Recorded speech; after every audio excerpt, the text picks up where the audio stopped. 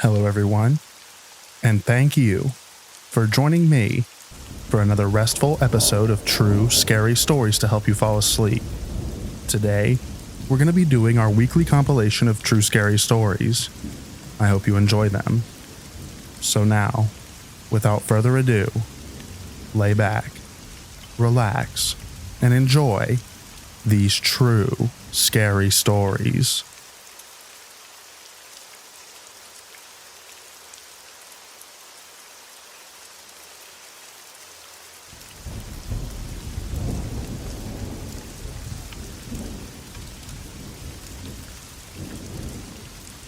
This happened about 6 years ago.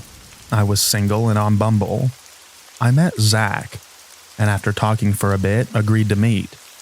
We went for dinner and got on well. He had brought flowers and arranged with the waitress to put them on the table, which I thought was unexpected but nice. He had been to a good school, had a good job, and was polite and funny. He basically checked every box on paper. He told stories about his friends and family. All seemed totally normal. We went for drinks after dinner and went home. The next morning, I got a text from him. I had a great time.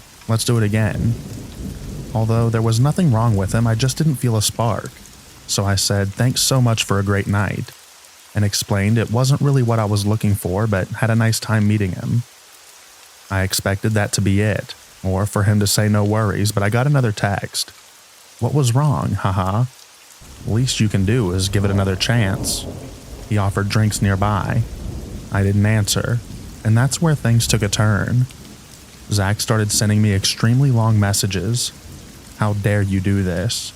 We had something really special. I've talked to all of my friends and they said that it sounded like something special too. He would get angry. You're selfish and heartless. How could you hurt me like this? The least you could do is answer me. And would then apologize. I'm so sorry. I'm a good guy. I just feel so strongly about this because I've never felt this way before, and I know that this is true love. I need you to know why you don't see it too. Please just tell me what went wrong. Let me give you the chance to see what I see. It went on, essay-length messages about how he felt about me and what we could be together. This continued all day, every day for around a week. 20 plus long messages a day. He would also continuously call me.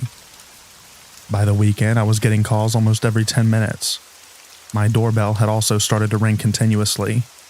When I checked the door camera, whoever it was crouching down so I couldn't see them. That day, I blocked his number. I didn't get any more surprise visits and moved shortly thereafter. In the following years, I met someone, and we had a son together. Life went on. In the last week, I checked my LinkedIn and Instagram. I had 2 new requests, both from Zach. So, although you seemingly still want to, Zach, let's not meet again.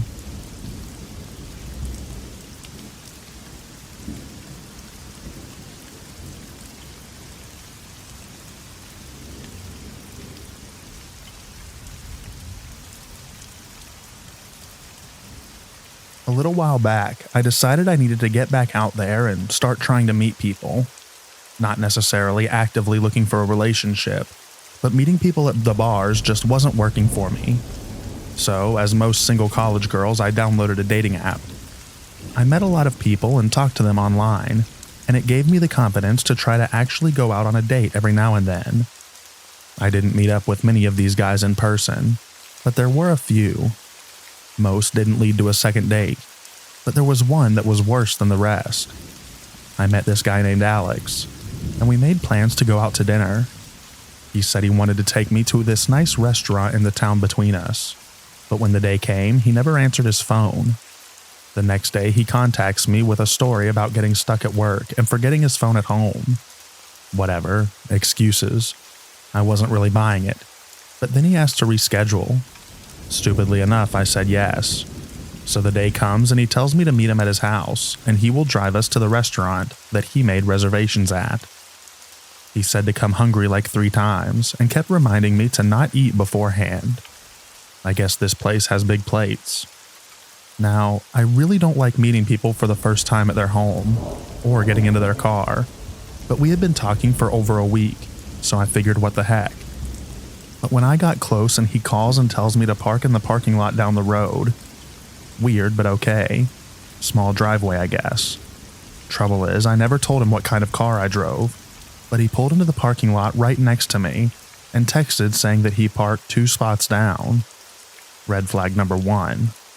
So I get into his car, against my better judgment, and we start heading for the restaurant.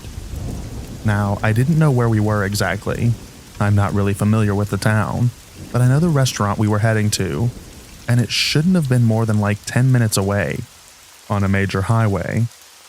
But almost 25 minutes later, we're driving down some dark back road, so I looked at him and said, "Hey, where the heck are we going anyway?" He proceeded to tell me that he hadn't told me the full story. Apparently, when he called to make reservations, it took 3 times of calling before they actually answered. And when someone finally did answer, they told him that they had moved locations and given him a description of where they were now located, like the intersection. My stomach dropped when I realized that we had passed that intersection probably 5 minutes before this point, and I realized that he didn't have an address punched into his GPS, even though the GPS was running. Red flag number 2. So I pulled up my GPS, punched in the name of the restaurant, and it said that the business was closed for the day. Red flag number 3. At this point, yes, I know I was being stupid, but I stayed and we hung out and talked, got to know each other. Still, the way that he went about things was kind of creepy. When he couldn't find the restaurant, he just kind of said, "Don't worry, I know a place we can go," and drove farther into the darkness, eventually pulling over to a trail in the woods, and told me we had to walk the rest of the way. He said we were going stargazing. The spot was beautiful and all, but the whole way through the woods to the clearing, he just kept cracking jokes about how he swore he wasn't a serial killer or something, and telling me to promise that I wasn't going to steal his keys and take the car and leave him there. Red flag number 4.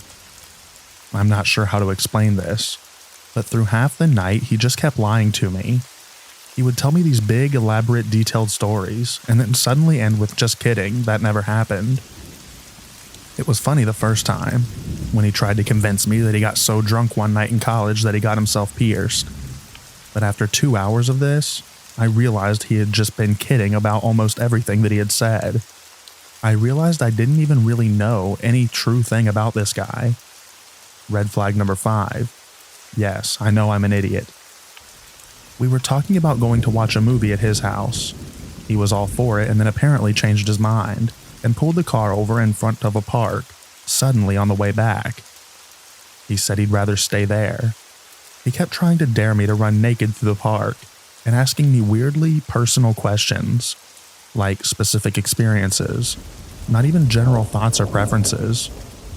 Suddenly, he demanded to know if I was going to kiss him or not before the night was over, and said that he wanted to put on chapstick first. This guy literally made me dig through my purse looking for chapstick while he sat in the driver's seat, making a big show of licking his lips and trying to subtly rub his you-know-what through his pants. But I saw. I told him I didn't have any chapstick, so he said that was fine. "Why don't you crawl on over here and show me what you got?" Cue patting his lap. I told him I didn't think that I was comfortable with that, and he then proceeded to reach around me to try to drag me into his lap, using me as leverage. I told him again that I had no intention of sleeping with him or anyone on a first date, and he again said that was fine, but how about a little 2-minute preview? Cue dragging my hand into his lap. Final red flag. Sirens are finally going off in my head. I got mad at this point. This was after he had spent days telling me how much he hates men who try to force themselves upon women, and how he doesn't understand how anyone could do that, let alone get pleasure from it. This after he said that he didn't want to sit too close to me while we were stargazing so he didn't make me uncomfortable. It was like a switch had flipped. I told him that trying to force me wasn't going to make me any more likely to agree, and that I thought that he was supposed to be a gentleman, like he'd been telling me all night that he was. He told me that he thought I was just scared, and that there were other options. Again, trying to grab my hand. I told him again that that wasn't going to happen, and he pouted about it. I was racking my brain trying to think of an excuse to get him to drive me back to my car, when he pulled out his phone, opened a text message thread. He wasn't hiding it. I could see that the last 3 messages were ones sent by him. And he looks at me and says that he got a text from his uncle that he lived with, saying that something had happened at the house and he needed to get home ASAP. I'm done at this point regardless, but I hate being lied to. If you weren't having a good time, you could have just asked to call it a night. Why lie? Why make up false intentions and then deliberately act the exact opposite way of what you said? Just why? To make things worse, he dropped me off at my car in a dark parking lot at midnight, and then just drove off before I had even walked to my car. Obviously, there wasn't going to be a second date.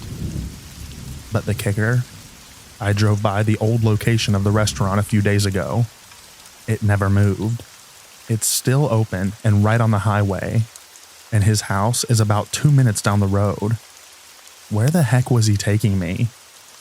So, creepy Alex from Bumble, let's not meet again. Also, I realized I forgot to include a large part of the date when I originally typed this. To anyone that read this far, I have one request. Don't be a jerk in the comments. Think about this from my perspective for a second. I don't need the "he just wanted to get laid" comments. If that was the case, why not take the opportunity when we were out stargazing? Why drive me around in circles 3 separate times and then try something in the parking lot of a playground with cops out patrolling? Why lie constantly? I'm saying that yes, he was probably just a creep, but the progression of events doesn't feel right to me. It was too erratic and felt like he was trying to get me lost and turned around. Pair that with the creepy things that he was saying and premeditation of lying about the restaurant. Something just felt very wrong.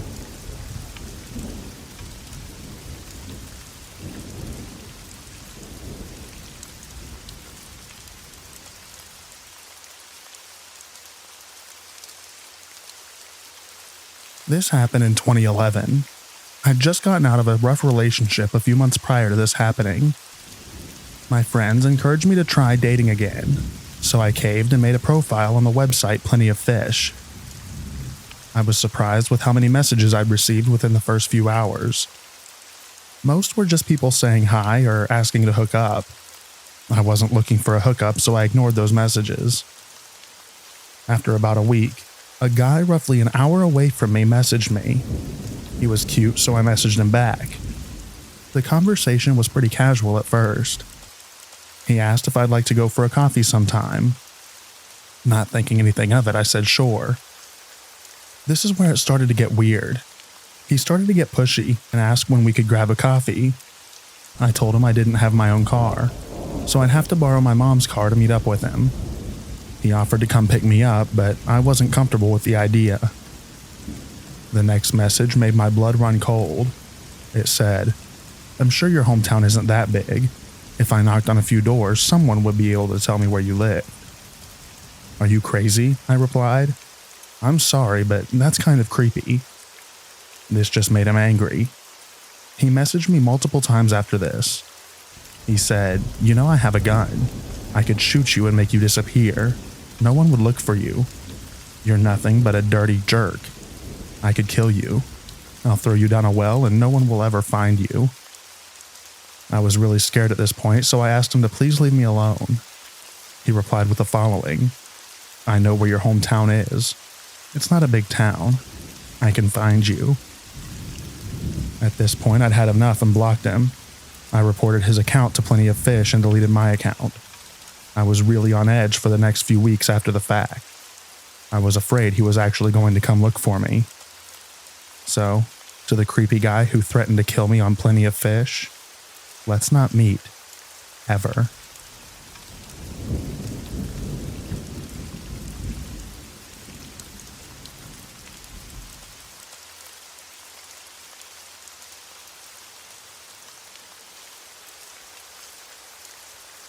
I just came out of a relationship and felt like a bit of casual dating will be fun, so I went onto Tinder.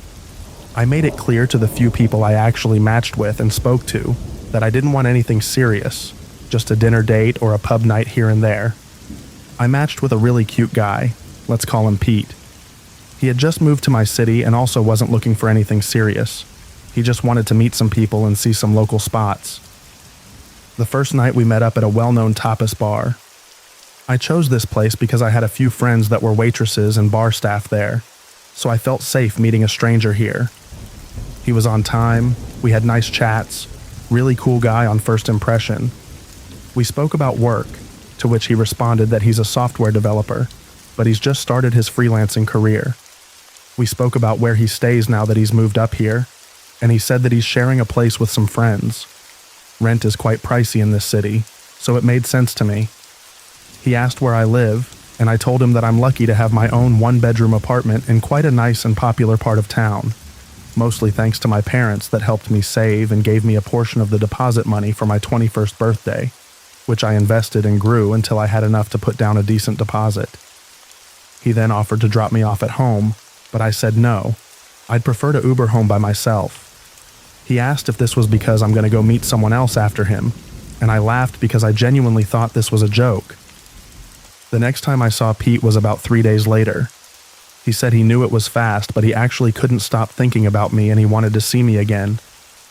This time we met at a different restaurant, also one I chose because I went to school with the owner and knew all the staff pretty well. The place is a little bit more pricey, and he got super annoyed with me for ordering as much as I did. I couldn't understand why, since I insisted on paying for my own stuff both times we met. That night, same story. Let me drop you off at home, please. Again, I said no. While we're in the middle of this conversation, he gets a call. He stepped away, but I could still hear a fair amount. No, I think I'm going to stay with you again. Yeah, I'm with her. Don't worry about it. Okay, I'll be home soon. So now I think he's chatting to his roommate, or maybe his mom, but I don't ask. He comes back to our table. Please, I insist. Bad things happen to women that Uber home this late by themselves. I'd feel better if I dropped you off. Not having the energy to argue, I tell him fine, and I put my address into his GPS. As soon as he got home, he messages me and tells me he'll be picking me up in the morning to go for a picnic. I reply that I actually have cleaning to do, but again, he insists that he'll see me at 10. Come 10 a.m. that next morning, best believe he's right outside of my apartment. I get into his car, and as he leans over to kiss my cheek, I notice that his breath stinks. Obviously, I'm a little grossed out. We have our picnic, and it's quite nice. He tried to kiss me a few times, but I avoided it with everything in me. By about 4 p.m., I tell him that I really want to go home, and the park we went to is about an hour-and-a-half drive from my apartment, so I couldn't really Uber back home because it would cost a fortune. He agrees it's time to go, so we get in his car and we're off. I fell asleep in the car on the drive back, and when I woke up, he asked if we should finish the rest of the bubbly we got for mimosas up at my apartment. I said to him, I don't want to, and he just snaps. He raised his voice and said something along the lines of, "What are you hiding from me? Just be honest. Why are you so desperate to keep me out of your apartment?" I was so confused I actually just kept quiet. He dropped me off, but I could see his car across from my apartment for about half an hour before he actually left. About 5 minutes after he left, he let me know that he's home safe and he thinks he's starting to fall for me. So naturally I'm freaked out, because I made it clear that I didn't want anything serious, and he said he felt the same. I said to him if that's the case, I think we should take a break from hanging out with each other. About 5 days later, he messages and asks if we can go for dinner again. He found an Indian cuisine place he knows I'll love. I tell him it's cool, he should just send me the address. He tells me that he'll pick me up. So 7 p.m. comes, he tells me he's downstairs, and as I go down to meet him, I see he's standing at my gate. I pressed the remote control to open the gate, and he walked inside to meet me. "Show me which one is yours. I'd love to see how you live." Not "hi," not "how are you." That's his opening line. So now I'm naturally unsettled. I say to him that I'm starving. Could we go for dinner and I'll show him my place at a later stage? At dinner, he gets a call again. This time, he didn't step away. "Pete." "Yeah, I don't know. I can let you know by about 10. He then turns to me. Am I sleeping by you tonight? Me. No, I don't know. I have work tomorrow. Pete to me. Yes, me too. Then back to the caller. I'll let you know, okay? Caller. No, you're not. Can you just get your things, please? Pete. And do what with them? Caller. Take them to that girl you're seeing. I'm done asking you. Now I'm sitting here in absolute shock and terror. What in the heck is going on here? Our food arrives and we barely speak. I say to him, "Why did you ask me if you can sleep over by me? We're not spending time together like that. You know this." He then spins this story about how he just wants to hang out and again see how I live. I then say to him, very frankly, that I don't like having strangers in my apartment. He gets very touched and the bill arrives. As per usual, I pay for myself, he pays for himself. I say to him, "I'll get an Uber home," and he says, "What's the use? I already know where you live. Let me drop you off." By now I've already decided that this will be the last time I see him. I get into his car and I reach for my jumper that I threw in the back when he fetched me. I notice a bag in the back of the car, full of clothes and toiletries, as well as a pillow. I don't think much of it. I don't personally drive or own a car, but I know my sister always has the most random stuff on the back seat of her car. On the way home, he's dead quiet, when suddenly he says, "Do you know how selfish you are? I've had no issue driving you around, but you don't want me to sleep over by you." I say to him that I've never had an issue with Ubering, and if he's so touched, I also have no issue with paying him what the Ubers would have cost me. I'm over this, and I'm not even playing nice anymore. His phone rings again. Caller. "Your stuff is at the security boom at the gate, Pete. Stay with your girlfriend or stay with your mom. You're messed up for taking advantage of everyone like this." Pete. "I don't speak to my mom. You know this, you jerk." And then hangs up. Now I think this is maybe an ex-girlfriend that he needs to collect things from. Before I've even had a chance to process what happened, he turns to me and starts yelling at me. "I have nowhere to go. Are you happy? You spoiled brat? Living off mommy and daddy's money, getting driven around by me like I work for you." My whole body got stiff with fear. I don't know if I'm going to cry or throw up. In my head, I'm just planning how I'm going to grab my bag the second he stops and run straight to the cafe under my apartment. If you run through the cafe, you can get to a gate that takes you to the back part of my apartment, and it works with fingerprint access. There wasn't time to still find my keys in my bag, and I didn't want the main gate I normally use to open wide enough for him to get in when I go in. He stops at my apartment, and as planned, I jump out, run into the cafe, run out the back, through the little gate, up to the second floor. My apartment was on the 4th floor, and I hammered on a neighbor's door. I went inside and told her and her husband everything that happened, and asked if they would mind calling the cafe to explain why I ran through with no explanation and in such a state. I blocked Pete and I haven't seen him since. I'm still not sure what his case was. From what I gathered, he was basically homeless, and I think he wanted to get into my apartment to maybe sleep over there for a while. I'm not sure if the girl that kept calling him was also a Tinder date that let her into his apartment and he just never left. All I know is that he scared the living daylights out of me, and I never ever want to see him again.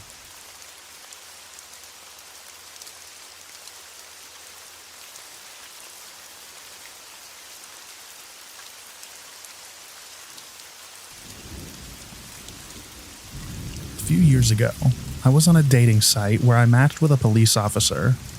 I thought his dog was cute and figured this was my opportunity to finally pet a canine police dog. I was quickly disinterested after listening to him complain about his recent divorce. I don't recall details, but I remember it was very apparent that he was the problematic person in that relationship. I was also really grossed out by how he fetishized me for my big sloppers, tattoos, and colorful hair. I was very upfront and told him I wasn't interested and that he was setting off some red flags for me. He begged me to give him a chance, but I said no and blocked his number. A few days later, I get a knock on my door at around midnight. My heart dropped into my butt. It startled me so much. I look out my peephole and see a stranger holding food. It's an Uber Eats delivery driver. I tell him through the door that I didn't order food, but he said someone else ordered it and he knew my name. I asked who ordered it, and he said a name that I didn't recognize. I tell him I don't want the food and give him directions to the dumpster to throw the food out, because at this point I have no idea if he's actually from Uber. Later on, I'm going through my dating app matches and realize that it was the cop's name. I go through my blocked messages, and this guy had texted me a lot. The last text, "I hope you liked your dinner." I decide it's best to unblock this man so I can keep an eye on what he is saying, in case I need to be worried about my safety, or if I'm going to need to go buy some bear mace to drop a cop. A few weeks later, I'm at work. I'm a hairstylist, and I get a call from a number that I don't recognize. I answer because I assume it's a new client. The voice on the other line says, "Hey Rachel, I'm at Starbucks across the street. What's your drink order?" I ask, "Who is this?" "I don't have you in my appointment book," assuming it's a regular and I made a scheduling error. He says his name, and again my heart drops into my butt. How does he know where I work? I ask him how does he know where I live and work, and he explains that he did a reverse image search on photos from my dating profile, found my social media and my Yelp page from my salon, then looked up your address from there. I tell him that I'm going to call his station and report him for stalking, and if he ever comes near me, I will consider it a threat and will be ready to physically defend myself. After all of that, he still begs me to give him a chance. I hang up, call the police station that he works for, very small town, and complain. They won't even let me email screenshots of my creepy texts. I could tell nothing would be done. The lady literally said, "Oh, I'm sorry, he's going through a lot right now." Literally treat it like he's the victim. He mostly left me alone after this, but I was so scared living alone for the first time in my life. I have a semi-popular meme page on Instagram with about 8,000 followers. I sifted through and found like 5 of his accounts. I blocked them and moved on. This was several years ago, but all these memories came flooding back when I noticed a familiar profile photo on an account who commented on a post. I must have missed an account of his when blocking. I had posted a photo of me holding 2 big tunas that I caught on a fishing trip, and he commented, "God, I wish I was one of those fish. I'd love to know what it's like to be held by you."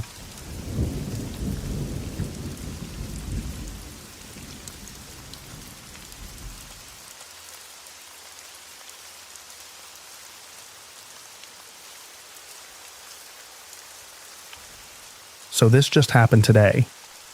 Against my better judgment at the beginning of the month, I got a Tinder. I matched with a few guys, etc. One of them is James. We ended up texting each other and he seemed pretty chill and pretty into me. He's a decent looking guy and we seemed to click. He had apparently been in a relatively abusive relationship with a woman and he was looking to start over. According to him, she had hit him with a frying pan and pepper sprayed him once. He kept going on about how crazy she was. All right, it happens. We went out to the movies this past Friday and I had a great time. We ended up talking for a few hours and we hit it off pretty well. I asked about the ex because I was a bit curious as to why he'd stay with someone like that. He didn't say anything positive about her, just that she was crazy, had mental illnesses and didn't take her meds, that kind of stuff. She had tried to baby trap him, but she had a miscarriage. He expressed relief that she didn't end up with the kid. He said he had felt obligated to her. Again, I get that. In all, I had a good time.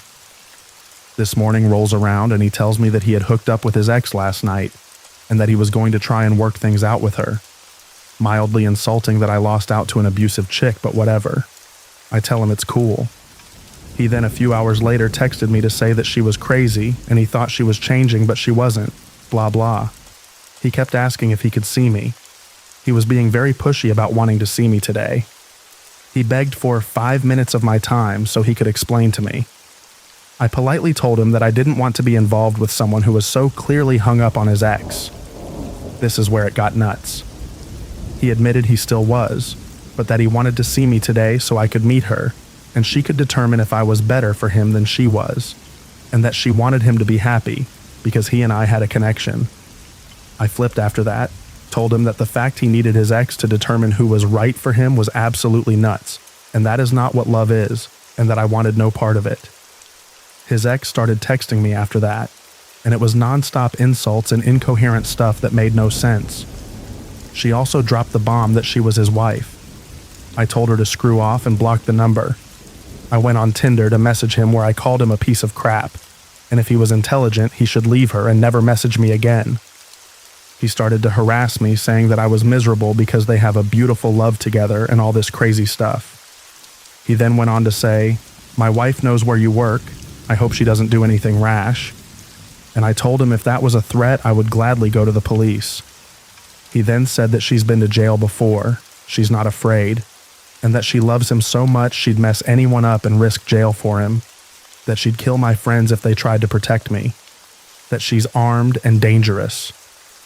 I told him goodbye, reported him, and deleted my Tinder account. I did go to the police tonight, but since it wasn't a direct threat, they can't do much. The cop thinks that James was more or less full of crap and just trying to scare me, since some people love getting off on that stuff. He said I did the right thing by blocking him and reporting him, and said I should just keep my eyes open and alert the people at my job. Scary thing is, James seemed perfectly normal, but he lied about being married, how he felt towards his wife, and he flipped like a switch. His excuse for not being upfront about being married was that they were going to get a divorce. He seemed so docile and unassuming, and the hatred and aggressive attitude was insane. I have to honestly wonder what would have happened had I gone to talk for 5 minutes. I'm kind of concerned since they do know where I work, but if either of them try anything, then the cops can actually nail them. What a weekend.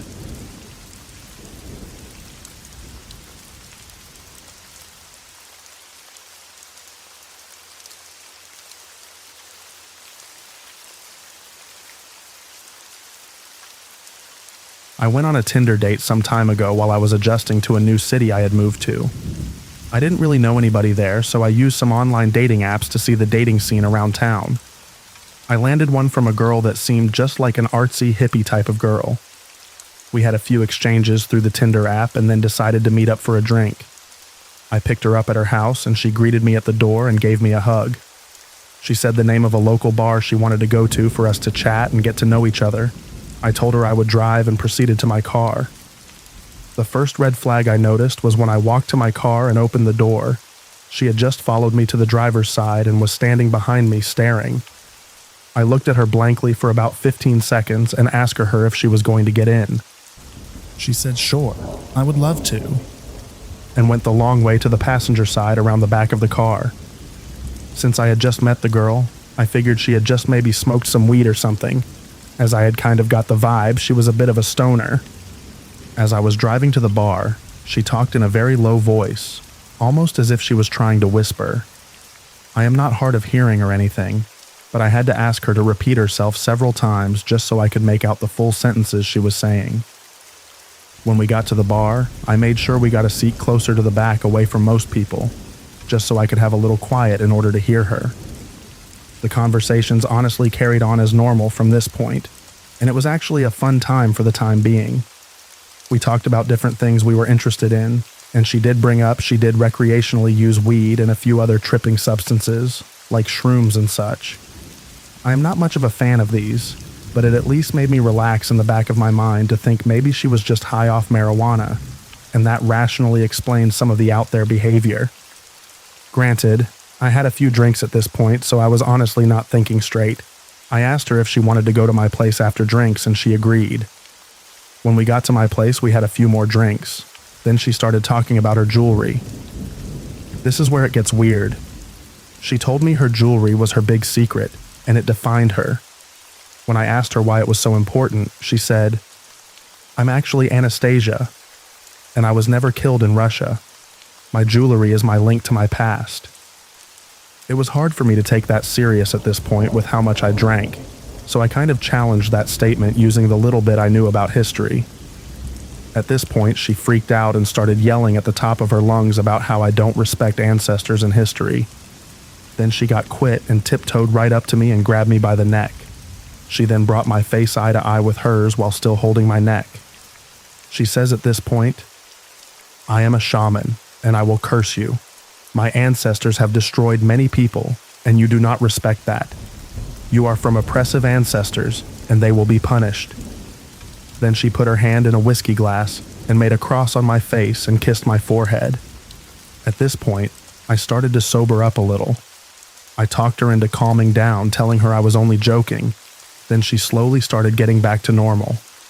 Then, she started talking about her cat fetish. She tells me she has a list of people who she tames to act as cats. I am not about judging people on their fetishes, so I listen in. She then tells me all the things she does to them and starts acting like a cat in my living room. If she had not yelled at me earlier on, I might have almost been turned on by it. My red flags in my head were tingling like crazy at this point, so I just listened and tried not to set her off. She noticed sage on my kitchen counter and asked me to let her light it and bless the house. Side note, I use sage to make my house smell better occasionally. It's kind of a ritual I like to do, but it's mine and mine own, something I take very personally and like to do myself. I tell her no, she can't light it and that it's my thing to do on my own. Then, she freaks out telling me I am a horrible human being and screaming all over the place. I tell her I can take her home now, and she runs to the door and goes outside. As I get outside, she is screaming at the top of her lungs that I am a horrible person, and I should go die. I tell her she can walk herself home then, and I go back to my place and lock the door. She then starts banging on the door hard in about 10 minutes, saying she left her phone in there. I grab her phone off the kitchen counter and open the door to hand it to her. She tries to barge inside and I block her with my forearm. She then acts like she is about to punch me. I just hold my ground and tell her she is not coming in. She screams she wanted the whiskey bottle we were drinking from. I told her heck no, because I paid for the thing. I slam the door at that point and lock it. I hear her bang on the door for a minute. I then hear her footsteps going down the stairs. I waited about an hour and then went walking outside to see if she was still hanging around. I didn't see her, nor did I ever see her again after that. I know this is probably not the scariest encounter ever, but for the next few nights I was creeped out always walking around the area I live to make sure she wasn't hanging around. I honestly hope she is okay wherever she is, but I hope to never see her again.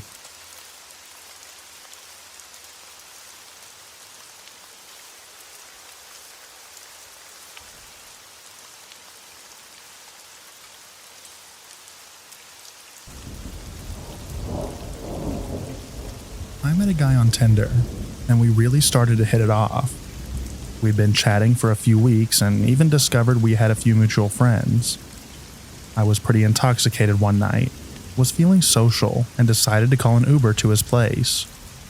Once I got there, we talked outside for a while, and ended up even vibing even better in person. I opened up to him about my health problems, and he opened up to me about his older sister who had passed away from a similar condition to mine. I was curious about his sister, but I definitely didn't want to pry. We walked into his house, and it smelled like 1,000 dead rats were rotting under the floorboard.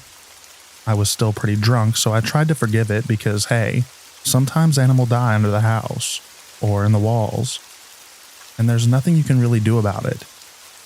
I start to look around, and the whole house looks like a cluttered storage unit. He takes me to his room, which is seemingly normal. Kind of feminine, but that's cool, and we hook up. I ended up falling asleep there and woke up at around 10 a.m. to the stench of death. I opened my eyes feeling very sober and started to look around the room. I noticed that only girls' clothes were hung up in his closet. I start to assume I've possibly been cheated with. Then I see a giant black binder on his nightstand. When he woke up, I decided to jokingly ask him, "What's in the giant binder?" Turns out, it was every single episode of Golden Girls printed out. He said he read it at work, and it's the only show he'll ever watch. Okay. I asked him what he did for work, something I definitely should have known by this point, and he dodged the question. I sat up and looked at the pillow I'd been cozily sleeping on. It had no pillowcase and was covered in what looked to be old blood. It looked like the blood that he had just coughed onto it. I started putting the unpleasant pieces together. I asked as sensitively as I could, "Hey, was this your sister's room?" I noticed the clothes in the closet. He says, yeah, and this is her bed. I haven't changed or washed anything. It just makes me feel better to be in her bed. This is actually where I held her when she died, and you remind me so much of her. I really, really like you. And then casually tried to hook up with me, like he didn't just drop unsettling news. I definitely felt immensely sorry for him, but I needed to get out of there. I made up some excuse and left. I decided to not entirely ghost him because of how bad I felt for him. He was clearly dealing with some really dark stuff. We kept in contact for a few weeks, until I went on my Find My Friends app and noticed that he had clearly taken my phone while I was asleep that night and shared my location with himself. I called him and went off. This was not my first rodeo with a stalker type, and I was not dealing with it.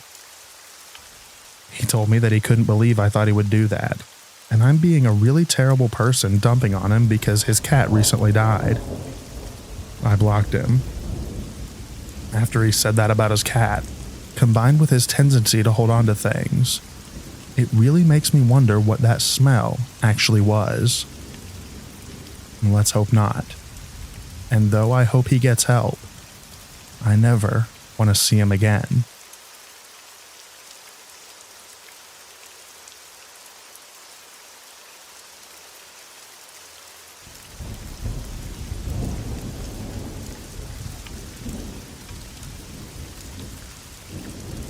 I just need to type this story out because it's still so unbelievably surreal to me that I can't even believe it's real.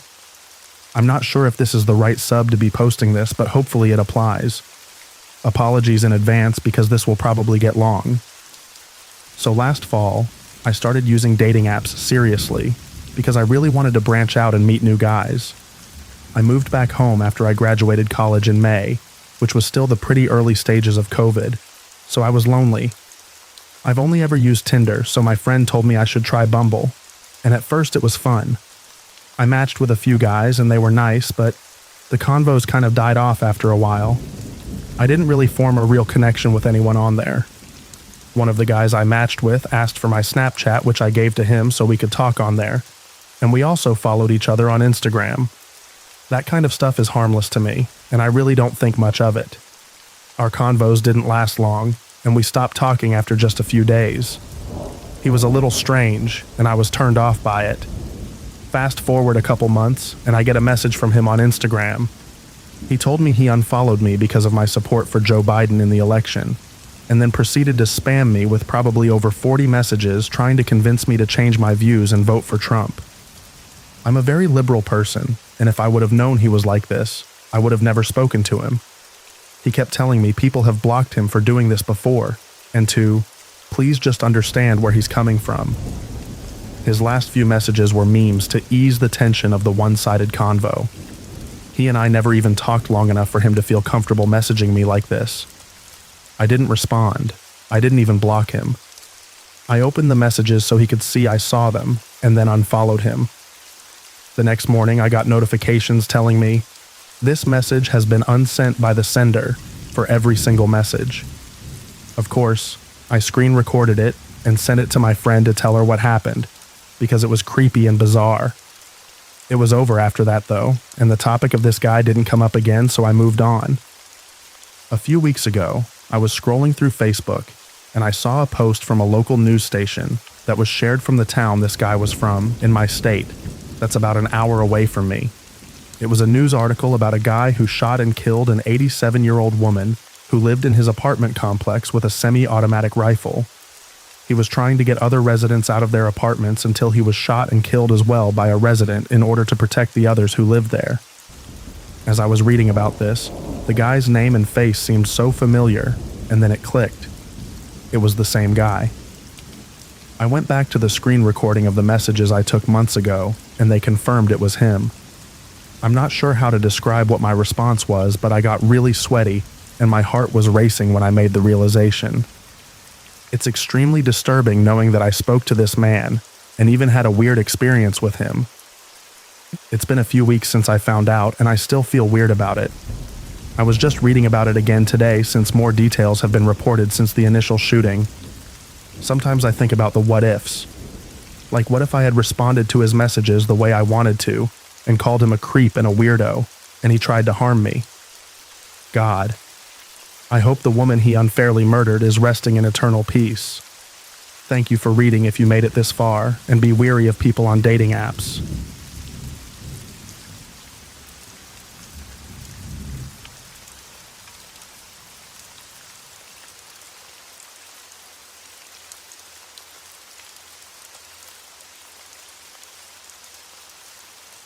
I decided to go ahead and make this account, to type this story out and get sucked into the rabbit hole that is this app.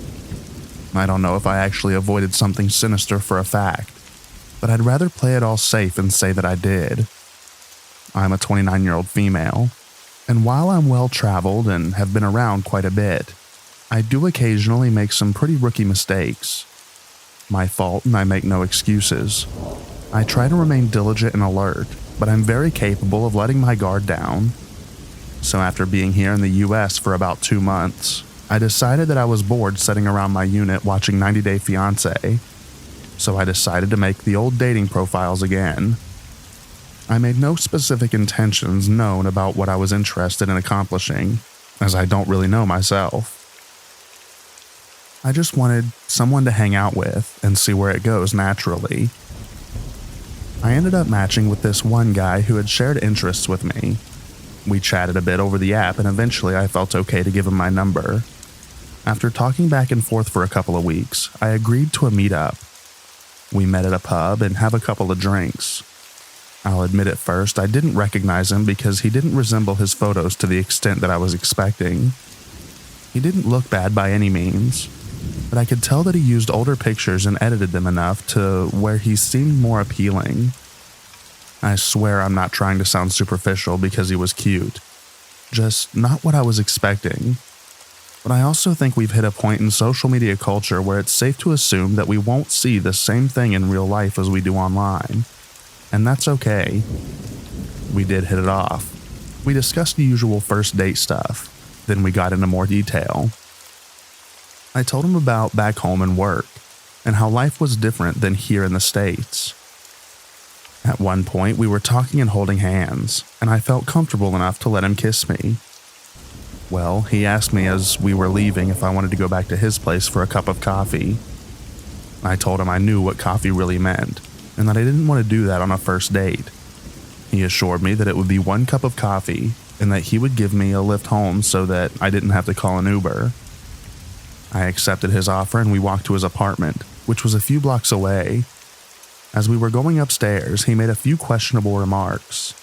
He mentioned how I wasn't like most girls because I accepted his invitation, and alluded that, you never know, I could be a psychopath. He then motioned with his eyes down to my dress and inquired about my size. I told him again that I was sorry, but the night would not end with him getting lucky. As we got into his unit, he dismissed himself to the toilet and left me sitting on his bed. It was a studio, and he didn't have a couch.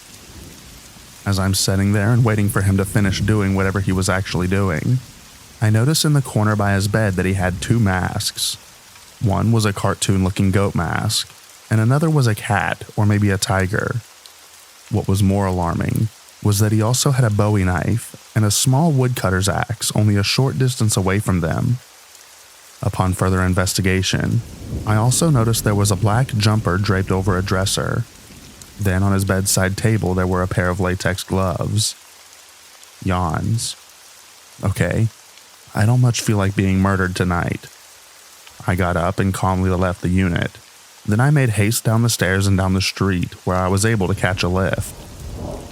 Now look, I may have just really hurt his feelings because he had no malicious intent. But if that's all that happened, then I'd prefer that over the possible alternative. All of these items alone wouldn't have been that bad, but all of these random items within a short walk from each other, I'd rather not chance it.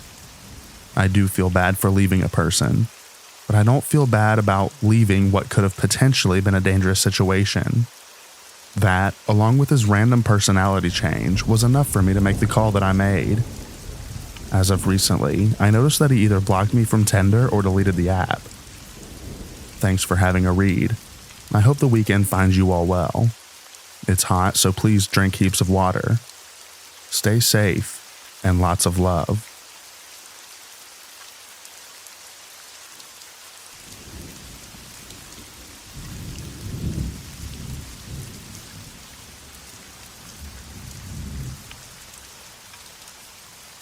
About 7 years ago, right before I met my now husband, I joined a few dating apps. A few of my friends had wonderful experiences and met their now spouses, so I figured I'd give it a try. I was 21 at the time and also had recently lost quite a bit of weight and was tiny for the first time in my life, so I was ready to put myself out there. I didn't take it too seriously, let the men come to me, and eventually there was a guy who caught my eye. His name, we'll call him Watson, was 23 and very handsome in my then opinion. We matched on Bumble and kept talking for quite a while. It turned into texting, then phone calls, and then him asking to meet up.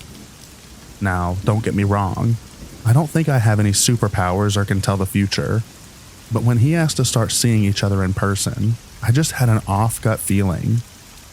I thought maybe it was just anxiety, but later I found out I just knew. After blowing off plans and saying I was busy multiple times, he got mad and blocked me on everything. That was fine. I felt a bit bad, but I was also 21 and he gave me the creeps, so good riddance. Fast forward 6 months later, I had met and started dating my now husband.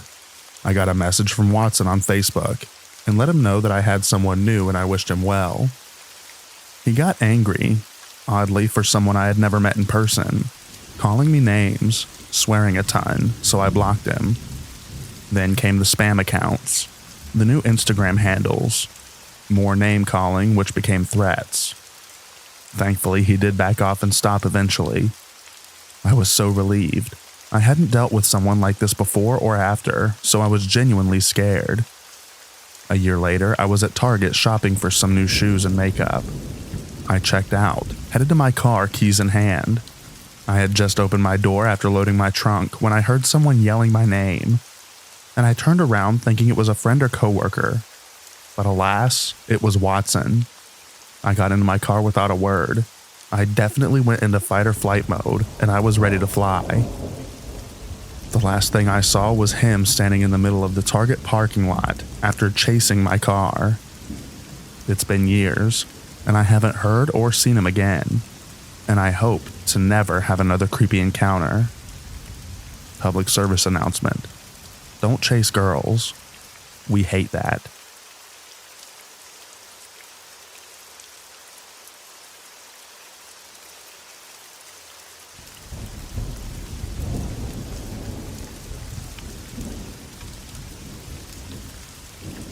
I'm a 29-year-old female, and I matched with a guy who was a 27-year-old male on Bumble. He seemed like a nice guy, and after talking for a bit, I found out he owns and runs a bakery just down the street from my workplace. Since it was the BFF version of Bumble, I wasn't looking for anything, and he told me to drop by his bakery sometimes so we could chat and he could feed me brownies. I popped by one evening and he was such a sweetheart, getting me to try a few things that he had baked. Got one of his employees to sing for me, and we went for a walk to talk about ourselves. He even packed me a few things to take for my mom. I thought it was really sweet. He talked about just being friends and seeing how things pan out. The next day, we texted each other all day, and he asked me out for lunch. He took me to a 5-star hotel. Things were going pretty normal until he started feeding me with his hand, and he asked if he could hold my hand. I agreed because I didn't want to create a scene at a fine dining restaurant, and he started telling me about being in a relationship and how happy I make him. He said he would like to call me his baby, and said that he wants this to go on for a long time and eventually get married. He talked about how he wants to spoil me and build an empire, so I don't have to work for money. I couldn't speak up because the restaurant was so quiet, and I didn't know how he would react. He kept touching my face, kissing my forehead, and mouthing "I love you" to me. I was frozen, and the thing that scared me the most was he ordered coffee after the meal, and he started shouting to call the waiter, and said we have been waiting for 30 minutes for the coffee, when it had only been a few minutes. I was so embarrassed and scared to try to even calm him down, Now he keeps calling me baby and texting me sweet things, calling me on the phone when I don't reply to his messages. He said he doesn't know anything about me but has fallen for me. We've only met twice and spoken for maybe 5 to 6 days. He said his first love passed away and he has been struggling mentally since then, and after having lost a lot of close ones after the incident. He says he's been able to finally get a full night's sleep after he met me. He keeps calling me his and talks about getting married. I'm scared and don't know how to end things with him. I need some suggestions on how I can handle it. Please.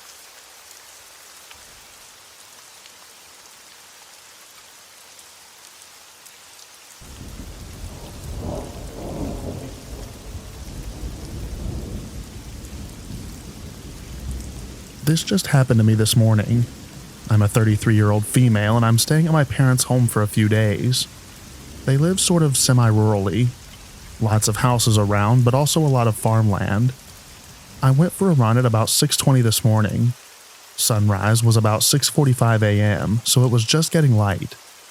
I'm running up the main road, lots of houses, and a dark blue camper van with an orange surfboard sticker in the back window drives past me. This isn't that strange because we're on the coast, so there are a lot of surfers. I did clock it though, because whoever was driving went past me slower than I'd expect with no other cars on the road. I carried on for another couple of kilometers, doing a loop I'm very familiar with, when the same van drives past me again, also very slowly. I did not run past the van parked on the road, so the only way that's possible is if they stopped on a side street and then carried on. It creeped me out, but I brushed it off assuming they might have driven off to find a shop, or pulled up on a side street to check Google Maps. The next part of the run is just farmland on both sides of the road with no houses. I'm a bit creeped out at this point, so I decided to run the farm side of the hedge, dividing the road from the fields. I also turn off my music so I can hear any cars. I'm jogging along that field when I hear an engine, so I stopped running and just kind of slightly ducked and tried to peer through the hedge behind some bushes. That same camper van drove past, and this time I spotted the guy driving. He was looking into the field opposite as he drove past me. It looked like he was looking for someone. To reiterate, he must have turned around to come up this road, because he drove past the turn before. I was pretty thoroughly creeped out at this point, and was tempted to call the police or my parents, but didn't want to overreact. I kept jogging through the field, listening for the sound of an engine. This road is maybe just over 1 kilometer long. It leads to the coast. At the end, there's a main road and a car park that's always packed with surfing vans, so I had it in my mind that if I get there, it's pretty safe. As I'm coming towards the main road, that van is coming back towards me, with the driver staring directly at me. Thankfully, at this point, there's a few other cars driving up the main road, and a bunch of surfers sat outside their vans maybe 50 meters further ahead, and the camper van just drives past. No idea if I'm misreading the situation, but it definitely felt very creepy.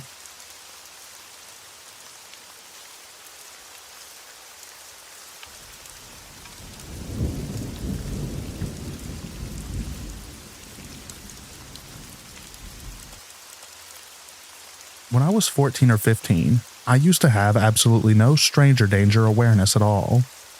I didn't mind being out at night on my own. Not that I was much at that age. I'd like to go down the streets on my own. Any basic safety techniques just didn't bother me because I thought I'd always be fine. One day I was walking back from town and thought I'd take my usual shortcut down the alleyways behind the high street. I'm quite happily walking when I round the corner into a guy who's loitering, and we lock eyes straight away. I thought the polite thing to do was smile, and thankfully he smiled back. I decide that he's no threat, and walk right by him. Then I hear him say something about my smile. I shout thanks over my shoulder and carry on. I turn down another corner. So does he, now saying he likes my trainers. So I yell another thanks. He asks where I got them from. I say I don't know. Now I'm speeding up because this dude's definitely following me. I turn down onto the main road where I know there'll be people. hoping this will deter him. Nope. There he is following behind, still trying to get me to engage. I come to a busy crossing, and I know he's about to catch up to me. As safely as I could, which was probably not that safely, I bolt across the road, leaving him waiting on the other side, still shouting something at me. I ran across another road and dived into a convenience store and called the person who was looking after me at the time, who told me to stay there. And she was coming to get me. Whilst I'm on the phone with her, I see the man round the corner looking around. He's even checking between cars and everything. Thankfully, he gave up pretty quickly and seemed to leave. My care worker called the police and 2 officers came, but they weren't overly concerned. I guess he hadn't technically done anything. Interestingly, they did seem to know from the description who he was likely to be, and said that they are in touch with the people who work with him, and will feed it back. Anyway, about 4 days later, I go to a coffee place I used to read in not far from there. It didn't even cross my mind I might see him again. In my head, it was all sorted. Done. Dusted. I take a seat near the toilets and start reading when the toilet door opens, and the big blue coat that I'd described to the police a few days earlier emerges. I stare at him in fear. He briefly regards me, then carries on past. I have no idea if he recognized me or not. It didn't seem like it. Safe to say, I'm a lot more careful now.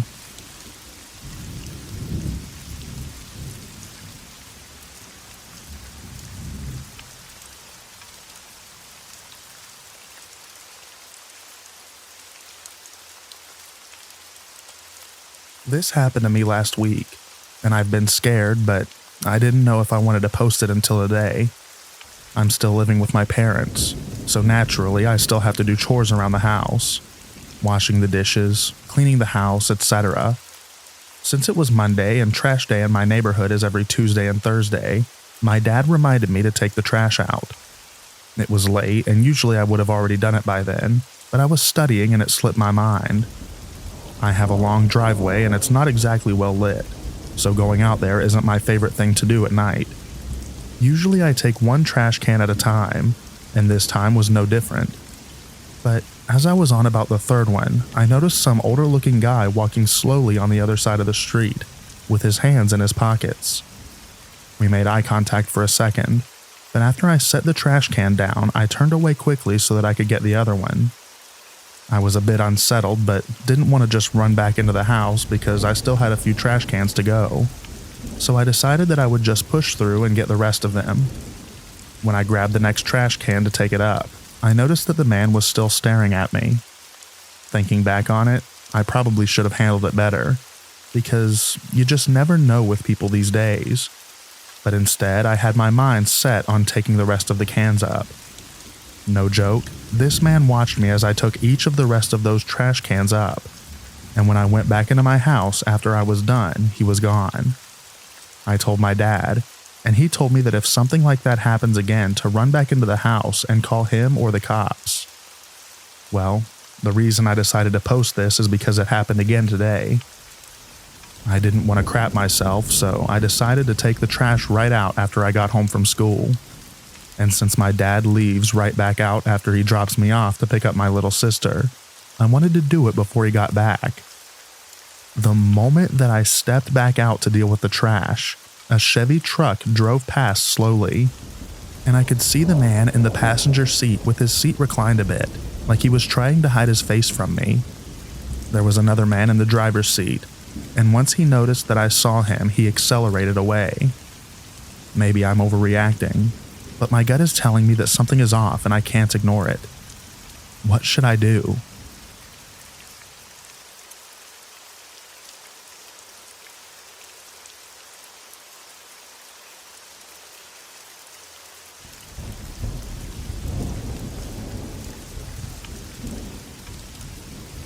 When I was about 15, 8 years ago, I had a few eerie encounters with my dad's friend.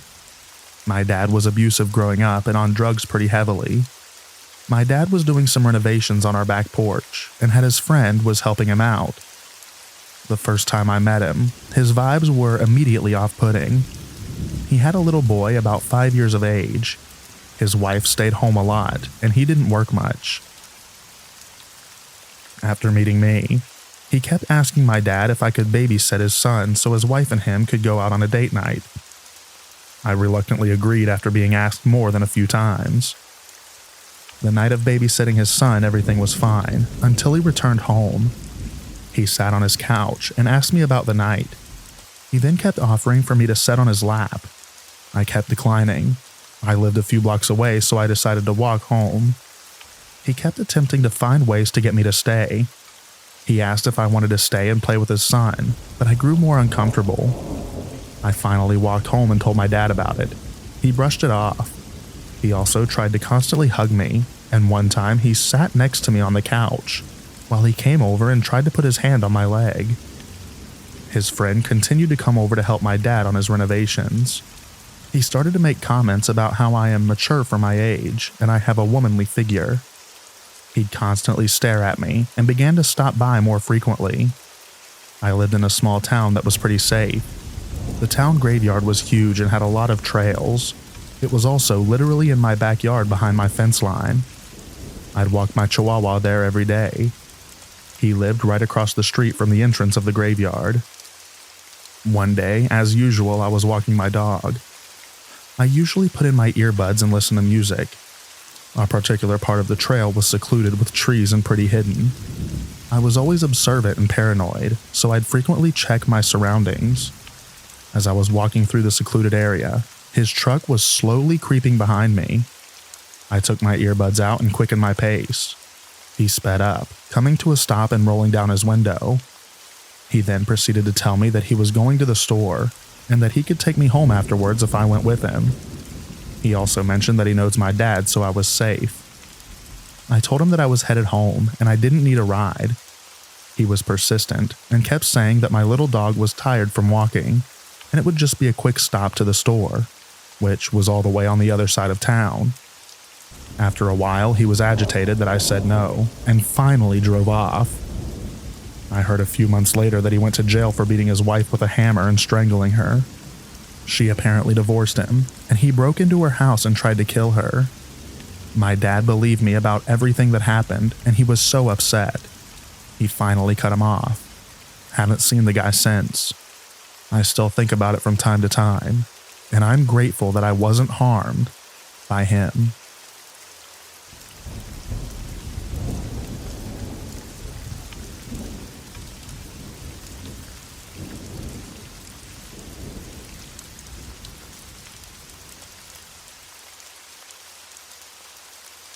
I live in a very small town where everyone knows everyone else. Last weekend, a girl walked up to my porch and said she had a friend who wanted to get to know me and asked if I was single.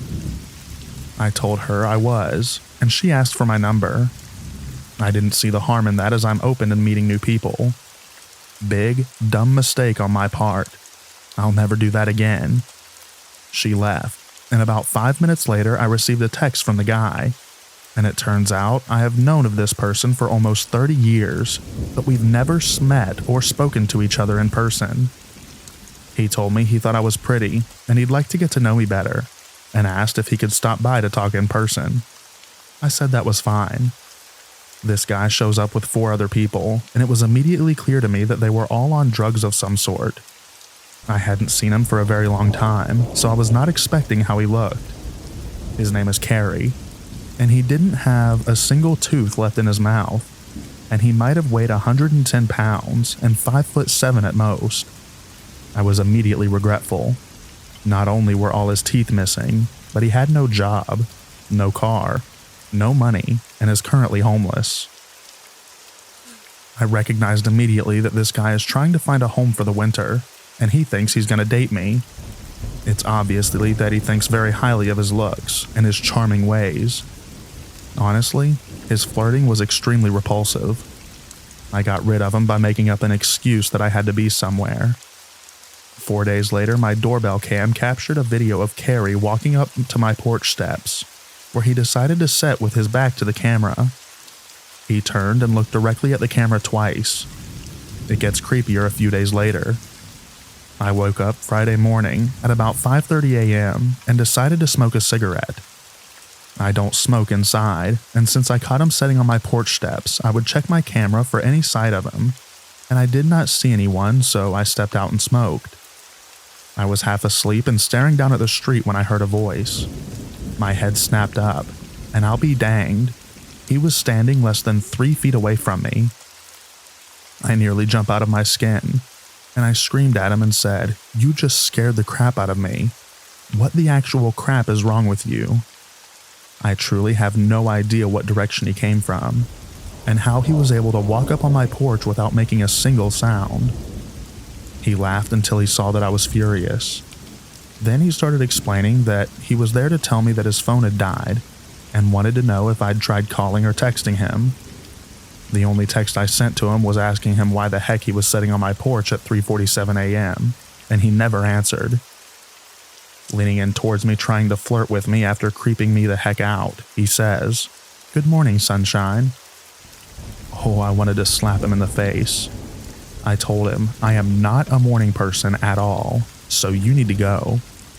He started explaining again why he was there, and then he started pouting and walking away very slowly, and kept turning back to look at me like I was going to change my mind and invite him in or something. It was unbelievable. My doorbell cam actually recorded part of this interaction. After that, he started watching me from a half a block away, in front of a bowling alley that has a bench and directly lines up with my front door. For 2 days, he watched my every move. It even started pouring rain, and he just sat there watching me. I haven't seen him around in a couple of days, but I'm hoping he moved on to someone else. But my intuition is saying that he isn't done just yet. Cops know all about it. My son works for our sheriff's department and filled them in. This is one of the creepiest encounters I've ever had, and I'm a paranormal investigator. I've always said that it's with the living you gotta worry about, and this just goes to prove it.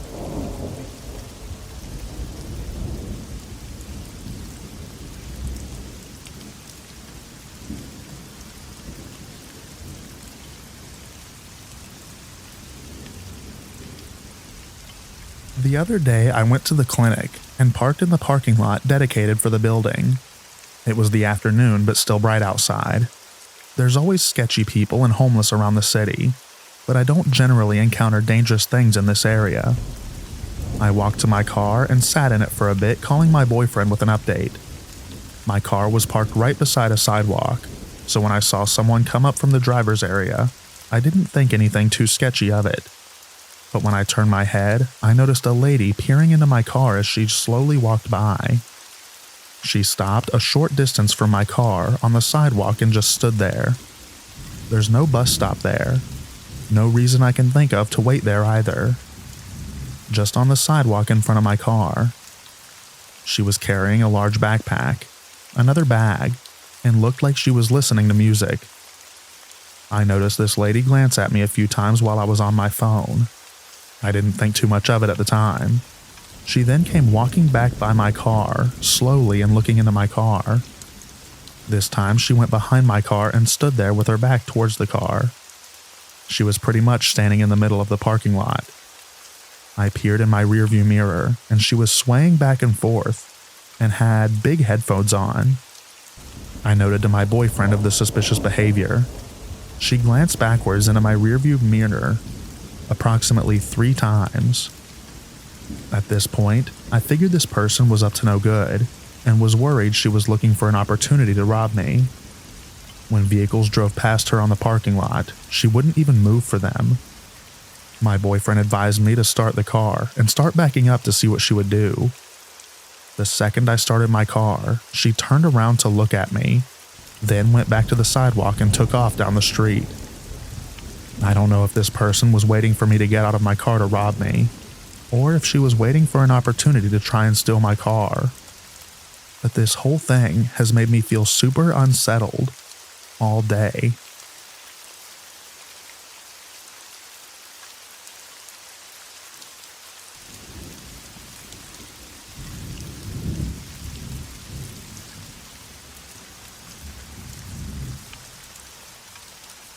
I'm a female, and when I was 16, I was walking to a store near my house. I was a huge pothead and would walk to the neighborhood nearby to get my stuff, and then take a shortcut through said neighborhood to the store to get blunt wraps. I was walking through an abandoned apartment building, and a very nice dressed man was walking through and asked how I was doing. I ignored him and kept walking. In the area I was walking, there's not really white men in suits, so I was thrown off. I get to the store, and I'm walking back, and a white truck is parked in the corner of the apartment building, so I opted to go to the long way on the busy street. The truck drove up to me, and the same man jumped out and picked me up so fast I didn't even have time to think.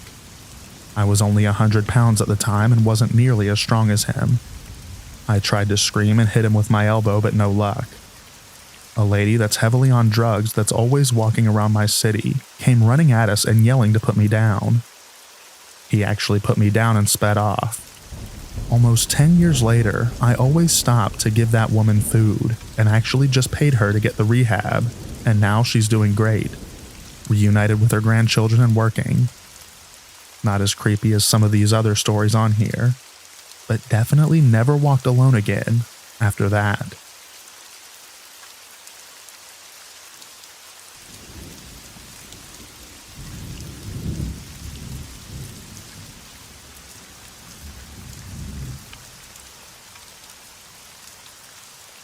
So I'll keep this as short as I possibly can.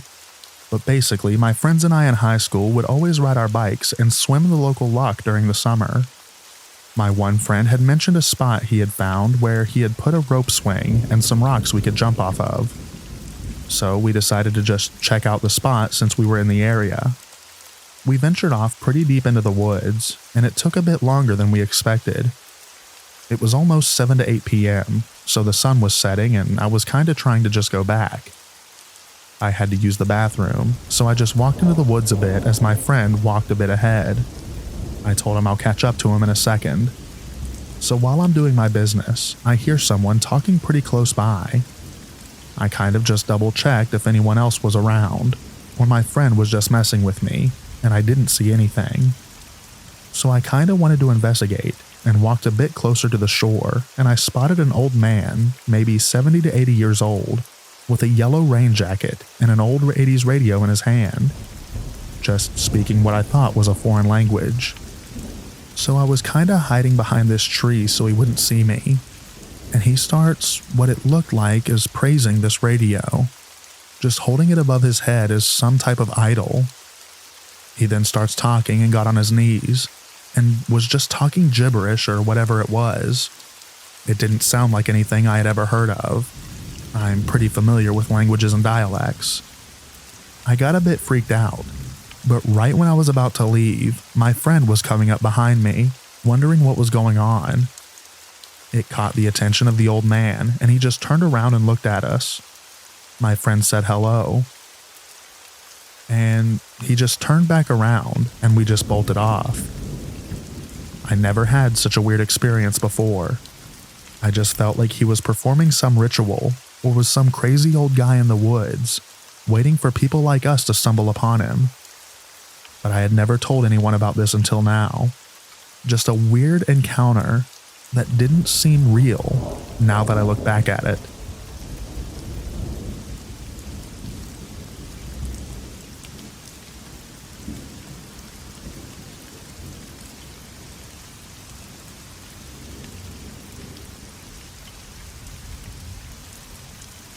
When I was 17 many years ago, I was on my way to town alone.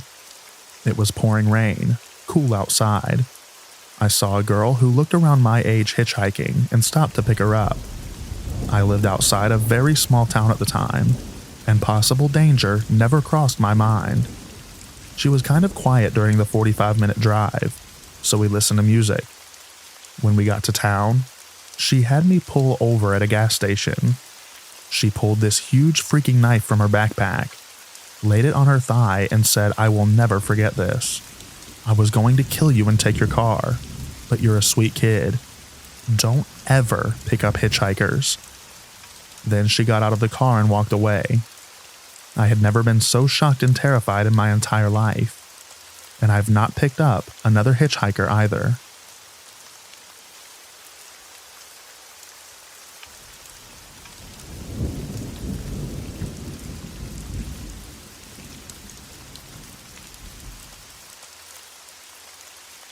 After I graduated college circa 1976, I returned for a weekend. I partied with friends and was driving home across Wisconsin. I picked up a hitchhiker early on and took him a couple hundred miles. Drop him off no problem. Next day, I find a folding hunting knife with a 6-inch blade next to the passenger seat.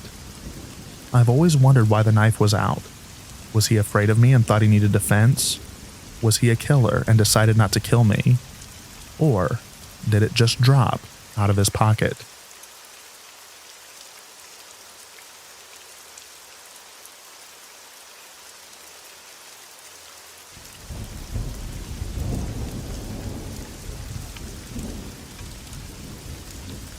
So, I live in a quite touristy area of a big city.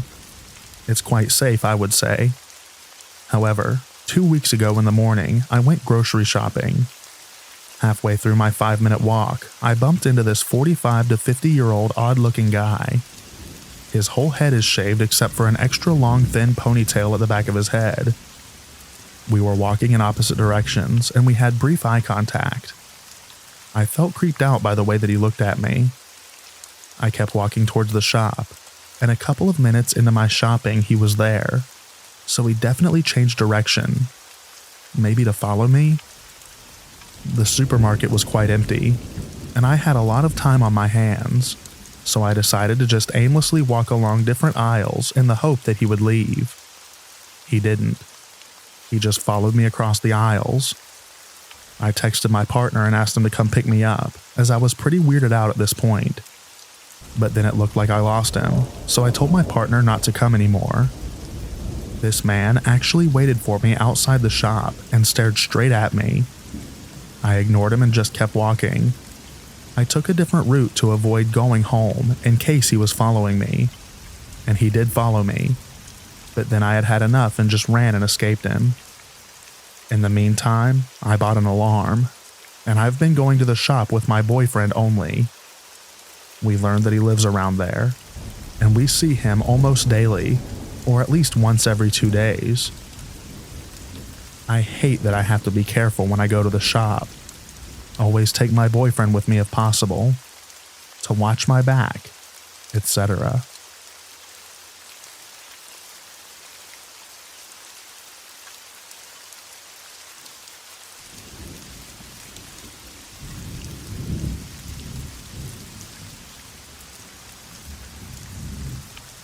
I think I'm being watched at my job. Let's start with the basics. I'm a 26-year-old male, and I work at a blind store where I'm alone during my shift. I work from 9 a.m. to 7 p.m. from Monday to Friday. It's a very simple job, and most of the time I just look at my computer, do some customer service, offer quotation to the very few people that enter the store, and so on. So like I said, it's very boring and not much happens. But lately, something started to catch my attention. I've noticed that across the street, someone is looking directly at the store. More precisely, looking at me. I don't handle cash at the store. We mostly work with credit or debit card, so I don't think that they're planning on robbing the store or something like that. I've noticed that there is a telescope in the window, and it's pointed directly at my desk, so I think it's very obvious that this person is looking at me. I've left my phone recording while I do some work for like an hour. And then I can see the recording that this person moves the telescope once in a while, and that when I go to the restroom, the telescope moves while trying to find me. So yeah, I've not seen the face of this person or anything, but surely enough, this is creepy. Update 1. Okay, so thank you guys for all of the comments and responses this post had. I didn't expect this to get any attention, so here goes some more info about the situation I'm in, and more details about the store. 1. This person is looking at my desk through a door, so my blinds can't protect me here. In addition to this, I moved the desk closer to a wall so this person can't see me anymore. I just did this because I was getting video proof of the person's behavior. 2. I just found out about the stalker this Tuesday. I don't know if he or she has been doing this for weeks. I just noticed now, so I'm already being really careful when I get off work. And 3. After reading all of your suggestions, I've decided to go and have a little chat with the building administrator and show her all the evidence that I have collected. I'll do this today, and I may update this weekend if something worth mentioning happens. If not, then on Monday I will update this post. Update 2. So I already showed all of the evidence to the building administrator.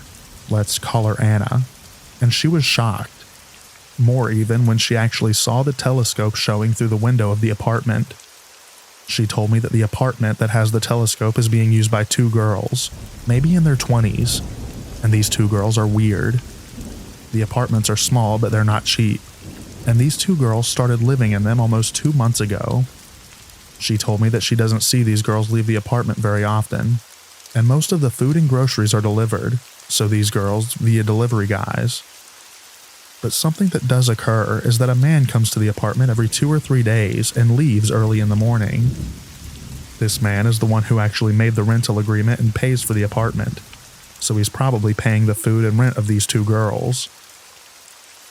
Now, Anna says that when the rental agreement took place, the man said that these 2 girls would be living there because of college, but she hasn't seen these 2 girls go to college or anything like that. So yeah, this is weird. Apparently Anna is going to speak about the issue with the owner of the building, and the man who signed the rental agreement so that this activity, the stalking, stops. I'll update if I learn something else. Final update. Okay, so this weekend I didn't think too much about the situation anymore. I try to enjoy my days off without worrying about my job. So just today I came to work, opened the store, and began to work. Then I noticed that the window of the apartment was closed. This window is always open, and I noticed that the telescope was no longer there. I sent a message to Anna, asking if she could tell me anything about the girls, and if something was done about the stalking. Apparently, Anna, the building owner, and this mysterious man had a short conversation this Saturday. They called the man on his phone and asked him if they could talk about some complaints about the apartment. Then told the man about the girls harassing the stores in front of the building. Lucky me, they didn't say that I was the one who complained. They told the man that this behavior should stop, because that's not something that tenants should do. So far, the man has been listening and paying attention to these requests. Everything was normal up to that point, but then the building owner made a question. It was a quick question. What career are they studying for? Anna says that the man changed his attitude completely, said that he should mind his own business, and just left. Sunday comes and the man calls Anna to give her the keys to the apartment. He didn't explain why or say anything else. He just gave her the keys and left.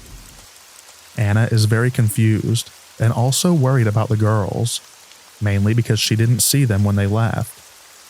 I told her that maybe they left early in the morning like the man used to do. I asked if there was something wrong with the apartment, like missing stuff or damaged items, but Anna said that everything was fine. Nothing was stolen or broken. Also, I asked if she heard noises, yelling, or anything that Saturday night. Nothing, she says. She's thinking about filing a complaint with the police because it feels very wrong that they would just leave like that. If you ask me, I think the reason that they left was because the building owner asked about the girls. I don't know what to think about this. If Anna does end up going to the police, I will probably provide my testimony or something if it's helpful. I hope I don't have to update this post again, because I wouldn't want to know more about this than I should.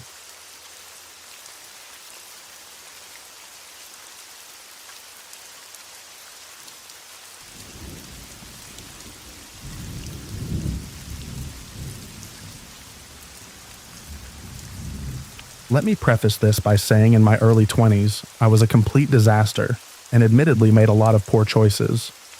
Luckily, I survived, and now I have a treasure trove of interesting stories to tell. When I was 21, I found myself without a place to live. On the first night, I went to a bar where a friend was performing stand-up comedy. I started drinking at probably 2 p.m., so I was pretty gone by the time Creepy Man enters the picture. Creepy Man was a friend of the guy performing stand-up comedy. The 4 of us hang out at the bar until closing. I mentioned to Creepy Man that I don't have a place to stay, and he invites us all over to spend the night. Creepy Man was a decade plus older than the rest of us, and was breaking out into shamanic chants all night long. But a bed is a bed, right? We arrive at his place, smoke weed and drink for a while, and then my friend dips out for the night. Me and the other guy continue to hang out with Creepy Man until I pass out on the couch. I wake up in the morning and I'm alone. Creepy Man gets up soon after and brings out some women's clothes in my size for me to change into. I thank him and pick out an outfit. Then, we talk more about my situation, and he offers for me to stay there as long as I need. He tells me a story about losing his wife and kids, and tells me I remind him of his daughter. We spend the day together. We meet up with a schizophrenic guy collecting rocks that he knows. We split a meal at Burger King. Then we go back to his house. He wants help doing dishes, so of course I help. At this point, he lets me know that the water is shut off, so he has to go get water out of his neighbor's spigot. This is when I start to get suspicious, and it's dawning on me that he is homeless and squatting. It's getting late, and I am an hour outside of the city, so I decide to spend the night and peace out in the morning. He says I can stay in the spare bedroom, and lets me wash up with a bucket of water before bed. I'm in the bathroom and hear him pacing the hallway talking to himself, saying something to the effect of, "I'm not going to do it. Don't get any ideas." At this point, I am creeped out and my heart is pounding. I leave the bathroom expecting him to be standing there with a knife, but he's not. He tells me I'm safe and how he's not going to try anything with me because I remind him of his daughter. I smile and he shows me to the bedroom. As we enter the room, he says something like, "Don't be scared of the blood. It's just from homeless men that got in a fight." My heart drops, but I politely say goodnight and shut the door, locking it. I can't remember if it was a bunk bed or not, but either way, I remember staring up at a large blood stain above where the bed is. At this point, I'm 90% sure I am going to be murdered and trying to figure out how to get out of this situation. Creepy guy is still outside pacing around and talking to himself. I decide to wait it out until morning when buses are running again. So I open the window and take off the screen part. I turn off the lights. I stay fully dressed with my shoes on and keep my bag right next to me in bed. I lay there all night prepared to fight and escape at any moment. Luckily, dawn breaks and I'm still alive, so I sneak out of the house and catch a bus back to town. He texts me throughout the day, asking when I'm coming back, and I ghost him. Haven't seen him since, but I occasionally wonder what was going on with that dude and how close I truly was to being murdered, or at least assaulted.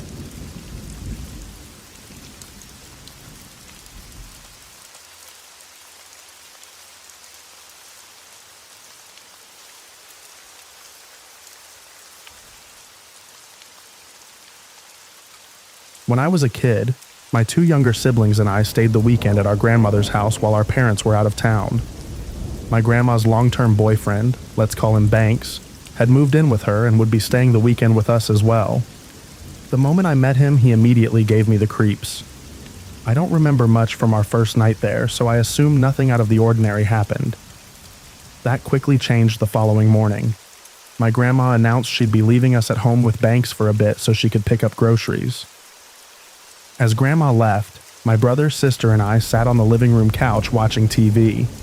Shortly thereafter, I heard Banks emerge from his bedroom down the hall. I listened closely to Banks' footsteps as he approached, and noticed he was more so slowly creeping down the hallway as opposed to walking. I fixated on the doorway where he'd inevitably appear, and when he did, he was crouched down, eyes wide and grinning with his hands positioned as if he was about to pounce towards us. He began running towards us on the couch, yelling, "I'm the tickle monster!" Then pounced on my younger sister, aggressively tickling her while kneeling over her on the couch. Banks is over 6 feet tall, muscular build. My sister is below the age of 10. My sister repeatedly asked Banks to stop, exclaiming, "I don't like it, stop that." My sister let out a high-pitched scream and began to hysterically cry. At this point, I intervened. It sounded like Banks was hurting her, and I didn't like that he was continuing to tickle her while she screamed and cried. I tried inserting myself between my sister and Banks and told him to stop. He wouldn't remove his hands from my sister. I began slapping Banks' arms, telling him let go of her. And once he released his grip, I screamed "run" to my brother and sister. The only thing I remember thinking in this moment was, get away from this man right now. I ran out of the living room down the hallway and into the first bedroom. My sister followed behind me, then my brother, and as I was closing the bedroom door, Banks caught up to us and shoved himself against the door to prevent me from locking it shut. Miraculously, I was able to lock it before he overpowered me. Once my siblings and I were locked in the bedroom, Banks continued to bang on the door while he repeatedly yelled, "I'm the tickle monster! Let me in! The tickle monster is coming to get you!" Both of my siblings are hysterically crying at this point. I am now overcome with fear of what Banks will do if he manages to gain access to the bedroom. Although I didn't have a phone, I yelled back at him, "If you don't stop, I'm going to call the police." Banks backed off and I heard him retreat back into his bedroom down the hall and close the door. My siblings and I stayed in the bedroom with the door locked until my grandma returned. Banks remained in his bedroom for the rest of the night. The following morning, Banks left the house, and my grandma said he'd be gone for the day working. That afternoon, my grandma fell asleep on the living room couch, and for whatever reason, I decided to go in their bedroom to snoop around. I went into what appeared to be Banks' nightstand, and I found his personal journal. For the most part, it was filled with nonsense and very detailed drawn depictions of sex. Some of the drawings had a bit of a satanic undertone, but at the time I was too young to understand what I was looking at. I began quickly flipping through it and landed on a page with big, bold black and red capital letters. It read, "If you die a virgin, do you go to hell?" Below it was a drawing of a prepubescent nude girl. There were two versions of the girl standing side by side, one where she appears happy and smiley, and the other, her face is more distorted and confused. Typing this out and re-envisioning it makes me feel disgusting. I don't know how to emphasize how disturbing it was. I instantly went numb and dropped the journal, ran to the living room and demanded my grandma call my parents so I could go home immediately. My sister was ultimately covered in bruises from Banks tickling her. Strange, creepy dude.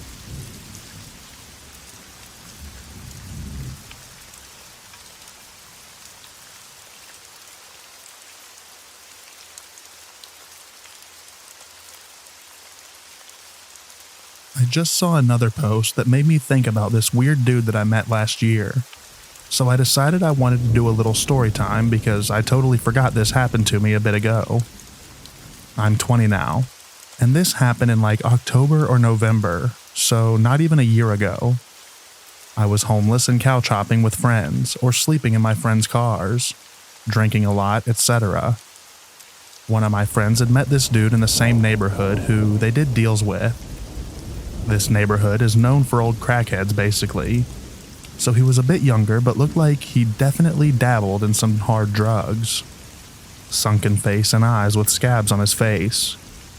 He was generous and welcoming though. He was obsessed with his cat, so I thought he was an innocent guy. Her boyfriend and I think one or two more people and I go chill and drink at his house. Cool dude. Little weird, but he was alright. I can get along with weird people. Then a few hours roll by, and everyone's ready to go home, and my friend asked me where I needed to go for the night. I of course didn't have a plan. I never did. He then offered to let me stay there after hearing my situation. I said yes, very hesitantly, because for some reason my skin kind of crawled when he offered. I don't know if it was intuition or what. My friend then insisted and said that I should stay there if I have nowhere else to go. I then agreed and everyone left. He yapped my ear off about spiritual things that didn't make any sense. He then said that he was going to bed and offered for me to sleep in his room. I walked into his room to check it out, and he had a daybed that pulls out another bed at the bottom. So I was like, okay, I don't have to sleep with him, so this could work. Also, I forgot to mention that this is a trailer home that was not well kept up with. Dishes were nasty, piling up, attracting all sorts of bugs. Counters were covered in resin, tobacco, soda. Just looked like it's never been cleaned. The living room was clean, but that was it. He started clearing some clothes off of the upper part of the bed so that he can lay down, and then stopped and was like, never mind, we can both just sleep on the bottom one. I then looked at him and said, you know what, I think I'll just sleep on the couch. It's okay.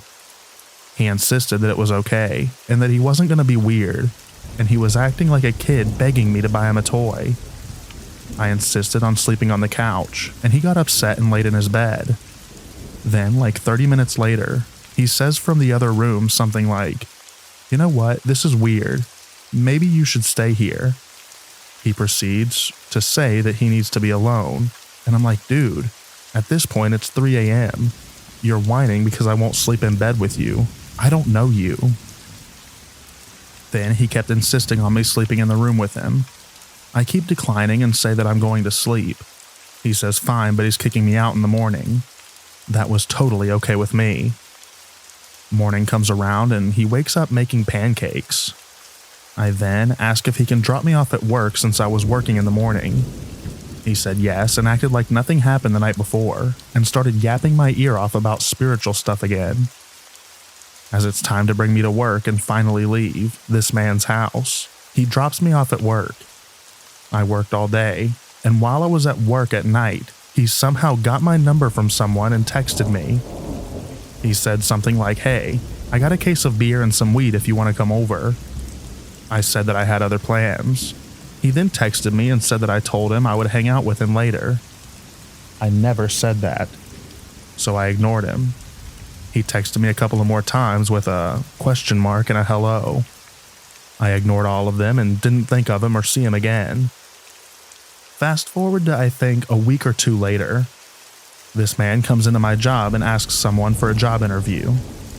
I recognized him and was very scared and did not want him working with me at all. He gets an interview from my manager somehow and he leaves.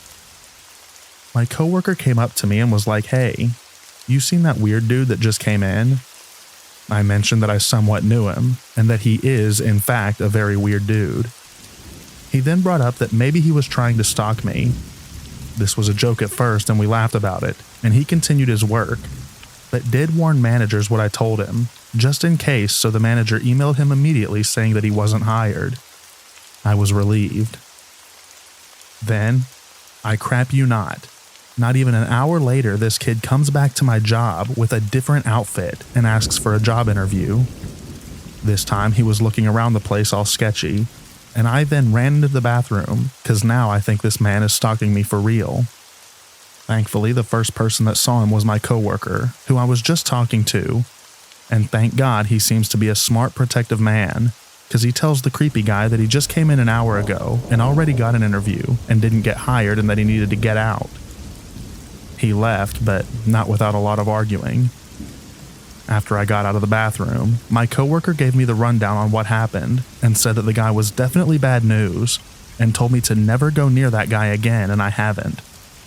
I don't know what could have transpired from it, but it probably wasn't anything good.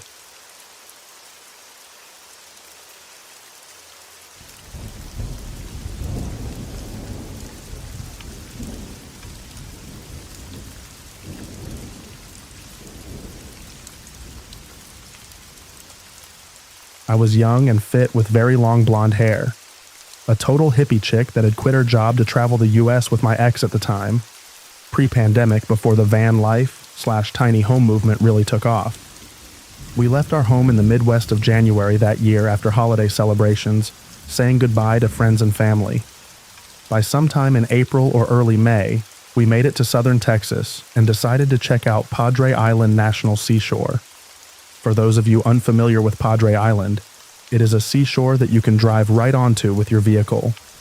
My now ex and I were in a 26-foot Class C 1976 Chevy motorhome. We drove into the island at nighttime, and waking up the next morning was the most insane and phenomenal experience. The ocean was a mere 15 feet away. I mean, the visual was so breathtaking. I will never forget it. We arrived on a Thursday or Friday, and the beach was beyond packed. Another thing for people unfamiliar with Padre, it is where many Texans, high schoolers and college kids mainly, flock for their spring break. Spring break was just the week prior to when we got there, or maybe still going on.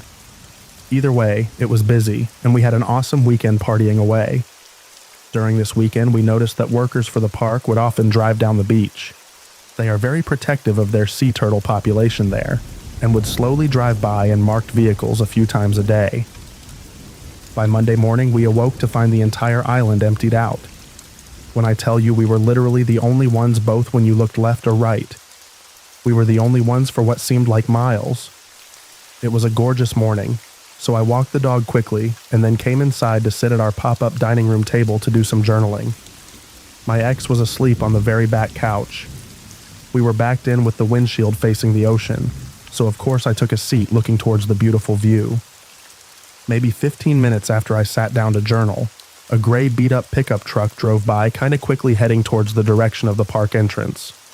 That was the first activity I had seen on the island that morning and thought nothing of it. However, maybe 5-10 minutes later, the same truck came driving back past our RV. This time, much slower. The man driving the pickup was going so slow, in fact, that we made eye contact for several seconds as he went back by. He also seemed to drive closer to our vehicle in order to better see inside. Alarm bells should have been ringing at this point, but I kind of just shrugged it off. I was very much in my free spirit phase and was not easily off-put. This is where it really gets creepy. So obviously this guy needed to turn back around since he was driving away from the park entrance again. But I was honestly minding my own business. I kind of immediately put him out of my mind. But yes, several minutes later, another 10 mins, the man came back. But this time, he pulled directly up to our RV with his truck, essentially nose to nose at a 45 degrees angle, to appear as if he were giving a jump. Not far-fetched for a 70s vehicle on the salty beach, blocking us in. It was at this point my heart dropped and I began to get scared. I screamed my ex's name immediately, and up he jumped from the couch. I know he could hear the panic in my voice. I'll never forget how quickly he got up, and how he had his arms spread across while he ducked down to see through the windshield. He was 6'5", very bearded, and I'm 1000% sure the only reason that the man in the gray beat-up truck sped off like a bat out of hell. It took several minutes for my heart rate to return to normal. My ex and I just looked at each other. That was the most unusual encounter on our trip yet. Surprisingly, we stayed another week after that, in the same spot. The idea never entered my head that the man could bring reinforcement and come back for me. Us. I was so very, foolishly, fearless and naive back then. Anyway, it wasn't until later that day that another fact dawned on me. When my ex and I had arrived over the weekend, we only pulled out one camping chair. That one camping chair was in plain sight next to our RV outside. Prior to this spot, we had never done that. We always got both chairs out. But we ended up using driftwood to sit on when we had our bonfires, and so that was nail in the coffin for me. The scary man in the gray truck absolutely thought I was a young girl all alone, and I still wonder to this day, almost 10 years later, what all he had in mind for me that morning.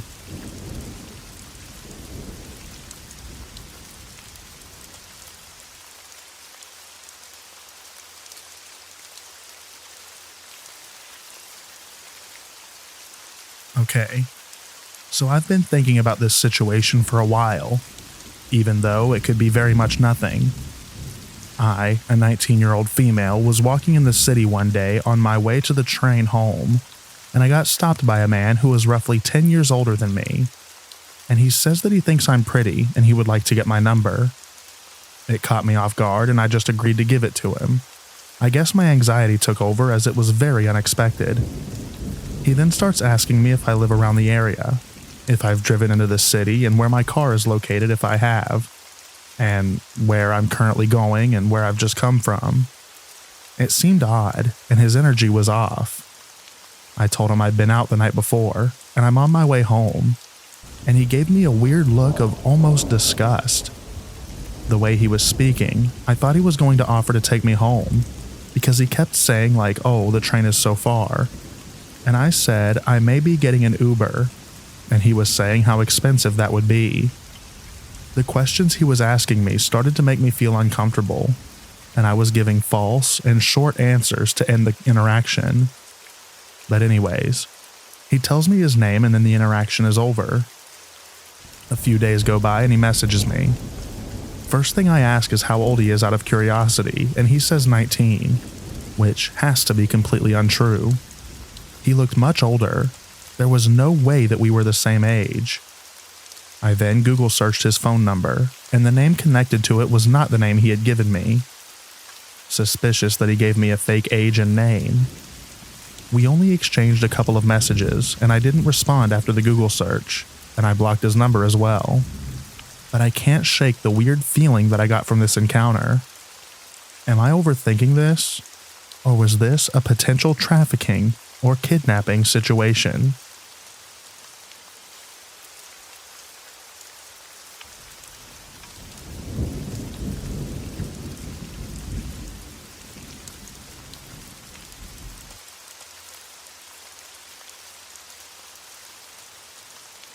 I'm in the process of applying for a new job and started contacting various places to see if they were hiring and sending in my resume.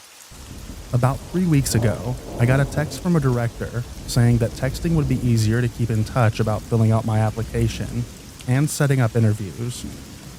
I ended up meeting with him twice, one to see the facility and two for an interview, about 2 weeks ago.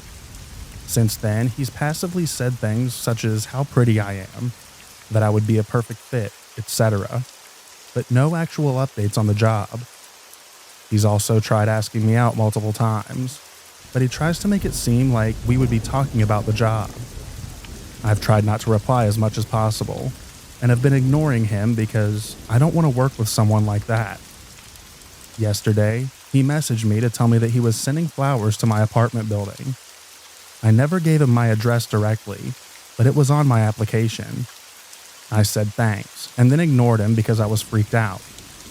Today, he asks if we could meet up for coffee because he's in my neighborhood. I didn't respond.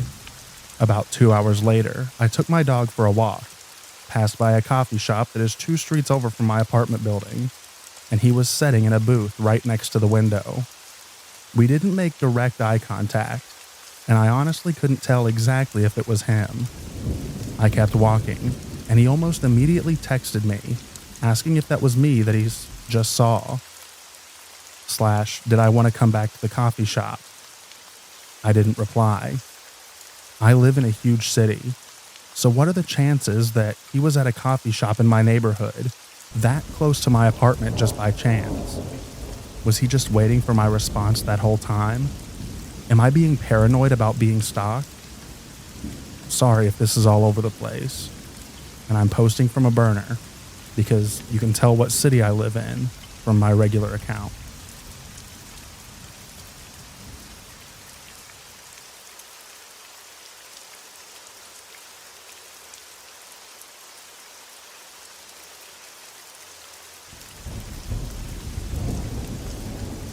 I'm a 21-year-old girl taking her first backpacking trip around the world. I only arrived in Thailand 2 days ago, and it was unfortunate that I almost got kidnapped on my first night. I went to Bangla Road, which is well known, and had a few beers at a bar, and then went to the popular club, Illusion. I was having a good time, dancing and meeting people. In the club, I only had 3 drinks, tequila and orange juice. But at some point, I realized that I was a lot more drunk than expected. I don't know if it was spite, but I was dumb and had my drink on the table next to me while I was dancing, and it was very crowded. In total, over the space of 3 hours, I only had 2 beers plus 3 tequilas. Usually, that's an okay amount for me to be aware. I went to the bathroom and felt very intoxicated and threw up. Upon leaving the bathroom, a guy who I do not know grabbed my arm. He seemed young, and I asked him what he was doing. He said he would help me down the stairs. After we got down to the road, he dragged me down to an alley and put me in his car. I was really scared at this point and didn't know how I'd gotten myself into a bad situation so quickly. I'm very small and not very strong, so it was easy for him to take control of me. He started driving, And I kept saying no, no, no, and to stop. But he said, "Don't worry, I'm taking you somewhere safe," which in my mind was so scary. I had maps open, and we were driving out of Patong. Finally, after some time, I started telling him that I would throw up all over him and his car if he didn't pull over. This seemed to annoy him and he pulled over. The second he stopped the car, I got out and ran down the street. Luckily, there was a motorbike taxi who asked if I needed a lift, and I jumped on and told him where my hotel was. I could see the guy walking down the road after me as we sped away. I made it back to my hotel safely. Honestly, after that, I'm not going to any bars or clubs alone. I don't trust anyone, and I'm feeling very vulnerable. At least it was a lesson that I need to be a lot more careful. I'm just glad that I made it out okay.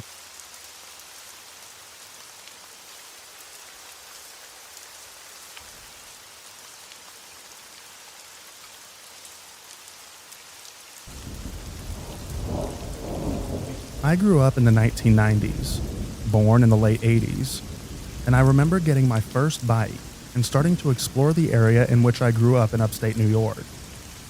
Where I grew up is much different now in the 90s.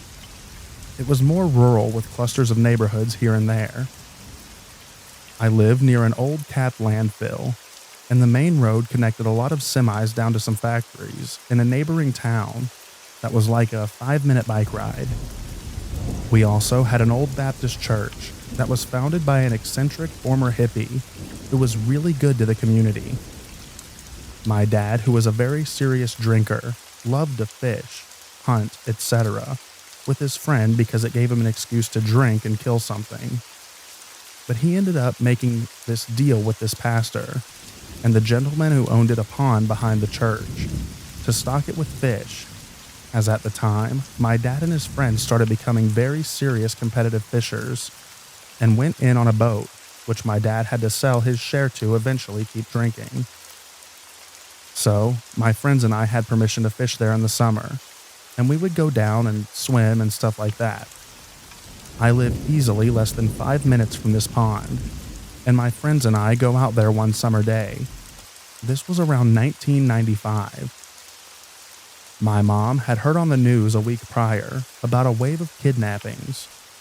I don't remember if Amber Alerts were a thing then, so she decided to make a code word with me. She came to me and told me that if anyone ever tried to convince me that they knew my mom or dad, in hopes to get me in their car, to ask them for the code word. Ours was pickles. So fast forward to our fishing trips. My friends leave before me after we sat around and actually just swam more than anything. My friend Dennis got mad because he was serious about fishing, so he and his brother left, and I was alone on the road. And this road, once you got past this farm, was a straight shot to the main part of town, and our road was on the right just before the road ended. So I get to my road, and I'm about to turn, and I didn't notice that I was being followed by a beige-colored pickup with this Cletus-looking guy from The Simpsons in it. He greets me and tells me that my mom and dad are waiting for us at this local restaurant, which I knew. He tells me that they asked him to come to get me and to meet them there so that we can all have dinner. I immediately thought of what my mom said and started getting this evil feeling like I was in danger. So I told him that my parents specifically have a password that they give their friends, and that if he was their friend, he was required to tell me, at which point he got mad and started swearing at me. Although I didn't see one, but I was certain he had a gun, and he started fumbling in the truck. I turned and started paddling down my road, screaming for help, and that I was in danger. He jerked his truck to follow, that I was making too much noise and was already to my house that he just took off. When I got home, my mom was home, and I was hysterical and asked her why she would ask such a mean friend to pick me up. And I told her what happened, and she didn't believe me. And she calmed me down, told me that I did the right thing, but could tell that I was having a hard time. She also grew up in the same town, and nothing like that had ever happened to her. A few days later, a friend of hers told her a similar story about her son on another part of town. The police then were involved, and the cops came and talked to me, and I gave them the same description of the man, the truck, what had happened, etc. I don't know if the guy was ever caught. I used to be very bitter at my mom for not believing me, but I now understand the confusion that she had, and instead of reacting, she just tried to console me and keep an eye on everything. My dad, on the other hand, was more vigilant about it, and would ask me all the time when he'd take me out if someone looked like the guy in the truck, and if they looked like the same truck that I saw. I just hope that no other kids were harmed by him.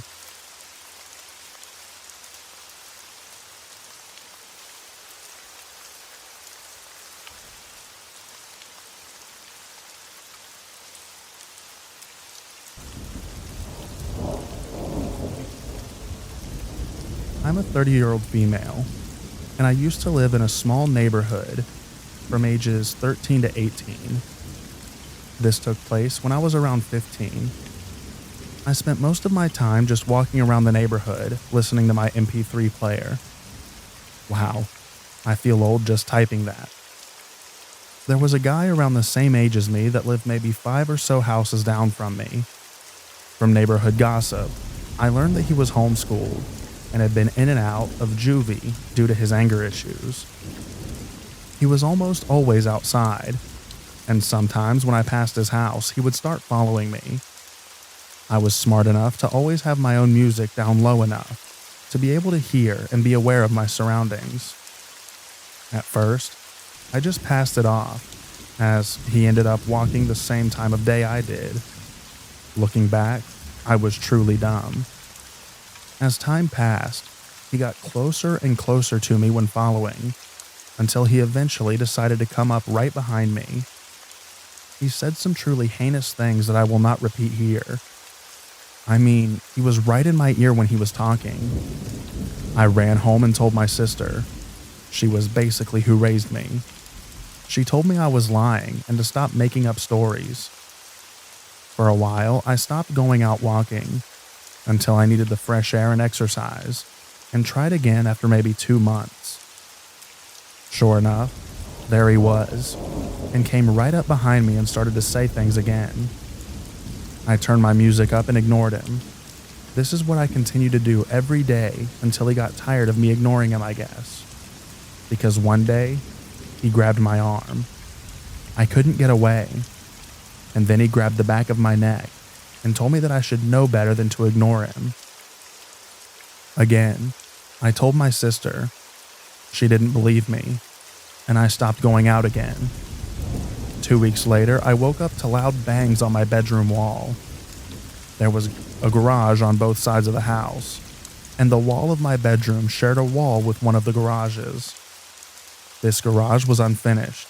There wasn't even concrete down, and it was easily accessible from outside, as it was missing the other door at the back of the house. My sister was out of town, and my dad was deaf and bedridden, so it was just me in the house, able to do anything. My bedroom also had a door to go outside, so I ran over and locked it. I laid down and waited for the banging to stop, but it didn't. My cousin and her boyfriend lived down the street, so I called her, and she sent her boyfriend down to see what it was. Her boyfriend pulled right into the backyard and right up to the door into the garage. His headlights filled the garage, and out ran the guy from down the street, holding a large knife. He took off running, and my cousin's boyfriend followed. It was at this time that I called the police. They came and took a statement, but there was nothing they could do because other than going into the garage and trespassing, he didn't actually do anything. I never took a walk in that neighborhood again. I still wonder how he knew what wall to bang on. How did he know that I was on the other side of it? How did he know that my sister was gone, or that my dad was bedridden and couldn't do anything? I never locked the door, So had he been able to get into my house, who knows what would have happened? What would have happened if I had gone outside? It still gives me the creeps.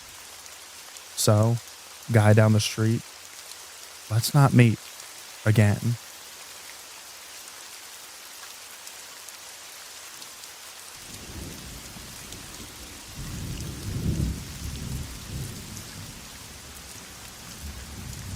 This incident took place in the summer of 2023.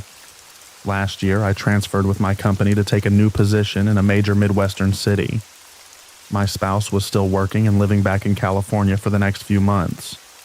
So, I rented a studio apartment for myself in a newly renovated apartment building in a popular downtown neighborhood until we could look for a place together.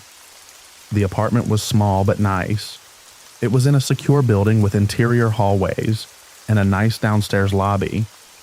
I was one of the first tenants to move into this newly renovated building, and other new residents soon started moving in. A major advantage of this move was that I'd only be a couple of hours' drive from my hometown and my parents. I started my new job, and everything was going great. I was enjoying my new neighborhood, and the neighbors in the apartment building generally kept to themselves like I did. Then, a new guy moved in across the hall, and everything changed. We'll call him David. David was a single man in his 60s, and was very different from the college students and young professionals who lived in our building. I started noticing his erratic behavior almost immediately. I would come home from work, and he would be sitting in his car in our small parking lot, just staring off in the distance. We were having issues that summer with smoke clouds coming over from the vast Canadian wildfires. They were leaving a light dusting of ash on our cars, similar to pollen. David was convinced that someone was spraying this dust on his car and was accusing various tenants he would run into in the parking lot. He would hoard trash in his apartment and leave trash bags in the hallway, causing a foul odor. He would also be yelling to himself in the hallway. I finally had enough and complained to the leasing office. The manager was quick to dismiss my concerns, saying that she'd been in his apartment and everything was fine. In August, my parents' 50th anniversary was coming up, and I was excited to go home and spend a weekend with them. A few days before their anniversary, my boss informed me that he would be flying in to work on an important project with me that would have us working through the weekend. I was really disappointed and felt like I was letting my parents down, but I managed to get away for a quick overnight trip in the middle of the week to see them and get back before my boss was due to arrive. I drove down and spent the night with them. The next morning, I checked my email as I was getting ready to head back. There was an email from my apartment manager in regard to the incident the night before. The email was very vague, but it stated that a resident was dead, and there would be further details coming later. My heart sank and I immediately went pale. My mind instinctively went to my strange neighbor David. I opened up a local news app for my city, and the top story was about an active shooter in my apartment building who was killed during a SWAT team standoff the night before. Apparently, David approached my next-door neighbor in the hallway with a gun and threatened to shoot him. The neighbor ran into his apartment and called 911.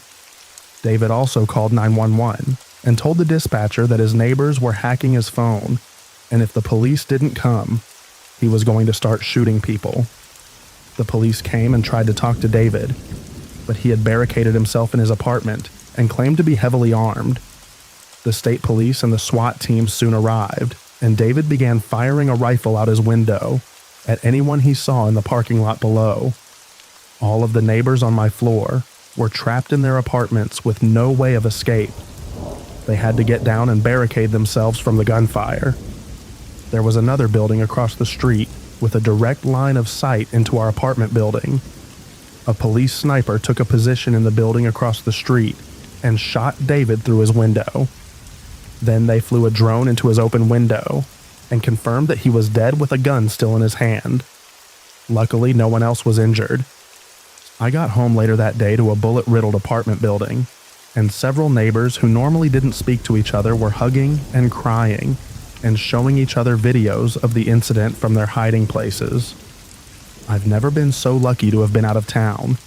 If my boss hadn't messed up my plans, I would have been home that night. I'm sorry David didn't get the mental health attention he needed, but he put so many lives in danger.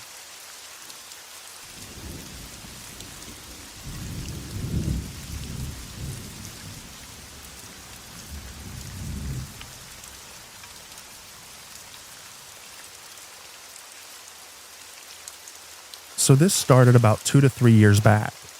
I had just experienced a terrible breakup, and I started receiving these disturbing phone calls. It started simple. The first call I answered, and the person on the other end said how much they miss me. Now I have a very small circle of friends, and I'm not on Facebook or any social site where I update my photos or daily activities. This is important. And I know that the ex that I just split up with had nothing to do with the following. Apologies, it's not short. The first call, like I said, was simple. They said they missed me. I asked who it was and they said it's me. Don't you remember? So I hung up and they immediately called back, crying, upset that I was being mean. The caller was clearly an adult male, but they were talking as though they were a very young child, around 6 years old. I hung up again, and they didn't call back. Looking back, I should have blocked the number, but as I mentioned, I just got blindsided by a breakup, and I wasn't thinking very well. Then they kept calling. They would call, and if I didn't answer, they left messages, saying how pretty I looked with my blue sweater that day, or that they knew how I took my coffee now, and said that they would remember it for when we finally went out for a drink together. I blocked the numbers. They would call from another. I answered one day, yelling at them to leave me alone, and hung up again. When they called back, it wasn't the boy, but his mother. She was very upset, said that I was hurting her boy by not wanting to play, and you could very clearly hear the boy crying and screaming in the background. At this point, it dawned on me that this wasn't a joke or a prank or something like that. There was something seriously wrong with these people, and they were obviously watching me. For a few weeks following my breakup, I had to live in my car. The entire time, I hardly slept.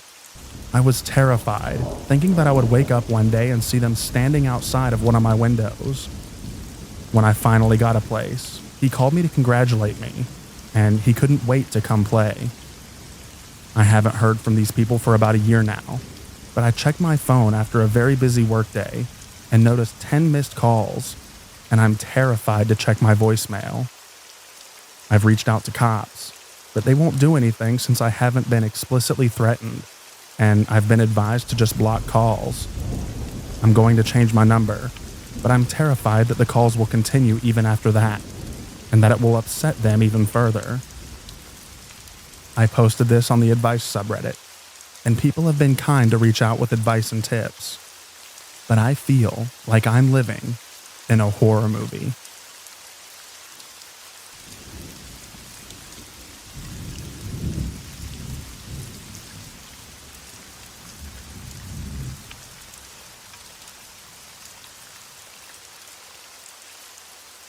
It was a Friday night, and I had gone to bed early, as I had work on Saturday morning. After reading in bed for a bit, I drifted off at around 10:30 p.m., only to wake up about an hour later to loud screams and people yelling profanities. I thought that my girlfriend was watching a movie with the volume way up, and I went out into the lounge room to ask her to turn it down a little. Instead, the TV was off, and my girlfriend was staring at the front door with her eyes wide. Our apartment is on the ground floor of the building, so our front door opens directly out into the lobby of the building. The voices in question were coming directly from the lobby. I couldn't make out specifics. In my defense, I was half asleep, and the language of the country that I live in is not my first language. But there was a lot of swearing involved. My first thought was that it was some kind of domestic dispute. But after listening, I realized that it was a group of men that sounded extremely aggressive. I looked at the WhatsApp group chat for my apartment building, and to my horror, I saw a message from one of the people in it. that there were armed men in the building and that we should not leave our flats. The country that I live in is experiencing a marked uptick in crime, and I had heard stories of armed groups of men robbing entire apartment blocks, but these had seemed fairly apocryphal to me. However, that was my first thought, that these men would kick down our door and rob us. One of my dogs started to growl at the commotion outside. I shushed him, and thankfully he obeyed. I heard a commotion in the apartment above me and went out to my patio to see what was happening. I heard what sounded like a large piece of furniture being knocked over, and women and children screaming in terror.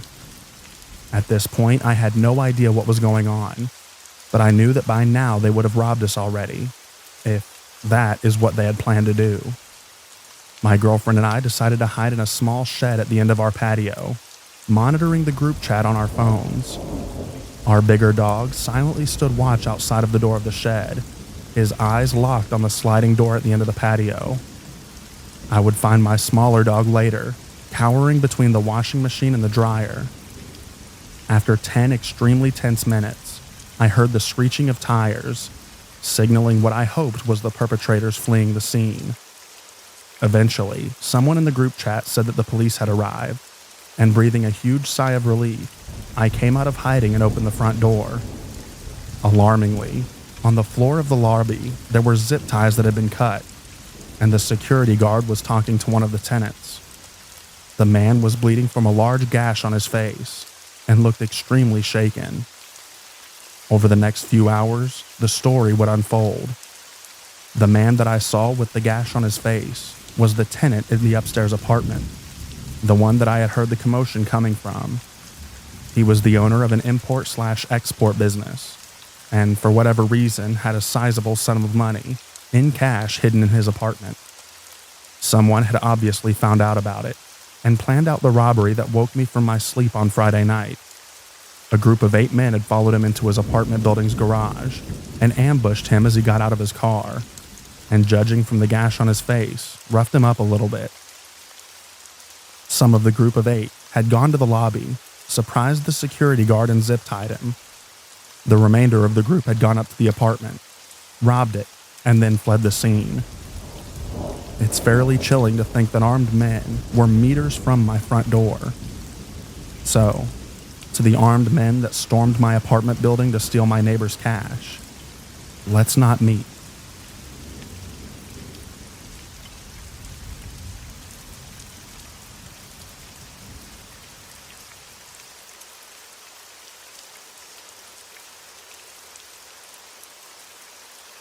This happened while in my early 20s. My best friend was always getting into some risky stuff. While she did various drugs, I was always more of a pothead. When they said that pot was a gateway drug, I believe it's true to a certain extent with those who have addicted personalities.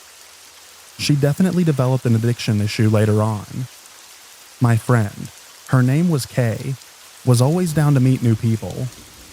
She used to friend random people on Facebook or Instagram. She would ask me to hang out so that when they left, she met people and I was the buffer, just in case they didn't like each other. One day, she came over to my house unannounced and was like, "Hey, let's go to my uncle's house," because her aunt was there, and her aunt had some goods. Her aunts happened to be down the road. Her aunt and her uncle were known as dealers in the area, so we went. When we got there, she was like, "Hey, I met this guy online. He goes by Joey Crack." Then she shows her aunts his pictures, and a wide-set man with a red goofy face, cornrow braids, face tattoos, and a gold grill. I laughed and said, "Wow, Kay, you really know how to pick 'em."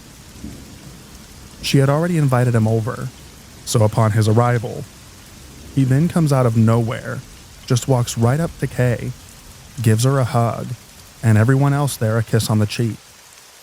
This part of town there was nothing around, just houses, a school, and woods. The closest store was about 20 minutes away, so it struck me as odd that he walked there. So it was me, Kay, her aunt, and the aunt's friend. We sit and get 3 joints in a rotation.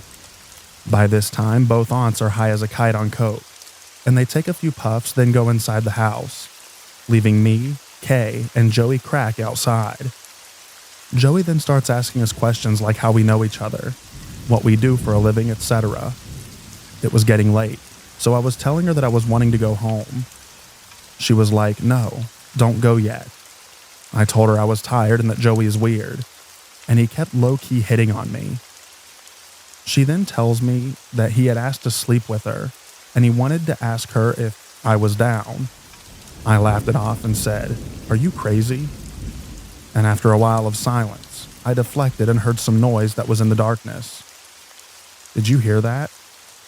After a bit of small talk between him and Kay, he then learnt that neither of us was interested. It was just a hangout. This then turns the mood. You could feel it. It was suddenly eerie. He got reserved and shifty-eyed. I sat down for a while just to please Kay. At one point, I turned to Joey, knowing that he walked here and it was kind of dark by now. "What are you about to do? Because I'm about to go home and Kay's coming with me." He was like, "I just texted my boy. He's about to come get me." When he was texting, Kay was right behind him, watching him text.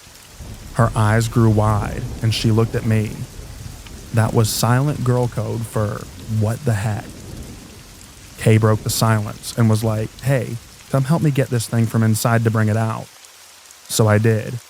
We went inside, and she was like, "I'm going to call my uncle so that he can take us to your place." And I was like, "Why?" My house was like a 10-minute walk. She said, because when she was looking at Joey's text, he sent to whoever was coming to pick him up the information of all of us here. He noted that our aunts were high on coke, as us along with our age. He was telling his boy to come over to basically rob and R-word us, and called dibs on the blonde one. I was the blonde one. Every hair stood up on my body with the thought of some gross goon trying to have his way with me. I was mad, because she got me into this. We came back out and continued our conversation with him so that he wouldn't get suspicious of us. She mentions out loud that her uncle was on his way home. As he pulls in, a sigh of relief comes over me. They speak briefly, and Joey then departs into the darkness before his ride even shows up. Kay and I get a ride from her uncle to my house. On the ride, we noted how weird Joey was. Later that night, as I was going back to bed, I checked my Facebook, and I have a friend request from Joey and a message. "You're so pretty. I would love to have some alone time with you without your friend." The message ended with his number. I never blocked someone so fast. And after this, Kay didn't learn a lesson, but that's another story for another time. A week later, Joey was in the news. He was wanted for SA, robbery, and drug possession.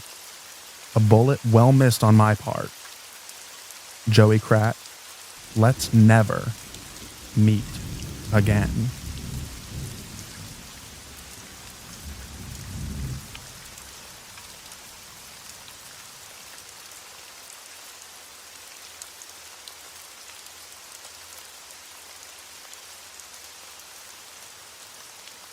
Okay, so for context for this story, I live in a pretty rural area. We live on the outskirts of our town, which already is small compared to the populations of the other towns in California.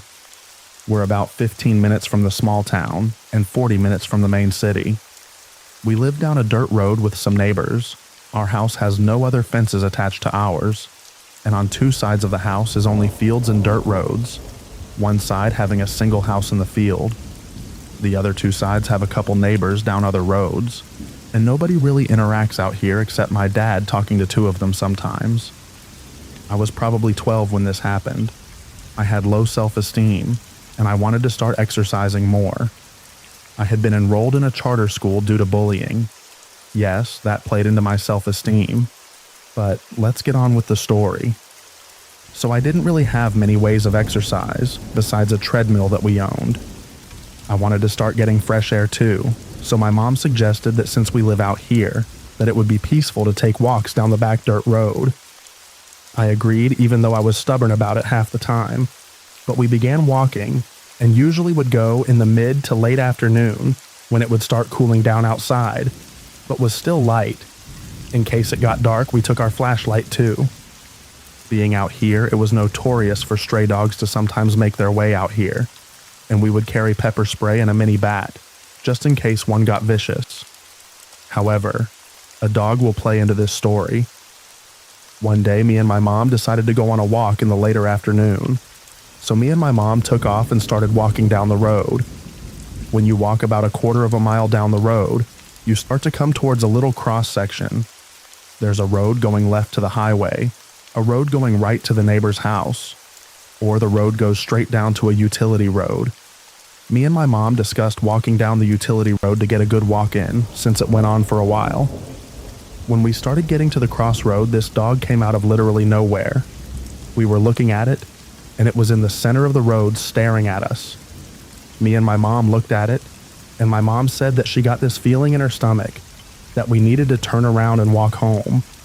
So she grabbed my arm and started leading me back home, and then let go so that we could walk. We were in the midst of walking when she looks ahead and stops to stare at something.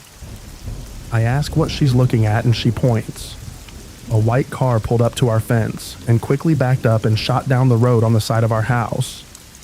Mind you, nobody ever goes down this road except one old man that we know. Anyone else who does usually is scoping out my dad's tools to steal. My mom said she felt a bit uneasy because of it, and pulled me to the edge of the dirt road, almost into the field. The car had driven to the highway and left, or so we thought. We continued walking back to our house when this car comes back and drives down the road we were walking alongside. I caught a glimpse, and it was this smaller white car with black tinted windows that you couldn't see through. My mom instantly got a feeling of impending doom and pulled me into the field. Not too far, but far enough. We kept walking through the field towards our house, getting closer now, when this car comes back down the road. My mom stops me in my tracks to see what the car is doing, and it drives back to our house and starts driving around it super fast. For context, we have a random road and area that goes around our yard on our property. My mom waits until the car drives back down the side road, and she tells me we need to start running, so that's what we did. We started running through the field, getting to one of the little sections near my yard. The car comes back and drives down the road trying to cut us off. Me and my mom are panicking at this point and have no idea who this is and why they're acting like this. The car circles around again, and my mom drags me to further to the right, I think, of where we were and told me we're going to run down into the ditch. We get down in the ditch and the car comes back around and pulls to the edge of the ditch where we were. The front of the car was facing us, and all I could think about was if it drove down, it would hit me and my mom and probably kill us. My mom quickly put her arm in front of me and stood dead still while I was literally horrified and dropped our flashlight and I think my water bottle. The car was getting ready to drive down where we were, and then suddenly they backed up and drove around the yard, going back down the side road to the highway. Me and my mom felt like our souls left, and she tells me to run, don't look back, and get to the front gate. I run up the ditch, feeling my heart pounding. I run around the yard and towards the front gate, flinging it open, and I started running towards the front door. I did not hear my mom behind me. I was running to the door to open it right when I looked over and saw the car coming back down the side road.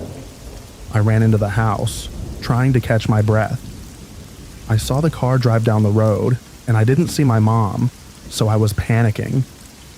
I ran towards the sliding glass door, and suddenly my mom comes running towards it and flings it open, running in and locking it. She tells me to go lock the front door while I try to catch my breath and tell her I was scared because I had no idea where she was.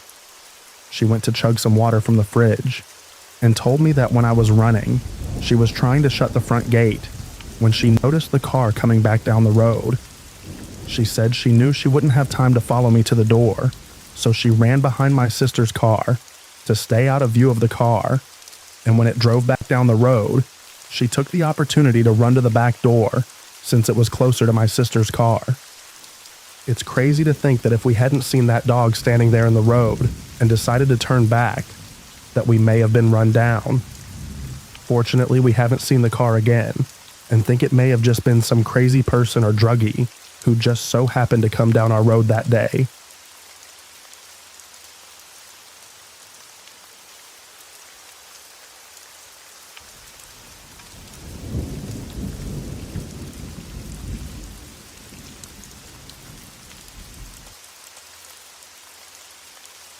I don't know how long this will be. It took me about 4 days to actually be able to type this out. I got weird mini anxiety attacks when I tried. I'll be the first person to admit that I have a very can't happen to me complex. And that's kind of what occurred in this story. I'm a university student and live in a rental house with 5 other people. It's far from ideal, but in this housing outcry that we're living in, it takes that sting off of us having to pay a bunch of money a month to exist in a box. This has relevancy, I swear. I got extremely lucky last weekend when the 5 of the roommates that I had were all out for the weekend. This has never happened, so I was ecstatic to have the house to myself. I did the whole 21-year-old girl home alone stuff that you can think of, watching the movie with the volume loud, taking really long showers, walking around the house in my pajamas, etc. It was around 10 p.m. I had finished some homework and was relaxing with a glass of wine and watching some streaming services. It sounded briefly like there was something moving on the porch. We've had a fox in our yard before, and the thing used to make a lot of noise on our porch, so I assumed that to be the case. After hearing some fumbling the second time, I went over to check through the window. There was nothing there. As I'm turning to head back to the living room, a piece of cement flies through our kitchen window. I didn't know it was cement at the time, but not important. I think I peed myself a little when it happened, but I definitely screamed like a little girl. My moronic self started unlocking the door to go outside, but common sense seized control of me yet again and locked the door back. I also ran to the back door to make sure that it was still locked, even though it's glass and wouldn't make a difference. Oddly enough, at this time, my grandma's words came into my head about something her own mother had told her. If someone tries to break into your house, turn the lights off. You know the inside of your house better than they do. I shut the lights off in the living room and managed to turn the TV off, which was hard because my hands were shaking. My dad used to give me and my siblings advice on protection measures, which were not resonating at this time. I secured myself in my upstairs bedroom, roast me if you want to, and had turned all the lights out in the house as I passed them. While walking up the stairs, I could hear the doorknob shaking furiously from the front door. I don't know if there was more than one person, or if they realized that they couldn't jump the fence to get into the backyard. While calling for emergency services on speaker, I secured my hunting knife to the end of my hockey stick with hot pink duct tape. I know that's probably one of the most Canadian things that I could say. If I was going to have to use it, at least it would look fabulous. I stayed in the dark holding my makeshift spear for what was probably about 15 minutes. I'm really glad that I wasn't being murdered in that amount of time. The operator told me that police were coming, which they eventually did. It took a very unsettling amount of time. The only reason I left the bedroom in the first place was because I heard knocking on the door downstairs, and I saw the police lights were flashing through the window. Otherwise, someone would have had to have come in and physically pull me out of the room. A statement was given, but that's all they did. Literally all they did. Nothing else. Just that. A very nice female officer stayed with me in the house and helped me clean up the glass until my brother showed up to bring me to his place for the rest of the weekend. So, shout out to Officer Cutie with her tattoos. I made an appointment with a doctor to get out on anxiety medication, as well as medicine for nightmares. I know that I wasn't in any physical danger at that point, but I've had some very charming dreams about similar scenarios, and I was just finding it easier to stay awake. Maybe that's juvenile of me, but I'm human. The meds are working fine, and I'm back at my house with wall-to-wall people again. And honestly, I don't hate that so much anymore. Please, have a fun and safe weekend.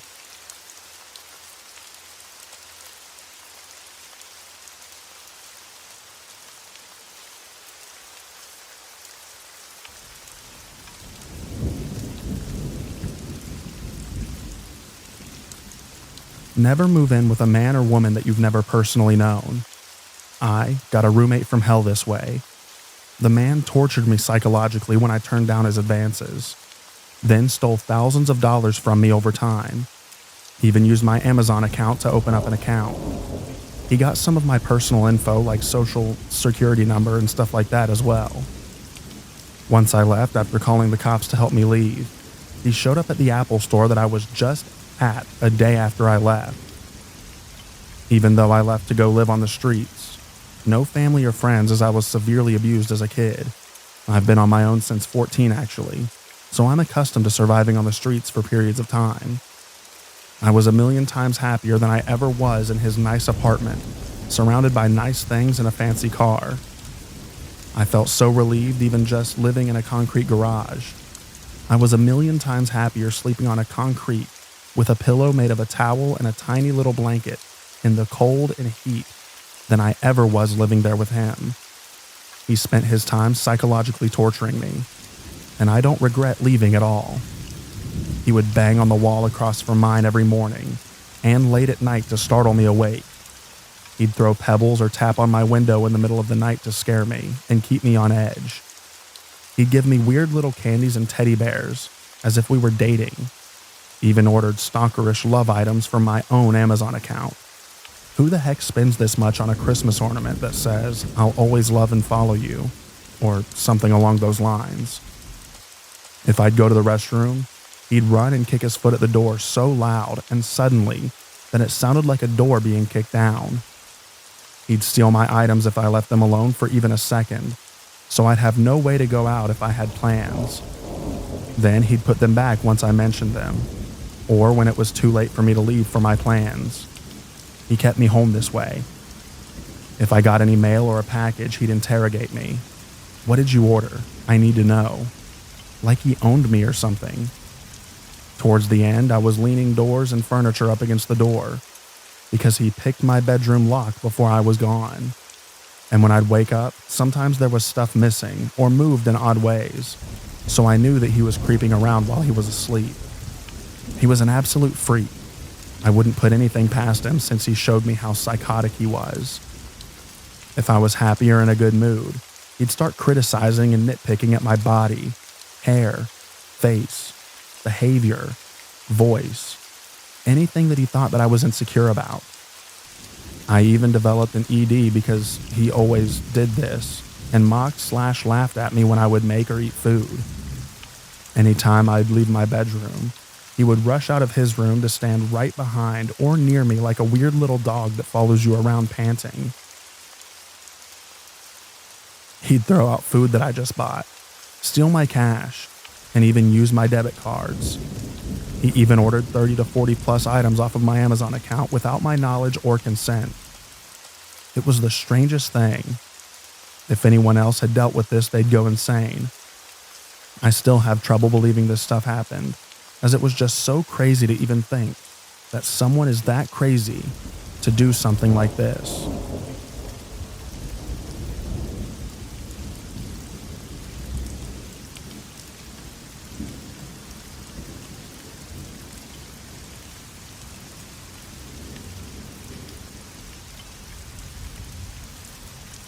So I've never posted on this subreddit, though I have other stories that I've buried deep until recently.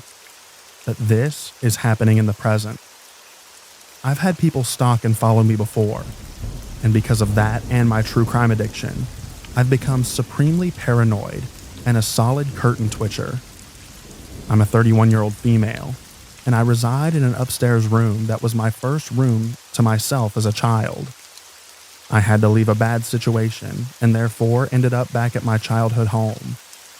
For reference, when our house was built, we were told that the field to our left, with horses and a barn at the time, would one day soon be a development. It was 2000 when we were told that. and it wasn't until 2022 that roads were being formed and foundations laid. I had already had someone follow me home before when I was young. I posted about it, but I don't know how to link it. But I was in a different bedroom next door. My parents put in a free library that's right below my window, and nighttime security lights that are very bright and turn on and you're within like 20 foot of the side of my house my room is on. I'll admit, having an open field next to me so long made me accustomed to not closing the curtains when I change, because there was never anyone to watch. But now there is. For the past 2 weeks, the burglar lights next to the free library have been going off late at night. Because my one side of the curtain is open, so I can use my vape. That's the only reason I noticed it at all. I didn't think too much at first. We lock all the doors and windows every night, and I'm on the second floor. I also always looked out to see if it was a car, someone walking their dog, or a deer, only to see nothing. To add, they put in a crap ton of streetlights around this area, so visibility is great. But it just kept happening. So last night I did my usual, and I saw the lights come on out of my peripherals. I acted natural, giving full view out the window that I was going to bed. It was about 3 a.m., turning the TV off, closing the window and curtains, turning the light out, etc. Then I ducked down, peering through the curtains to the sidewalk below. I honestly thought that I was going to pass out when after a few minutes, maybe 5, someone comes out from the side of my house, all silhouette dressed in black. They kept their back to me until the light turned off, but I swear I could still see them standing there, looking up like they could see me. I called the police, but while I was on the phone with the operator, I saw him run off. There wasn't much they could do, except say they'd drive a car around and look. My parents are asleep, and I know that I have to tell them tomorrow. This scares the crap out of me. If it hadn't been happening for weeks and was a solo incident, I would probably be fine about it. But the fact that the light has been going off without me seeing activity, and what happened last night, makes me think this person has been watching me, and watching my house. To the person outside my window, let's please never meet. Small update. I did tell my parents, and at first they brushed me off, claiming I'd had a couple of drinks and it was late, so I probably just saw someone checking out the library. I then had another conversation about it with my dad, who said that there had been reports in the last couple of weeks of car break-ins, and since my car is parked on my side of the street right outside my window, maybe they were trying to break into it. I pointed out that if he was trying to get into my car, why was he pressed up against the house where he wasn't visible from my window? And why did he at no point go towards my car? I think I freaked him out enough that we are going to potentially get a camera for that area. Given all the development happening around us, I think it's smart, even without this incident. Thank you all for your advice and replies. I'll update here again if anything happens.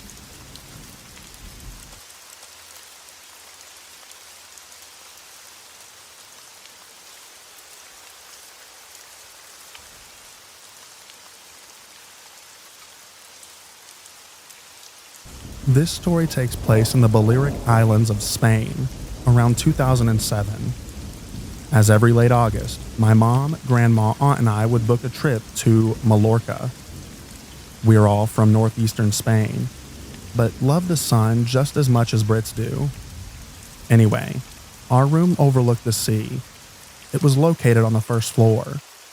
I had just turned 8 years old, and every night for a week we would enjoy the nightlife from our terrace. It was our 5th night in, and since there would be different booths at night where you could get tattoos, personalized jewelry, etc., just underneath the terrace, we would sit and watch people get stuff done like hair, tattoos, etc. There's this guy getting a tattoo.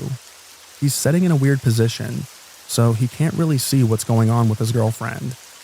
My mom notices that some random guy starts groping her.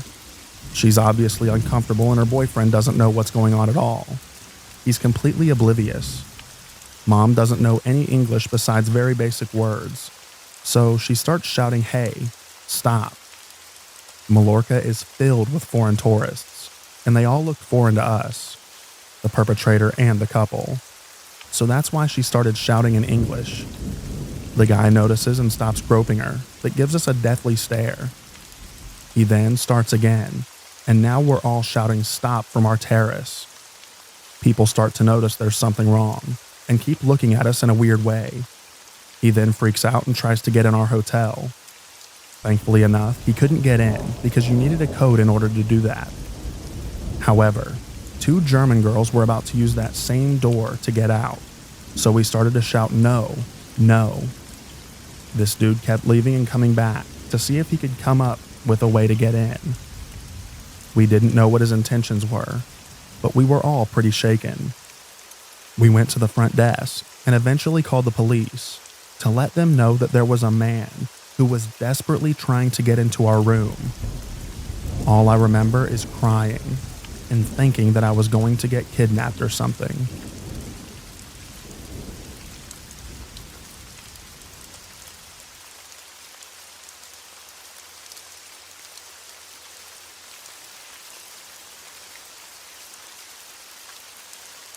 My high school girlfriend called late one night after I was home and in bed. She said that something had happened and asked if I could come over. She was clearly shaken and not full of details, so I told my parents and drove over towards her house. At the top of her subdivision, I was met by a cop with lights on. He asked where I was going, and I told him about the call from my girlfriend. He lets me go by, and I come over the hill to the cul-de-sac where she lives, and I see multiple cop cars around the circle. They watch me pull up and get out of my car. My girlfriend comes running out of her house and meets me in the street. She explains that someone had broken into her neighbor's house and started beating her with something heavy. The neighbor managed to get out of the house and headed to my girlfriend's house where she started banging furiously on the front door. My girlfriend's dad was out of town, so her mom answered the door, and the neighbor just fell into the foyer bleeding profusely from the head. Her mom looks up to see the attacker headed up the walkway towards the front door. She pulls the neighbor into the house and closes the door, hitting the attacker with it before it fully closed. He then took the heavy tool that he had used to beat the neighbor and smashed the little window at the top of the door. Her mom started screaming, and the attacker just turned around and walked up the street into the darkness. I spent the night there that night, along with 2 or 3 cops outside in their cars. And in the morning, we could still see the blood pooled on the floor in the foyer and splattered blood above the front door from where the attacker had swung the bloody tool to smash the window. No one was ever caught or even identified. It was just completely random. The neighbor survived, and to my knowledge had no permanent physical injuries beyond scarring from having her scalp stapled shut. She moved away shortly after the incident.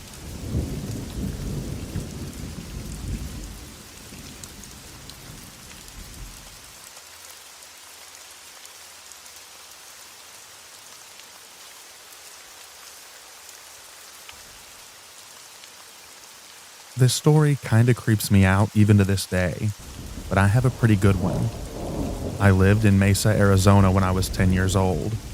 We lived in a rough area, but I was just a kid, completely ignorant to the dangers of the world.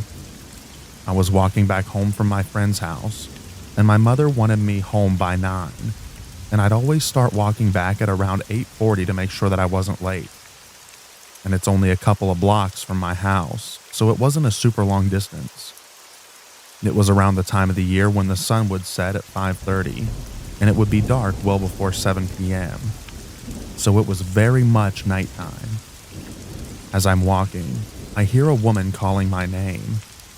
I turn to look and see that it was one of my mom's friends, but she didn't know her too well.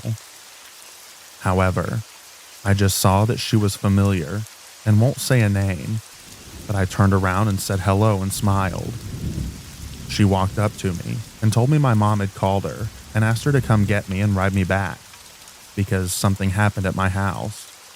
She said that it was an emergency and that I needed to go with her and her husband, whom my family was also familiar with.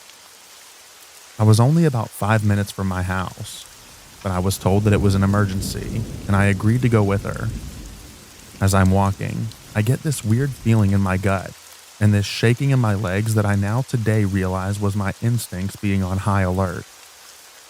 I stopped for a minute and asked if we could call my mom, and she said that my mother was in the hospital right now and that I needed to hurry.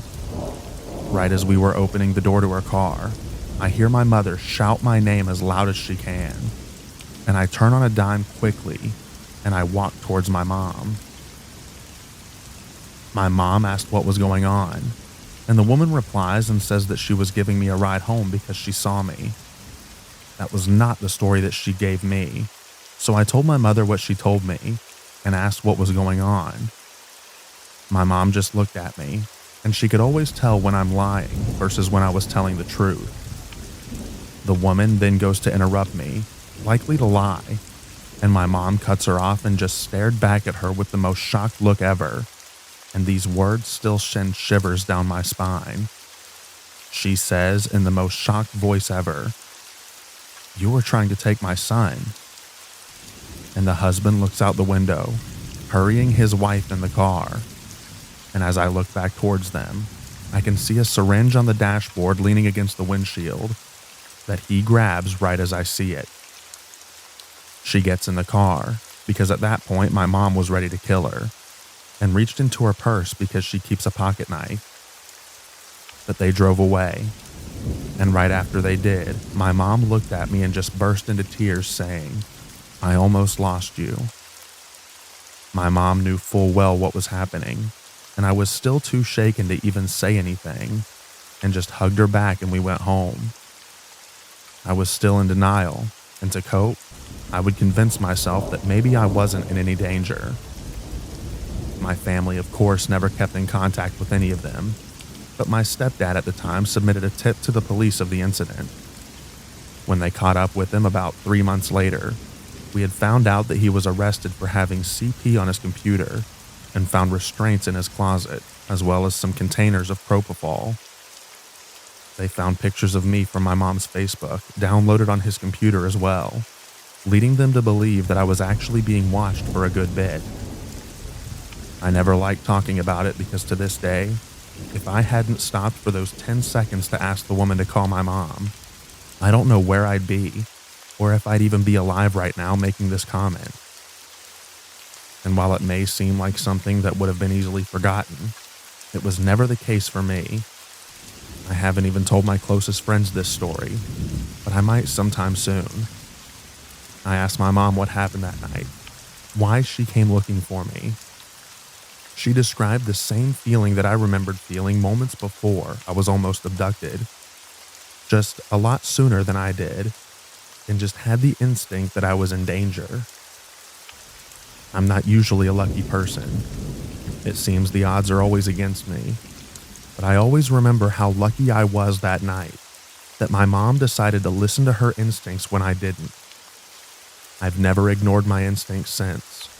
And every night after that, when I finally did decide to leave my house, my mom would walk with me all the way up until I turned 13 to come back to live with my dad. And that, to date, is the scariest thing I think I've ever experienced. It's some stuff you only hear of on the news, and nobody ever assumed that it'll happen to them. But my life was a mere 20 seconds from being completely different.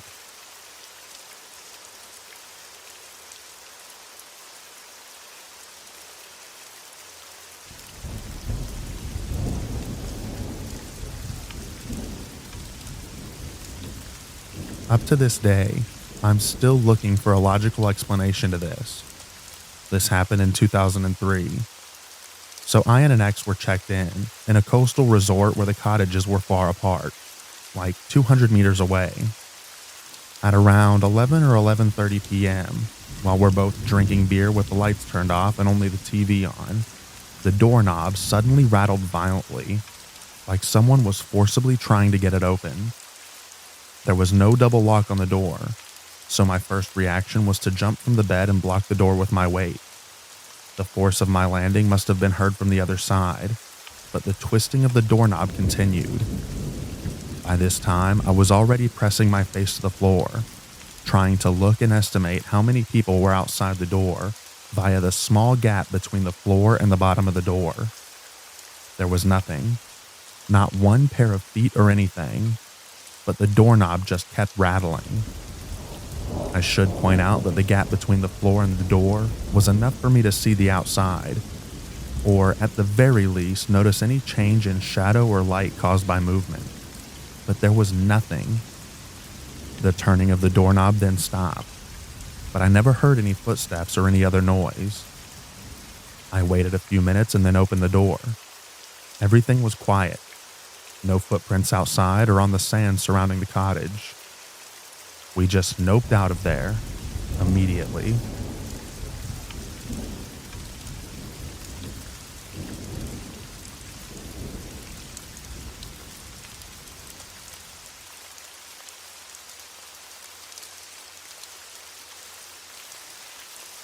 The previous story is something very similar to something that happened to me in Indonesia.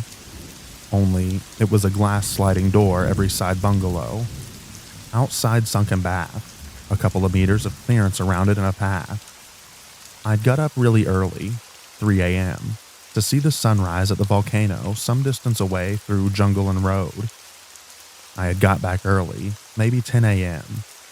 I was so tired I lay on the bed in my shorts, curtains open on every side, and just fell asleep. I was awoken by this absolutely insane banging on the glass sliding doors. Bear in mind, I could see all around through the glass, but for like the 4 wooden posts at the corners. But there was nothing there. I jumped. I mean, that's a really mild description for what I did, and stood in the middle of the single space, just looking for where it was coming from. And I could see the windows shaking as they banged. It was proper fast too. Not a regular banging, but bang, bang, bang, bang, bang. Just this uninterrupted salvo of something that I couldn't see hitting the window so hard that the glass was moving. And then it started going around the cabin, banging as it went. Like I say, I could see it bending the glass as it did, though it was hard to track at first, just because it was so weird and fast. I darted over to the bedside and called reception, shouting for them to come down.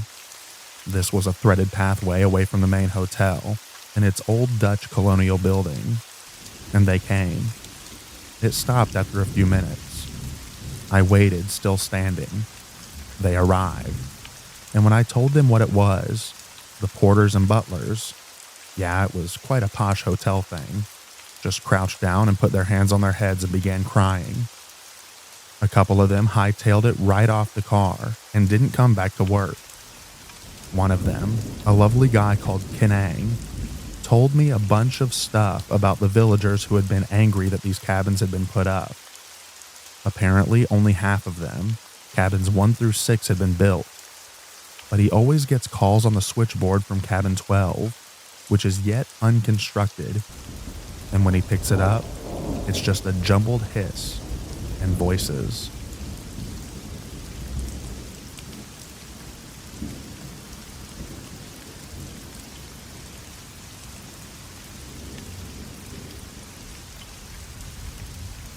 When I was 17, I was hanging out with 2 friends, and they wanted to go smoke weed in the woods.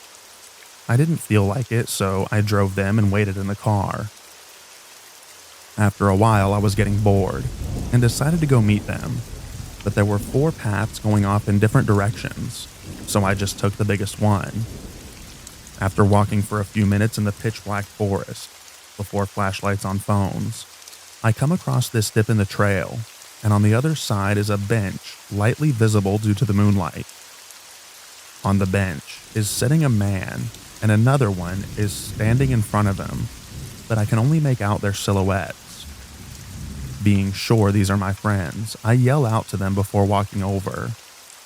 If you ever walk the woods at night, it's just an uneasy feeling all around, so I was cautious to begin with. Well, it turns out, just after yelling out to my quote-unquote friends, both silhouettes turn around towards me. Not a word, not a sound. The guy sitting down starts sprinting at full speed towards me in complete silence.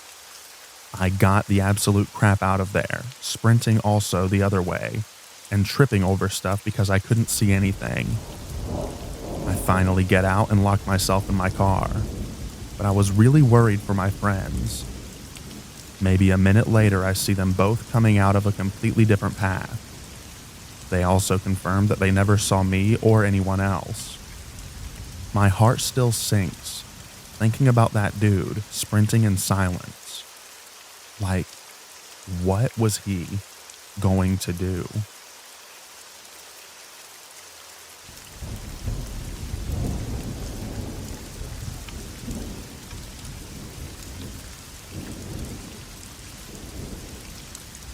Years ago, I remember sneaking out of my friend's house at night to really do nothing but walk around the neighborhood and hide from car headlights. We were young and bored. There was a homeless camp that was down in some woods off the railroad tracks, not too far from his house. We had seen the trail and knew what was back there. One of the homeless guys that lived there was actually an old friend of my buddy's dad, and he had stopped over a few times, and my friend's dad let him shower there and everything. He could have worked if he wanted, but legit told us that he just liked living off the grid. Just wanted to give you some backstory on the reason why we thought it would be cool and safe to go check it out at night. We were a bit nervous at first, thinking what if we get there and his dad's friend isn't there? So we were sneaking up on it. It was a longer walk than we thought. We got kind of close and saw there was a fire going, lighting up the woods a bit. We start sneaking closer, but the trail seemed to continue straight, while the camp set off the trail to the left. We got, I don't know, maybe around 100 feet from the camp, and we looked down the trail and saw a faint silhouette of what we thought was a person. The silhouette looked like it was coming from deeper in the woods towards the camp. We froze and ducked slightly to the side of the trail. I told my friend that I didn't like it, and we should just sneak out. He said he had the same feeling. As I said, the fire at the camp was going just enough to light the area well enough to see. We end up slowly creeping slightly off the trail, back to the railroad tracks. We get probably 30 or 40 or so feet, and I told him that I would rather just hit the trail and slowly walk back, because the bushes and trees and everything were hard to navigate, and I would rather be able to see something coming so we could book it out. We played football, and we're both pretty fast. We slid out of the brush, and see the silhouette has gotten closer. However, moving further from the fire, the light was dimmer, but we could still make out someone or something was standing there moving closer. My first thought was that maybe they saw us duck into the bushes and were coming to check, but it just felt off. My friend and I looked at each other, and both mutually and silently decided to pick up the pace. Almost on cue, we both looked back, and the silhouette was now booking it towards us, absolutely silently. No noise, just fast movement. We hightail it out of there as fast as we can. Thankfully, the trail was wide, so we weren't bumping into each other or anything. Neither of us looked back until we hit the railroad tracks, then hit the railroad track bridge, and were on the other side. I looked back as I was slowing down, past the bridge, and didn't see anyone. We got back to his house pretty fast, and luckily, that was the end of it.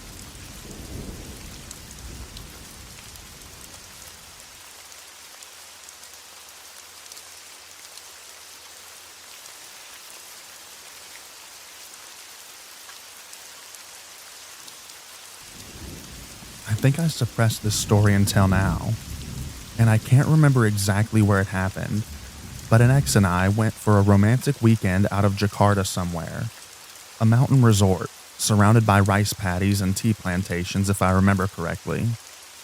It was beautiful and expensive. I was woken up at probably 3 a.m. in the pitch black in our room by some banging on an internal door, and then I heard it slide open. In that split second, I thought it was my ex who couldn't see anything, trying to go to the bathroom. Then she sat up and screamed beside me. I crapped myself. I got up, turned all the lights on. The sliding door that we had locked was unlocked and wide open. I thought initially that someone had broken in and we'd startled them, but the outside door was still locked. We noped out immediately as well. We managed to find some other weird reports online, but there wasn't much, and this was back in 2008. We never got an explanation. Only thing I can think of is that someone may have gotten in via a manhole or something, though I never waited around to bother and look. I refuse to believe in supernatural stuff, so it's the only logical thing that I could consider. As I say, I've clearly suppressed it until now.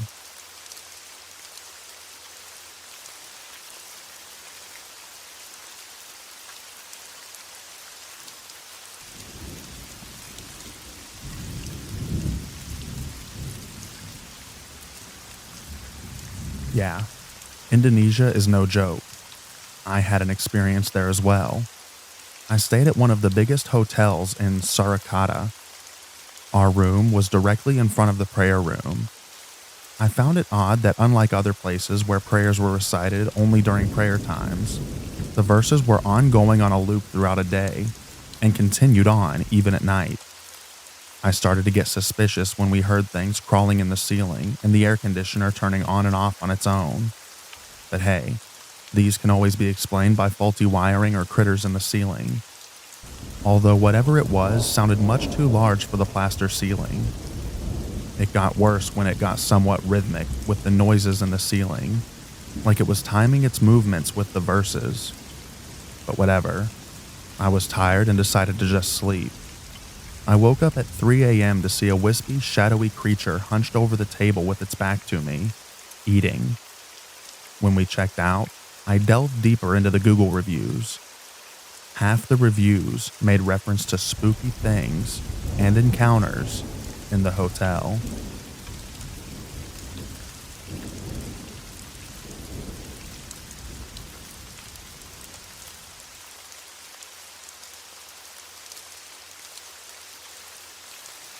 I was out in California with my wife and daughter. She was about 10 months old at the time, visiting my father-in-law. We drove into the city to hang out. He had to handle a traffic ticket, so we drove to the courthouse. As we drive in, this car is driving into the lot. There was a gate with a guard. Not driving super fast, but too fast for a parking lot. The attendant seemed to be running after the car. We were super confused. The car proceeds to drive into the lot, pick up even more speed. Then the passenger, a woman, opens the door and falls out of the car. We stop our car. We're not in the lot yet, and we were all wondering what the heck is going on. The car stops. The driver hops out and starts chasing the woman. Then all heck breaks loose. She's screaming. He's chasing her. The lot attendant is close behind him. And then I notice the driver chasing her has a knife. The woman passenger runs towards the courthouse, up the steps, and the driver chasing her catches up. Courthouse police are running towards them now. 3 of them, guns drawn, yelling at them to stop. The driver tackles the woman. Remember, he has a knife. And as they tussle on the ground, we hear 4 to 5 gunshots. I could have sworn they just killed both of them. But the woman jumps up and is quickly ushered into the courthouse by one of the cops. The other 2 approach the man, guns still drawn, and he writhes around a bit and then goes still. My wife didn't think they were real gunshots. She thought that they were beanbags or something. Thankfully, my daughter was in a rear-facing car seat and had no idea what was going on. We turned around and left. The news later reported the woman was being physically abused by the man, but she convinced him to take her to the courthouse to deal with a speeding ticket or something. She took her chance to get away. He chased her with a knife, and the courthouse cops shot and killed him. I was crazy impressed that they fired into this tangle of 2 people, and the woman wasn't injured. Still doesn't feel totally real that I watched those cops shoot and kill that guy.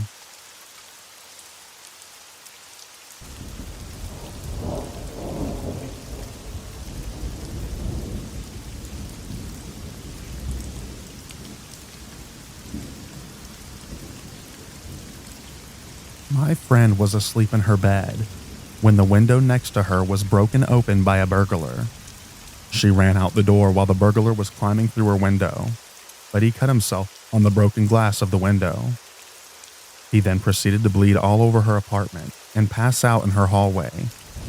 He died from blood loss in her doorway because the glass cut his femoral artery. The ambulance came and took him away, but he was already deceased by that point. She sent me pictures of her walls and bedroom, and there's just blood everywhere. So basically, my friend had someone die in her apartment in the middle of the night, randomly, and cover her place in blood. She then had to call hazmat cleanup to clean the place, and she moved to Canada shortly thereafter.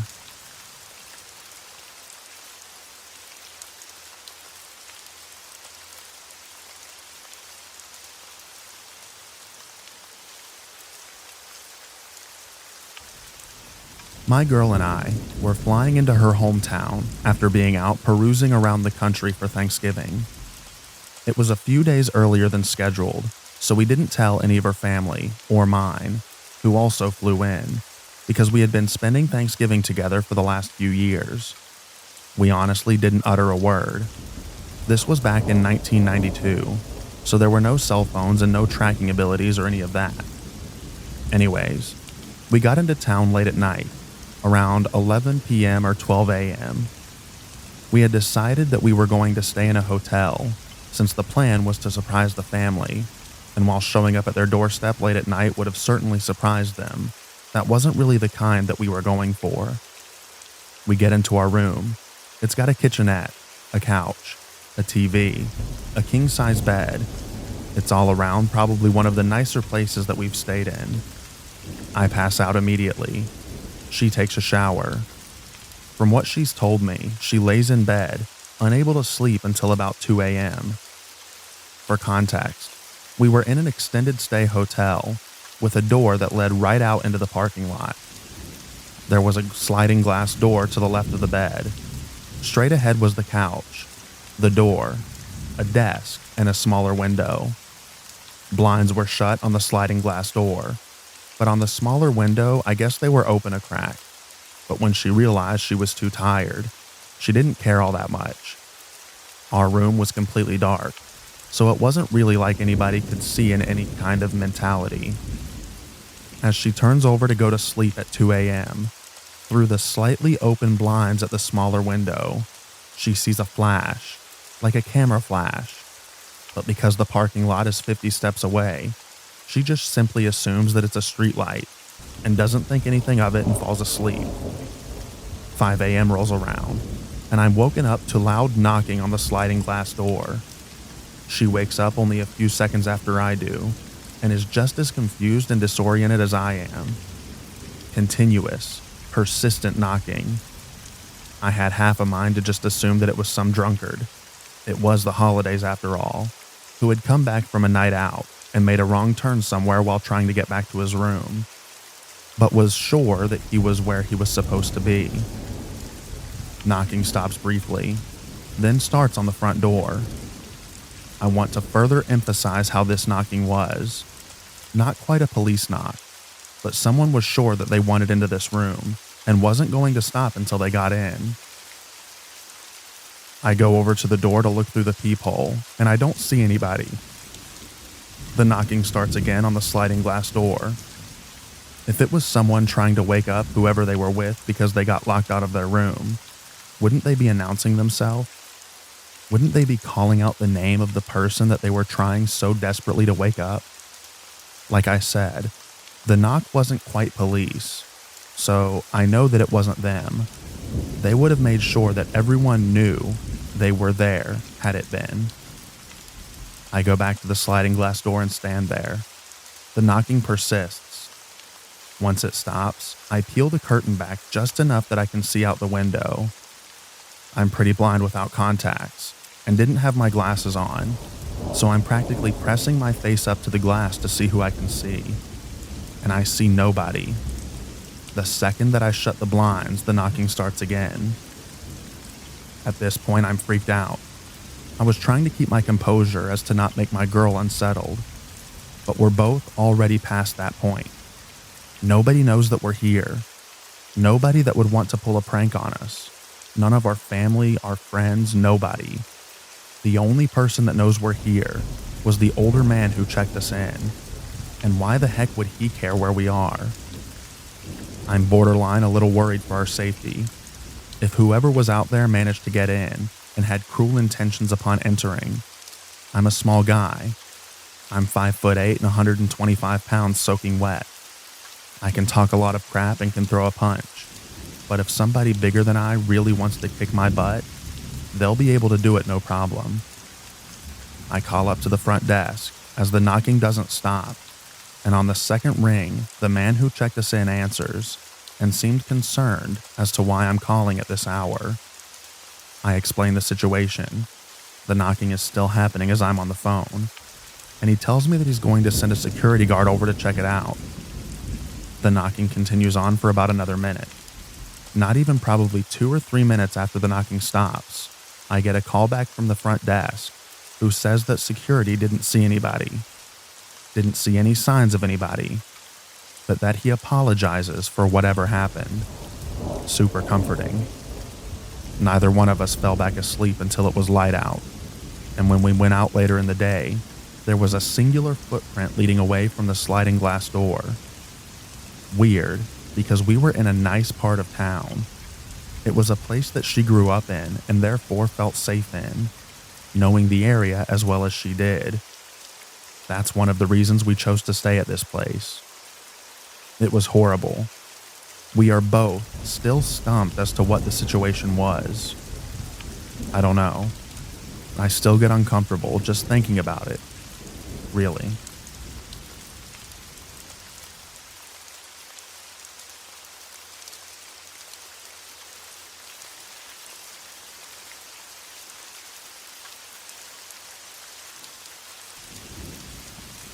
This is a story my mom tells me all the time. When I wasn't even 6 months old, my dad was out of town on a work trip, and my mom was home alone with me and my older brother. The house was kind of isolated and had a gravel driveway with one of those doorbell things where it would ring the doorbell whenever someone drove or walked close enough to the garage. At 11:30 p.m., my mom hears the chime and wakes up. She knows that my dad isn't due home for 2 more days, so she's positive that it isn't him. She grabs a shotgun and sets in the hallway that leads to the front door. Someone jiggles the handle, and my mom makes a point to loudly pump the shotgun and tells the person that she's aiming it at the door. Then she heard the chime go off again and hears them running down the driveway. That was it. The next day, she heard sirens whiz past the house towards the neighbor's place. They'd been found stabbed to death in their bed. The police assumed that the murderer had either come by my house either before or after they'd killed our neighbors.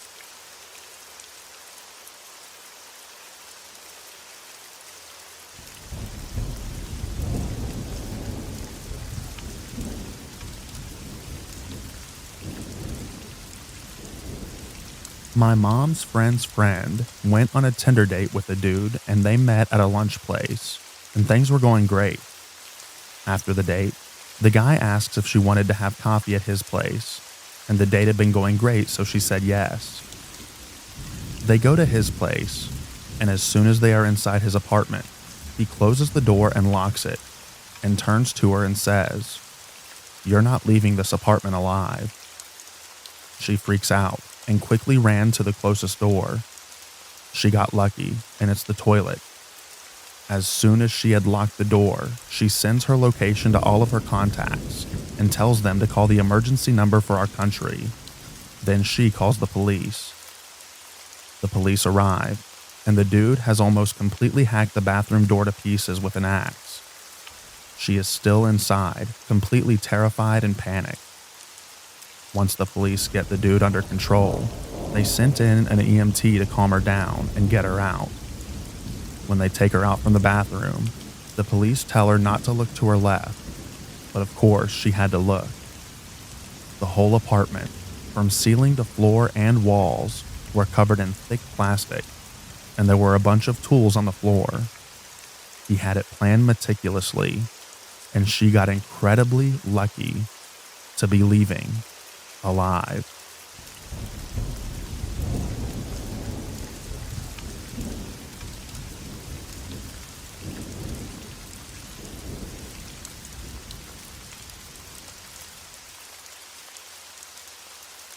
This is going to be a somewhat long and controversial story, but it happened to me. I was driving home from visiting a friend who lives several hours away from me, 6 hours to be exact. I hadn't seen my friend in a very long time, and instead of leaving early from my visit like I should have, I left their place at like 8 p.m. I messaged my husband when I left and told him not to wait up for me, as I wouldn't be home until almost 3 a.m. We said goodnight, and he told me to drive safely. The highways that I would take to get home aren't major thoroughfares. I live in rural Canada, so 90% of my drive would be on small 2-lane highways. It's actually a beautiful drive through gorgeous countryside. So I'm into my drive about 4 hours when things get weird. I'm literally in the middle of nowhere when my GPS starts acting up. After about 5 minutes, the thing literally just dies on me. No problem though, I'll just use my phone.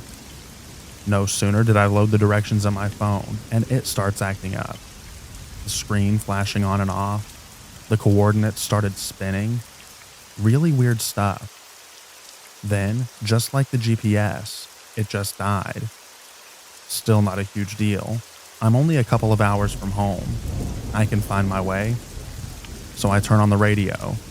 I had been listening to music on my phone, but it died.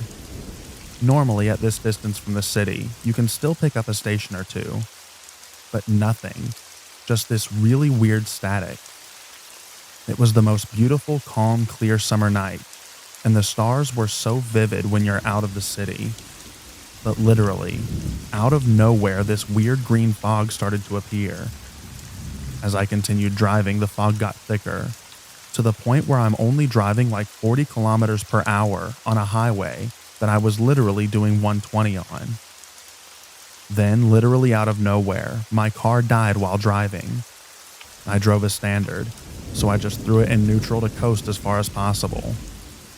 When I finally came to a complete stop, the fog was so thick that it was actually in the car. I could barely see my hands on the steering wheel, and it had a terrible taste. Next thing I know, it's daylight out, and I'm being yelled at by 2 CN workers. I was still in a daze. It was almost like I was frozen. The workers are screaming at me. I guess my car is parked on private railroad property. They ask how I got past security with my car, why I'm there. I couldn't answer. I literally had no idea where I was. They told me to get out before they call the cops and file trespassing charges. I tried to explain what happened. I told them that the car died on the side of the highway. I went to start my car to show them that it was dead, and after some heavy hesitation, it finally started. I couldn't believe where I was. I was literally inside of a CN rail yard. How did I get here? There was a 9-foot fence surrounding the compound and a locked security gate at the front. I asked the worker where I was, and when he told me, I was in disbelief. I was at least 100 kilometers from where I last remembered. As I'm driving out, I instantly remembered my husband. He must be worried sick. What time is it even? How the heck did I get here? My phone was still completely dead, so I couldn't message him. When I finally got home, it was 3 p.m.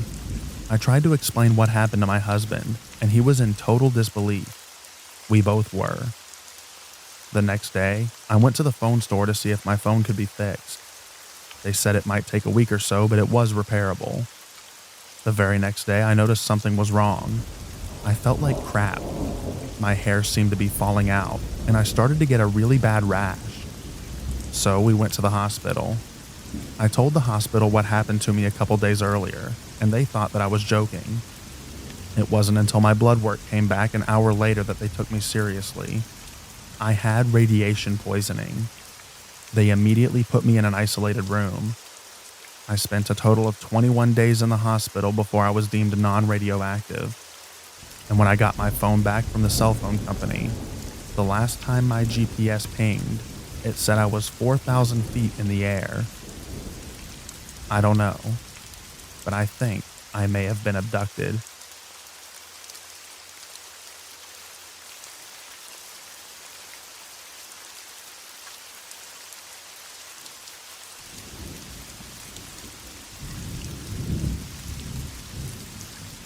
I was 17, taking the metro from the suburbs to Chicago at 8 p.m. alone. So this was like 2011. I was reading my book and heard a loud sound behind me. I turned around, and a man about 40 was looking at me with his bag on the ground in front of him. He picked it up and sat next to me, blocking me from exiting and sort of pushing me into the window. I was alone in the car except for the conductor, who left within a few minutes. The man began talking to me, saying that when I turned around, I was more beautiful than he thought I'd be. He said we could have a life together, but it'd be hard, since people would talk about our age difference. I said I wasn't interested. As we pulled into the station, he grabbed my arm hard and said, "Don't scream, I have a weapon." He was walking me off the train into the crowd, holding my arm. Behind me, I heard the conductor shout after me, "Miss, you forgot your book." And the man let go of me and ran away. I ran to the conductor and was crying. He said he thought the man was my father and had no idea. I was on my way to catch another bus, so I just sort of numbly ran off, looking in every direction until I was on my next bus. I never told my parents, because I didn't want them to not let me travel to see my boyfriend at the time, now my husband. Anyways, don't sit in the empty train car.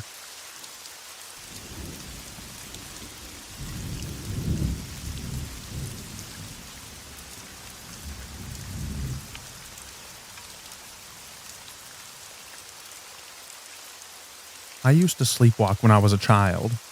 We lived in a rough neighborhood, Decatur, Georgia, and I would wake up outside in the middle of the night, not knowing how I got there, and would have to walk home and walk into the darkened doorway I had left wide open for whoever might be lurking around. However, the time that scared me the most was when I was about 9 years old. I woke up and found myself with the bedroom curtains drawn, back, and staring out the window. As I came awake, I noticed a very large and completely hairless man, no hair, eyebrows, etc., staring at me, and slowly inching closer to the window and closer to my face. He was looking bewildered, like he wasn't sure what he was seeing. At that moment, I realized what was going on and started screaming uncontrollably, frozen in place and peeing down my leg. The man freaked out and screamed, did a tumbling move, and then ran off in a weird zigzag like he was trying to dodge bullets. My mom woke up and thought I probably had a nightmare. The next morning, we found a screwdriver on the front porch and damage to the door jamb and door handle. I still just about pee my pants when I tell that story, but now it's usually from laughing. I will never forget the look on his face when I started coming to life and screaming, or his high-pitched scream and his duck and roll, dodging and bobbing all the way down the street.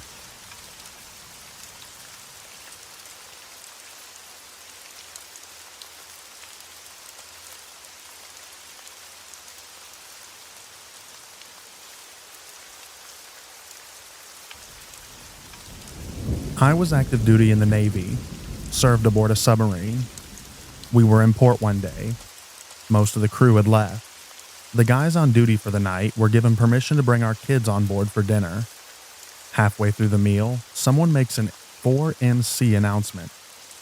4MC is the emergency announcement intercom thing. It says there's light smoke in the engine room, quickly followed by fire in the engine room. We train for this stuff religiously, so everyone is immediately in action. The commanding officer is still there but topside. One of our senior enlisted guys apparently ran the kids up front to a hatch where he was quite literally throwing them through the hatch as our CO caught them and sat them on the deck topside. The rest of us ran toward the fire, and I see no one grabbing a mask, not one person. So I grab a big handful of breathing masks, and followed through the hatch where we're greeted by what appeared to be light smoke filling the entire engine room. But it didn't smell like smoke. It was sweet and tasted sweet. An oil pump had blown and filled the entire back half of the boat with atomized hydraulic fluid. A guy was moments from lighting a torch in the engine room as the casualty was called. Had it been called just a moment later, we'd have walked into an inferno. Had he, for some reason, not heard it called and lit the torch after we had run in, we'd have been on fire before we could react. It all turned out perfectly fine. Cleaned the oil that clung to the surfaces and fixed the pump. But it was somewhat surreal, understanding just how close we were to a wildly different result.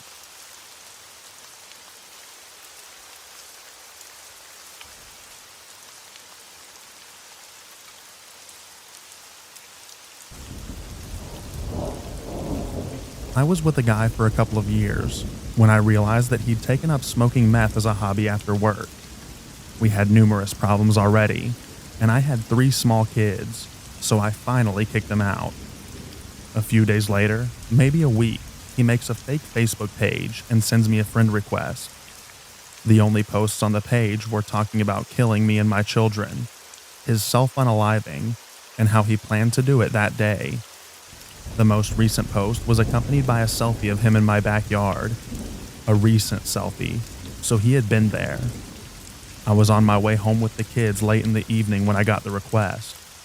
I had stopped by my parents' home the day before and gotten my dad's 9mm handgun because he was sending messages through mutual friends about burning my house down. I called the police as soon as I got home, and they didn't seem to think it was a big deal and didn't have an officer available to come check my house before we walked into it. I live in the middle of the woods, and we have a rinky-dink police force. Anyway, I made the kids stay in the car. I gave my oldest instructions on what to do if anything happened, and I had to sweep my own home, in the dark, with a 9mm, just in case he was in there waiting for me and my children. And it was terrifying. I had to check my entire house every time we came home for a while, and I was always worried that I'd eventually find him there. Police were called numerous times, and I was eventually granted a restraining order a couple of weeks later, when the death threats continued.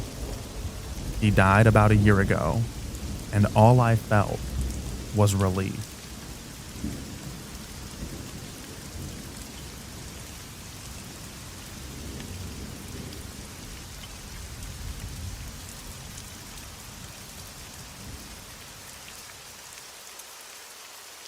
In the early to mid-90s in Northern Ireland, I was a kid of around 8 or 9.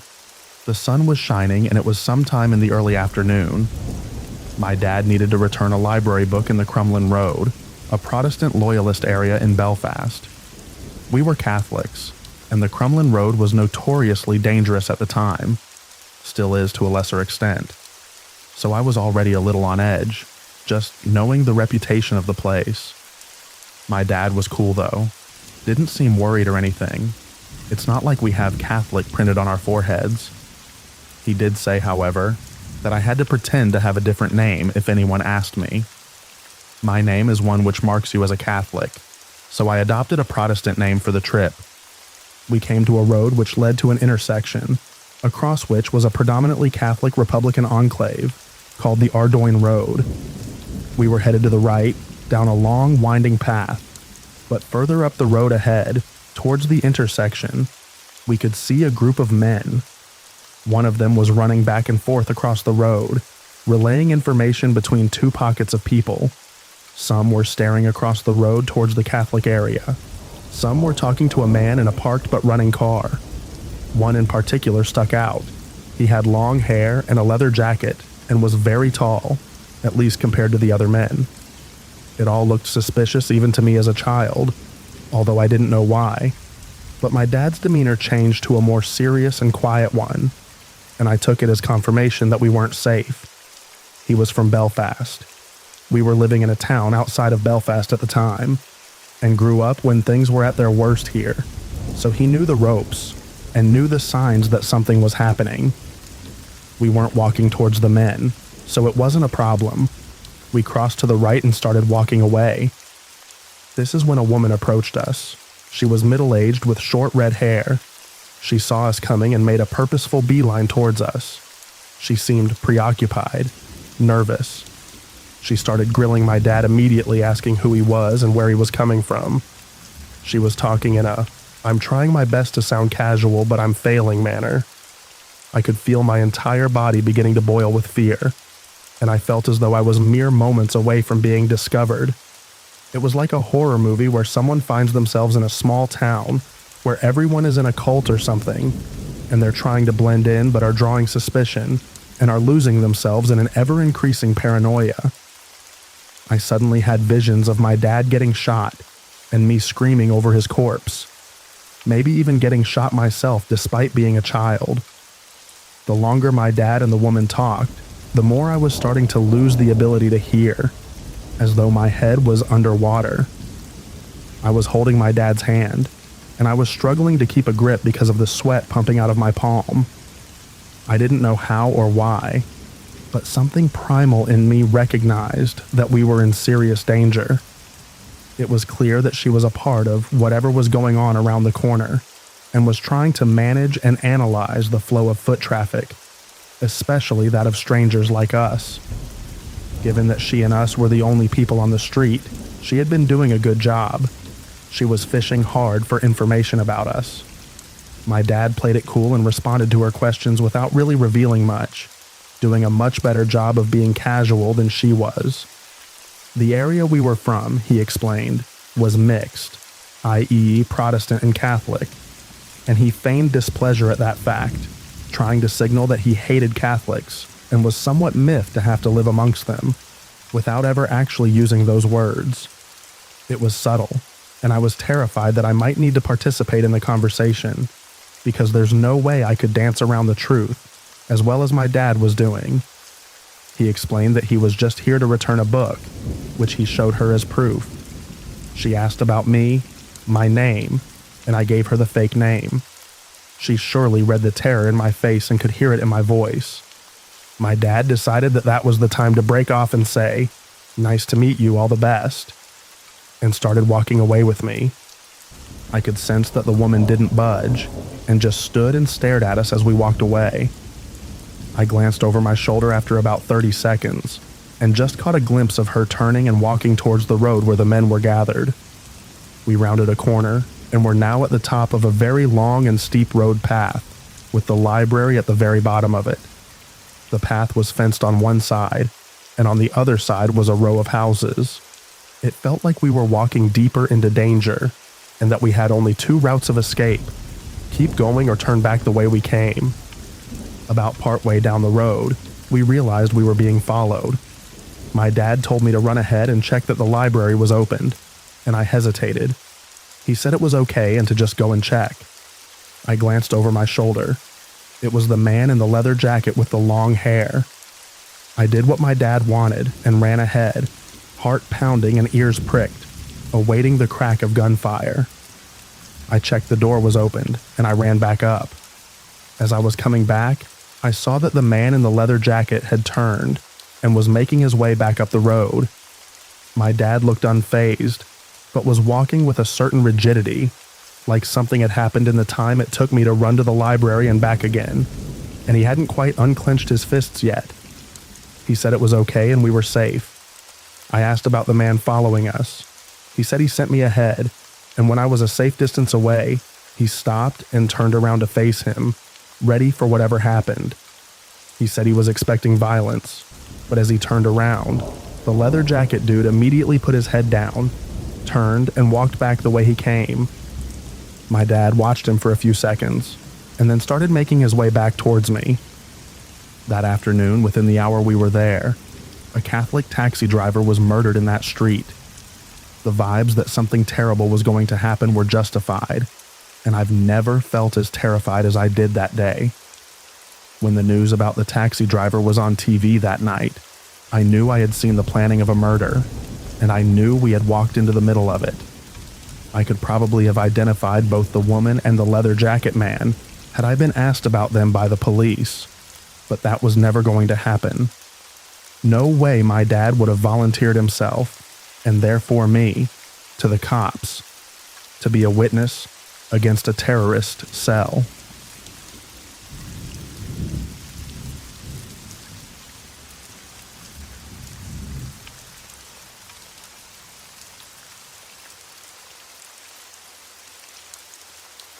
Something weird happened to me. It was more scary in a what could have been kind of way. So, not on the same scale as some of the other people in the comments. I was a 17-year-old and I'm male, and I was walking home from a nightclub, quite drunk and stoned at about 2 a.m. I'm in a lonely part of my walk. No people and very few cars. Just a road and some large shops. A barbecue and a carpet showroom. Out-of-town shopping complexes that have since become ubiquitous in the UK. Anyway, in a lay-by, about 15 feet away, is a car pulled up with lights on. As I stumble past, two men step out and call me over. Something about the situation immediately sobers me up. I keep walking, and one of them shouts, "It's fine, we're the police. We'll drive you home." I stop for a moment and reply with a smart comment along the lines of how police would never do this and that they were dodgy. Calling them dodgy always sticks in my mind. He insists that I'm too drunk and it's not safe for a young man like me, and I should let them take me home. I say no, and he then calls me to come over here and listen to the police radio in the car to prove that they are real police. It's weird the guy is almost begging me, desperation in his voice. I repeat a firm no, tell them I'm fine and keep walking. The minute I'm out of sight, I run as fast as I can and don't relax until the 30 minutes later that I'm home. I can only assume that they didn't manhandle me into their car because there was the very occasional taxi passing by. I'm 45 now and occasionally think about how that could have ended for me. None of the scenarios seem good. Sadly, stories like this are probably more routine for women, but at the time, it really shook me up.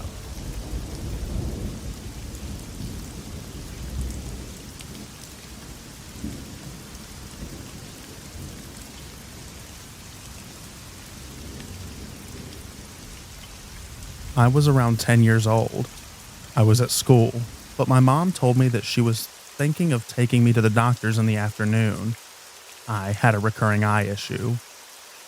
It was lunchtime, and I'm in the dining hall when the office woman told me there was a taxi outside for me and that I needed to go. I assumed that my mom booked it for me, as she can't drive. I cleared up my stuff and got my bag. I was just about to leave when I remembered my jacket in my classroom. I rushed to get it and head out for the taxi. The office woman tells me that I'm too late, and the taxi had gone without me. I just went back to class, but I was panicking that my mom would be angry at me. School finishes and my mom is waiting for me at the gates. I burst into tears, apologizing for missing the taxi, and thinking that I was in big trouble. She never ordered a taxi, and had no clue what I was thinking about. She ended up not making the doctor appointment. No one ever found out who ordered the taxi, or who the driver was. My mom doesn't like to think what would have happened if I hadn't forgotten my jacket and got in that taxi.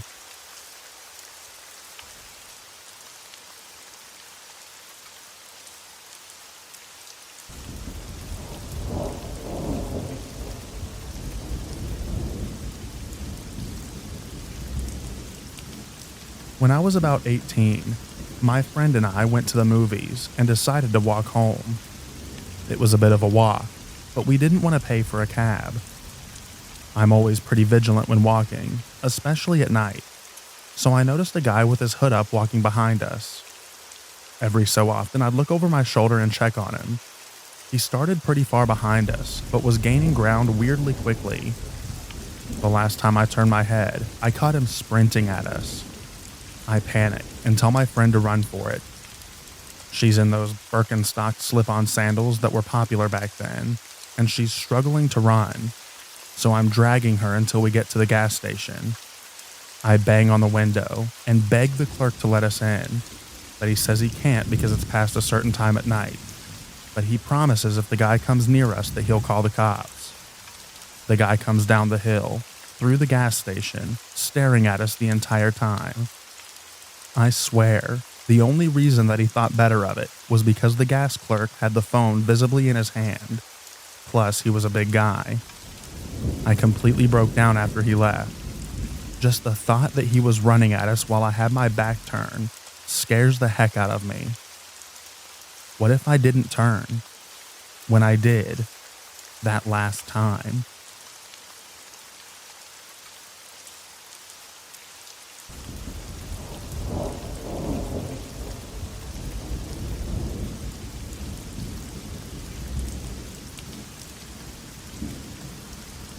I was camping with my family and our family friends.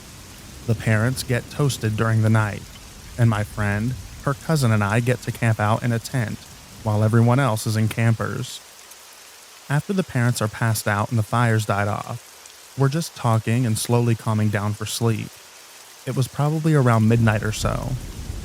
We hear the crunch of some shoes on gravel and the jingle of a collar on a leash. A soft shadow of a tall man stops by the side of our tent, facing closest to the gravel road. We are all stone silent, and a man's soft voice says, "Hey there, girlies." We say nothing, in the stillest silence I've ever experienced. "What are you girls up to so late?" Silence. We're looking at each other with wide eyes, thinking we're essentially on our own, because the campers, while being close by, are filled with our smaller siblings and our intoxicated, snoring parents. He hums something to himself, like he's mulling something over, and then his shadow moves and he continues on down the road.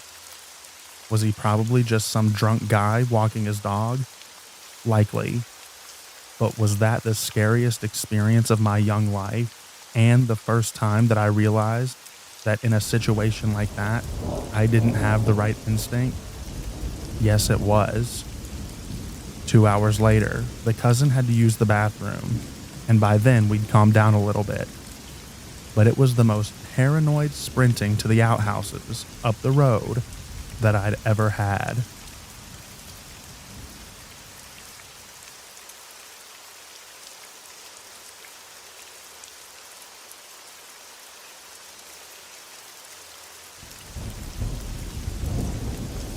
I'm a guy, and when I was 19, I was at a friend's apartment one night for a party. Things were starting to wrap up. It was very late, and we were all standing around in the parking lot, talking as we got ready to leave. Then this beat-up old Ford Bronco pulls into the lot, and a tall, lanky guy in Western garb, hat, boots, belt buckle, gets out. That in itself wasn't unusual. I'm in New Mexico, and you see people dressed like that all the time. But instead of going into an apartment, he walks up to our group and just stands there. Never says a word. He wasn't acting in a threatening way. It was just really weird and awkward. So we all decided this would be a good time to leave. We got in our cars. He got in his Bronco and we all drove off. When I got onto the street, he pulled out right behind me, which I didn't think too much of at first. But then he revved his engine, pulled right up on my tail, and flipped on his high beams and a light bar. Now I knew something was up. At the time, I was driving a little 1985 Dodge Omni that could maybe do 75 if you dropped it off a cliff. So there was no way in heck that I was going to outrun a V8 Ford Bronco, even if I was crazy enough to try. This guy could easily keep up with me. I didn't know what to do. In retrospect, I probably should have driven to a police station, but that never occurred to me. And even if it did, I don't know if I would have known where the nearest police station was. This was the early 90s, no smartphones or Google Maps. So I did the only thing that I could think of. I swerved onto a side street into a poorly lit residential neighborhood. He followed me. but I had a bit of a head start, so I gunned it and turned off my lights. I just sort of randomly drove around the neighborhood for a while, until even I couldn't remember what route I had taken, and I couldn't see him in the mirror anymore. When I was pretty confident that I had lost him, I found my way to a main road, turned my lights back on, and headed home. To this day, I don't know if I was the victim of a stupid drunken prank or if I was nearly murdered.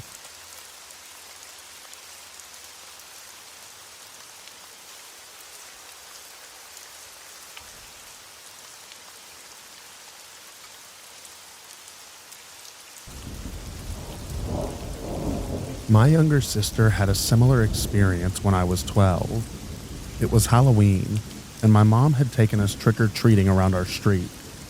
When we got back home, we asked if we could stay out a bit longer riding our bikes. We lived in a cul-de-sac, so it was normally only neighbors and their visitors driving by. After a short ride around, just as we had stopped in our driveway, a car stopped, and a man told us get in the car. My sister and I froze out of fear and didn't respond. He repeated the demand before driving away. I guess he was worried an adult would see or come outside. We rushed inside, locked the garage behind us. The police were called and came to our house to take the details. We even spotted a car that looked very similar after the incident at the nearby shops, and my mom informed the police. A few months later, we came to find out that the man who approached us had been arrested for luring a young child away and assaulting the child during Christmas carols at a local botanical park, which my family and I had also attended. I remember being shocked and disturbed when I first found out about the assault, and even more so when I realized that what could have happened to me or my sister that Halloween night, when we found out that it was the same man that was responsible.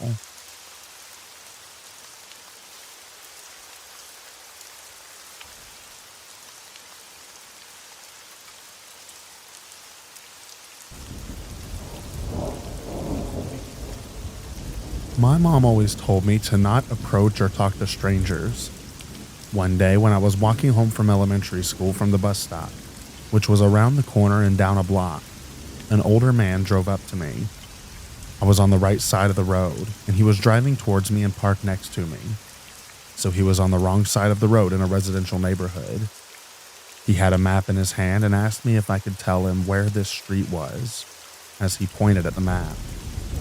I took a couple of steps towards the car and remembered the lesson that my mom had taught me and stopped and asked, "What street is it?" He told me the name of the street, and I gave him verbal directions and started walking again. Something didn't seem right to me though, and I don't get why he needed a map to ask where a street was that was not difficult to find. I was literally a few miles down the main road, a block away. I just figured he wanted to kidnap me.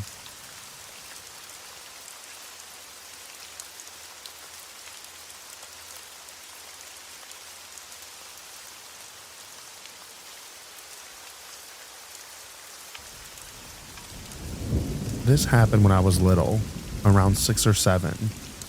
I was being watched by the neighbors across the street with her 4-year-old and newborn. The mom decided we should have a picnic on the driveway, but after a little while, she had to go inside to get something, maybe to use the bathroom. I can't really remember. But as soon as she left, this old couple rolls up to the driveway and asks me and the 4-year-old for directions. I tried to tell her the street was a few streets over, but she said that she couldn't hear me over the car, so could we come closer? I wasn't sure what to do, because I already knew about stranger danger but didn't want to be rude to elders.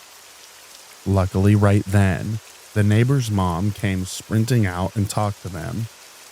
I overheard the ladies say that I was helpful, telling them that they were on the wrong street, and the neighbor told her the same thing I did. It was only when I was older, thinking back on it, that I realized that it was weird that they asked such a small child for directions, and that she had heard what I said, but lied, trying to get me to come closer. Definitely, probably, would have been kidnapped.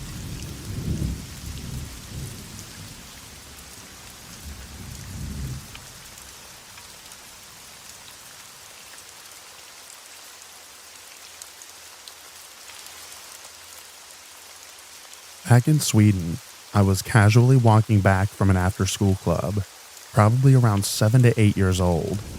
I can't remember for certain. Autumn weather, rainy and dark. A car pulls up next to me, drives slowly. A relatively old man looks me dead in the eye. I look straight ahead. I start walking a bit faster and he speeds up. Instinctively, I turn around and frantically start running towards the main road. It's about a 30-minute walk from school to my house. Anyway, as I run along the main road, one of our neighbors sees my reflective dangly bit, stops and offers me a ride back home. It shook me up for weeks after, but my parents didn't care.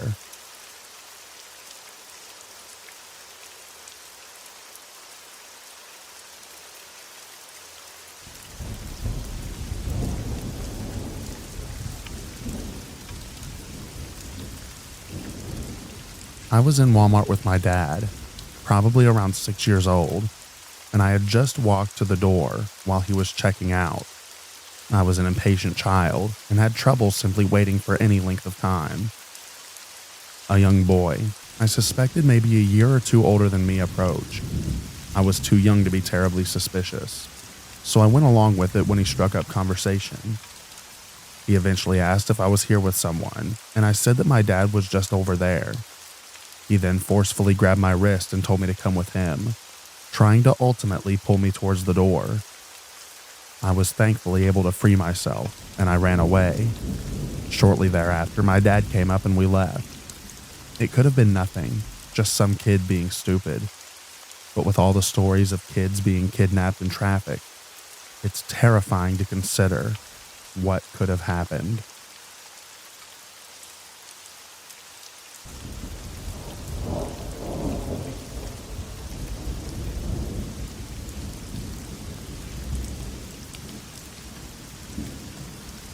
I remember when I was 11, I was walking across the road to grab some candy with my friend.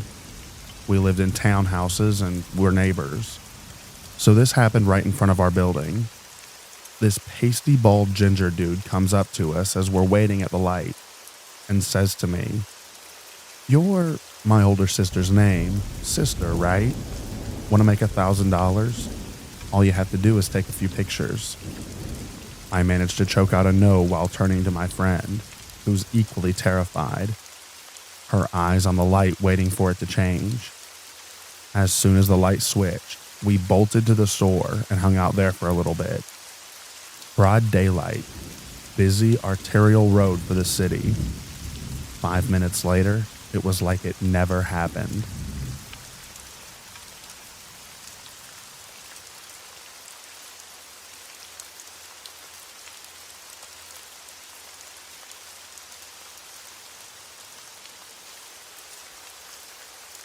Around August of 1978, I was in my late teens hitchhiking from Illinois to Michigan.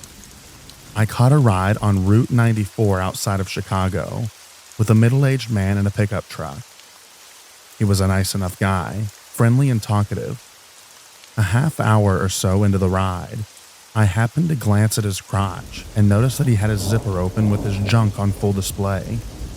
Not good. I stayed calm and waited until we got near an exit and asked him nicely to pull off. I told him I was getting car sick. He ignored me and blew past the exit. Crap. There was another exit a few miles ahead. I told him I was nauseous and was going to vomit and to please take the next exit. He blew past that one too, and I instantly recognized the danger that I was in. I knew I had to get out of the truck. All I could do was bluff. I'd seen it once in a movie. I reached into my backpack and pretended to grab something and hold it in my hand inside the backpack. I told him that it was in his best interest to drop me off. I told him that if he didn't drop me off, I would use the thing in my hand, and that would be very bad for both of us. It worked. He must have figured I wasn't worth the trouble. He took the next exit and dropped me off at a gas station. Fast forward to several months later when I picked up a newspaper and saw a picture of the man who had picked me up hitchhiking on the front page. He had been arrested, suspected in the murders of multiple young men. That is the creepiest face I've ever seen, and I never hitchhike again.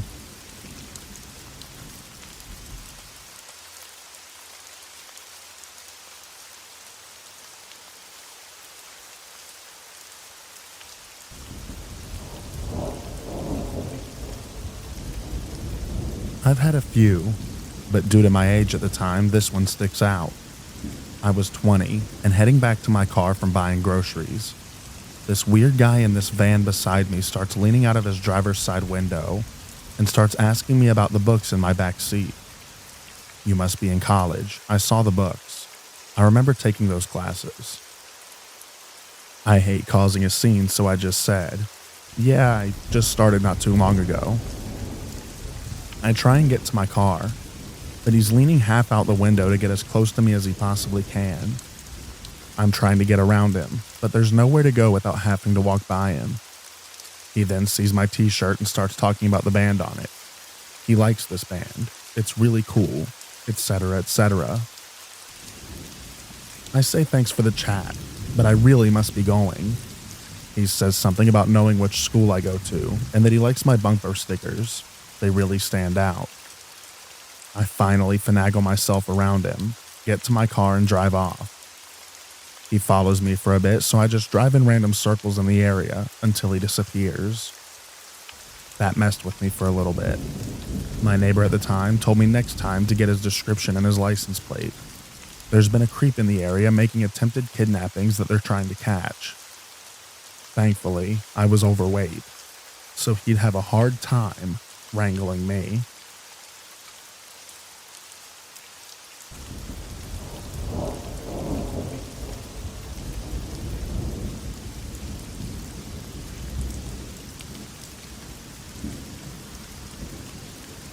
This could only happen to one of my friends, who is one of the sweetest people that I've ever met. Where we live, there's a suburb that has all the nightclubs and some tech businesses, but still has a large homeless presence. So over the years, it's developed a bad reputation. One night, my friend is heading towards a gig and takes a shortcut through a dark alley, where out of nowhere, an Aboriginal guy asks him for a cigarette. My friend, being the nice guy he is, rolls him one and just starts having a conversation with the bloke. An Aboriginal woman approaches my friend from behind and puts her hands on his shoulders, but doesn't say anything. The guy my friend is talking to nods like he's saying no, so the girl just leaves. My friend says he has to go, which the Aboriginal guy replies, "You know, I was actually going to R-word you, but you turned out to be a nice guy, so I decided I wouldn't." My mate just legged it.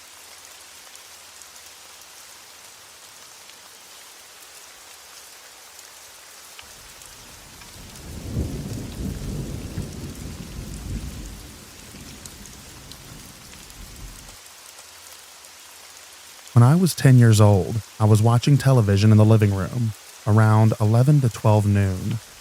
The door was open, and suddenly, a guy with somewhat long and curly hair, and really tall too, stands right at our door.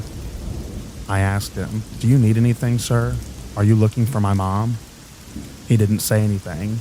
He just stared at me and shook his head a little. I keep asking. He stayed silent. My brother, who was 11 or 12 years old, is in the living room too, so I go to our kitchen where my mom is doing something. "Mom, there's a guy at our door," I said to her. When my mom turned her head towards me, she got startled. I turned around to see the guy standing right behind me, and I didn't even hear his footsteps. Mom then started yelling things like, "Who are you?" and other stuff that I couldn't remember. My brother was standing frozen in the living room. Our neighbor's house is just beside our house, so my mother runs towards the exit at the kitchen and shouts for help. The guy leaves before our neighbors arrive. He was fast, and he wasn't even running. My neighbor, who was probably 20 plus years old at the time, even tried looking for him and tried to scan the streets, but no one saw him. That was the creepiest guy I've ever encountered.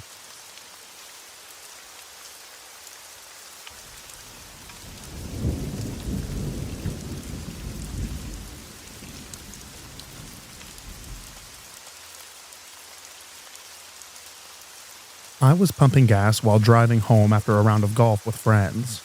I wasn't particularly aware of my surroundings because I'd been to this gas station many times. All of a sudden, and out of nowhere, a middle-aged man asked if I know where the church is from the pump across the aisle. Puzzled because there are so many churches in this area, I asked for clarification. He then starts asking me with increasing angst if I accept Jesus and whether I know Jesus. My hair is standing on end at this point, so I start babbling about how I love Jesus. Then he says, "Come on over here and let me show you something." Then I finally get a good look at this situation. This crazy person is driving a 1980s to 1990s faux wood station wagon with curtains all around the rear windows. I had a car with a V8 at the time, so when the guy turned around, I threw the gas handle on the hook, jumped in my car, and got out as quickly as I could. I took a circuitous route home at fairly high speed just in case. So I'm pretty sure he was either going to help me meet Jesus that day or show off the body of someone who already did. Either way, not a good situation to be in.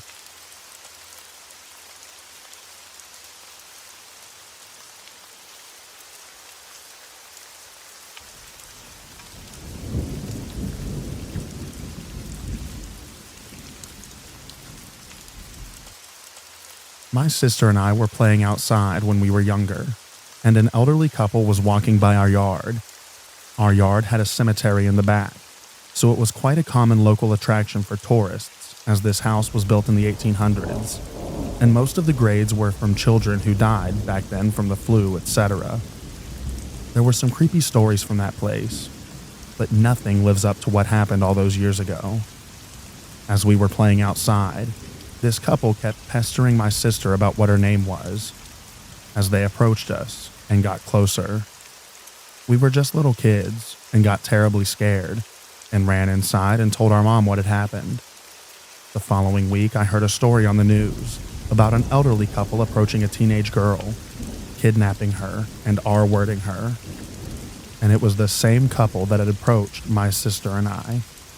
I still get creeped out about that.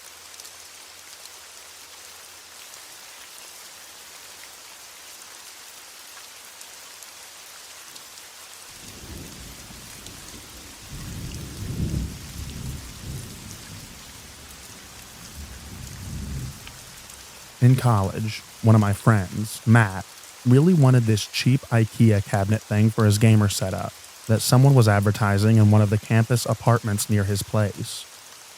We were going somewhere with our other mutual friend, Chris, and he swung by to get the cabinet on the way there. We get to the apartment, and the guys go in and I'm in the car. They come back out after viewing the cabinet and brought the seller with them. My friends were clearing out the trunk, and the seller was hanging around my window trying to talk to me. He was really weird, so I was just giving one-worded answers. He kept asking if I wanted to come upstairs to see his fish tank. No. And I politely declined several times. He had these shifty black eyes that creeped me out.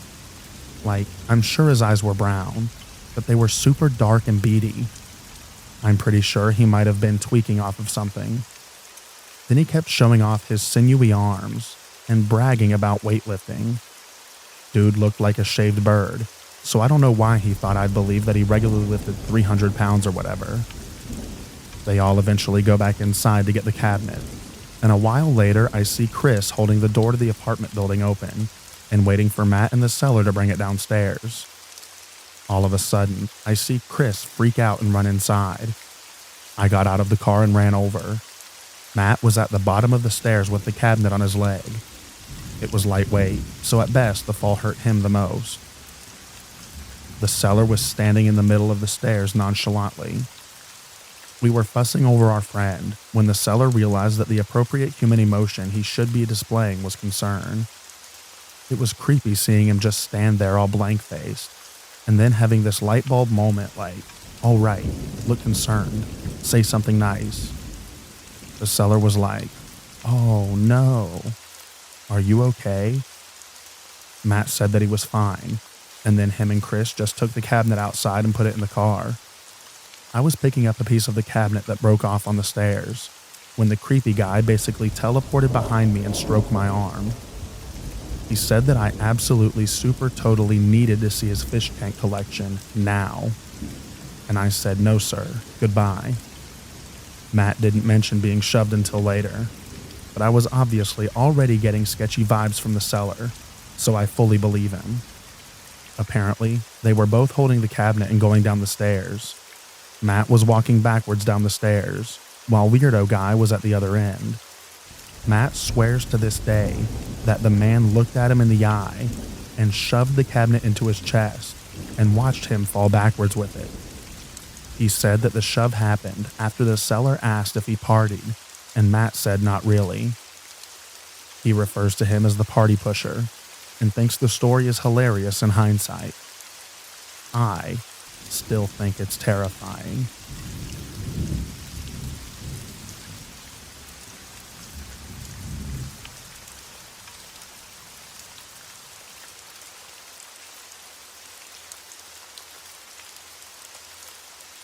When I was a kid, my dad owned a houseboat and a speedboat. My big brother and I would spend a good chunk of our summers with him.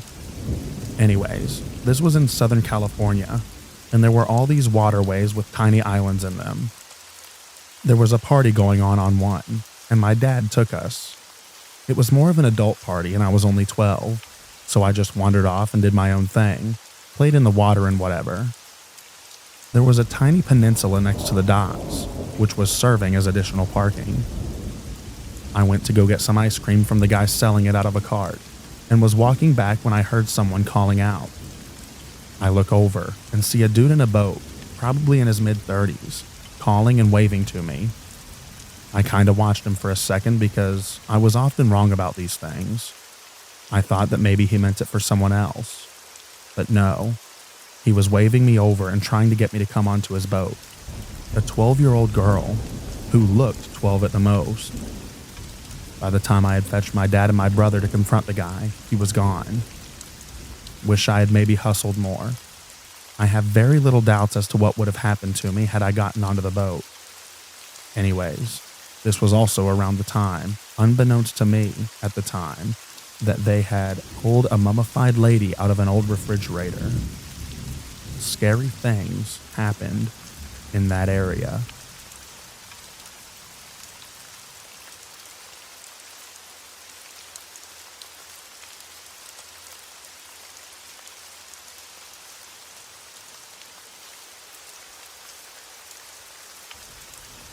I was 8 or 9 years old, I think, and we had a little field, mostly just sand, on the opposite side of the street where I played a lot.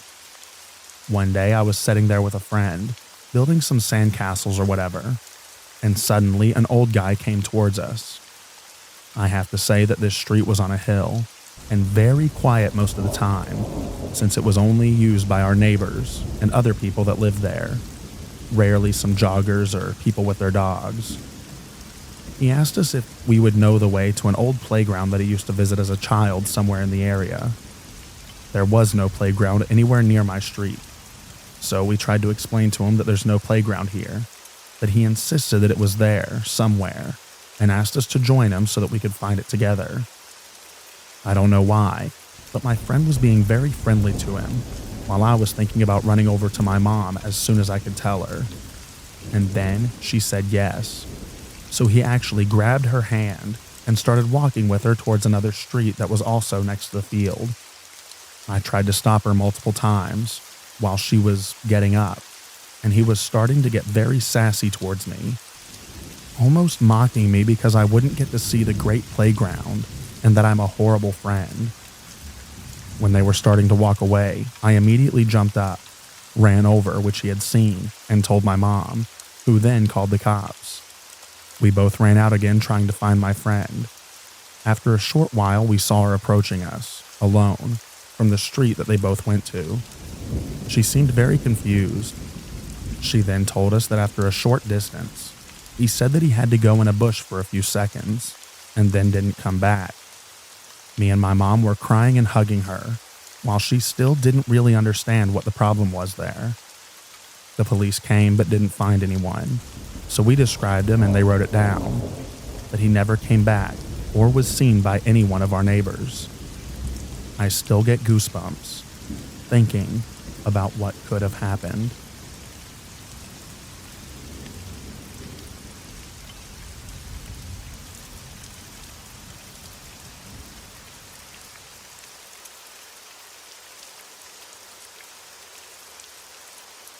This actually happened to me, so I'm going to be a little vague for the sake of privacy.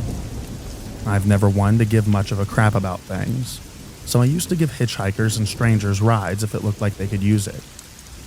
One day I'm in my driveway washing my car before I leave for class at college, and I see a sketchy looking guy walking down my street. I don't live in the best neighborhood, and there are several bad neighborhoods pretty close by, so being wary isn't unwarranted. He's wearing weird clothes. They look like cheap, badly cleaned dress clothes. A white button-up shirt, sleeves unbuttoned, black wrinkled slacks, and a scuffed, old battered black briefcase. He had a shaved head and looked scrawny, like he had been starving somewhere. When he got nearby, he asked if I could give him a lift, and I got a weird vibe from him, but I said sure. I asked where he needed to go, and he said somewhere vague and told me that he would give me the directions and it wasn't far. Asked me if I would stop at a local liquor store. I do, and he gets a beer and some cigarettes and offers me both, but I decline, then take him to his destination. On the way there, he explains that today was his first day out of jail after having served 3 years. I didn't know what to say, so I congratulated him, and he thanked me and swigged on his beer. Destination was a well-known hangout for gang members, right on the edge of an especially bad neighborhood. I pull in and drop him off, and he thanks me and leaves. Now, about 5 years later, I see him again. Same guy, impossible to mistake him. He still looked the same, only like he had been fed better, less scrawny. He was on the witness stand at a murder trial. A murder that took place at the very place that I dropped him off about 3 weeks later. Chances are good that he stayed there from the time that I dropped him off and never left. He testified against the people who did the murder. They were gang members, part of a gang that he was a member of before he went to jail. He's lived in hiding since the trial. The person murdered would have been a member of my family through marriage if he hadn't been murdered. He was the only person to testify against them. I had goosebumps during the entire trial, the day that he testified.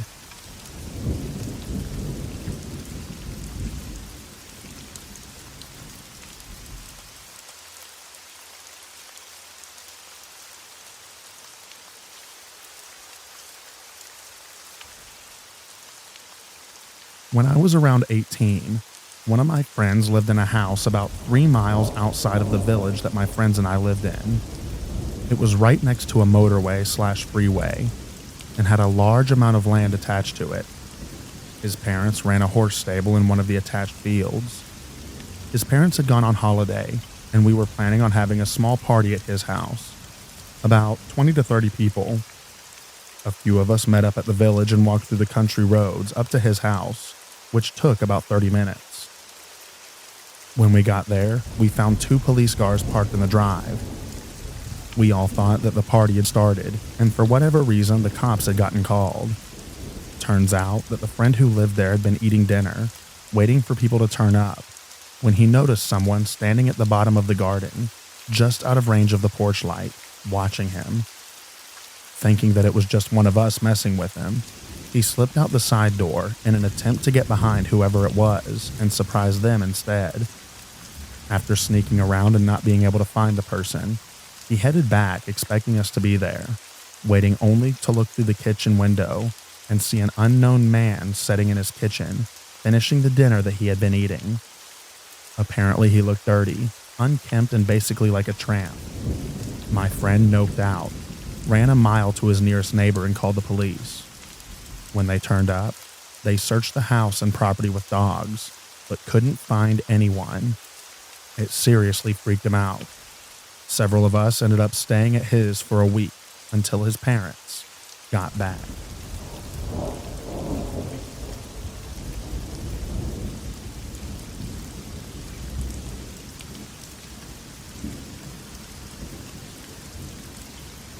I'm sure I'll sound crazy, but I'm super creeped out from a recent interaction at a grocery store. I was shopping with my toddler, and an older lady, maybe 70-ish, who was by herself just came up and said, "Ma'am, do you know all the canned veggies are in sale for 50 cents this week?"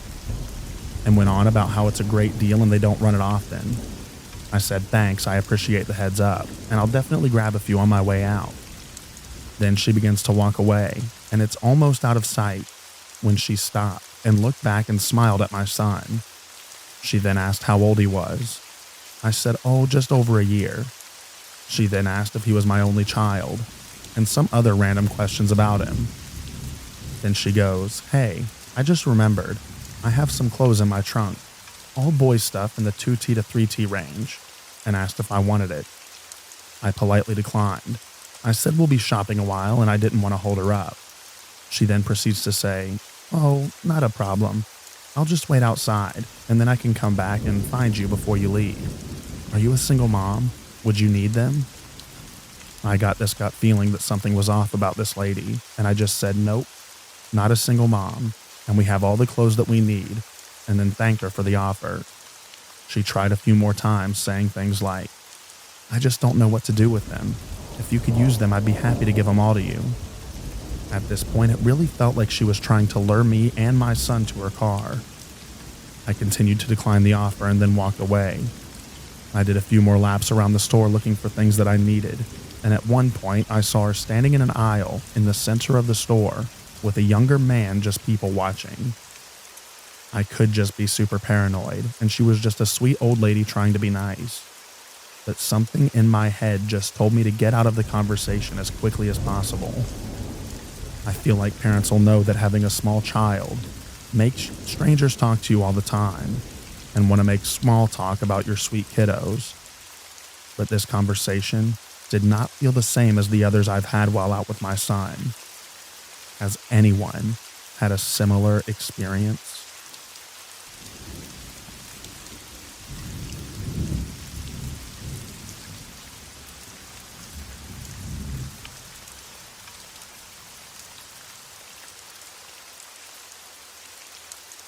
Two years ago, I lived near a big city while taking care of my great-grandma.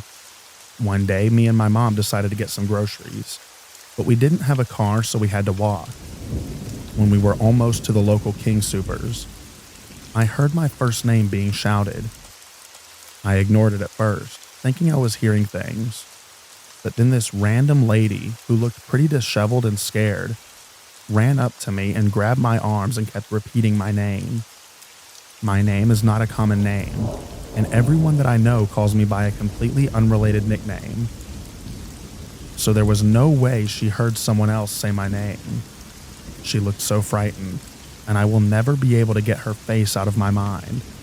She was holding onto my arms with this really tight grip, and I remember being surprised because she was very skinny and frail looking. Her grip left bruises on my arms for a while. My mom ended up grabbing my arm and dragging me away.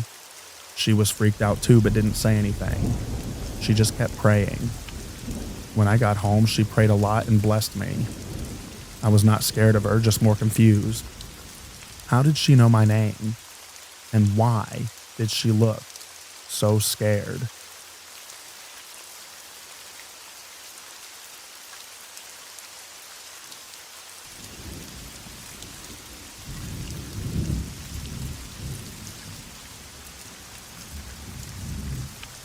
When I was 13, I was at the Goodwill with my mom. We went to pay for our items, and there was an older man at the cash register. He gave me a weird look that made me uncomfortable. Just as he's finished ringing up everything, and when my mom was momentarily distracted by paying, he looks at me and quietly says, "Smile." And even though I was confused and creeped out, I smiled, and in an instant he retrieved a Polaroid camera from under the register and took a photo. Then, just as quickly as he took it, he put it out back under the counter. My mom noticed the flash and the confused look on my face, but the cashier acted as if nothing happened. It happened so fast and was so weird, we just looked at him in shock and left. When we got to the car, my mom asked, Did he just take a picture of you?" and I just nodded my head. We didn't know what to think, so we just kind of tried to forget about it. Still creeps me out thinking that this man probably has my photo, and who knows how many other people's photos. So when some stranger says smile, just don't.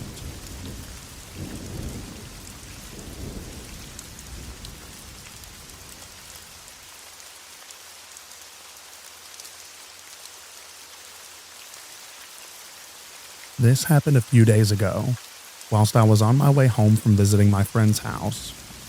I was driving on a back road late at night in my Tesla Model 3 while it was on auto drive.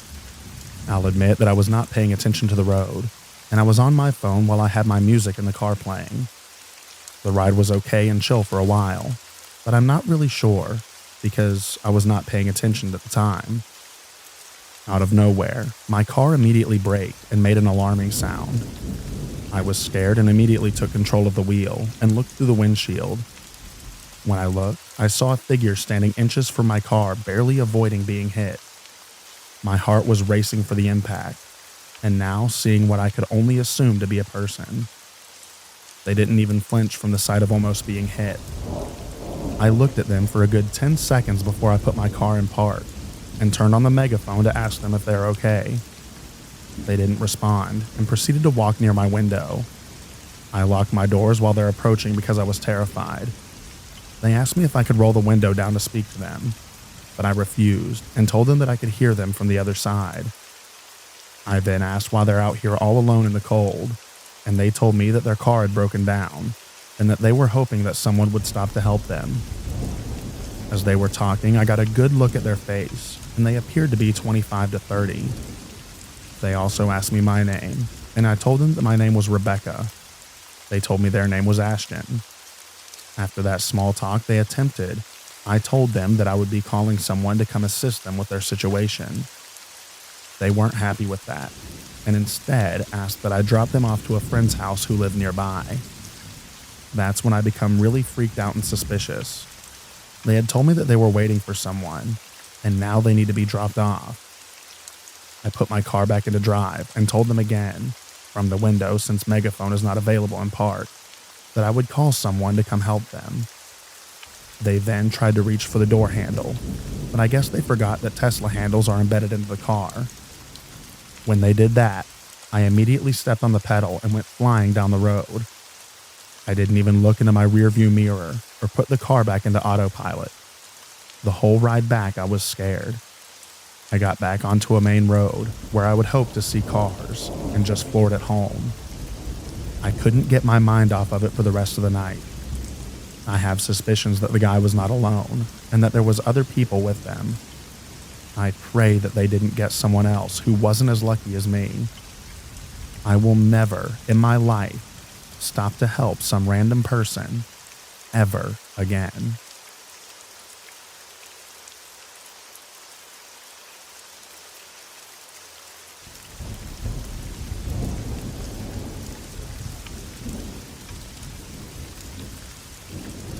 I was in a different city for placement.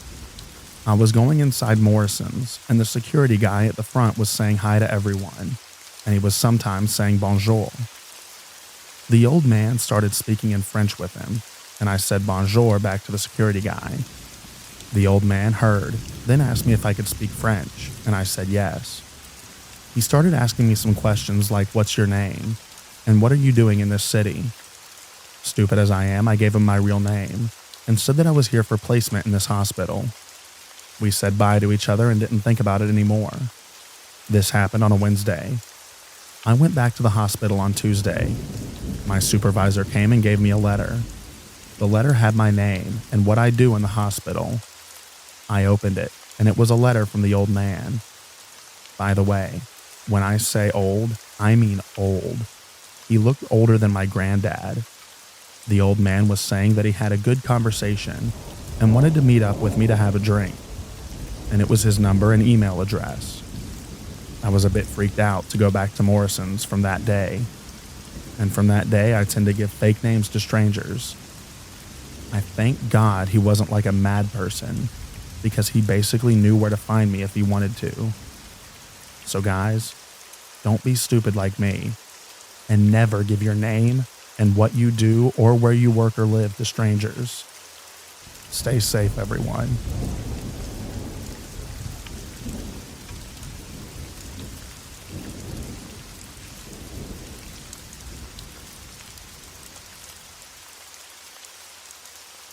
Just after 1 a.m., I was sitting in my living room watching Cloudy with a Chance of Meatballs, browsing Reddit. The most boring Saturday night ever. And then someone's knocking. I live with my brother, and there's a guy who visits him sometimes, so I assumed it was him and just opened the door. But there was this random man in his 40s, looking kinda sus, saying, "Sorry, I'm so sorry. I'm looking for a taxi place." So I said town center, and he keeps apologizing, asking if he woke the kids. He's also very close to my door. I don't have any kids, but I said yes, hoping that he'd leave. I was scared that if I tried to close the door, he'd push in. I got so anxious I started shaking, and he goes about that taxi again and says, "Can I ask you a question? I got divorced yesterday. You're beautiful." And a car was coming up, so I said thanks. I tried to be polite so he wouldn't get angry and aggressive. And I shut the door and I just stood by the window to make sure that he was gone. Jesus, how was I so stupid? It could have ended badly, especially that I live in a really crappy area and my brother wears headphones all the time. Why was he asking about kids? To see if I was alone? And he went in the direction the car was coming, so I don't know if it was a random car or someone picking him up. I don't know if he was a thief or just drunk, and I had the lights on, so he knocked. I really hope it's just that. I really hope that I start thinking before doing anything else. Also, I wish I could get a gun. It's just not an option where I live. Also, it was nice to get it off my chest, even though y'all did not make me feel any safer. Thank you for the kind comments and tips.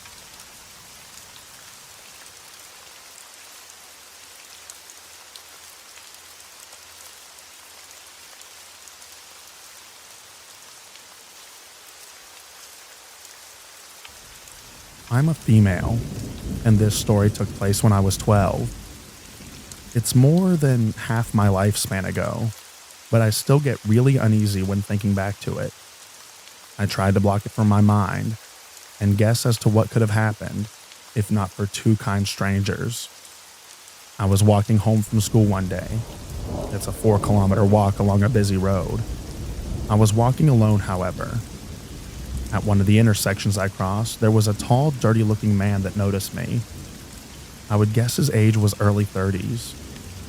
Being a kid back then, I struggled telling the age of the adults. He started following me and trying to strike up a conversation. He kept telling me that I was beautiful and that he wants us to be friends. He asked me where I live and if my parents would be home. He asked me so many questions, but I tried to just shrug him off and be polite. I didn't answer any of his questions, just increased the pace at which I walked. When we were nearing the block on which I lived, I started becoming really uneasy. He wanted to follow me home and I did not want him to.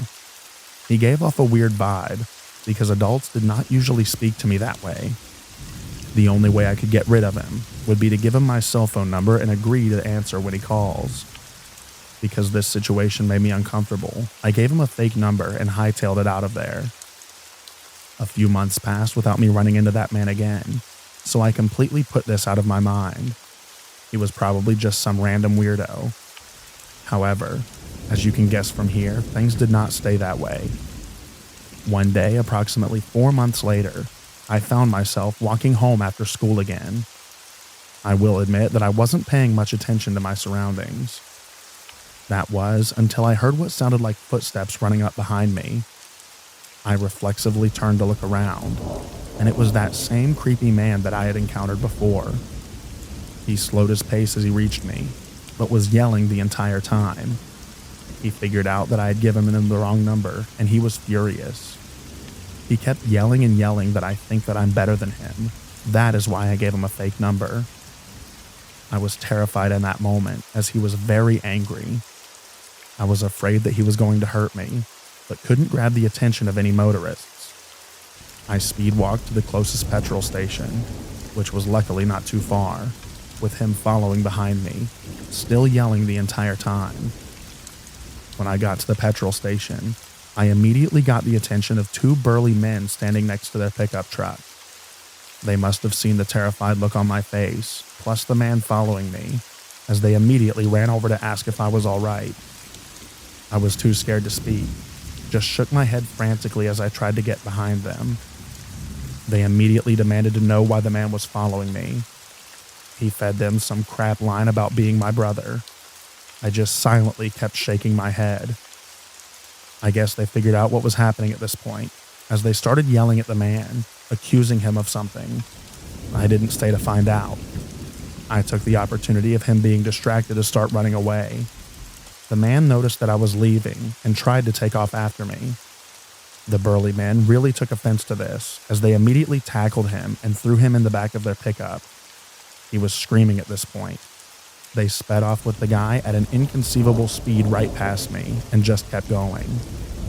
I was happy that they took him away, but I did not stop running until I reached home. I had no idea what to make of this entire exchange, but it really shook me. I do not know where they took the creepy guy or what they did with him after. In all honesty, I don't want to know. I told my parents and altered the route that I walked home from school. I never saw him again, and I'm thankful for that.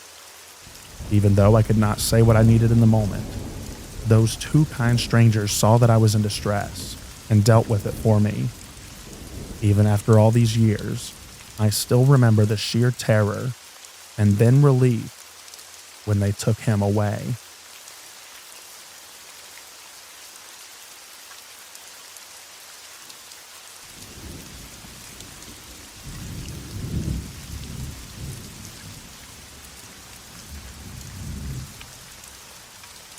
In the 1990s, a nurse in New Jersey killed hundreds of hospital patients. Sometimes he would sneak into patients' room at night and inject them with fatal medication doses. Other times, he would put the medication in IV bags in the supply room, so they would kill whatever random patient they were given to later. He was accused several times. Some patients pointed him out before they died. Some staff thought he was creepy and dangerous and refused to work with him. He kept getting fired from hospitals, but the hospital managers knew that if he got arrested, they would be sued by the families of the patients he murdered. So they just fired him and didn't call the police. That happened at 12 different hospitals over the course of 16 years. Investigators believe that he killed as many as 400 people. After he was arrested, he confessed to 40 murders.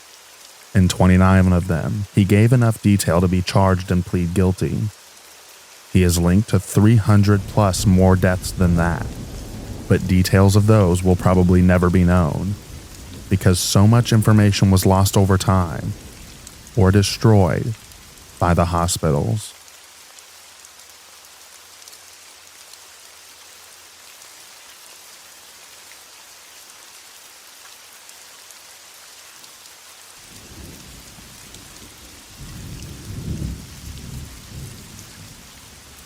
While I was on life support, there was this other girl on a ventilator just down the hall.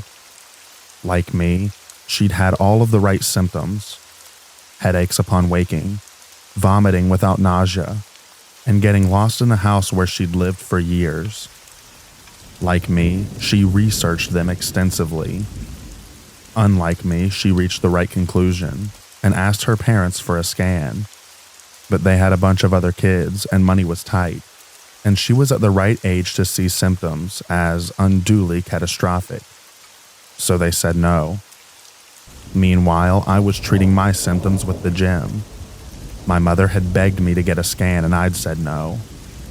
Until I had health insurance of my own, I couldn't afford it, as it would show a pre-existing condition that would destroy my future insurability. The other patient took up 3 jobs to save the money for a scan. She made the rounds of several neurologists, begging. Each responded dismissively. She was too young and looked so well that she had to be hypochondriac. Finally, one took pity on her and gave her a scan, telling her outright that it was only so that she'd stop asking and that she'd hear results in some weeks. I kept going to the gym until the day that I collapsed, vomiting blood, bursting a pupil. She went in for her first craniotomy, walking, talking, fine.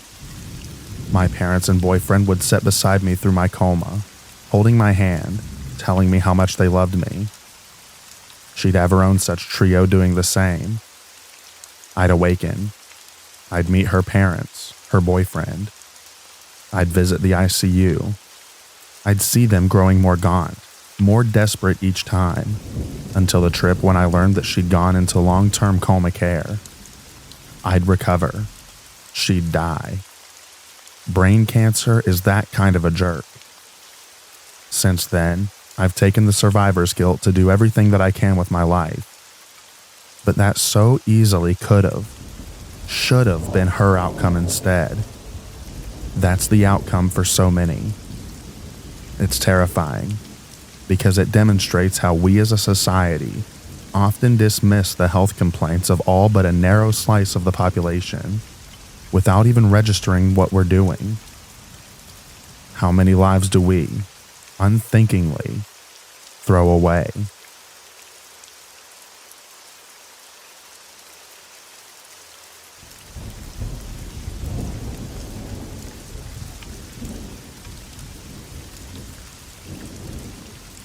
My father had his spine severely fractured in an assault when I was an infant. He had a real jerk of a doctor that was super dismissive of him.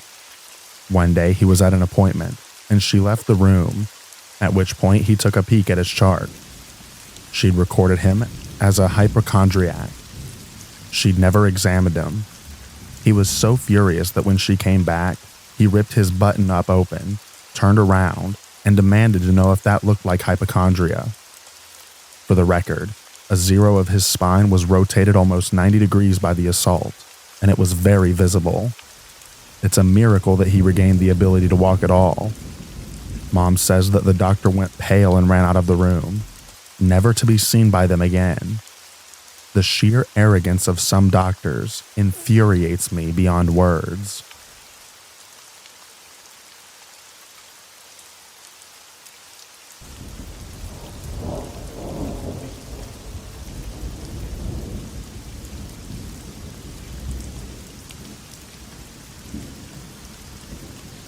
At work, we had a patient who was referred for a spinal scan just so he'd shut up. His general practitioner was trying to wean him off of his pain meds, but the patient was fighting this tooth and nail. It was clear from the referral that the doc thought that he was a drug seeker and wanted to shut him down. The first radiologist looks at the scan, sees nothing wrong, but his spidey senses are tingling, so he dumped the case in my lap and refused to do it because he's terrified that he's going to get sued. I'm not a doctor, I'm an administrator. I spend an entire week basically medically stalking the patient and digging up previous scans from the most obscure locations so that the doctors are satisfied. And then I give it to our best doctor. All that work ended up being unnecessary because the better doctor spotted what the lesser doctor's instincts only hinted at. His spine was riddled with cancer. Bone cancer is one of the most agonizing cancers you can get, and this guy had it all up his back.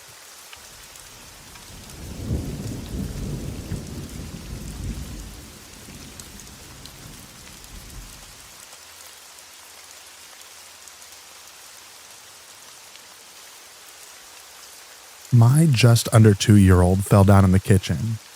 He had just started talking, and 5 minutes before he fell, he said, "I hurt," and fell over. We thought he was being silly, but he said it 2 to 4 more times. Finally, my wife took him to the kitchen to have a popsicle. It was like 8 a.m., but whatever. She stood him up and he literally fell over. Then he tried to talk again, but it was just baby talk, gibberish. We rushed him to the pediatrician. As we were waiting, I noticed that one side of his face was dropping. I said, "Looks like a stroke." The pediatrician who showed up at some point said no way, highly unlikely for a 1-year-old. They ran tests for what felt like days, but was probably more like 10 minutes. I kept saying his left arm is dropping now, and his face is fully stroked out. Finally, my wife stood up with him in her arms and yells, "Screw this. I'm driving him to the children's hospital." The pediatrician kept telling us to go to a different hospital because he had admitting permission or whatever. They also tried to get us to take an ambulance, but said it would take about 15 minutes. We ran out, buckled him into his seat, and drove like a race car driver to the children's. They took him in, and there was immediately like 40 doctors in the room. They ran all kinds of tests in seconds. Guess what? Stroke. He was having a hemorrhagic stroke from a burst capillary in his brainstem. He was dying. Like for real. If we had stayed at the pediatrician's, he would have died. It was terrifying. Those ER doctors at Children's Hospital saved his life. They were brilliant. I barely remember the day, but at some point the doctors at the Children's asked questions like, was he struck? Did you hit him? Etc. We realized later that they were attempting to discern if we caused it by hitting him in the head. The burst capillary was actually so deep, a hit on the head wouldn't have caused it, per his neurologist. We spent nearly 3 months inpatient, including a harrowing week in the NICU. He worked really hard at walking, mostly thanks to the musicians who got to the hospital to play for the kids. Every time they were there, he wanted to dance, and he did a ton of work every week just to be able to dance when they played live music. Fast forward, he is 8 and healthy as an ox. He has drop foot and a very weak left hand, but he is so good. Many of the outcomes that were possible were much, much, much worse than his slightly weak left hand and slight drop foot. The neurologist told us one time that they were fairly confident that he was going to be left-handed because of where the stroke happened.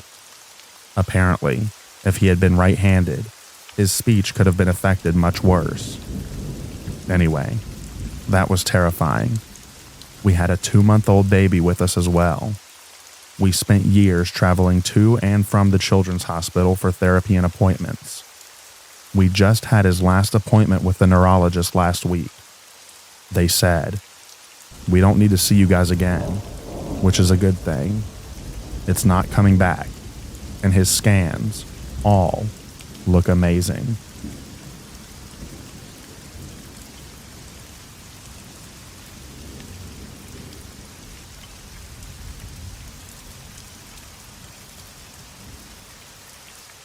One of my friends had a job in the hospital looking after patients, making beds, etc. I heard he randomly quit his job, wouldn't talk to anyone about it. I bring some beers over to his house and try to see if I can get him talking. He's a total emotional wreck. Finally get him to talk, and he says that he was working one night in the hospital when he heard a nurse shouting for help because someone was going into cardiac arrest. So he runs down a hallway, and some man runs toward him. They almost bump into each other and the man shouts, "Where's the exit?"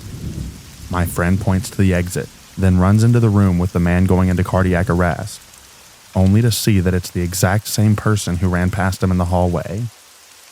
He died in front of his eyes.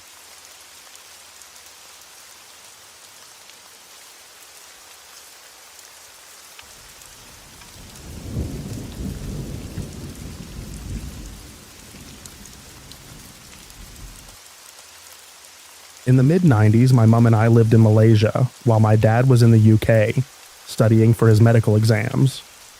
I was a toddler, so I don't remember many details of our home, but photos tell me it was idyllic and backed onto a forest which proved a popular playground for the local kids. As it was just my mom and me, she often had to get my babysitter to look after me while she was working at the hospital. I recall rather liking my babysitter, and by all accounts, she was very fond of me. However, she was only a teenager at the time, so she also had other responsibilities. And at that point, I'd proved myself a bit of a scamp, as I was a woman about town, on my trike zooming around in the forest with the other kids. This is why my mom would sometimes ask the hospital creche to care for me, so she could pop in a few times a day. I believe this is where my mom met her friend. Mom's friend was a doctor at the same hospital. They had both emigrated from India at similar times, and they bonded over this experience. According to Mom, she seemed nice, if not a bit overzealous when venting about her ex. She took a shine to me as she had children back home of a similar age, so she'd often come over for a cup of tea chat and bounce me on her lap. A few months down the line, her demeanor started to change. The previously flippant but forgivable behavior began to deteriorate. She was beyond simply being tardy and eccentric. It was alarming. One afternoon, she came to chat with my mom over a cup of coffee, and everything seemed perfectly pleasant. After a while, she gazed at my mom with a beaming smile. She said she had something to show her, and that it meant a lot to her. It was deeply personal, but she felt like she could trust Mom, so she wanted to share it with her. She reached into her handbag and showed my mom a small box. When she opened the box, my mom couldn't quite understand what she was seeing, but then it dawned on her. It was a vertebra, a single human vertebra. The bone had belonged to her late mother, with whom she was very close. She went on to explain how her mother was the only person to have not betrayed her, and that she finds herself falling victim to despicable men. My mom could feel that she was becoming increasingly intense and agitated as the conversation progressed, and eventually it went south with her condemning her ex for abandoning her in a foreign country. She was spitting, her voice rash from screaming about him and how he deserves a slow death. It was at this point my mom decided that was enough and tried to calm her down and saying her goodbyes. Mom's friend didn't turn up for work the next day, or any day after that. According to the secretaries, she had just gone AWOL. It wasn't until a few years later that my mom had realized what happened. By 2001, we were back with my dad and settled in the UK. Mom often keeps in touch with the friends she made during her stints practicing medicine abroad. And on one such day 20 years ago, she received an email. One of the secretaries she had worked with in Malaysia sent an email containing a link to a newspaper article. It detailed the unfortunate news of a suspected suicide which had taken place locally. A woman fitting the description of Mom's friend had taken her own life from the top of a residential building. It had a picture that bore a striking resemblance, but it was the text that followed making her blood run cold. The article stated that the police in India had been on a manhunt for the woman who they suspect is the deceased. The reason being, she had flown to India 5 years before and lured her ex to a rendezvous. There, they believe she poisoned him before dismembering his body into small pieces over the course of 3 hours. The smallest parts were disposed of using a toilet, while the larger body parts were put into a suitcase. She spent the next few days hiring a taxi to visit remote locations, where she would dispose of various body parts. The alarm was only raised when the taxi driver, her final journey, detected the rancid smell of decay emanating from the suitcase. He tipped off the authorities and it resulted in her imprisonment. A few years into her incarceration, the woman jumped bail and fled. The police manhunt resumed, but the trail eventually went cold after it was suspected she fled back to Malaysia. With no further leads, the case went cold. That is, until 2001. For one reason or another, the police have yet to make a conclusive identification on the body of the self-unaliving victim. So, while there is every chance that she is the woman who fell, there is also a chance that she isn't. Info. This recollection is based on information provided by my mother and a newspaper article. I would be happy to provide proof if that is what is needed. Thanks for reading.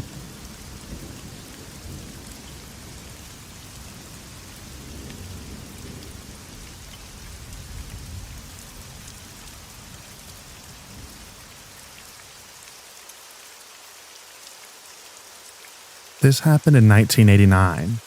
I had given birth to my son early in the morning the day before. I'd lost a fair bit of blood, but had been up walking at least once by then, so I wasn't too dopey. My son was sleeping in his bassinet next to my bed. A nurse that I hadn't seen before came into my room and grabbed a hold of one end of the bassinet and started to pull it away. I grabbed the other end and said, "What are you doing?"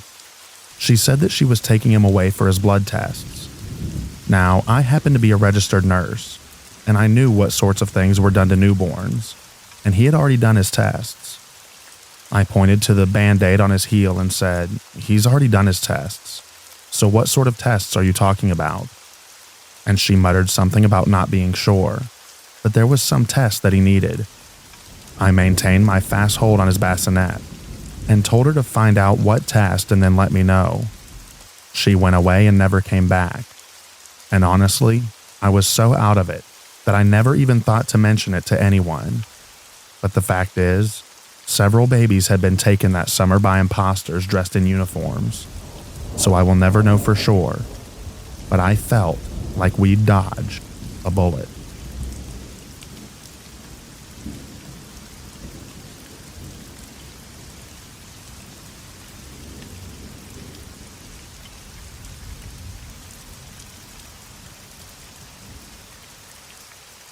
I'm a doctor in surgery, and one day I got a case of a man. No big deal. Some cut to sew. I won't give details, but he was around his 30s and had a wound, 4 stitches on his arm. When I start to clean the wound, strange and creepy compliments had already started. How I got a beautiful doctor. You have beautiful pupils. You are beautiful. You have a nice smell. I just ignored him until he grabbed me by the hips and pulled me to him. I watched him. What the heck? And asked him to take his hands off of me or I'd call security. He laughed and said why I'm dramatizing. I asked him to leave, or I was going to report him, and then he got up. And he said, "You know, girls like you shouldn't turn down such offers. Your time is gone. Beauty is transient." I was in shock all day. I told my colleagues about it, and the second time at the checkpoint, my dear colleague took it and warned him. I've never seen him since, and I hope I didn't. I don't speak English, so I wrote this story via Google Translate. So I apologize for any mistakes.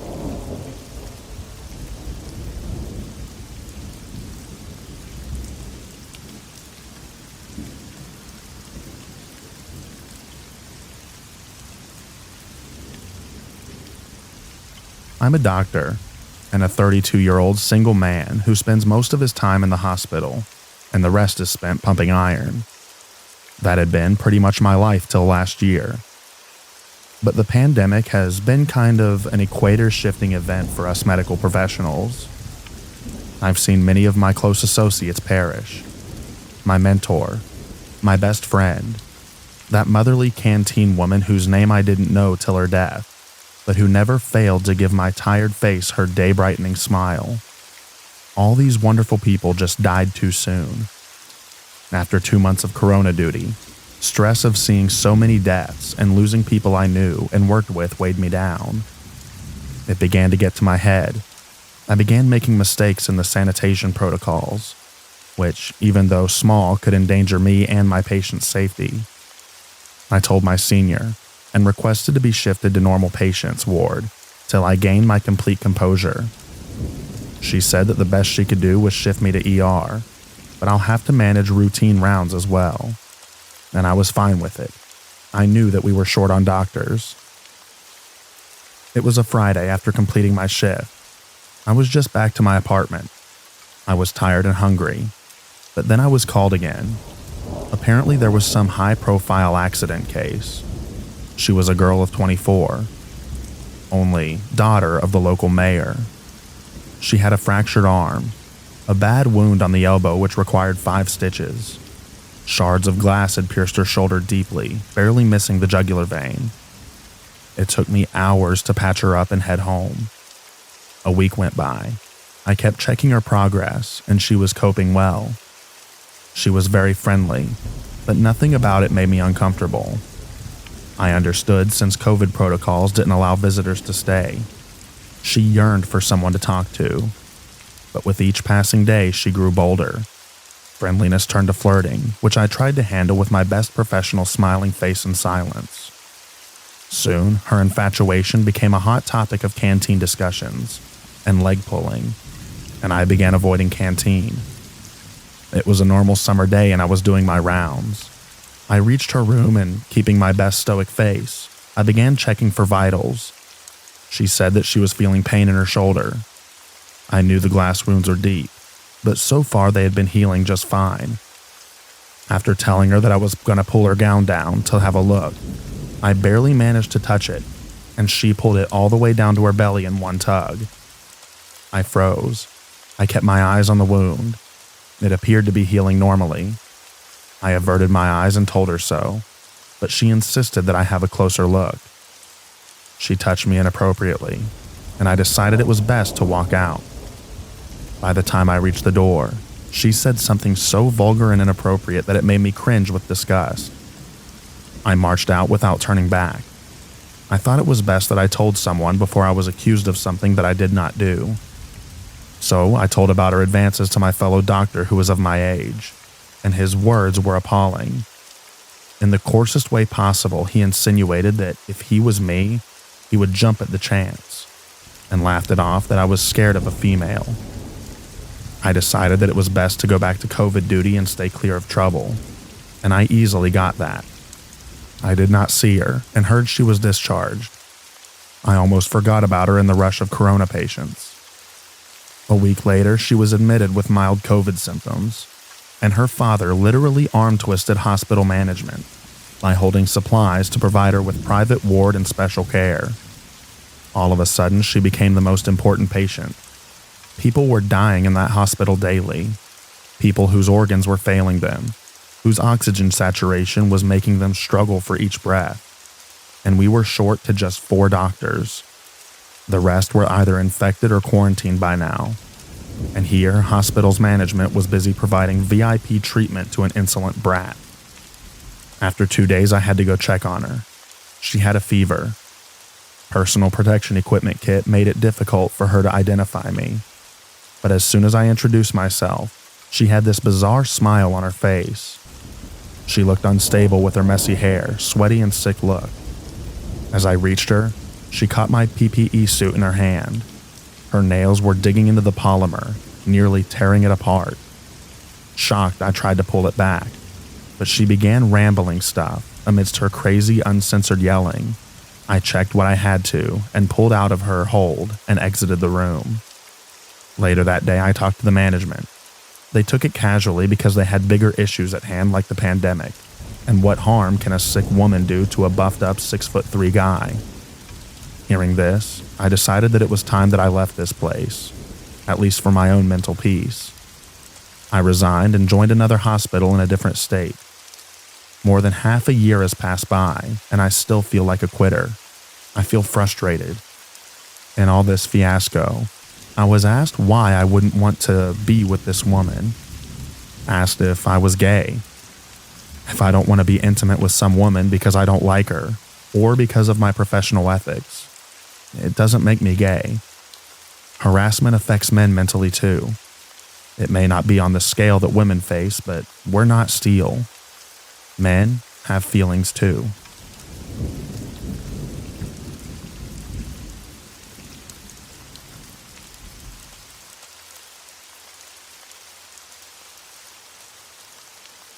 This story comes from a time in my life when I was in a really bad place.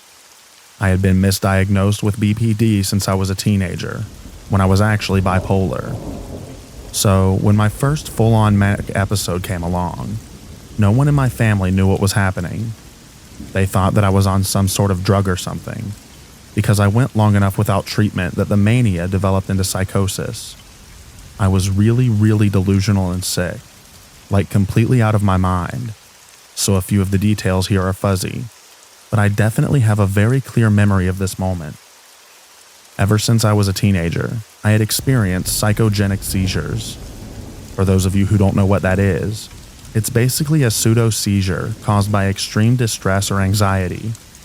It's basically how my body reacts in crisis mode, instead of the fight or flight instinct in really high-stakes situations. So my parents called an ambulance, since they had never seen me have so many consecutive episodes at a time. And the EMTs show up while my brain is pretty much on fire with mental illness.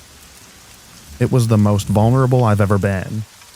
A couple of EMTs put me in the ambulance, where 2 other EMTs were sitting in the back. One of them was really nice to me and tried to do the best he could to soothe me. The other guy was this white frat-looking dude with a buzz cut, and he was just frowning, staring at me and not saying or doing anything. I guess he was more like glaring. Whatever. He was the last thing on my mind. We arrive at the hospital, and the nice guy and the frat guy pushed me into a holding room in the hospital, while one of the others went off into the hospital, I guess to figure out what to do with me. The frat guy finally speaks and says to the nice guy that he can go ahead, he can handle this.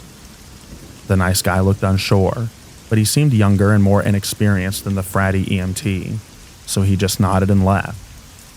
The guy then turned his attention back to me, and I felt eyes shooting daggers at me. He gets up close and grabs my wrists, which caused a huge spike in anxiety, so I started convulsing again. He tightened his grip by a lot. Like, it left red marks, and I tried to tell the first person I saw after this event what he had done, but he insisted that I did it to myself. And who's gonna trust the crazy chick, right? But he held my arms down. Then he got all up in my face, and his voice got real low, but really firm and commanding. He said, "Listen, I know you're faking it. Everybody knows. You aren't doing your parents any favors by causing a scene, so just stop it. Stop it." I literally felt his spit on my face. I didn't know what to do, so I screamed, "You need to work on your bedside manner," as loud as I could. And shortly after, a nurse and my dad came in, and the guy backed up and speed walked out. I remember someone at the door trying to stop him, but he just kind of shouldered him off and stormed away like he was angry or something. I never saw him again after that. I had a few more freaky experiences at the hospital's psych ward, but that was the one that I remember most vividly.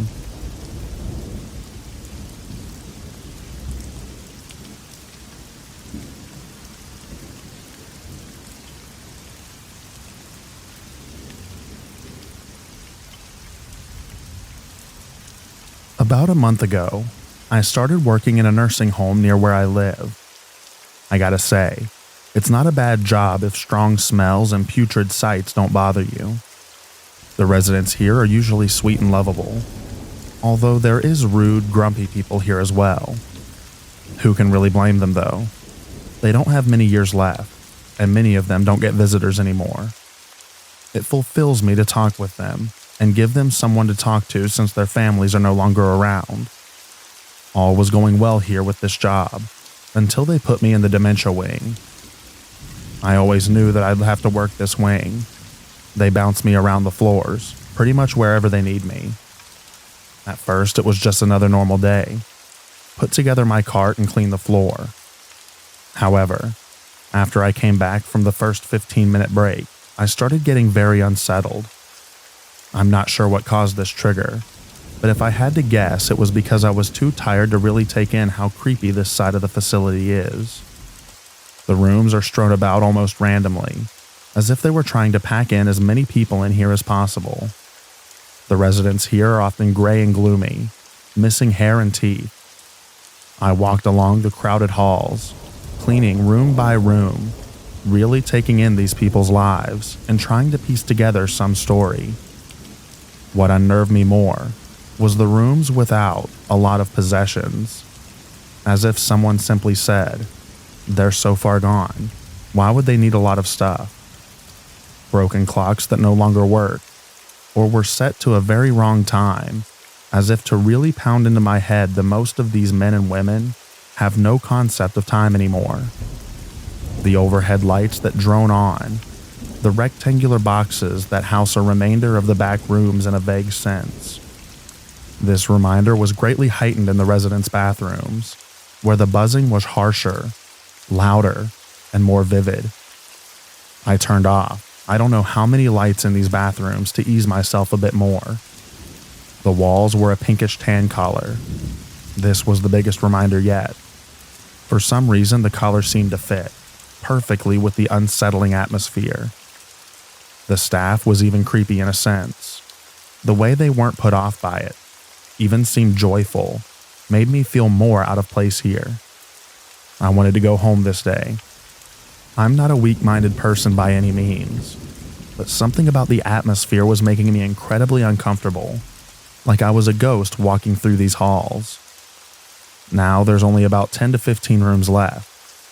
I pulled my cart into a big open alcove in the hallway where most of the residents were sitting in wheelchairs, as none of them had the strength to walk anymore, staring mindlessly at a TV playing cute videos of animals, assumingly to put the residents at ease.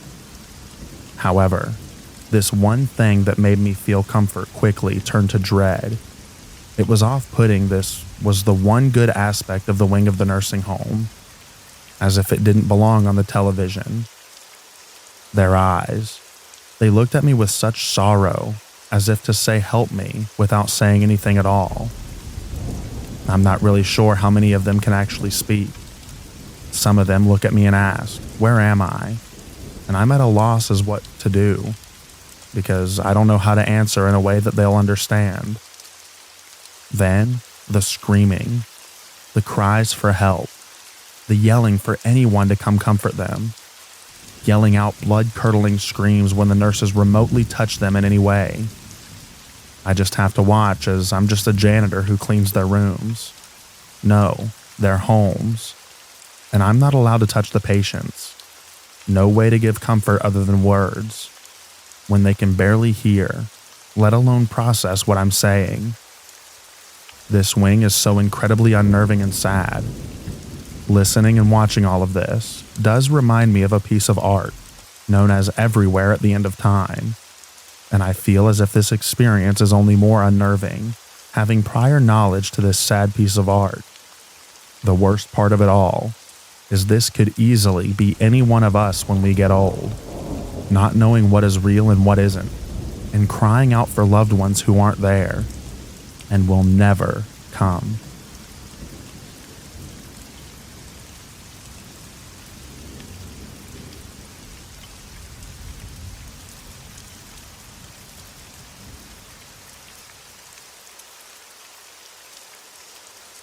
I'm an EMT basic for a private ambulance company in the Midwest. For this call, it was my turn to do paperwork and sit in the back with the patient. We were called to take this elderly woman from the hospital ER back to her nursing home after she had a medical issue earlier in the day.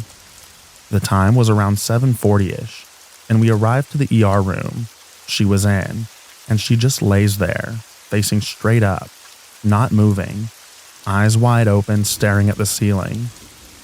We asked the RN if this is her typical mental status/behavior, and they say yes, and go on to explain that she suffers from advanced dementia and generalized muscle weakness. They say that she is unaware of anything happening around her, and that isn't directly physically affecting her, and she sometimes just mumbles to herself, never acknowledging anyone or anything in the room. One of the hospital techs had to go in and change/clean our patient up before transport, and she got a little agitated from it, but as the RN disclosed, she never acknowledged anyone's existence and just babbled on a bit more rapidly, which continued for the rest of the night in our care. We got her over to our stretcher, buckled her in, and once we were in the ambulance, we started transporting. Inside the ambulance, I kept it dark, since she was staring blankly up at the ambulance dome lights, not wanting to hurt her eyes. The only light that I had was the laptop with our EPCR, patient care report, and from the little EMT light next to the captain's chair for doing paperwork or small tasks. With these small lights on, I could see her face pretty well, as she just babbled on and on, talking about nonsensical things to people that did not exist, non-stop staring at the ceiling. Once I had finished with my final set of vitals en route and put it in the laptop, I shut the screen down and placed it on the shelf next to myself. I'm sitting in the captain's chair at the head of the stretcher, facing backwards towards the doors. And before I turn the EMT light off, I notice my patient staring directly into my eyes, not muttering a word. I moved my head to the right and left a little bit to see if she was just fixated in this direction, maybe from the noise of the laptop closing. But she followed my head's movements, never breaking eye contact. Intrigued, but not really fazed by this, I turned off the EMT light. I can just barely see her eyes and face in the dark, and they are still entirely focused on my face. She then spoke directly to me. Just one sentence. "The angels are calling for you," as she points at me with one hand, with no expression on her face other than a blank stare. She stares on for a couple of seconds more, before looking back up at the ceiling once more, and just mumbling random stuff again to things that aren't there. The rest of the transport and drop-off procedures went on with no other incidents. I know it was probably just another visual disturbance to her, but man, was it super creepy, and it will forever stick with me.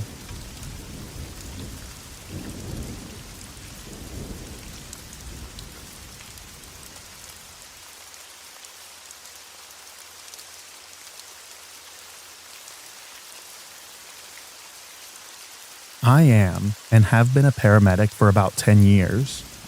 My entire career has been spent in emergency medicine, responding to 911 calls and providing advanced life support for life-threatening illness and injuries.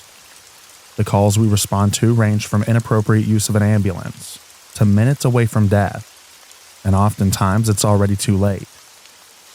If you've read my other stories here, then you know the background. But in 2014, I moved to another city a couple of hours away from home to work. The city was smallish, less than 100,000 people, but the ambulance serviced the entire county where the city resides.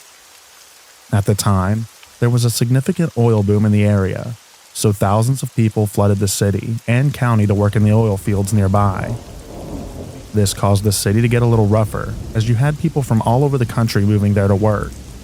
And that many people in a small place increased the cost of living, and we saw a large increase in violent crimes as well as traumatic injuries. We worked 24-hour shifts, which weren't too bad. The days were usually somewhat busy, and at night the ambulance station had rooms with twin beds that allowed you to get some fairly decent sleep at night. Most of the calls that would classify as crazy, creepy, or scary always tend to come at night. The day that this story takes place was a little different than normal. Normally, I get an EMT basic partner, which means since I'm an advanced provider on the truck, I get all of the patients.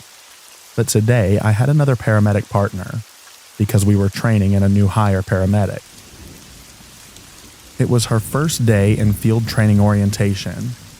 This means that we generally let her take the calls and sit back and evaluate her performance to ensure that she is capable and doesn't kill anyone.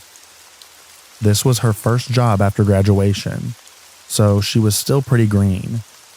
I could see that she was very nervous and trying very hard to do her best. So as per usual, the day was pretty busy, but as it began to wind down, I was getting ready to attempt to take a nap. I kick off my boots and lay down on the bed, on top of the covers. Easier to get up and going that way if a call comes in. I put my radio up to my head, full volume like always, so I can be sure to wake up if we get a call. Sure enough, midnight starts to roll around and I hear a call go out. Dispatch says, "Man who has been stabbed to death is not breathing." Luckily, it's not my call, and another ambulance responds. So I go back to bed, or at least try to. About 30 minutes later, another call goes out, and this time it is for me. Dispatch information. Man with a knife wound on his hands. Police are on scene. I get my boots on, wake up the new girl and my partner, and walk out to the ambulance. The rest of the call was right smack dab in the middle of downtown. We responded non-emergent, as it was not a life-threatening injury. As we arrive on scene, there's probably 6 police cars on scene, all with their lights on.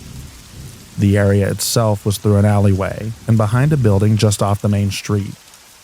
As we pull up, there are a number of officers, a couple of sheriff's deputies, and a detective all standing around this man with a rag on his hand.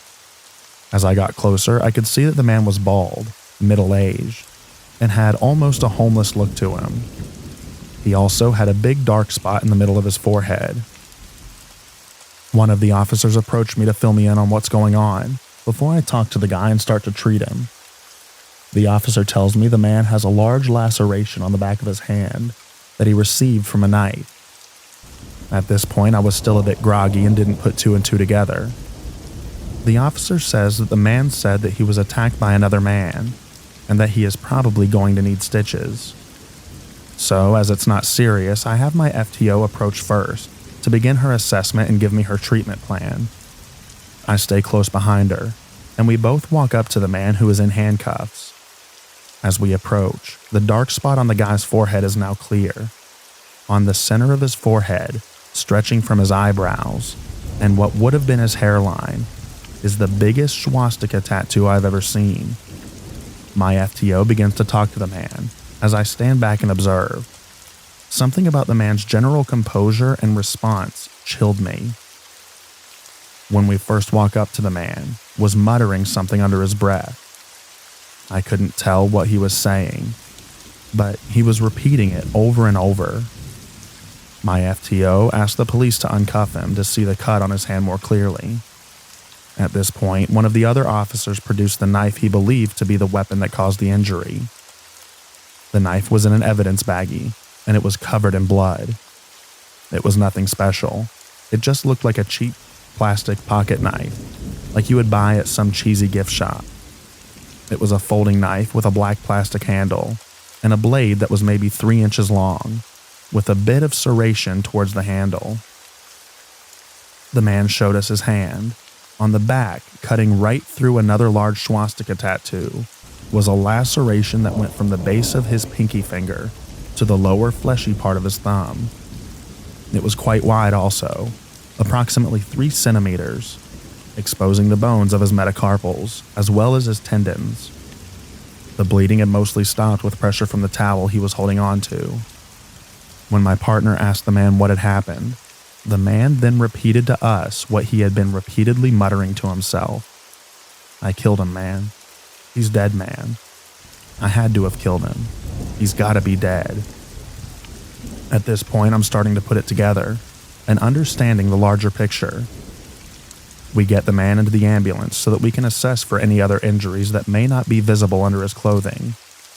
After a thorough search, we realize that there are no other injuries, so we begin to transport him to the hospital. My FTO bandaged the man's hand, and as we were driving, I start to ask questions to try and figure out the details. The man told me everything I wanted to know, and never lost that chilling vibe, staring distantly as he recounted what happened. The man told me that he's homeless and was wandering around when a friend offered him a ride. He says that he was leery of the man, but decided to get in anyway and accept the offer. The man said the friend began asking him if he ate it in words. The man said that he didn't and that he wasn't racist. He tells me that this is when his friend became upset with him and tried to stab him with a pocket knife. The man said that he attempted to defend himself, managed to wrestle the knife away from his friend, and stabbed him back before jumping out of the car and running. So with this shocking telling of the tale, we continue to transport the man in silence. Also, as a ride note, an officer rode in the ambulance with us the whole way. After we dropped the man off at the ER, we all kind of sat there shocked leaving the hospital. We returned to the station and tried to get some sleep. However, we were not destined for sleep this night. An hour later, we get another call for a body removal from downtown, less than 3 blocks away from our last call. We pull up to the area, which is in the middle of the street. The street itself is blocked off 100 feet on both sides by a fire truck and police officers. The fire truck was equipped with a double stack of 4 halogen lights, risen up on the ladder, shining down to illuminate the area. Walking up with the stretcher and body bag, the detective on scene tells us that they're done with the investigation and they are ready for us to take the body to the medical examiner's office. At this point, we're still about 50 feet away from where the body lay, from where I can see the person laying in the middle of the street. We get closer and take a few minutes to examine the body. What I see, and putting together what I was told, is astonishing to say the least. The man, another middle-aged man, appears white, possibly Mexican, lays in the middle of the street on his back, with his arms spread eagle and his legs straight. There is a vehicle parked on the side of the road, with its driver door still open. I figured that must be the guy's vehicle. It was parked neatly, not haphazardly or incorrectly. The deceased man has streaks of blood coming from his nose and mouth, with several small puncture wounds on his face and cheeks. Looking at his torso, there are about a dozen more knife-shaped puncture wounds in his chest and abdomen. Most of the wounds were so jagged and barbaric looking, you could see adipose tissue pushing out of them. There wasn't much of a blood puddle under the man, but a very large trail of blood ran from the man to the side of the street where the curb is. The blood then continues its flow another 10 feet along the curb before spilling into a storm drain. With that much blood, the man was exsanguinated and bled out there in the middle of the street. We packaged the man into the body bag and transported him to the ME's office. When we got back to the station, my charge medic told me the officer that rode with the first patient requested that we fill out a report on what we heard the man say. Thankfully, the rest of the shift was uneventful.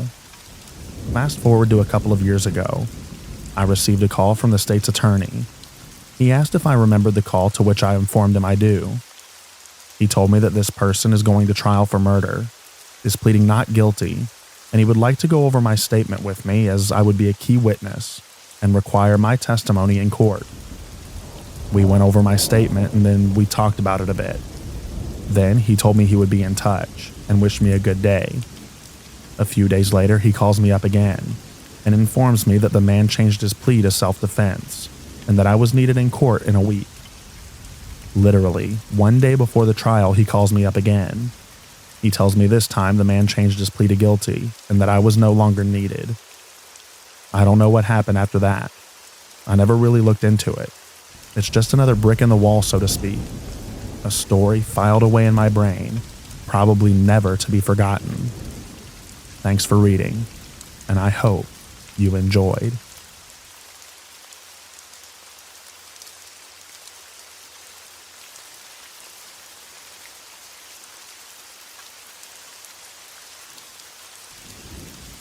This happened a few years ago.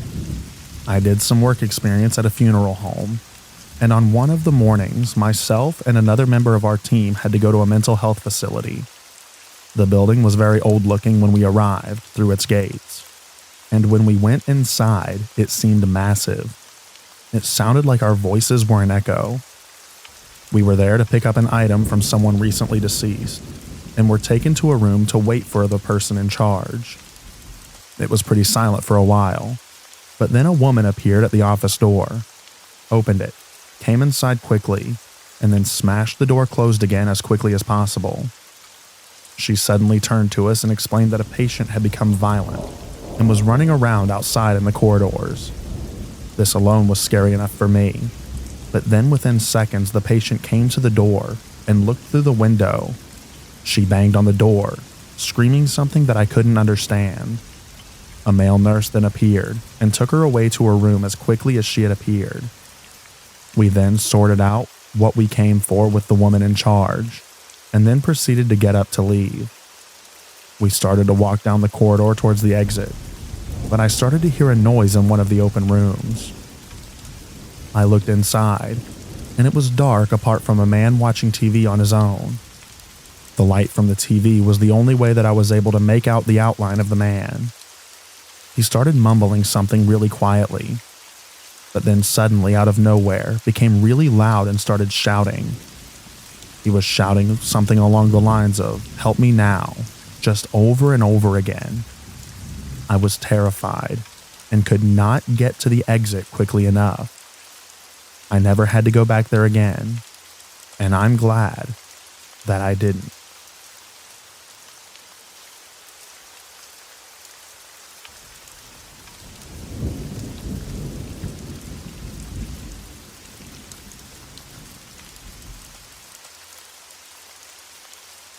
At the beginning of August, I overdosed on my sedatives. I was rushed to the hospital and stayed in the psychiatric section for 2 weeks until I was moved to another psych ward. There were many units, each had its own building, and mine was next to alcoholics, drug addicts, and some people who were there because of violating the law. Since I was in an open section of my unit, I was allowed to walk around the hospital area. Then, like after a week of being there, I started going to the cafeteria area to buy cigarettes and cocoa. Ever since then, one of the dudes from the alcoholics section started to hit on me, basically saying some nasty stuff, asking how old I was, etc. It was bearable at times because my roommate always called him out. But then, when I was there already for some time, he started making really creepy comments.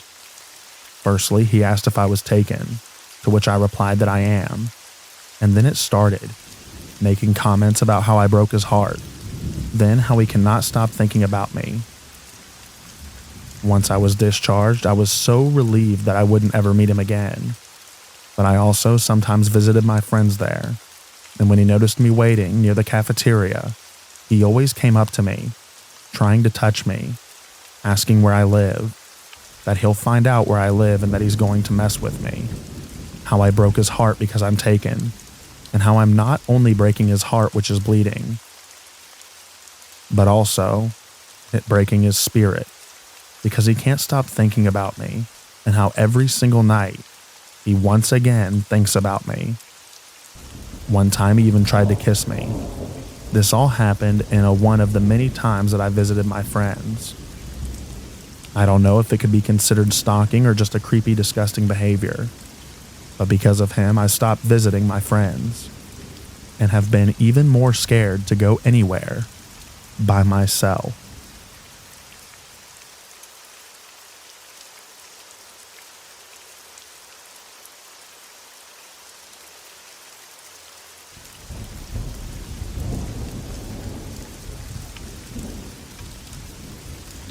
This story happened about a year ago, but it still creeps me out when I think about it. That being said, it's a little lengthy, but I think it fits here. I'm an adult male with a tall build at about 250 pounds who lives with my dog. My neighborhood is considered one of the nicer ones in my city, but it isn't without its share of crime incidents. Most of these tend to be car break-ins, where people are looking for easy grabs left in plain sight. And in the worst cases, the rare robbery of college students, not from the area, or people walking around who are otherwise not paying attention to their surroundings. Growing up, I lived in a much rougher part of the city, so being alert and observant of one's surroundings has always been second nature to me, especially at night. So much so that when my dog and I go for his nightly walk, he knows that it's all about the business of doing his business, and doing it quickly with no dilly-dallying. On this particular night, I was running late with a work project that had to be completed on time, and our walk was delayed about an hour past our regular time to 10 p.m. I absolutely hate going out too late. Already feeling anxious about missing our regular time, when other dog owners are out doing the same, something told me to make sure that I carry this time. So after I got my dog in his harness and out the door, we started our usual walk up the street, moving at a brisk pace. At this hour, the street is completely empty of pedestrians or car traffic, just eerily quiet. We get about halfway up the street before he starts sniffing around for a good area, when I spot a red pickup truck flying down the street well over the speed limit. The truck eventually comes to a screeching halt in the middle of the street, about 30 feet ahead of us. As soon as he hit his brakes, I quickly walked us a little further up, as to put a row of the sporadically spaced parked cars on the street in between us, and continue walking while maintaining eyes on the truck. As we walk by, the door opens and a guy gets out and is bent over coughing profusely, like a lot, and hacking up spit and whatnot in the middle of the street, while holding on to the inside of his truck door with tinted windows. My dog and I both keep eyes on the guy as we're walking past, about 25 feet distance from him. He then looks up at me while still keeping one arm inside the car door and says, "Hey, can you come here for a second?"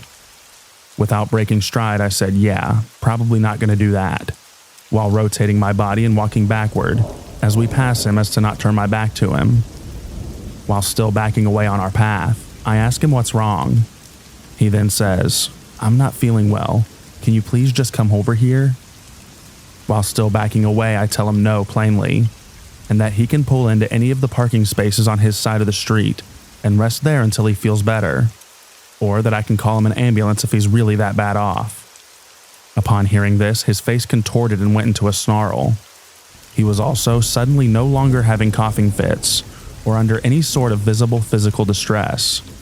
Clearly angry that I wouldn't cooperate, he then slightly closes the door a little so that it's still ajar, but his arm that was behind it is concealed behind his back now, and he started towards us saying, "Please come here, sir. I told you that I'm not feeling well." I then clip my dog's leash to my belt and get parallel against the side of a large SUV parked on my side of the street, leaving about 20 feet between us. I also move my hand behind my back to my waistband and tell him that's close enough from behind the vehicle. He then stares at me, and I can literally see him working the math in his head on the chances of me bluffing, and he turns around and goes back to the truck, but doesn't leave. He reaches inside with the concealed hand and holds for about 10 seconds before he looks back at me over his shoulder and stares for 10 more seconds, only to see that I'm staring at him also. Haven't left my position next to the buffer vehicle, nor turned my back to him. He says something to someone else in the passenger seat who is obscured by the tent, and then very quickly hops in, slams the door, and speeds back off up the street into the night.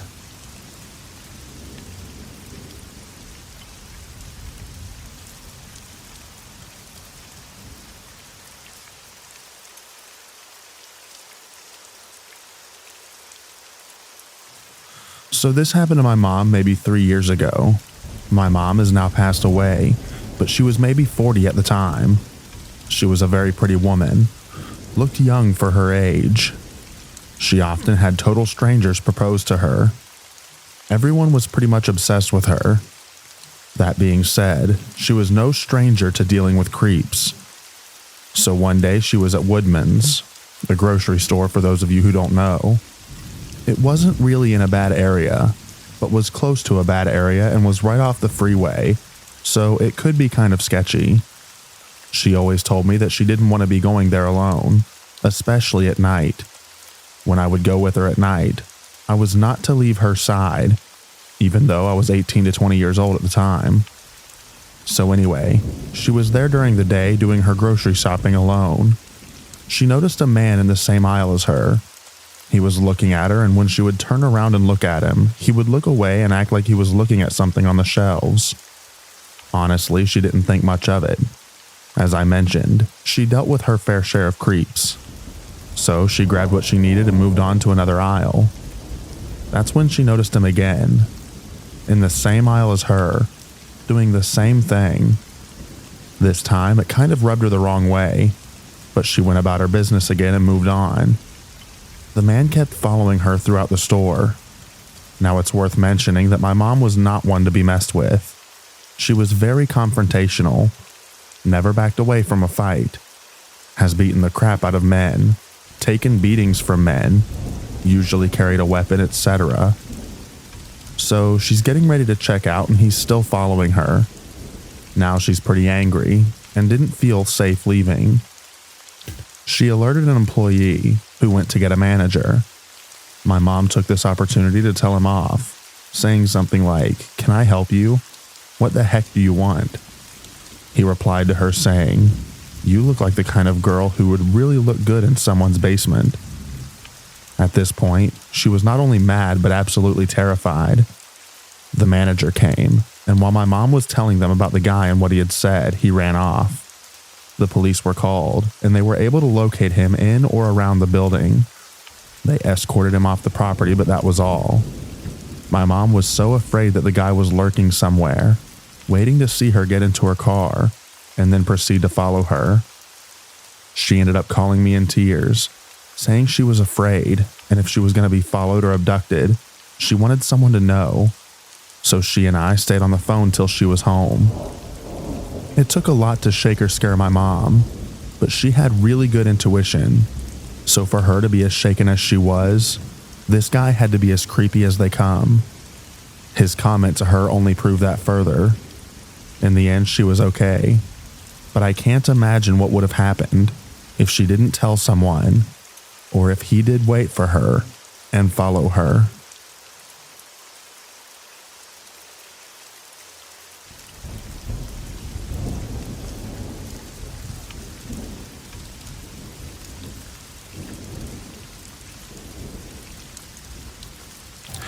This happened to me and my still current boyfriend about 2 years ago. We live in a city that has a main downtown area. The main city is pretty liberal, but once you get out into the county, it can become quite the opposite. That being said, the main city and especially the downtown area has a pretty bad homeless problem. That's only gotten worse over the years. For the most part, the homeless population is pretty harmless. They know the good spots to hang out. A lot of times they just smile at you, and I always smile back, and you go on your way. Sadly, there's been an increase of incidents. Infer what you will, in the last few years, with the rise of overdoses and more addictive street drugs. I was living in the main downtown area at the time, having just recently graduated college and wanting to be close to the nightlife. My best friend that I met in college and I were roommates. We had an apartment right in the middle of downtown. It was the perfect setup. My boyfriend, let's call him Jack, happened to live 1 block down, then about 5 or 6 blocks south of that. It was about a 10-minute walk, give or take. It was even closer to the heart of downtown as well, so you can imagine how convenient that made it for hanging out, and also not having to take a car and worry about parking. One overcast Sunday morning, my boyfriend and I woke up at my place and decided to walk over to his so that he could grab some things. We had walked the majority of the way. It really was just a straight walk on sidewalks the whole time. We were on the right side of the road with the street to our left. We're not 1 minute away from my boyfriend's place when I notice something ahead that makes me feel a bit uneasy. First off, there's a guy walking in front of us in the same direction we are with his back to us. I can see that he has both earbuds in. He's walking at about the same pace, so we aren't about to run into him or anything. In front of him, facing and walking towards all of us is a different guy. He had a small frame, was maybe 5'8", wearing dark pants, a red sweatshirt with a hood up, and a backpack. Even though his hood was up, I could see his face. Some short black hair poked out, pale skin, and these black, beady, crazy eyes that I'll never forget. I assumed him to be homeless, as it was an area that was popular for them. Now, he wasn't looking at us, but rather the pedestrian with earbuds in who happened to be closer to him and in front of us. All of a sudden, I see the homeless guy run and quite literally rush the pedestrian in front of us. Like ran up and then stopped about a half foot from this poor dude's face. Since the guy had his headphones in, he probably just wanted to mind his own business and walk home quietly. He was clearly taken by surprise and stopped and took one of the earbuds out to see what the crazy dude wanted. Me, while I'm a risk taker, I didn't like putting myself in the wrong situation when I didn't need to be. This freaked me out, and I didn't want the guy to notice us and come up at us next.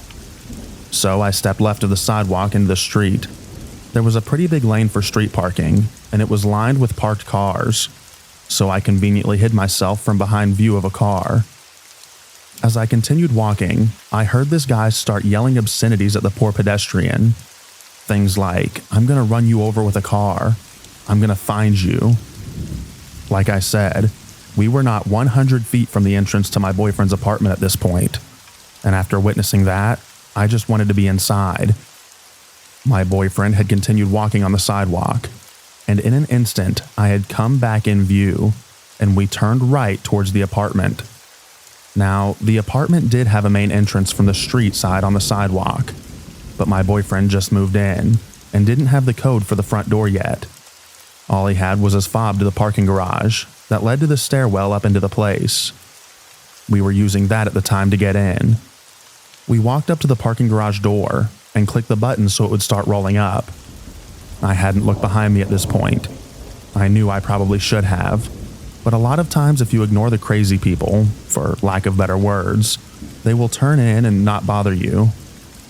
So I was kind of following that tactic at the moment. The garage door was open and we went inside. My boyfriend clicked the button to close it. We started the short walk to the door to the stairwell. The garage door was nearly closed, and I don't know what prompted me to look back, but I did. And what I saw still gives me chills today. It was the homeless guy from the street. He was squeezing under the garage door while he still could. I remember the chill that ran down my spine as I locked eyes with his, and I yelled at my boyfriend, "Jack, he's following us." I'm not sure what I expected my boyfriend to do, but he pushed the door to the stairwell open and started running. That was his oh crap moment when I realized this guy had access inside, because the door to the stairwell didn't require a fob or even have a lock. Me, definitely not wanting to be the closest one to this guy, took off running after my boyfriend. As I pushed the door open and got inside, I could hear the guy behind me doing the same as it was swinging back closed. I looked back and locked eyes with this crazy guy once again, and about crapped myself as I realized my only option was to keep running and try to get inside our apartment and close the door before he got there. Yes, this guy was smaller, but what really freaked me out is since he had a backpack, I had no idea if he had a knife or gun in there. I mean, why else would you chase two people and outnumber yourself? My boyfriend lived on the third floor, of course, so we proceeded to sprint up 3 flights of stairs. I could hear this guy's pounding footsteps behind me. At last, we got to our level and opened the door to the hallways and sprinted to his unit without looking back, unlocked that door as fast as we could, still felt slower than heck to this day, and slammed the door shut behind us. I remember looking through the peephole and expecting to see this guy standing there ready to yell at us, but nothing. My heart was pounding. I mean, what the heck just happened? We called the cops and told them what happened to us. I'll admit, they probably did all they could, but it didn't feel like enough. I was freaked out. This dude now had access to and was inside the building with access to all the apartments and residents. I just imagined him hiding in the stairwell for the next poor soul. Well, the cops came, drove around the perimeter of the complex for a few minutes, weren't able to search the inside of the building because apparently they didn't have access in, and for some reason we weren't allowed to let them in, and left after not finding anyone. It took forever to finally get the urge to leave that apartment to go to run our Sunday errands, but we did. I'm sure the guy was just high on drugs and decided to be crazy that morning and bother some unlucky people. He probably left after he realized he was screwed if people found him there, and someone else called the cops.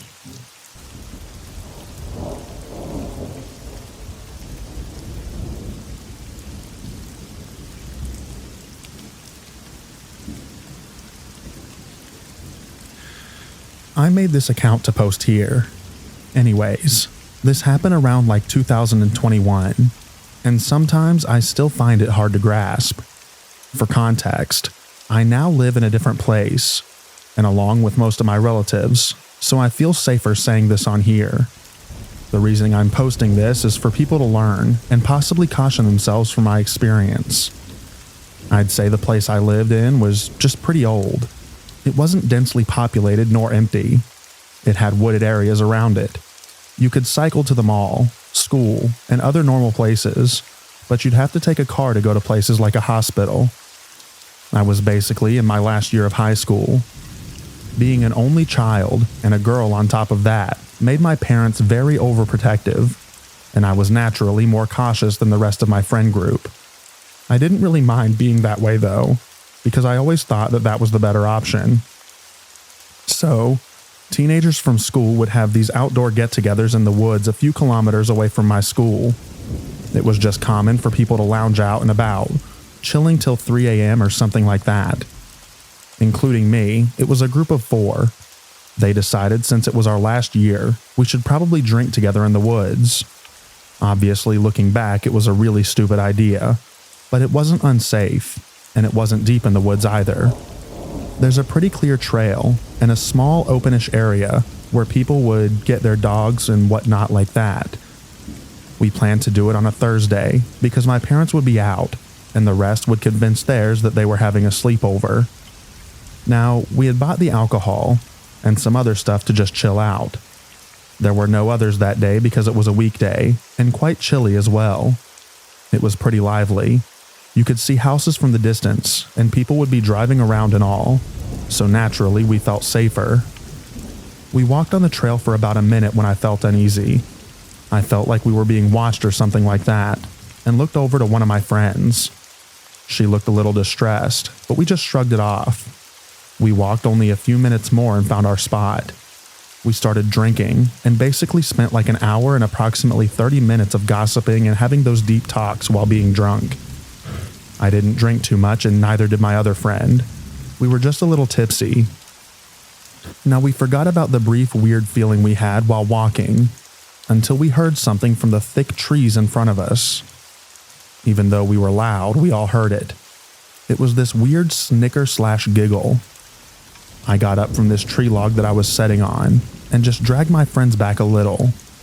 We had a fire going and 2 torches, but we still couldn't really see into that area. It wasn't that close to us. Think around 4 doors away if you place them horizontally.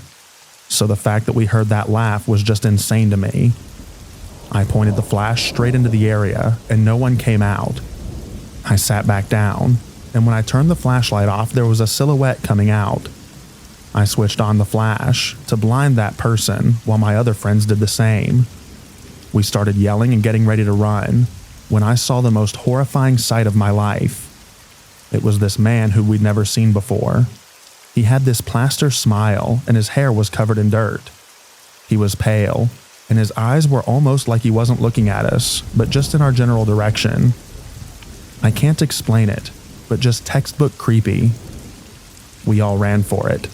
My very drunk friends even managed to snap out of it. We got to my house. I lived the closest to the place, and said that we'd call the cops. We were really scared of our parents, but it didn't matter. We called the cops.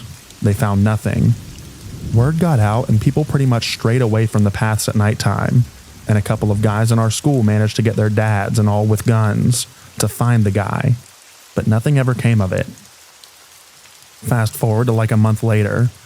We didn't talk about it much and never did anything like that again. I got a pocket knife and pepper spray to keep. I went home after school and was exhausted, so I decided to take a nap. My dad was at work and my mom was visiting her sister. I suddenly woke up to this weird sound. We had one story and the walls were not too thick. I locked all the doors and even the windows out of habit. Still, fearing for the worst, I locked my room door and kind of looked out my window. There was nothing. I grabbed at a bat and my phone, heading out of my room. I looked at all the doors and everything was locked. There was this weird like shuffling out of my house, and I just looked through the window of my living room. I kid you not, it was the same dude from the woods. He was just outside walking in this erratic, eerie way, which just sent me into a spiral. He somehow saw me and started saying hi there very loudly. I called the police, and after that I told him to leave. After that, he started saying my name and all of my friends' names. The police questioned him. He had no history of mental illness. He had no clinical disorder. And after enough torture, he confessed to liking young women. He's in jail now. He'll probably get out in a couple of years. Edit. By torture, I meant interrogation. My dad has a friend who's a cop, and the cop told him the guy would scream when they asked him things. He was also guilty of attempted SA and harassment. But that is all I know of.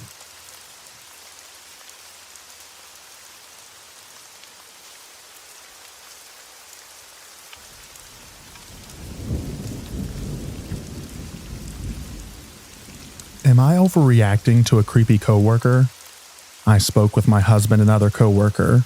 They have differing opinions. I started working at my job a few months ago, and up until recently I hadn't seen this coworker who we'll call Twinkle Toes. He walks on his toes. Turns out, he was asked to work from home for the first few months I have been there, so he just came back to the office full time. He started to walk by my desk twice a day, which is nowhere near his. As he walks by, he stares at me like Hannibal Lecter would and makes an occasional remark about me like, "Burning the midnight oil, huh?" and the like. The staring is so unnerving. My red flag went up, and I had never even met him officially yet. I didn't know his name until way later after someone else told me. Last week, Twinkle Toes finally approached the desk while my coworker, who we'll call Amber, was there having a conversation with me. She and I share a workspace, and he went over to her side to be a part of the conversation with us, but he stared at me the whole time, never looking away, even when she spoke directly to him and he answered. Before I left, I made it very clear that I am married, and said, "Well, I'm going home to my sick husband, and we'll make him some of that soup that we talked about." Then I walked out. Amber texted me shortly after. "Twinkle Toes just asked if you were single." She also mentioned in the text that he's never stopped to talk to her in the 2 years that they've worked there. I brushed the text off as him spacing out, but the following week he walked past staring several times, and no one from his department does this.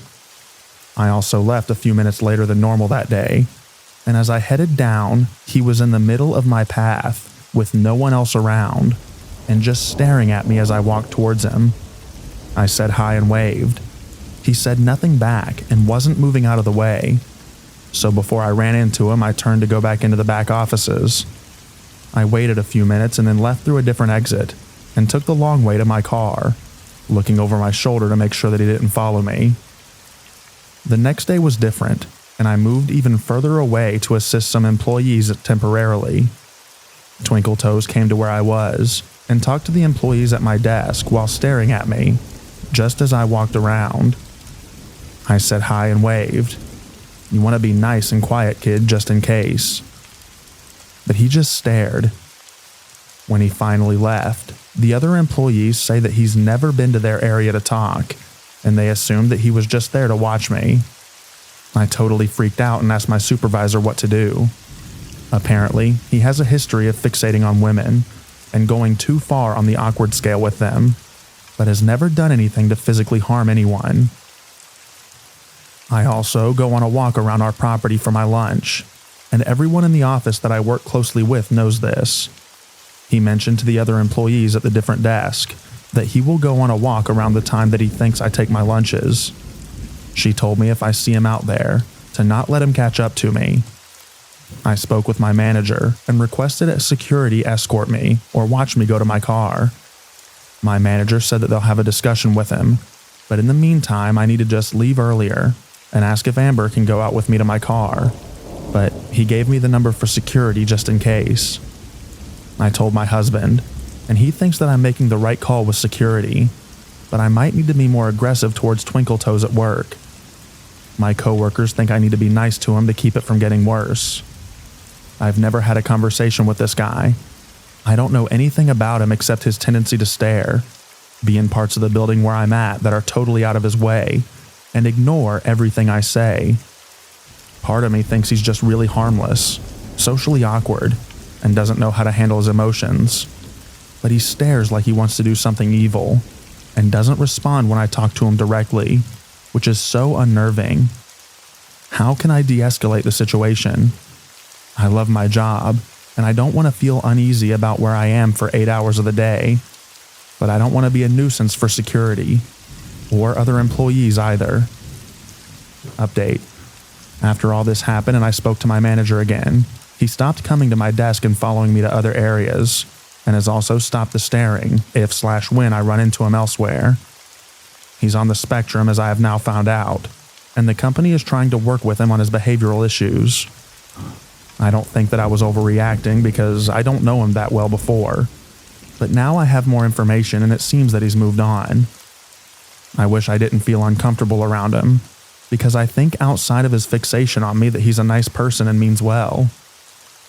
I'm taking the advice to be more assertive and standoffish, so I don't encourage anything inappropriate. And if he does walk past me, I don't wave or say hi.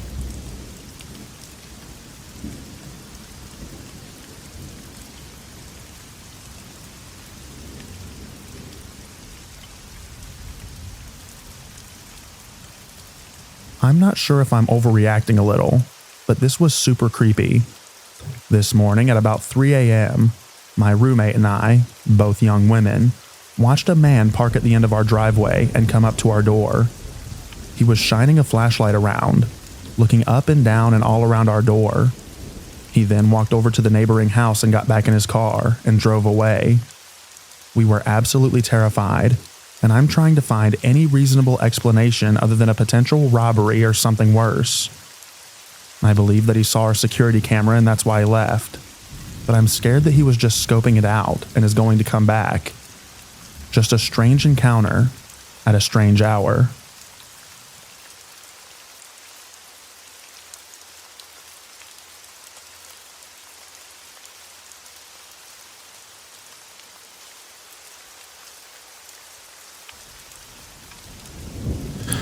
This happened to me about 2 to 3 years ago. When I was 16, I used to work at a fast food restaurant, and I live in a place where we all have seasons. At this point in time, it was winter, so it got dark pretty early, around like 5 to 6 p.m. I was called to come into work this particular day, but the weather was kind of bad, causing us to not have any customers.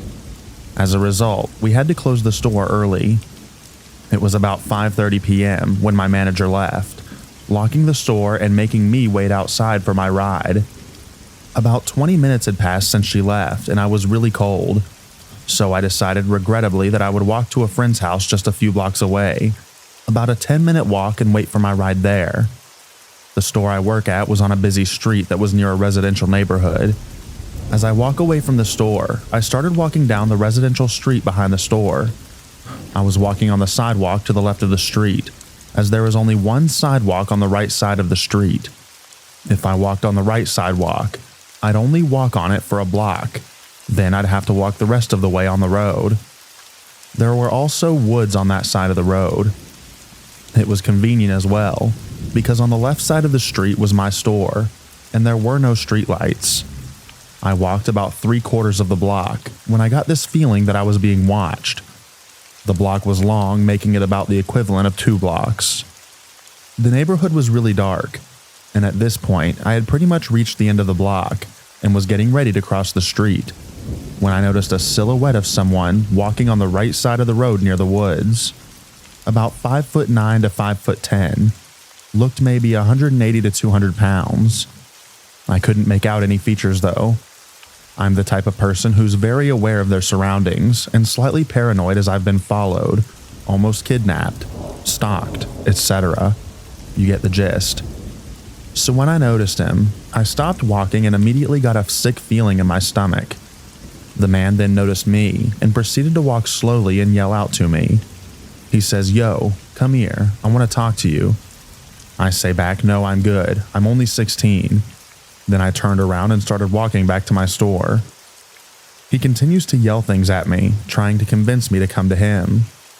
At this point, something in me told me to run, and I did just that. As I'm running, I know I shouldn't have, but I turned my head to see if he was actually chasing me, and to my horror, he was. So I turned up the speed and ran as fast as I could. Thankfully, as I reached the store, my ride had pulled up, so I ran to the car. As I tried to get in, the door was locked. It took about 20 seconds for them to unlock the car, which felt like hours. But eventually I got in and just broke down crying. Not gonna lie, I'm kind of out of shape, so my back was hurting from breathing so hard, and I was all frazzled. This was the first time that I was chased on foot. And let me tell you, it's so much more scary, surreal, and intense being chased on foot than someone chasing you by car. Still to this day, I have added trauma from this incident, and it makes it hard to go anywhere by myself, especially in the dark.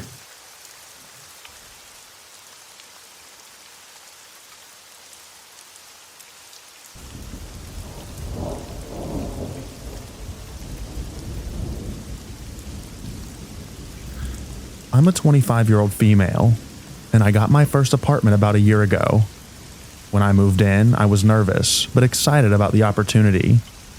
A few weeks after moving in, I bought a puppy so I wouldn't feel so lonely. My key broke in my door, so I had to call maintenance to come and fix it and let me into my apartment. The maintenance guy was instantly obsessed with my dog, but my dog was immediately afraid of him. I passed it off as nothing since she was a puppy, and figured she might act that way around everyone new. A few weeks later, my dishwasher broke, so I called maintenance to come out again. I was working on crate training my dog, so I stated it was fine for them to come out while I was at work, since she would be in her crate, and at most might annoy them with mild barking. Upon arriving home from work, I found several places on my carpet where my dog had had an accident. I thought I must have missed it before I left for work. I took her outside to go for a walk, and the maintenance guy stopped me and informed me that he let my dog out while working on my dishwasher, informed me that I was starving her by keeping her locked up all day, and that I wasn't a good pet owner. He then stated that he could take better care of her. I was too shocked to say anything. I talked to my dog's vet, and the vet confirmed that I was doing everything right for crate training my puppy. For several weeks after this, the maintenance guy would always stop to attempt to pet my dog when he saw us. I started taking different routes for walks and began driving to a nearby park to avoid him. This was when I realized that my dog didn't react to any other stranger the way that she reacted to him, hiding behind me and aggressively barking. He also began making comments about my appearance. I mentioned the occurrences to my parents when they visited. My mom thought it might just be me overreacting to living alone for the first time. She walked my dog with me around the complex. The maintenance guy stopped again and proceeded to make a joke about stealing my dog. When we got home from the walk, my mom stated that we were going to buy video cameras for the apartment. After that, things seemed to calm down. When I had maintenance issues, a different guy would come out. My dog would still be uneasy, but wouldn't react aggressively. Today, I had a maintenance issue again, and the original maintenance guy came out. My dog again reacted aggressively. I held her to help her calm down, and she began to relax, but still remained on high alert. The maintenance guy mentioned that he noticed my family had recently visited, and then proceeded to ask if they had left. He then started asking me if I was in school or working. I responded by saying that I was working. He then asked how much money I make. I began feeling very uncomfortable and laughed it off by stating that I didn't remember. He wouldn't accept this answer and kept pestering me. I responded by saying that I was bad with numbers. I'm an accountant. He then kept pestering me about how many hours I work, etc. My dog then began barking aggressively at him until he left. I honestly feel so creeped out right now. My lease is almost up. I'm moving to a different complex with a different management company, so I'm not sure if I should complain and risk them retaliating by holding my security deposit. I'm also nervous about filing a complaint and then living here for a few more weeks.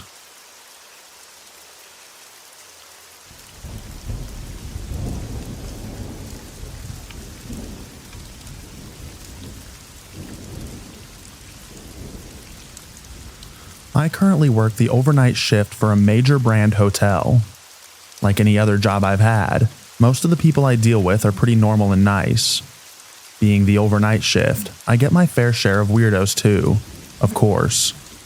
Although, most of the weirdos don't make me nervous, and I don't have to consider calling the police. If you have a working credit card and an ID and don't seem like you'll be a problem, I'll rent a room to you. All money is green, right? I'm only mentioning this to highlight that it's rare for me to turn people away when we have availability. Last night at 3 a.m., I swear they always come out in the witching hour.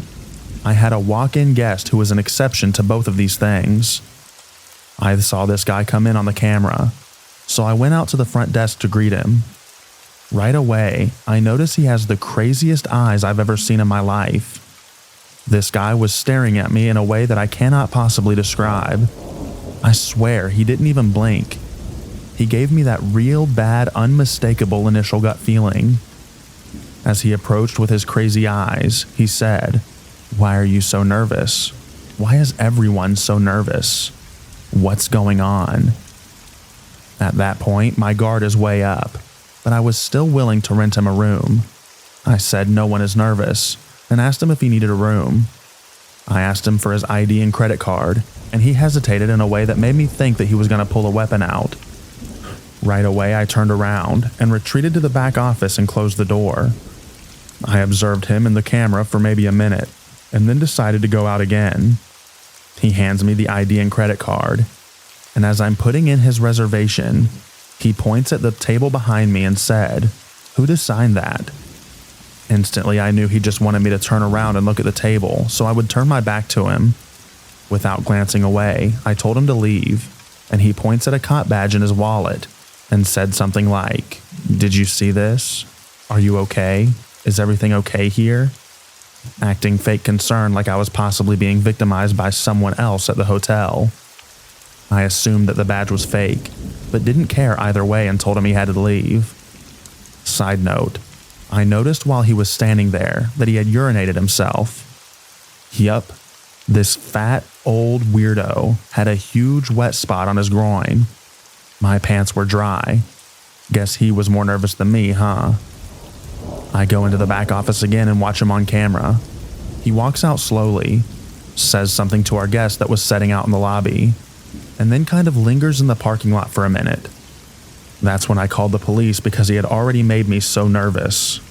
After he left the hotel, he went to the hotel across the street and drove through their lot.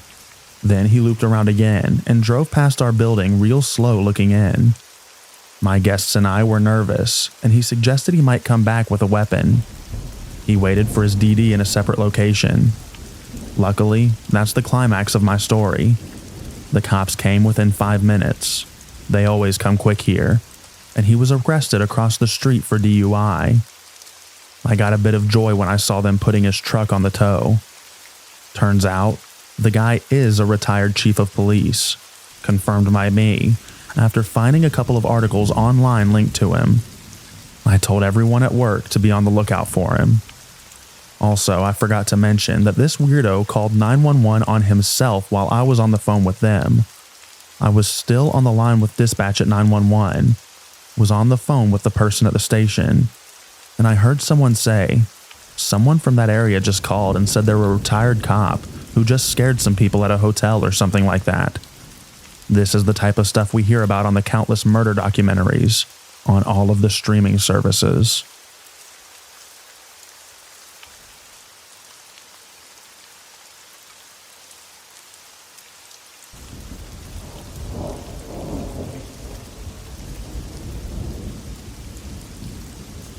So this happened back around 2014 or 2015.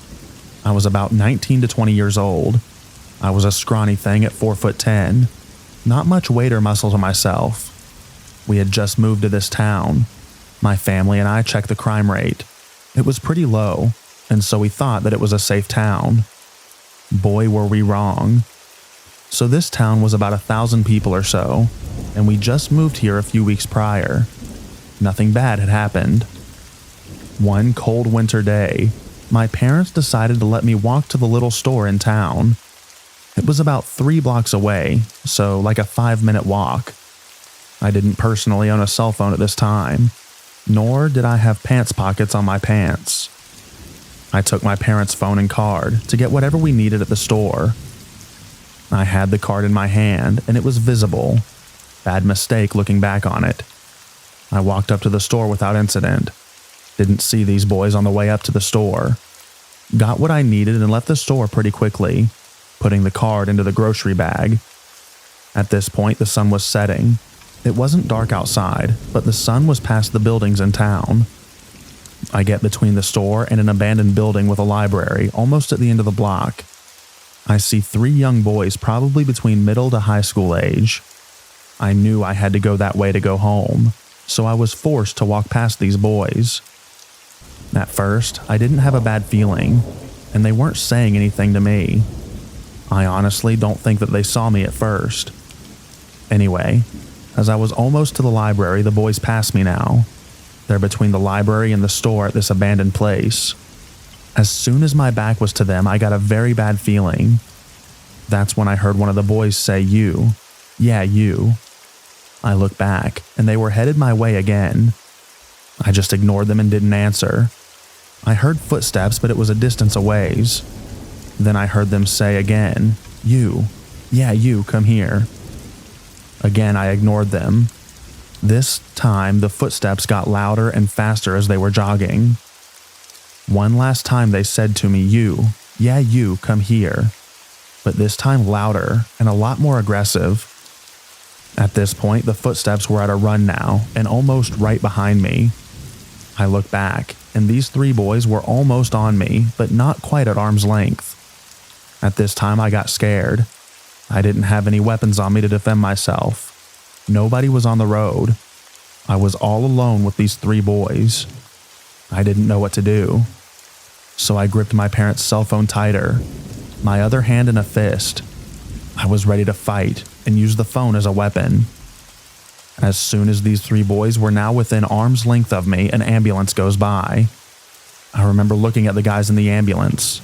They were driving by really slow. They were looking at me, then looking at the 3 boys. I saw the passenger guy look at me and smile. Then they drove away. I looked back, and the 3 boys they had left and went away from me. I don't know why I didn't yell at the ambulance people for help. Maybe I was too shocked or scared. I called my family members, tell them what had happened, and asked if I could get a family member to come pick me up or meet up with me to finish walking me home. I don't remember what they said, but by the time the family member got out of the house, I was already home. Thankfully, they didn't follow me home either, but I was walking as fast as I could, gripping the phone tight and constantly looking over my shoulders, thinking the whole time, let me get home safe or let a family member catch up to me. Thankfully, I didn't see them again after this incident. To this day, I do believe that the ambulance men saved my life. I had a really bad feeling about these boys. I think that they were going to rob me or worse.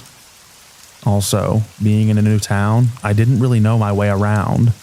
I honestly kind of just ignored my gut feeling, because I could have crossed over onto the street, but I didn't. Now, I have good and better situational awareness, and I listen to my gut. It has never been wrong. My gut feeling has steered me in the right directions.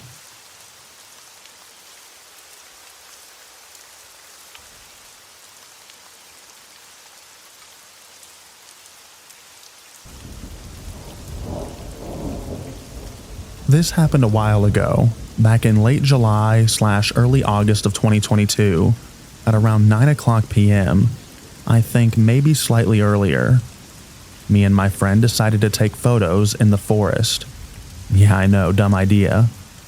Everything was going fine. Of course, slightly scary because, well, we're 2 girls in a forest and it's twilight. At around 9:40, my friend's mom calls her, saying that we should go back to her place because it's getting late. Understandable. We are going to her place. I ask her, can we take the shortcut out of the forest? And she says, all right. Our biggest mistake. While going through the shortcut, I see some guy in front of us. He was holding an axe in one hand and was wearing a horse mask. He was around 195 centimeters tall. He was slowly coming towards us. I take my friend's hand, because I'm thinking that we're all about to die, and I tell her, do not go there. There is a dude wearing a horse mask. She ignores me and continues walking towards him slowly. With no emotion, I take her hand and just force her to run to the longer exit from the forest. While running, I'm literally not hearing anything she's saying to me because I'm in a panic. While running, I see a random woman walking with 2 average-sized dogs. Yeah, I know I'm dumb for not warning her about the horse dude. So we finally escape the forest and are going to her place. While walking to her place, she's asking me a bunch of questions like what was that and stuff like that. And she also mentions hearing that the guy was running after us. So yeah, we go to her place and talk about what happened. To be honest, I wish that was the end of it, but it wasn't. In October of 2022, I'm casually browsing the Latvian news and see some articles about a dead person in the same forest that me and my friend were. Did we escape an axe murderer by a dude wearing a horse mask?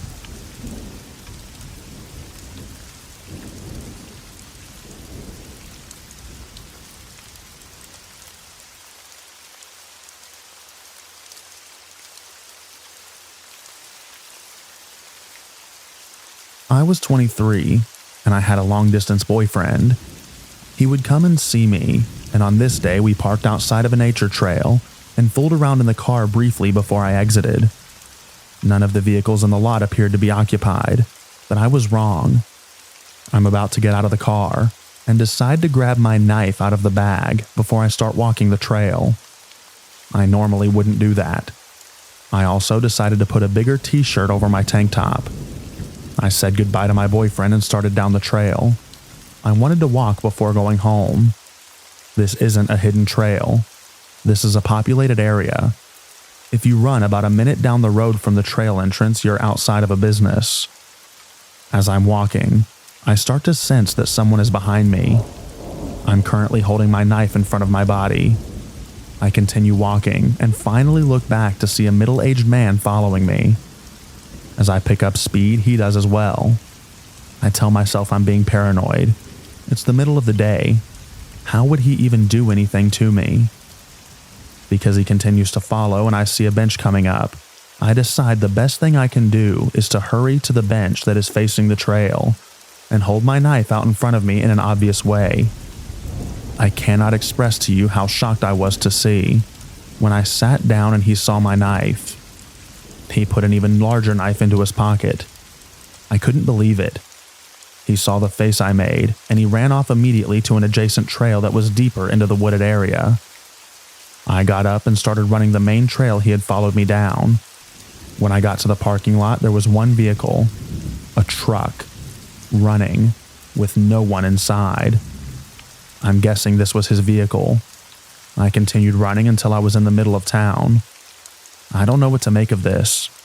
Surely if he got me there, someone would have heard or seen it. Are people really that bold?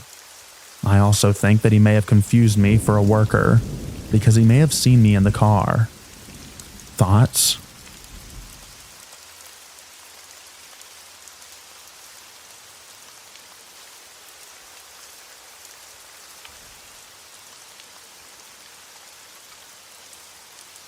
This happened to me around 2021 in India, around the COVID period where lockdowns were still very much effective. My dad used to live in another city, my brother was in college, and my mom had a government job, so she had to go to her office every day. So I was basically left alone from 10 a.m. to around 6 p.m. We used to live in an apartment unit, but it had two doors. One was the main door, and the other one was located in the biggest bedroom, basically my parents' room.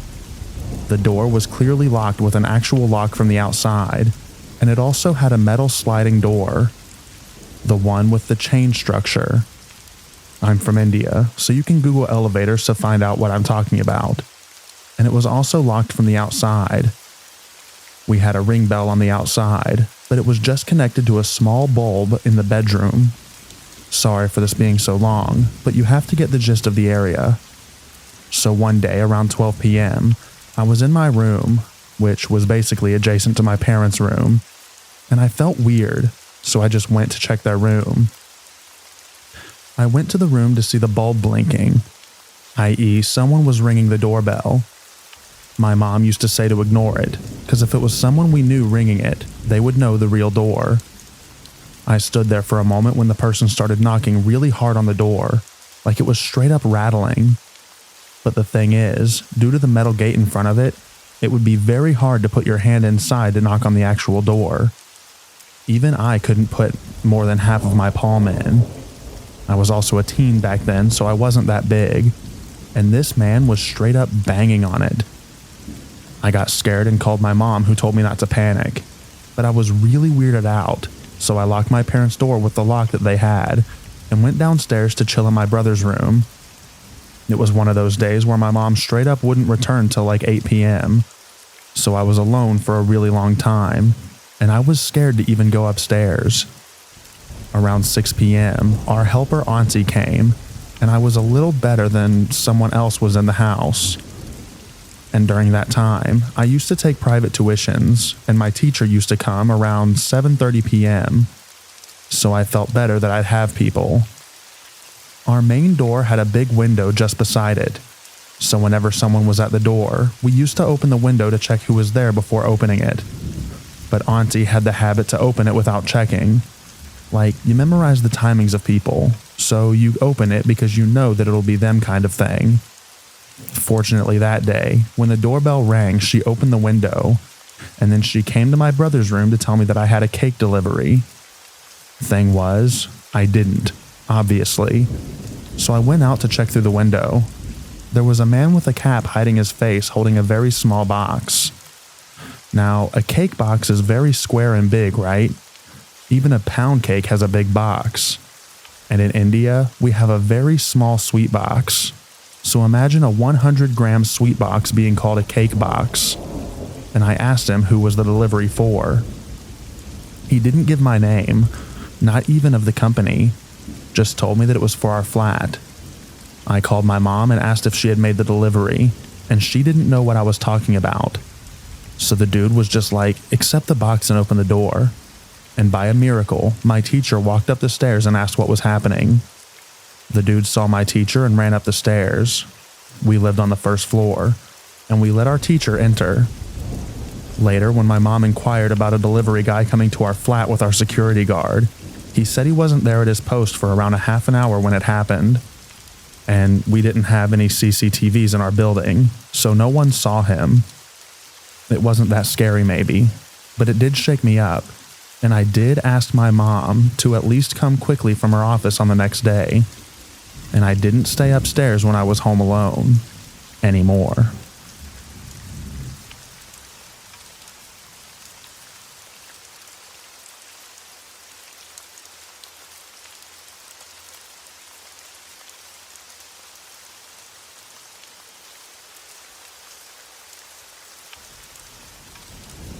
I had a bad situation with my first boyfriend. It actually began in a very weird way, but being as young as I was 14 at the time, I ignored it because, well, someone actually liked me. When I met him, we went to different schools. He went to a private school and I went to public school. After a few months of pretty much just an AIM friendship, he transferred to my school. First red flag. We started quote-unquote dating, if you can even call it that, at 14, and I started to notice him getting way too serious about it. He would talk about being together forever and going to college together. He would even scold me if I got a bad grade because I might not get into college. I realized how overwhelming he was and broke up with him. He was so embarrassed that he didn't want to tell his parents, who he apparently tried to convince every day that we would be together forever. He wanted me to go to his house, out to dinner, etc., and pretend that we were still together. I felt bad for hurting his feelings, so I did it for a little while. It finally ended when I began seeing someone else. I told him that I was dating someone and he freaked out. He started crying and yelling at me and ordering me to give back everything he ever gave me, telling me that he wanted to unalive himself. And then he pulled a painting out of his closet that I briefly mentioned liking. He said that he was going to give it to me after our 1-year wedding anniversary, and I ruined that. That's when I stopped feeling bad, and I did not speak to him again. It might sound mundane, but it was very scary to 14-year-old me.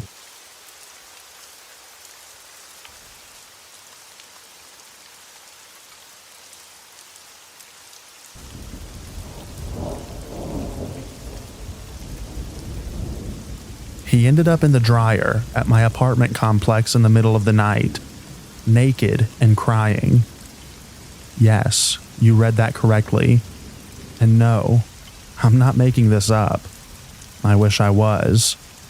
I found this guy on OkCupid, and he was a really nice guy, if a little strange. Good looking too. We dated for about several months, during which time he slowly revealed that he was hearing things that he couldn't possibly be hearing. His upstairs neighbor or my roommate were talking crap about him, even though I couldn't hear a thing, and he started to get paranoid. This all came to a climax one night when we were at a comedy club with some of my friends. He had been acting strange all night, and thought that my friends hated him and were talking crap about him from a couple of feet away. They weren't. I was sitting between them. They had even told me previously that they liked him. He left before the show started and I didn't see him again. Until 8 months later, my roommate was getting ready for work one morning. She gets up at around 5:30 a.m. She heard strange noises coming from the laundry room, which shared a wall with the hallway of our apartment. She thought that the loud wailing sounds were from our neighbor's crazy friend, and that she'd have to deal with her when she went to the laundry room to get her bike. But when she went in there, she couldn't see anyone, and wasn't sure where the sound was coming from. She searched around and was looking under the table across from the washer and dryer, when she heard the dryer door being pulled shut. I know, horror movie stuff right there. She was about to open the door, brave lady that she is, but thought better of it and went to wake up sleeping me. I work in mental health, for help. I got up and I could hear the crying, so I went out to the laundry room and opened the door. At this point, the person who had previously occupied the dryer was lying face down and naked on the linoleum floor. I asked if they were okay, not knowing who it was at that point, and there was no response. I told my roommate to call the police, and while she was on the phone, this person gets up. He was actually wearing mirrored aviator sunglasses and walks past us and into our apartment. He sat on one of our chairs and proceeded to give me a death stare while my roommate was outside speaking with the cops and her work explaining what was happening. He was in our apartment over the course of an hour, while the police and later the paramedics checked him out, and he did not say one word. The most he did was make a guttural growling noise while he gave whoever was speaking that hate-filled stare. Finally, the paramedics took him to the hospital, and I never saw him again. Some notes. The car we figured out was his was parked outside for about 5 days, and one day it just disappeared. All he had in his pockets, his clothes were on the floor of the laundry room, so I brought them into the apartment, was a boarding pass from around the time that he disappeared. His family was from another state, and car keys, and we could see that in the car were only a bunch of energy drinks and fast food wrappers that implied that he had driven up from other said state, about a 1 to 2 day drive, and taken up residence in our dryer. My neighbors and I tried to get in touch with his family, but they were unlisted and the hospital couldn't tell us any information. I wish him well and hope that he's doing better now. My former roommate and neighbors are all Redditors and can verify this story, if necessary.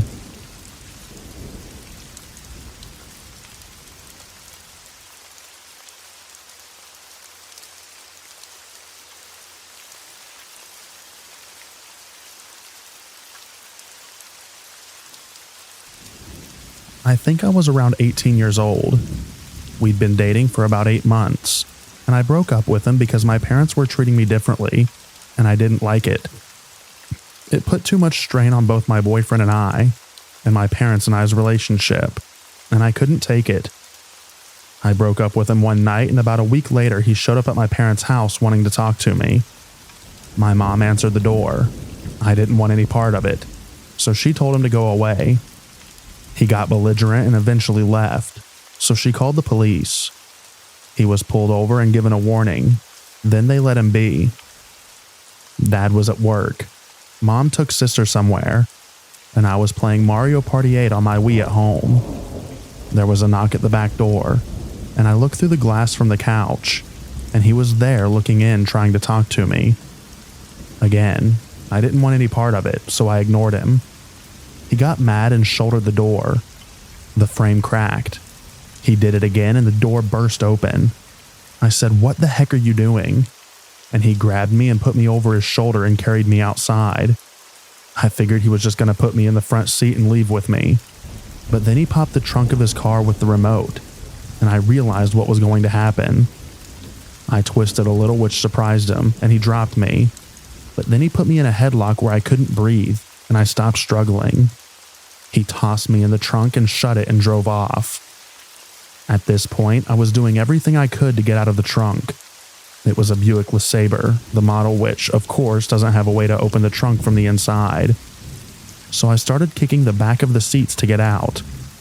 I eventually got one open enough to stick my head through to get some air. It was August, and the temperatures outside were writing 95 degrees, so inside the trunk it was about 110. I got my head out and could finally breathe. He had calmed down a bit, and I knew he just wanted to talk to me, so he didn't really freak when I was able to climb into the back seat. When he was putting me in the trunk, the neighbor kids were outside, and they saw what was happening and ran inside to tell their parents. Parents called the police. Police called my mom, and my mom was doing 95 down the highway to get home. Ex-boyfriend drove me an hour and a half away to an old camp he used to go to, and we talked for a while. He then took me to Pizza Hut because I said I was hungry. I remember wondering why no one was concerned that I was waiting for a pizza without shoes or socks on, because no one said anything. I figured my parents hadn't realized what had happened yet. Little did I know, an Amber Alert had already been issued. Anyways, he decided he didn't want to go to jail, so he was going back to his workplace/place of residence to get his shotgun. When he got there, the cops were waiting for him and tried to taser him. They missed, and he jumped in the back of his car and did a backwards U-turn. He started driving through the city at speeds of 60 to 85 miles per hour. If you've never been in a high-speed police pursuit, let me tell you, it's a rush. So much adrenaline. Anyways, he was getting to get on the highway again, but the police had it blocked off with spike strips, so he turned onto a back road that dead-ended. He ended up crashing into his tree. I was in the front seat by this time. The cops swarmed the car, pulled us both out, and since they didn't realize who we were, cuffed us both and put us in separate cop cars. Once everything was situated, they uncuffed me and put me into a police SUV and transported me back to the police station in my city. Parents and sister were there, freaked out. Found out that I was okay. The whole ordeal lasted around 10 hours. My ex got 4 years and is now out of jail in a halfway house.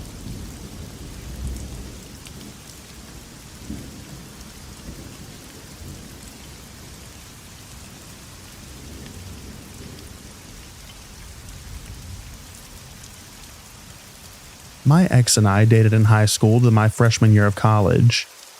It was more like a friendship to me. We never kissed or did anything physical other than holding hands, and we just hanged out a lot. He was always deeply in love with me, but it was more like an obsession that I didn't reciprocate. One day when he fell asleep while we were watching a movie on his laptop, I had a strange gut feeling to look around on it. On his desktop, there was a folder with my initials on it. I opened it, and there were 400 pictures and videos of me. They were all taken unbeknownst to me. They were all mostly of my legs area, but with clothes on. The pictures were taken everywhere. Public places like at restaurants under the table, in the car, at school, at our houses, etc. All while I had no clue. Like I mentioned earlier, we never did anything physical. We were both virgins. It hit me. He always had his iPod Touch on him, and it always seemed like he was on it playing games and other stuff. That's how he must have taken these pictures. At the bottom of the folder, there were new videos that were recent at the time. I play them, and somehow the footage came from inside my dorm closet. I always went in there to change right after I took a shower, and he knew my routine. I go into my dorm closet and find the hole where he would have put the camera or iPod. It was 4 a.m. when I found all of this, and I guess it hadn't hit me yet because I was so tired and just knocked out.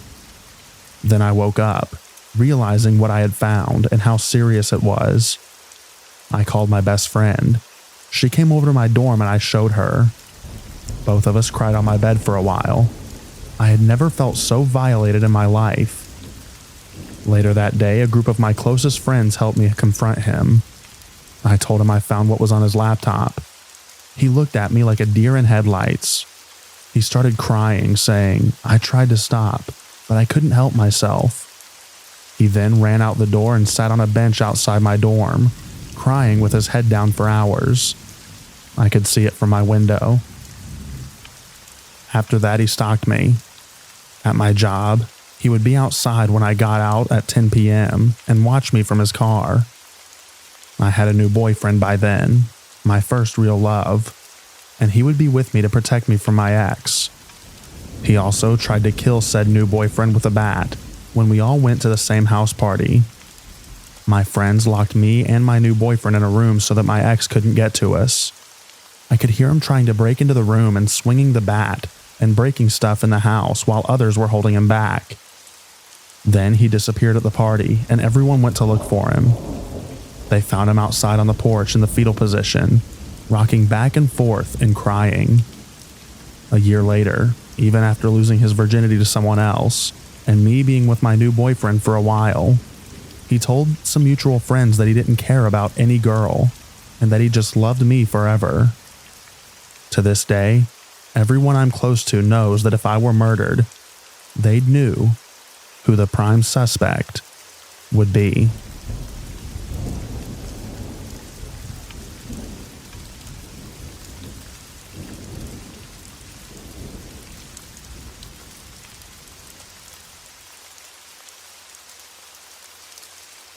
I guess a reverse perspective might be nice.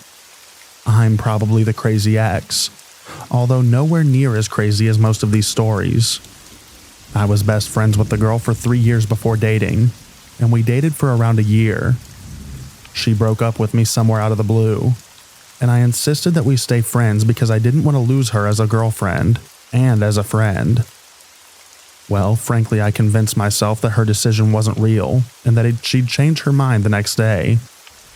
And when she didn't, the next week and so on, I messaged her daily and she would message back. But in hindsight, I probably shouldn't have bothered contacting her. Normally, I'm a rather reserved person, but when I'm drunk, I've been known to do some stupid things. This included showing up at her apartment at 2 a.m. with pages of drunken breakup poetry that I thought somehow would impress her, and pouring my drunken soul open to her. After she kicked me out, like any sane person should do, I began my cold, dark walk home. Despite all the stuff that she must have put up with me post-breakup, she still decided to call me the next morning to say, "I don't ever want you to show up my apartment again, but I wanted to make sure that you got home safe." I guess it made me realize that even though it feels like she hurt me beyond repair, it wasn't fair of me to lose control of myself like I had. So I'm not the craziest of exes, and thankfully I've reached some clarity about the whole situation. But I still feel disgusted with myself for acting the way that I did. Oh well, hopefully she'll forgive that one day.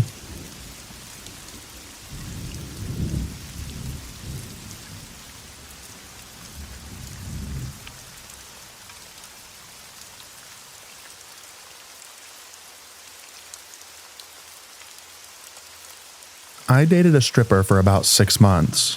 Yeah, I know. My little brother got cancer partway through our relationship, and I was obviously in the hospital with him the majority of the time. She got the flu, and without fail she called me every day crying that I wasn't able to take care of her. Not the best, but how our relationship ended was quite grand. We adopted a cat for Valentine's Day, and she loved him to death.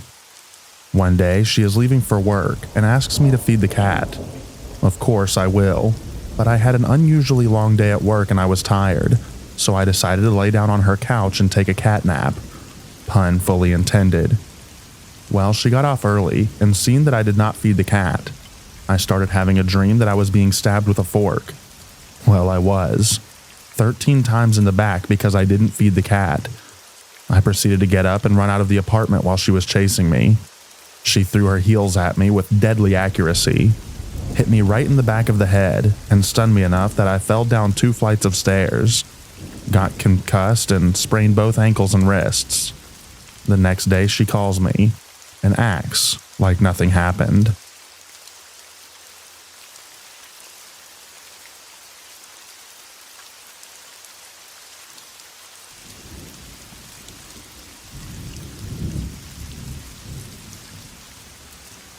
While I was in class, I was receiving a ton of calls, texts, and voicemails from my then ex.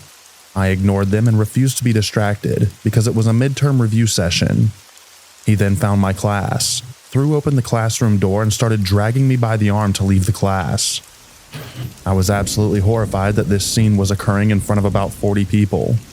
I resisted because I really wanted to stay in the class and he was being crazy, irrational, and ridiculous. He finally was able to drag me out, and though the entire class was silent and watching, they did nothing to help. However, when I finally got outside, I told him off. When he finally left, the class was over, and I returned to my own dorm room. It was torn apart. My laptop was folded over its back, and its screen had been stomped on and distorted. My DS was murdered in a like manner. My mirror was cracked down the middle with blood on its broken edges. Finally, in the middle of my room were torn out leaves of my diary with drops of blood on them. Apparently, my ex had broken into my room, read my diary, and went berserk. On the pages he tore out, I had written something like, "I'm glad we broke up. I'll find someone better." Yeah, he's definitely a crazy ex. He continued doing other crazy stuff for a while. I called the police on him a few times, but they didn't do anything to help. Eventually, he graduated and disappeared.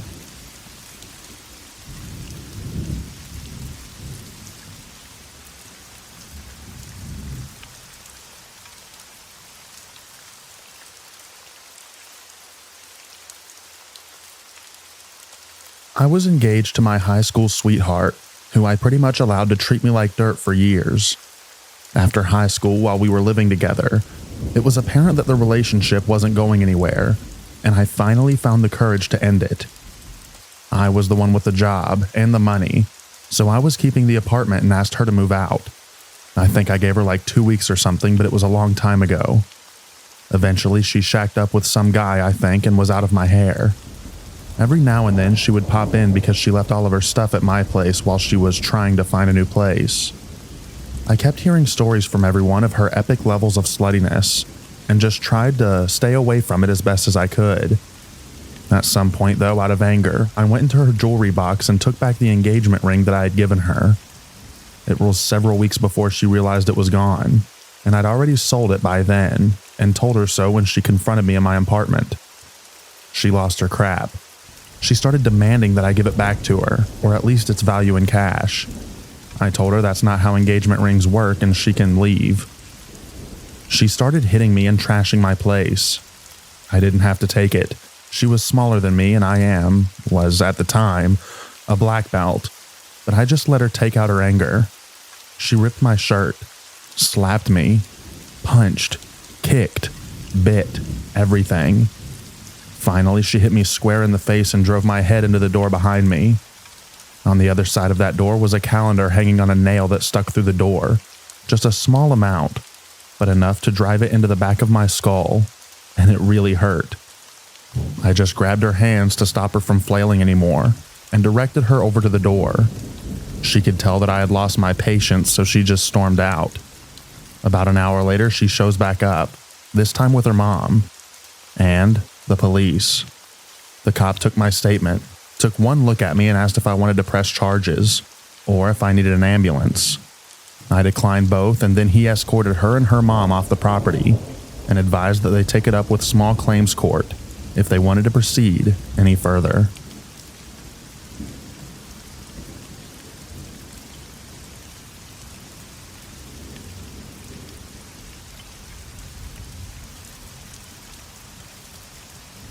I was dating a young lady who lived in the Midlands, and she'd come down to London on the weekends and we'd have some fun. Nothing too serious, but it made my weekends enjoyable.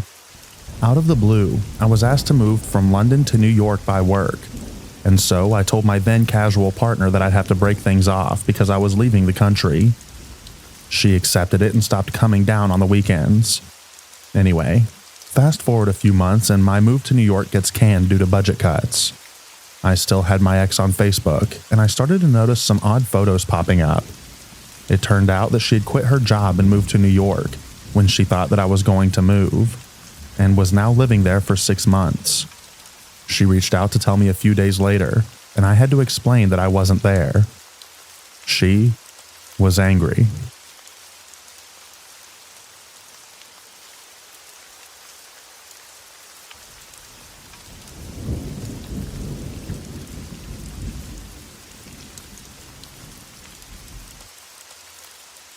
About 2 years ago, my ex and I went through a really nasty breakup.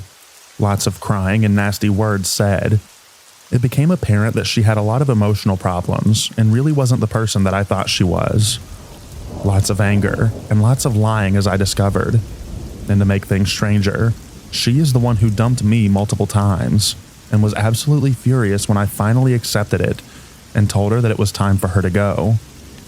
I wasn't exactly perfect either, but that's what happens.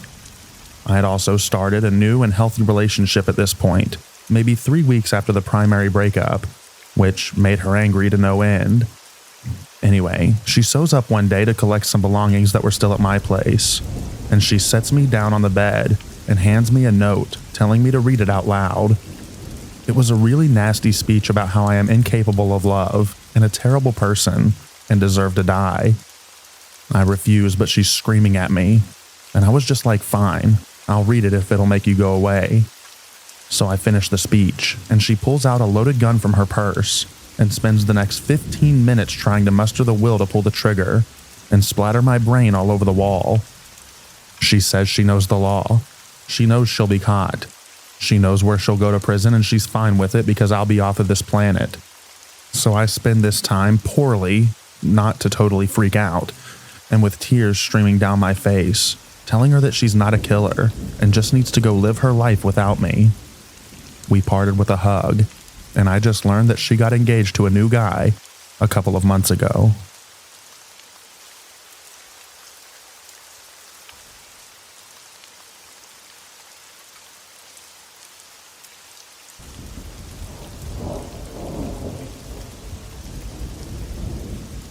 One day, I was on the phone with my best friend and told her that I was thinking about leaving my ex because he's too much. Next thing I know, my phone is going off, and he's asking me if I plan on leaving him. I was flabbergasted, and I got freaked out so he could tell. So then he told me that he set up a camera in the living room so he could see if I'm bringing anyone home. He said I could unplug it because he realized that it was irrational, and as long as I promised not to leave him. Fast forward a week later, I noticed my tapestry was moved from behind the bed. When I looked behind there, sure enough, I saw the cord to another camera. I immediately unplug it, and there goes my phone blowing up with calls and messages. Our relationship only lasted a total of 8 months with him. Funny thing is, he was the one cheating and making Tinder accounts of us looking for another female to join us without my permission. To this day, I have to block accounts that he makes just to stalk my social medias, and I am a really private person now.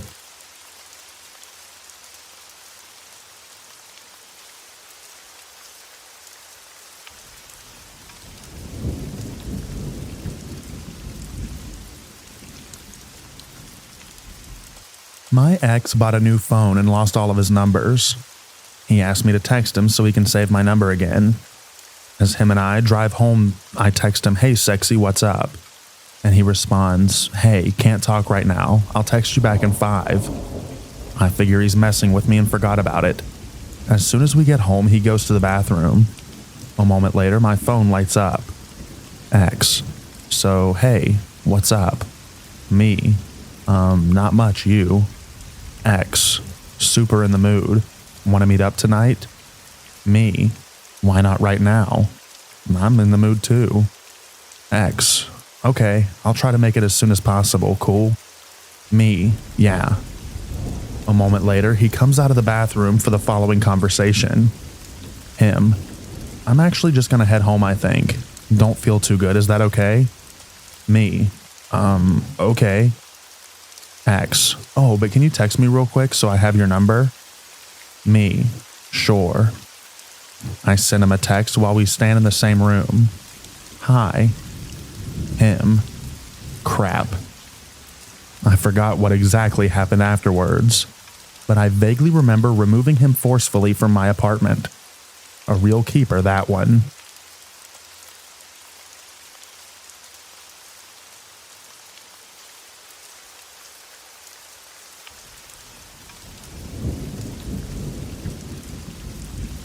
She asked me to do a triathlon that her brother was doing, and she was going to watch his son.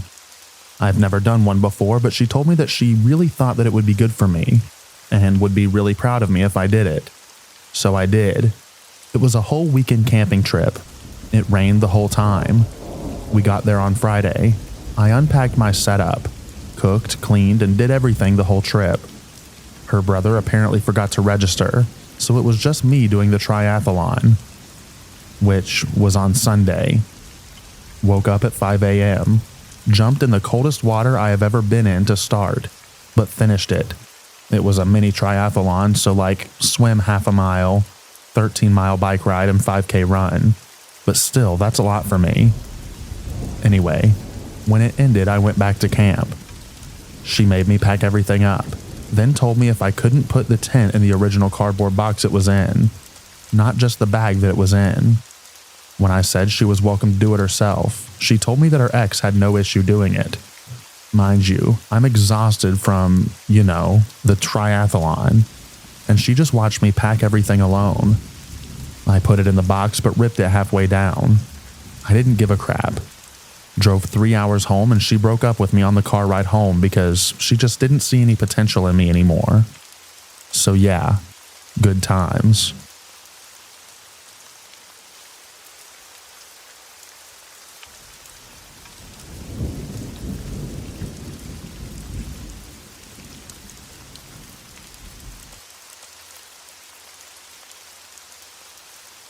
My ex proposed to me publicly at a bar in front of all of our friends. He liked the way it went so well that he proposed to me 2 more times at 2 different bars.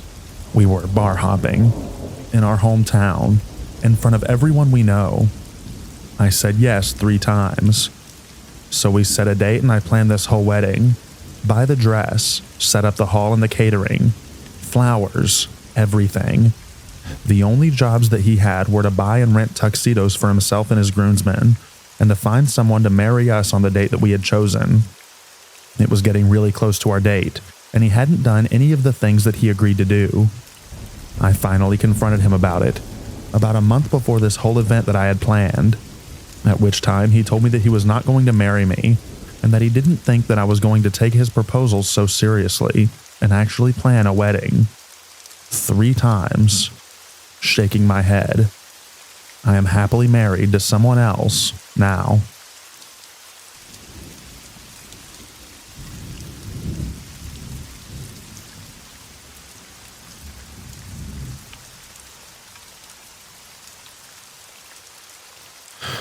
I dated a guy my age in my senior year in high school who began to show signs that he was mentally unstable when upset.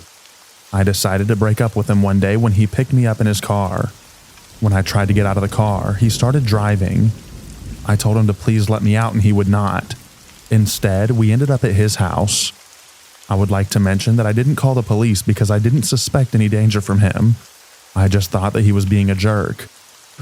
I did call a close friend during the drive to let her know where I was and where I was going. Once we arrived, he told me to come inside his house, and I refused and was getting my phone to call a cab. I couldn't walk home since I didn't know the area too well. It was absolutely ridiculous to see this guy ball up his fist and make this childlike tantrum face and swear at me that he was going to shout at the top of his lungs if I refused him. Fast forward a week or so, the guy would send me nasty text messages, talking to me like I murdered his family or something. He began to message my Facebook friends asking for me. It was really embarrassing, and showed up at my doorstep asking for me. It was horrifying, and I never thought that people like that existed and that it would ever happen to me. He stopped when I told him that I would call the cops and the school, as well as his parents.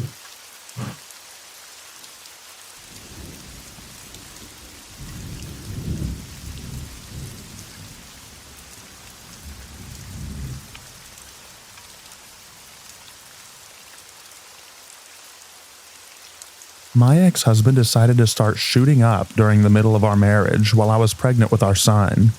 Then he decided to live on the streets and not work. He went to jail, got clean, did okay for a year, then walked out on me for another woman. 2 months go by and he decided that he wanted to work things out. I did not. So he moved into my apartment. I left and gave him the place. He stalked me. One night he broke into my new home and got in bed with me. Now he tells people that I'm the one that screwed him over because I left. Oh, and he burned down my first house, cooking French fries.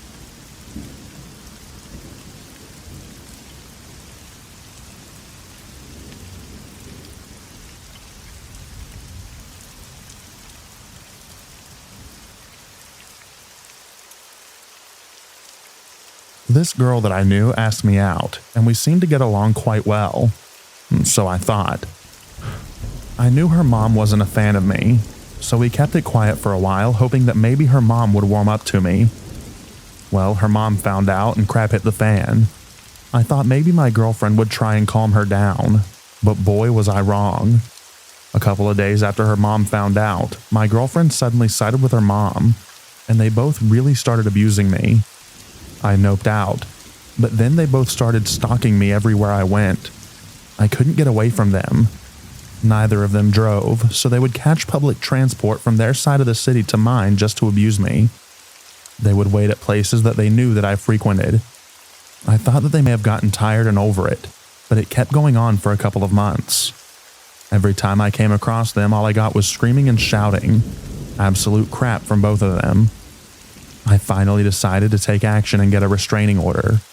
They tried a couple of more times, but they eventually gave up. I had very little trust in women and people in general for a long time after that. It was one of the most traumatic things I've been through. Oh, and I don't think we were even dating for 3 whole weeks before her mom found out.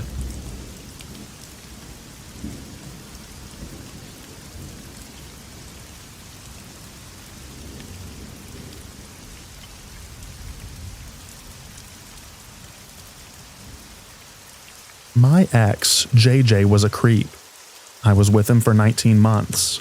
This happened around 2 months into the relationship, just as he was starting to get controlling, and it terrified me. It was 2 a.m. and I was in bed.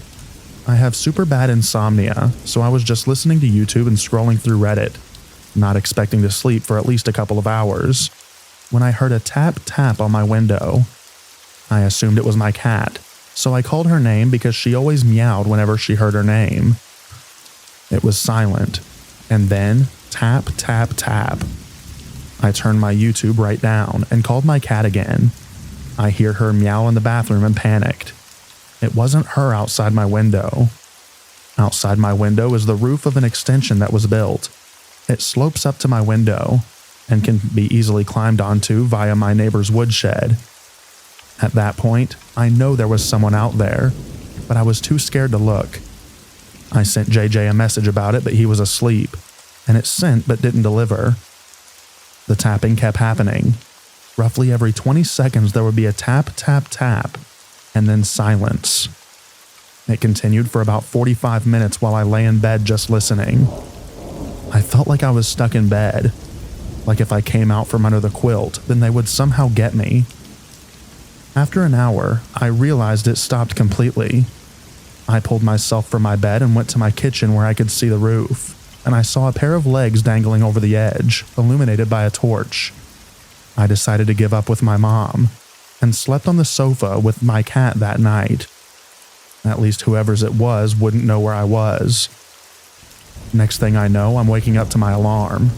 I go to turn it off and notice that I have Snapchats from JJ, which is odd but not unheard of. They're all from around 3:30 a.m., so probably just after I fell asleep. I opened the snaps and my stomach dropped. It was a photo of my bedroom window from the outside. Then one of the legs dangling into my garden. And then one of me sleeping on the sofa, taken through the kitchen window. I messaged him asking him what the heck he was doing. I got a reply saying he'd come to check on me and chased a guy off from my house. At that point, he had me convinced that he could do no wrong, and if I opposed him, I was scared about what might happen, so I just left it at that. From then on, it happened a couple more times, and every time I just tried to ignore it. But with the joy of hindsight, I know I shouldn't have. I should have told someone or broken up with him, but I was too scared of what he might do. I have a lot of stories about JJ. I might write some more. I've been considering putting it in a book sometime now, but I'm not sure. I hope if anyone reads this, then they enjoy it.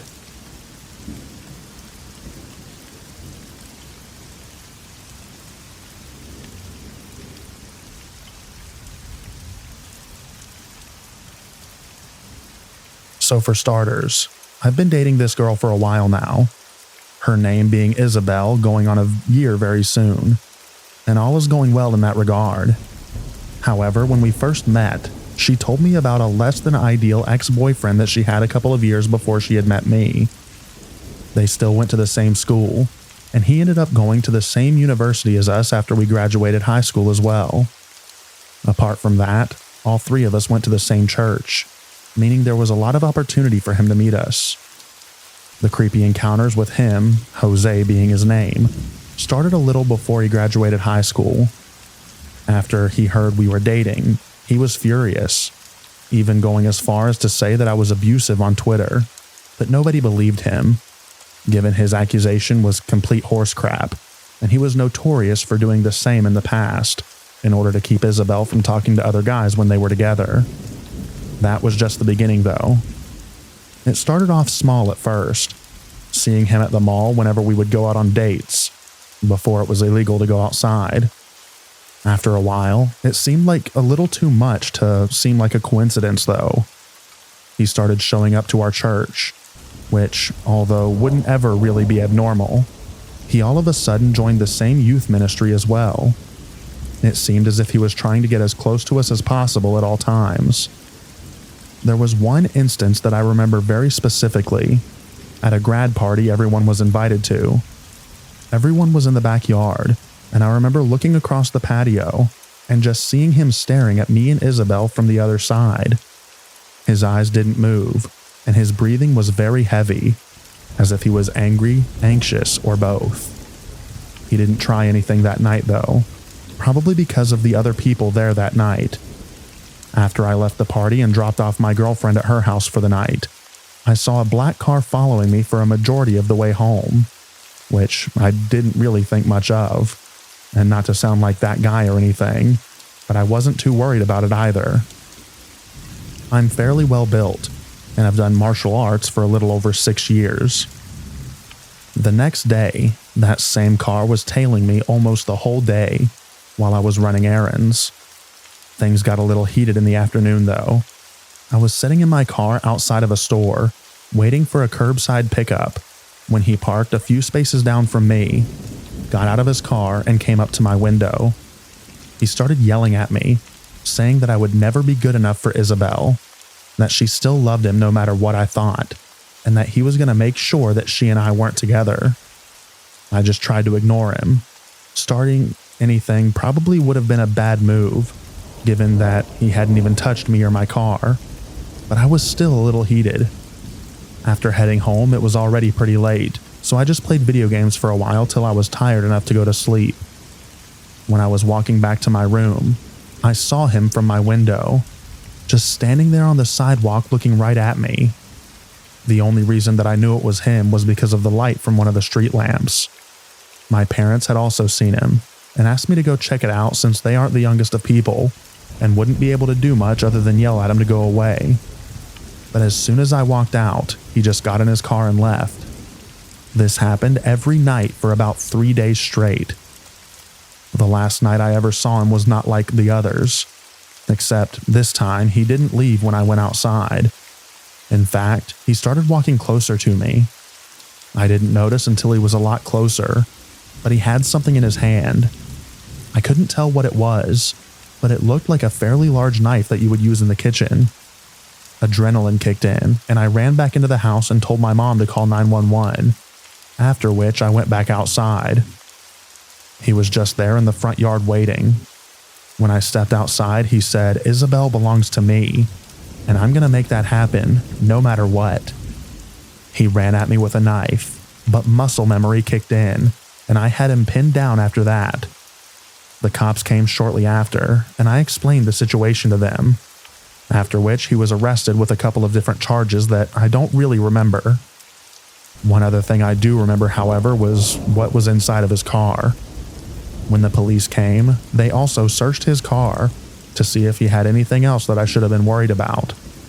They found a bunch of tape, some rope, another large knife, a handgun, and a camera. I don't know what was going through his head, but I could at least guess from that kit he had in his back seat that he planned on hurting me in some way and recording it. I hate to think what would have happened if he had tried to come into the house while everyone was asleep, but I'm glad that he was arrested for what he did, or planned to do, anyways.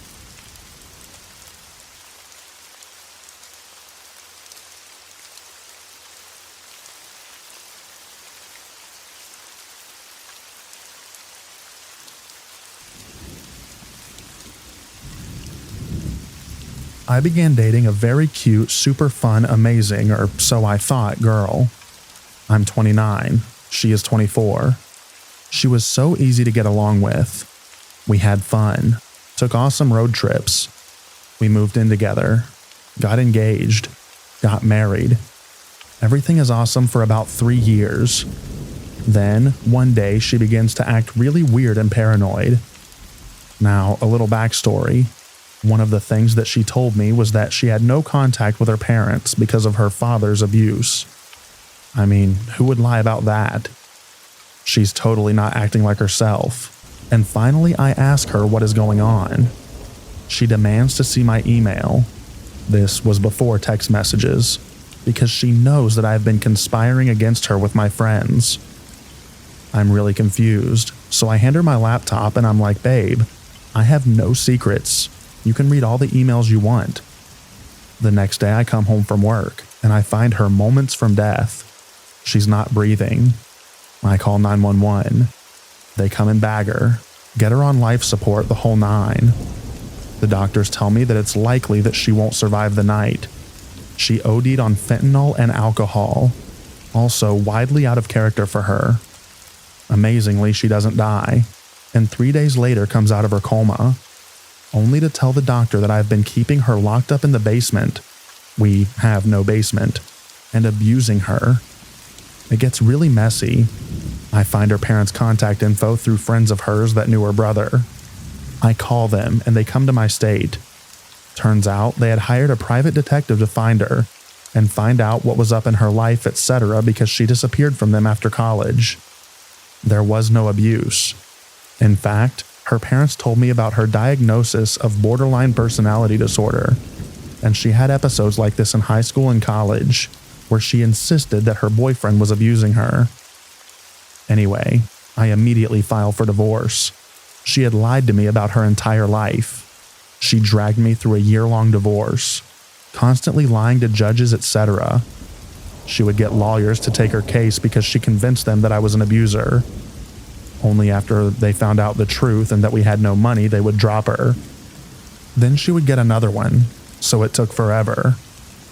The worst part was, she stole my dog, and I never did get her back.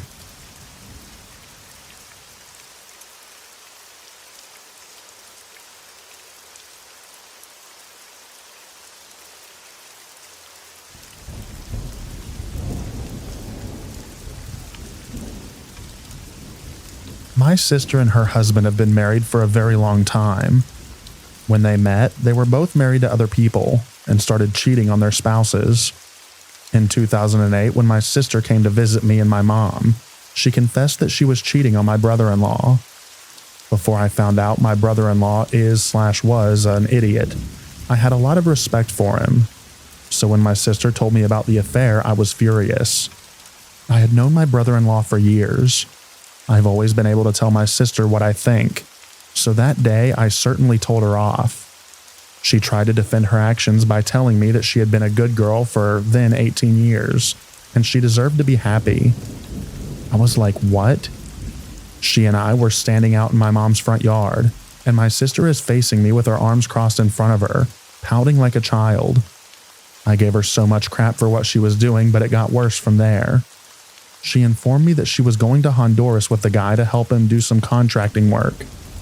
My sister told me that my brother-in-law knew about it. I was stunned. Well, my sister didn't go to Honduras after all. After she went back home, she ended the affair after she confessed it to her husband. He forgave her. saying, "I was once where you are now." The guy my sister was messing around with contacted my sister and asked if he could borrow $500 because work had been slow and he needed to make his truck payment. My sister asked her husband to loan the guy the money, and he did.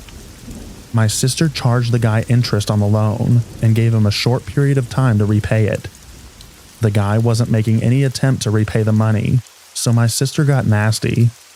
She warned the guy that if he didn't pay the loan off in full with the interest, my sister was going to contact the guy's wife and tell her about the affair. The guy thought that my sister was bluffing, but she wasn't. She sent the woman a letter telling her all about the affair and the loan. The money was repaid very shortly after with interest. To this day, I am still amazed that my brother-in-law is so stupid that he would loan money to a man who cheated on him with his wife. But things got worse. On Thanksgiving weekend, my brother-in-law went out of town to be with his son, daughter-in-law, and their daughter. Because they didn't live very far from me, I asked my sister to ride down with her husband, drop him off, and come down to my house. I was going to spend the holiday alone and really wanted to see my sister. She said that she just wanted to spend the time by herself, which I thought was odd. She wasn't invited to her husband's son's house because of a falling out that they had years ago and never reconciled. I tried and tried to get her to come and be with me, but she wouldn't. Okay, fine. Shortly after, I called my sister and asked her what she did over the weekend, and she hemmed and hawed about it. Finally, she told me that she had spent it with a guy that she had met. What the heck? She had me on speakerphone and my brother-in-law was in the room. My sister told me that she had confessed what she did to her husband. I was beyond stunned. Next thing I know, my sister and her husband had made an appointment with a psychiatrist. My sister claimed it was to work on their marriage. She told me the doctor told her he wanted to see my sister for her issues and give her prescriptions for them. The doctor also recommended therapy for my sister. My sister refused to get the prescriptions filled, but she did say that she would go into therapy. I have no idea how long she received help. She has a lot of issues though, and always has. These two people are still married and are still together. My sister and I haven't spoken to each other since the spring of 2009, but not because of her infidelity. She's probably still cheating on her husband, but whatever. He's an idiot for staying with her.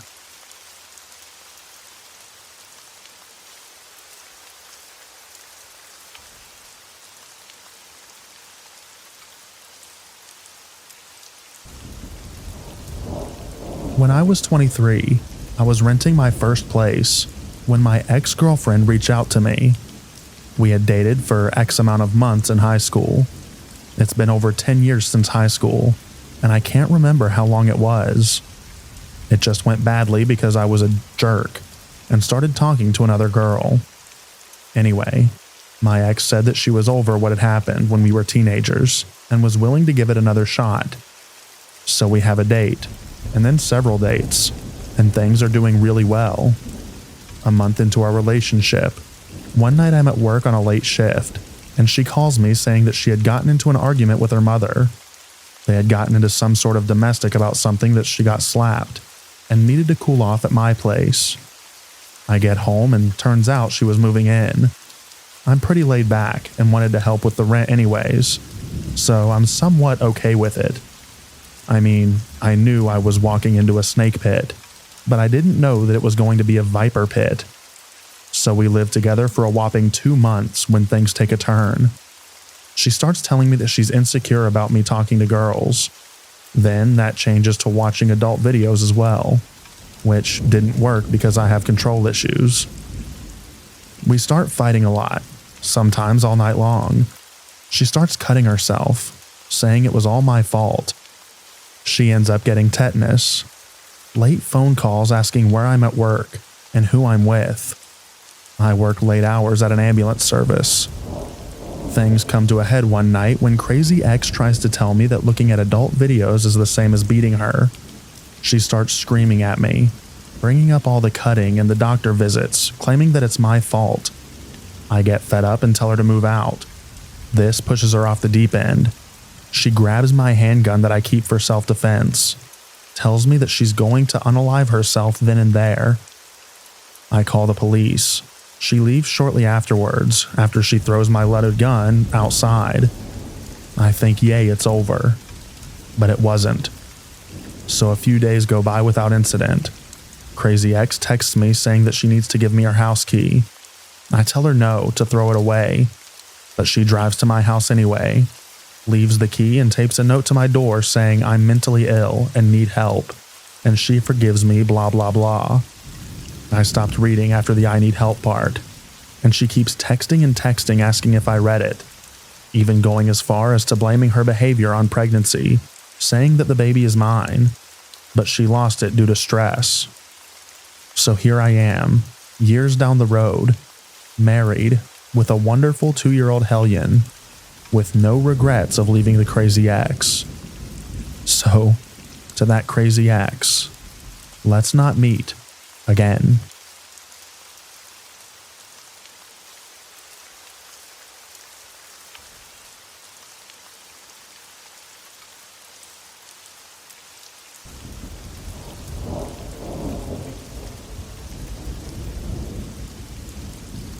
This happened at my work just a few nights ago, and it definitely felt like a case of being in the right place at the right time. I had just gotten back from my break and was on my way back to my workstation when a middle-aged woman stopped me and asked me for help getting into the store's Wi-Fi. After a few minutes of trying to fiddle with it and troubleshoot, we found that her phone was almost completely without service. She reacted to this with a level of distress that seemed to go above and beyond mere frustration over not being able to use an app. I sensed that something serious was going on, so I asked her, "If you don't mind me asking, what exactly are you trying to do? Maybe I can help you figure out an alternative." She then informed me that she was in an unsafe situation. She mentioned a psycho who had been trying to follow her, and said that she was trying to call a friend of hers for help. Despite the fact that I'm technically only supposed to use it for work-related purposes on the clock, I immediately offered to let her use my phone, and she gratefully accepted. Her friend luckily picked up the call from my phone, and in her conversation with them, I heard her say things like, "I accepted help from someone whose intentions turned out to be no good, and now he's after me. I'm at Walmart. I'm scared he's gonna come into the store and find me. Please come pick me up as soon as possible." After she hung up, I asked her if her friend was on the way and if she was going to be okay. She said yes, so I made my way back to my workstation after wishing her well. Around 10 minutes later, I saw the woman again passing by my work area, this time with a man. I hoped and prayed that the man was her friend and not her harasser. About another 15 minutes later, the two of them came through my line to check out. I looked for an opportunity to pull the woman aside and discreetly ask her who the man with her was.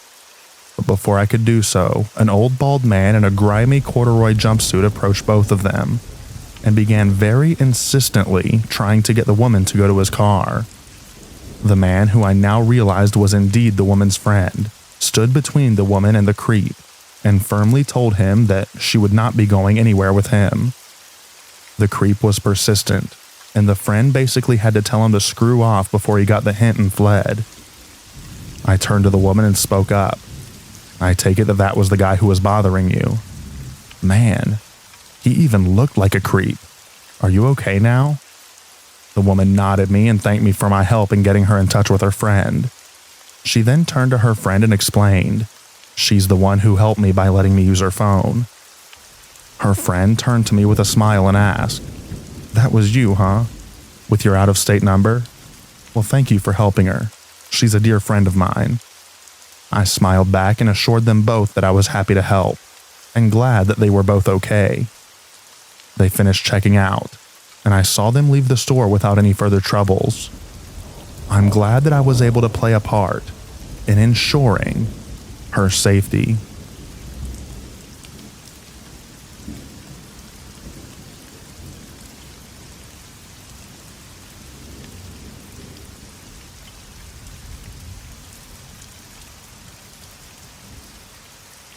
About a year ago, I, a 15-year-old female, started a new job.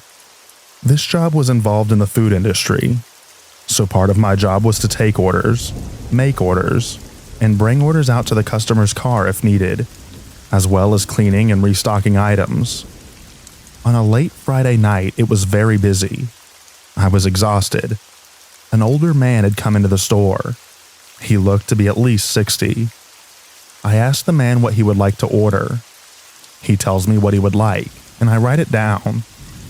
I tell the man that he can prepay and come back and pick up his food, since it may be a bit due to the previous orders. The man pays in advance and leaves. I continue to catch up on orders until I finish his. I see the man's truck in the driveway. My coworker told me to go run it out to him, so that's what I did. Halfway as I'm crossing the driveway, the man steps out of his truck. I still have some things that I need to buy, he said to me. Oh, it's okay, we can get you ringed up, I said back to him. As we both start to walk back inside the building, I feel his hand grip around my waist as he pulls me close and makes me walk with him. He had a pretty tight hold around my arm. Nice try, little girl, he said as soon as he let go of me as we got too close to the glass door of the building. I know this could have ended up way worse than it actually did, but I still felt pretty disgusted after. Please let me know if I have the right to be bothered by this.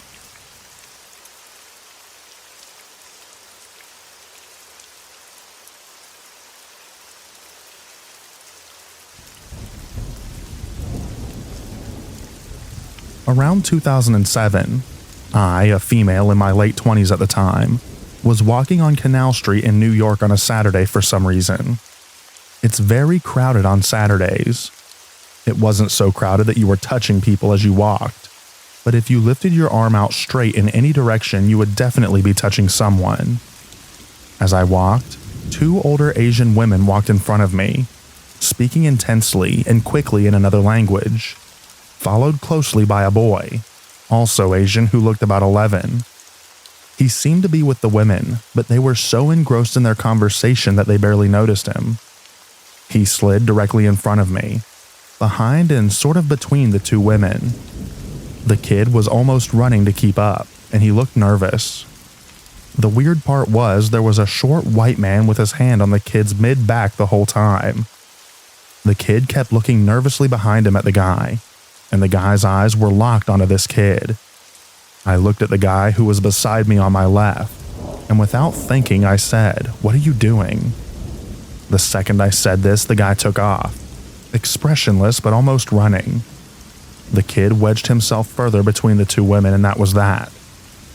I got awful vibes from the guy to the point that I always think about it and wonder what was going on. I got the strong impression that he and the kid didn't know each other at all. My guess is that he was trying to kidnap the kid, but who knows?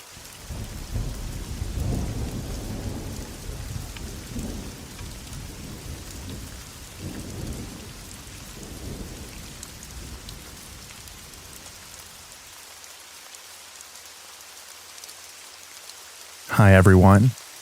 I've been thinking about sharing this experience for a while now, but never really knew where to share it or even if it was worth sharing. I think on the surface of it, it's probably not that creepy, but it was the first time in my life where I got that, oh, this doesn't feel right feeling in my gut. I was about 5 years old when this happened, and I'm 31 now, but I remember it as clear as day. For some background, I lived at the time in a small cul-de-sac in England. At the end of our road was a row of shops, and often people would park at the end of the road when there was no parking outside the shops. There was a row of terraced houses with a patch of grass outside, and on this grass there was a small wall that had a sign on it, just saying that it was private parking beyond that point. This day, a friend and I, both 5-year-old girls, were sat on this wall facing the end of the road, just chatting and people watching. While we were sat there, a red car parks at the end of the road on the right-hand side, probably about 10 meters or so away. A man then gets out of the car. He's slightly older than middle-aged from what I can remember. Immediately, and I mean the same second he gets out of the car, Before he even takes a single step, he gets out a camera and takes a photo of us sat on the wall. Now, this was the late 90s, so this is just a disposable camera. After that, he starts walking across the road, and as he gets halfway across the road, he stops, takes another photo of us, and then keeps going. As soon as he gets to the pavement on the other side of the road, he again stops, takes another photo, and then he continues walking in the direction of the shops. I remember asking my friend what he was doing, but I can't really remember anything else about what we said. I think we just shrugged it off and kept talking about whatever it was that we were talking about before.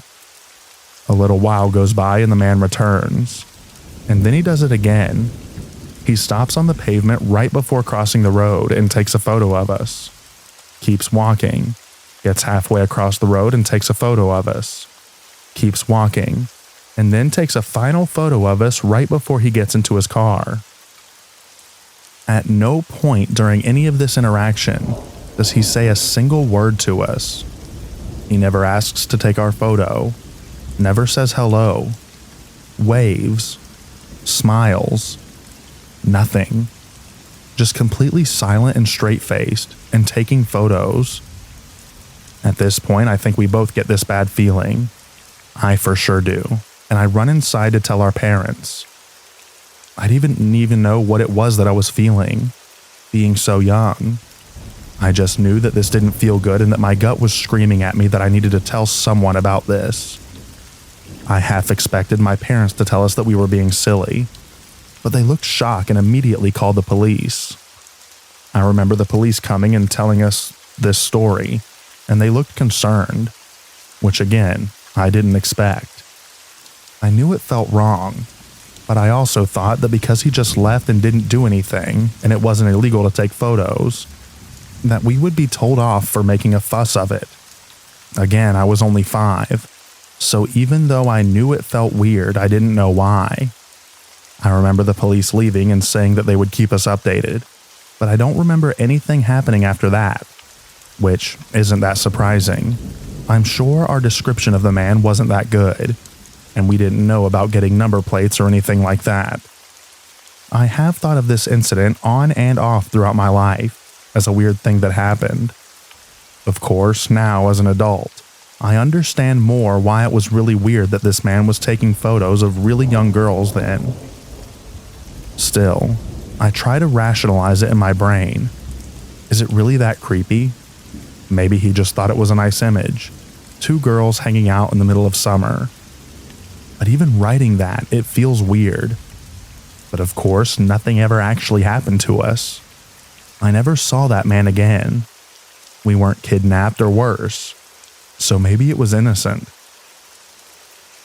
What makes it hard for me to consider it as a slightly weird but innocent encounter is the fact that he never spoke to or even acknowledged us. I think it would be super weird anyway for a random man to ask to take a photo of little girls, but the fact that he didn't say a single thing was weird. Also, I find it so weird that he didn't just take 1 photo, but like 6. Like he was trying to get the perfect shot. It's weird to me that I have no idea what happened to those photos. I'd love your opinion on this. Is it creepy? Or am I just over-exaggerating the situation? Like I said, it ended up perfectly fine. Nobody got hurt. Why do you think this man took the photos? It is the first time I've shared this story outside of family and friends.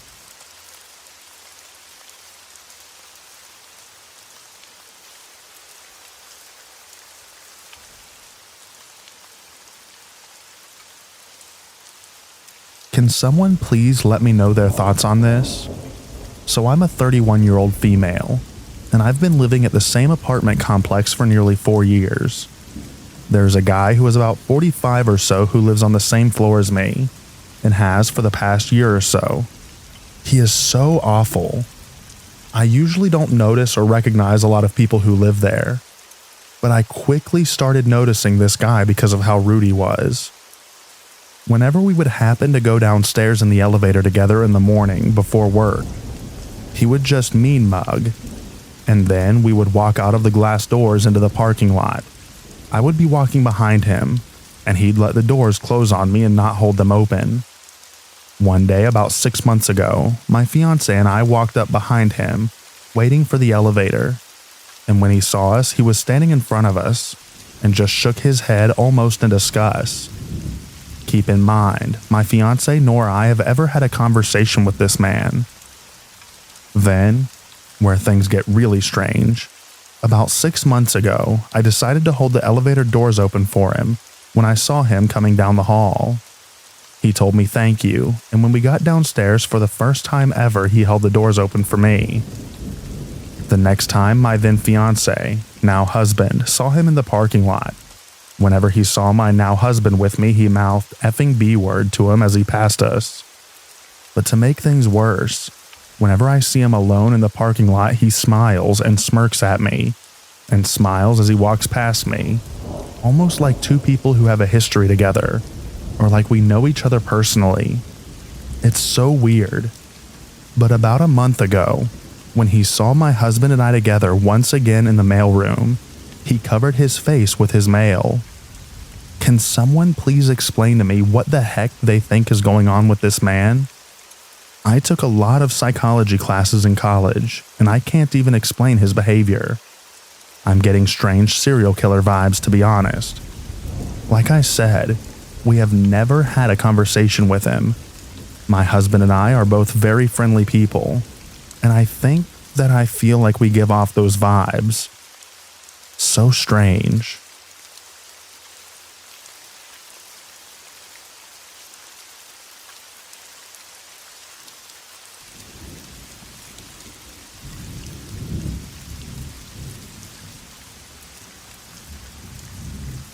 Okay. Recently, I was having some trouble with kids knocking on the door and running. I have severe PTSD, so this was causing me some issues at home.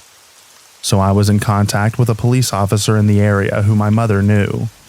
We met up at a coffee shop to discuss what I could do to make myself feel safer. This was going fine until my mother brought up an old story about when our house was broken into. My memory of this is waking up on Christmas and only having one thing because everything else was taken. I was too young to really remember it, but I'm 35 and not one person has spoken to me about it since I was a child. So I always thought that my version was correct. Except, it really wasn't.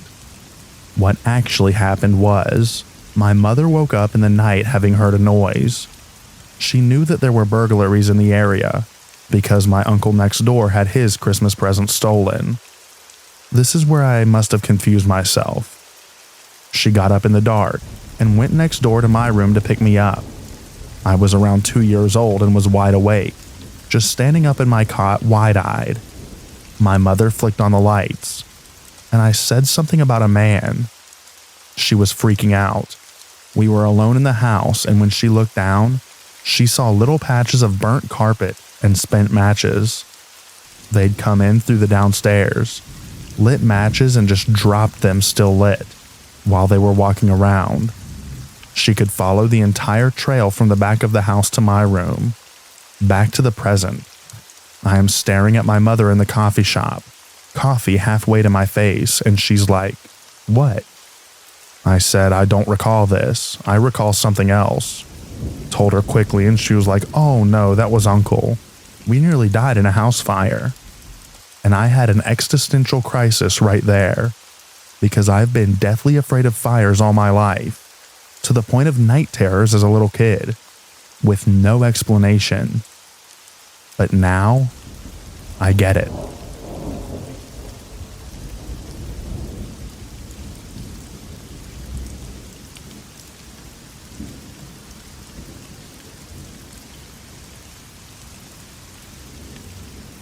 This happened to me almost 10 years ago. I was 19, I believe, and I'm a female if that matters. I took the city bus with my boyfriend at the time to drop him off at a job at the end of town. I believe it was 6 a.m. We live in a small town, 40,000 citizens, so bus stops and streets are mostly empty at 6 a.m. He walked in his job and I went back to the bus stop, which I'd have to wait for a while. Small town problems. I was glad that there was a bench in the glass room area to wait. At least the cold breeze wouldn't hit my face. There's a man approaching. Not too old, but a few years older than I was. He entered the waiting area. I start to panic because there's only one entry/exit. I was cornered. He comes in and asks to use my phone. I tell him that it doesn't work. I use it as an iPod. He tries to reach for it, explaining that he needs to reach a friend, and I put it away and my main focus is to exit the glass shelter, but he stands in my way. The bus arrived and I was so thankful. I get in and he runs across the street and enters a building under construction. I mean, breaks in by climbing a balcony and entering by a patio sliding door. I guess I'll add another one from this time frame as well. I had just graduated, and back then there was no marketplace on Facebook. We used Kijiji. I wanted to sell my prom dress, but being young and naive, I posted a picture of myself wearing the red tube dress online. I didn't get very many replies, so when someone reached out to me about possibly buying it, I was happy that I'd make extra bucks. He tells me he wants to get it for his girlfriend and wants to come see it. I say sure, here's my address. Mistake number 2. It's winter here, so it's dark early. He comes around 6 p.m. Mistake number 3, I'm home alone. A 5'2", 105-pound alone. And now this stranger is standing inside. He's staring at me, head to toes several times. I take my phone out in my hand to show him that I'm on my phone texting someone. He just stares, but a weird kind of stare, like predatory. He just keeps saying that he's not sure if it would fit his girlfriend because I'm very petite. At this point, I reach for the family dog, a lab, a friendly lab, but she felt protective. He hands me back the dress because he's not buying it. I felt so uneasy because I was pretty certain that he had no girlfriend to begin with.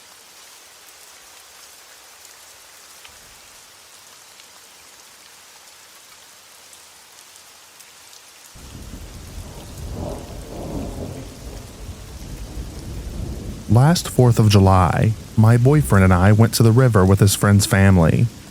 The river was so packed we could barely find a good spot to set up our little grill and chairs. We stayed for a few hours and had a good time. It wasn't until we were ready to leave that one of the creepiest encounters of my life happened. I don't know what else to call it besides a possible kidnapping or trafficking situation. For context, I live in Arizona. My boyfriend, his friend, his friend's dad, and I were outside packing up one of the cars. His friend's niece sat in the car.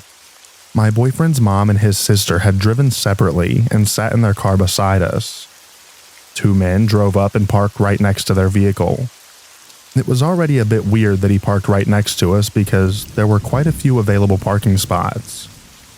The man rolled down his window, and I immediately recognized a man who was smiling the biggest smile at me an hour or so earlier, while he was tubing down the river.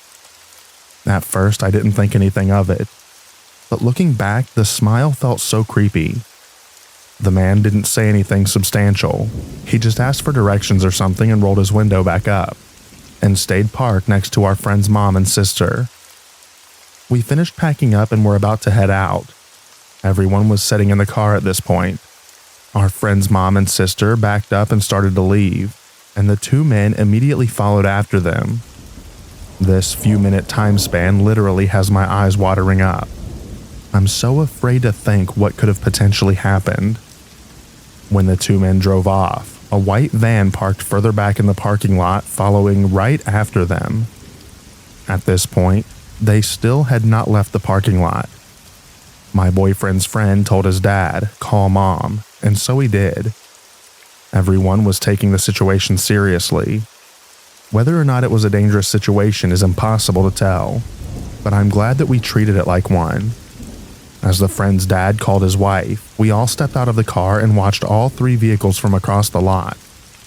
I was terrified they would drive off, especially because reception is so shoddy in the area. Thankfully, they picked up the phone right away. We could see them parked at the edge of the parking lot's exit about to drive off. Our friend's dad just told them to come back. His tone was unusually serious, which only made the situation more anxiety-inducing.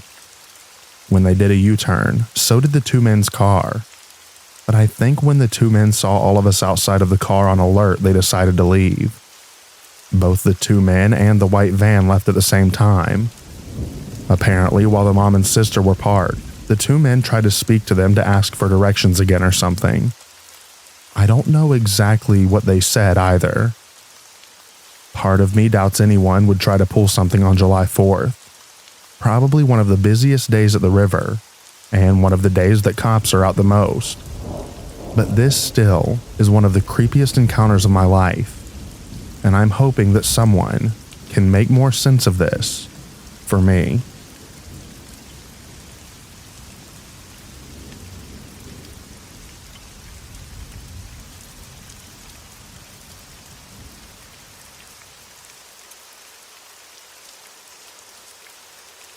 For context, my teacher was in his late 50s or 60s and was highly respected in the small Central California community that I lived in.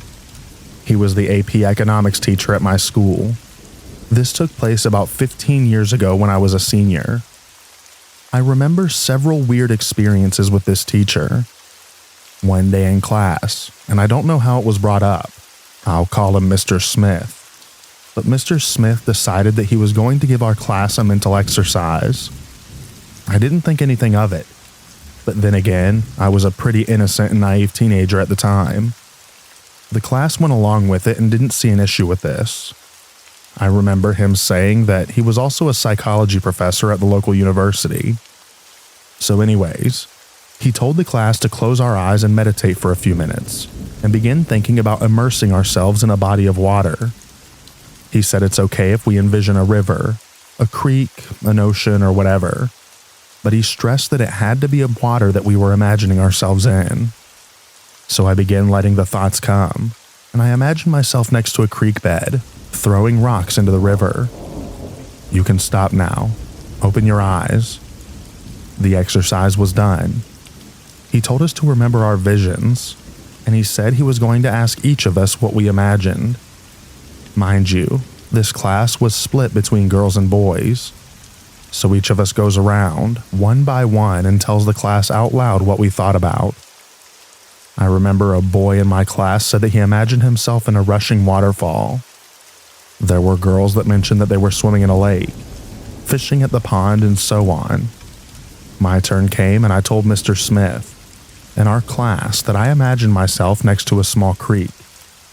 I specifically remember he has this weird grin the entire time each of us were telling him what was on our minds during this exercise. Mr. Smith finally told us why he had the class do the exercise. He said the exercise was to measure our sexuality and our sexual awakening. He said the people who envisioned themselves in large bodies of water had a high drive, while the students who were in a calmer and smaller environments of water hadn't really tapped into themselves yet.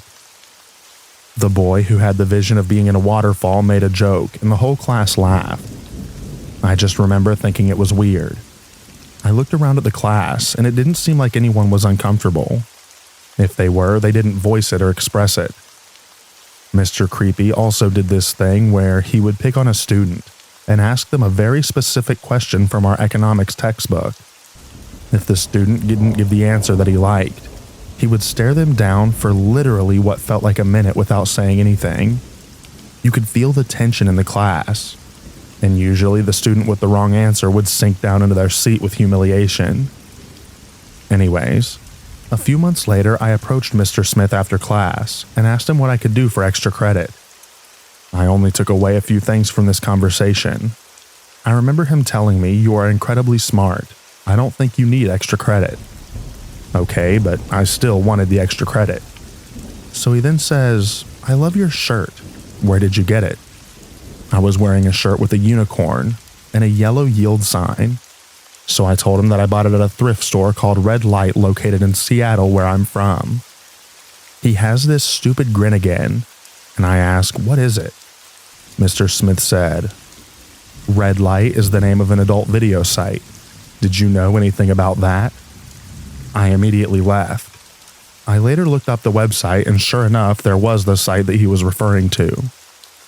Later on in the semester, Mr. Smith stopped coming to class, and we had a substitute for the remainder of the year. I remember other students whispering in class where Mr. Smith had gone, and some students were saying that he got in trouble and was being investigated.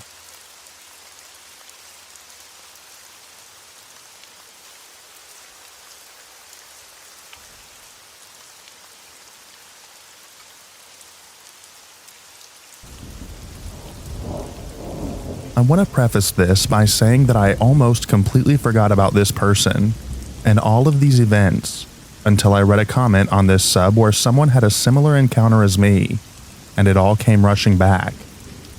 Also, this is long, and a lot of it is me giving context, so I'm sorry about that. I'm a 23-year-old female, and I'm from the UK. From the ages of 9 to 11, I was best friends with this girl that we'll call Sarah.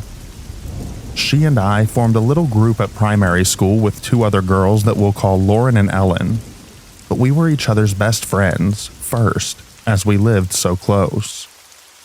Sarah lived one street over from me, so I would always sleep over at her house, but she never came over to my house as we were very poor, and I was embarrassed about the state of my house. The sleepovers became a weekly thing, and it was just her and her mom who worked every weekend. So we spent a lot of time in the house alone. It started off odd. She would show me her mom's videos from like the 80s that all included vampires. As a 9-year-old, I had no idea what was going on, and I'd just sit there blankly. She'd always say, "Doesn't it make you want to do it?" and things like that. She would also get out her mom's toys and show them to me and make me hold them, which never really seemed odd to me until I was older. But even at the time, I felt uncomfortable. I was a pretty nervous child, and I struggled to make friends, so I'd often go along with whatever she said, just because I felt lucky to have a friend outside of school. She would often make up scary stories, or do mildly creepy things at night like sing patty cake in a babyish voice close to my ear while I was sleeping, or pretend her dolls were alive and wanted to punish me for taking her attention away from them, which creeped me out but never outright concerned me. Though my mom was worried that I was having constant nightmares. None of this affected me too much, and so I stayed friends with her. Later that year, I got mauled by a dog. It was a Japanese Akita, and had reconstructive surgery on my face. Due to this, I had to take medication at certain times, and would be escorted to and from the school office every day by my other friend, Lauren. Because of this, we became best friends, and I started sleeping over at hers instead of Sarah's. Sarah didn't like that I was getting a lot of attention due to my fresh scar, or that I had replaced her with another friend, so she said that she was pregnant. At 10. Complete with tears and plans and everything, including Ellen telling her mom at the end. This went on for months, and as kids, we didn't even question the validity of her claim. At some point, she dropped this, and next, she pretended that she had cancer. I called her out on that one, as I knew a lot about cancer because my auntie had it at the time, which she didn't really like. After that, she started calling me names, stealing my school stuff, made up lies about me, etc., making our other two friends pick me or her. It fluctuated a lot, so sometimes they'd be my friends, other times they'd be hers. During the time, I slept over at Lauren's a lot, and a lot of my stuff went missing. A pink flip phone that I had just gotten as my first phone ever. This was like 2010, by the way. And my DS Lite, which was my prized possession. My mom got involved at this point, and demanded that they find it, as she knew I'd taken it to the sleepover. In the end, Lauren supposedly found them both smashed up, on a road far from where either of us lived, and returned them to me completely broken weeks later. Lauren, on both Sarah and I, got invited to the swimming baths for Lauren's birthday, and for once we got along. It was like having my best friend back. Us kids were basically left alone in the pool to mess around for a few hours. An important note here is that I couldn't swim. I still can't. I had chickenpox during school swimming lessons and I'm terrified of water now, so I've not learnt since. Anyway, at one point I was so sick of being stuck in the shallow end like a baby at the age of 11, when all of my friends were swimming in the deep end. Sarah noticed this and came over to me. She offered to piggyback me and swim to the deep end so that I could play with everyone else. I was so happy to be included. I didn't even think about the fact that she didn't regularly like me, or that if she left me I couldn't swim back. I just hopped right on and she swam us out. She started mock tipping sideways like she was going to drop me, and I cried and begged her to take me back. I was terrified of getting water in my face or going underwater. I still can't go underwater to this day. She just laughed at me and dropped me, dunking me under the water and holding my head there, where I struggled and couldn't breathe. I remember struggling and being unable to breathe, but the next thing I knew, a lifeguard had pulled me to the side of the pool, and I was choking on air and shaking. I also have horrible reactions to the smell of chlorine, and it makes me sneeze and my eyes swell. So I had to be picked up, but everyone told me that it was an accident and just kids messing around. She later told me that it was just a joke. I should learn to swim and stop being a baby, which I guess is true. But still, after that day, I didn't want to be around her anymore. Our friends still flip-flopped between us, some days being her friends and other days being mine. But that was fine. I didn't care anymore. I was sick of her. I avoided her like the plague. Primary school was almost over, and I never had to see her again. Eventually, we all went to secondary school, ages 11 to 16, and we all went to the same one, but my school was categorized into classes, the top being the smartest, and I, Lauren, and Ellen were all in the top classes, and Sarah wasn't. It was a nice buffer, and I got my best friends back as well as making more friends for the first time ever. I completely forgot about her in all honesty. Then one day, as I walked home from school, I passed the corner shop on my way home, and she was there blocking the path, waiting for me. Her school tie was tied around her head like a headband and she was crying. I tried to go around her, and she growled at me and launched herself at me.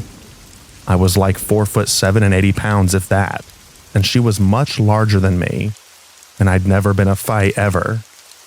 I had no idea what to do to get her off of me while she clawed at my neck and alternated kneeling on me and elbowing me. I just wanted her off of me. I grabbed the tie wrapped around her head and pulled as hard as I could until she fell to the ground, and with that, she just ran away crying. I remember walking the rest of the way home so confused. What had I even done to her to deserve that? I hadn't even spoken to her in like 8 months at that point, and she and our other friends were in the same tutor group, and they hadn't mentioned anything to me. I eventually forgot about that.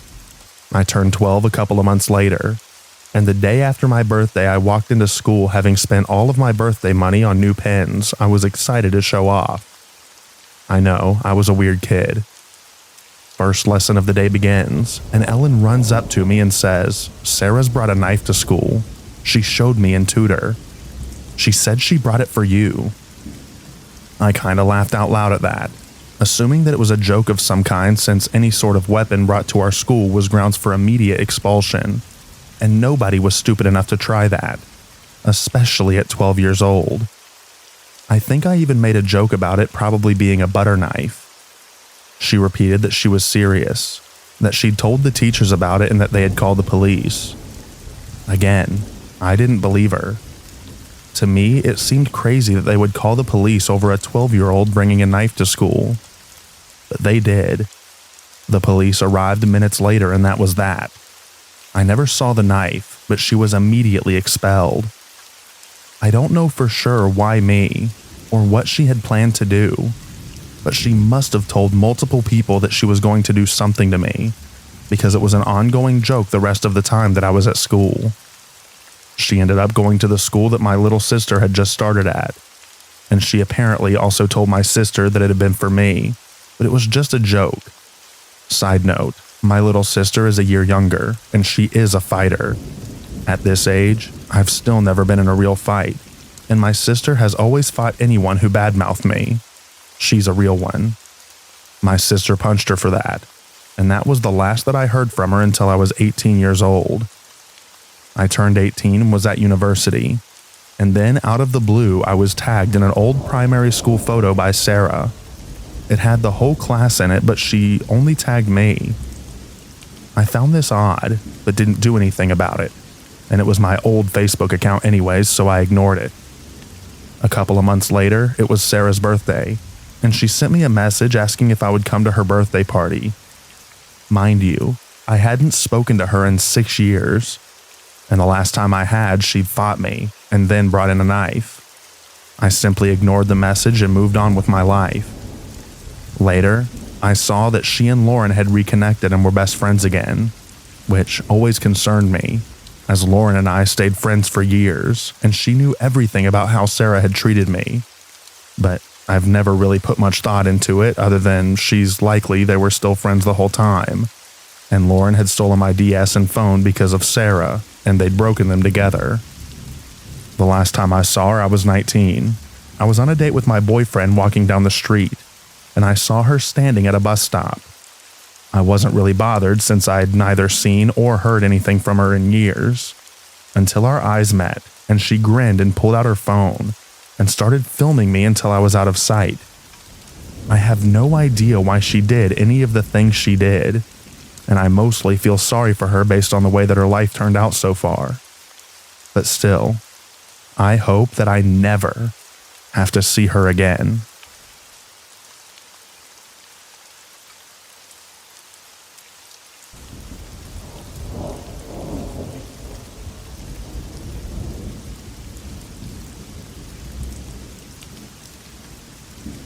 This is my first post ever, so apologies in advance if it doesn't align with the proper format.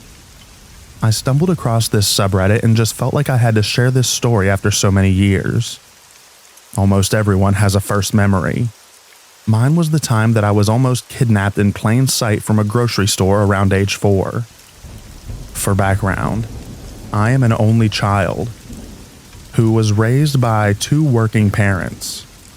Occasionally, a stay-at-home mom down the street would take care of me when I didn't have preschool. Her oldest daughter was my friend and about the same age as me. Her youngest daughter was 2 years younger than us. We'll call the mom Linda and her daughters Ava, 4, and Carla, 2.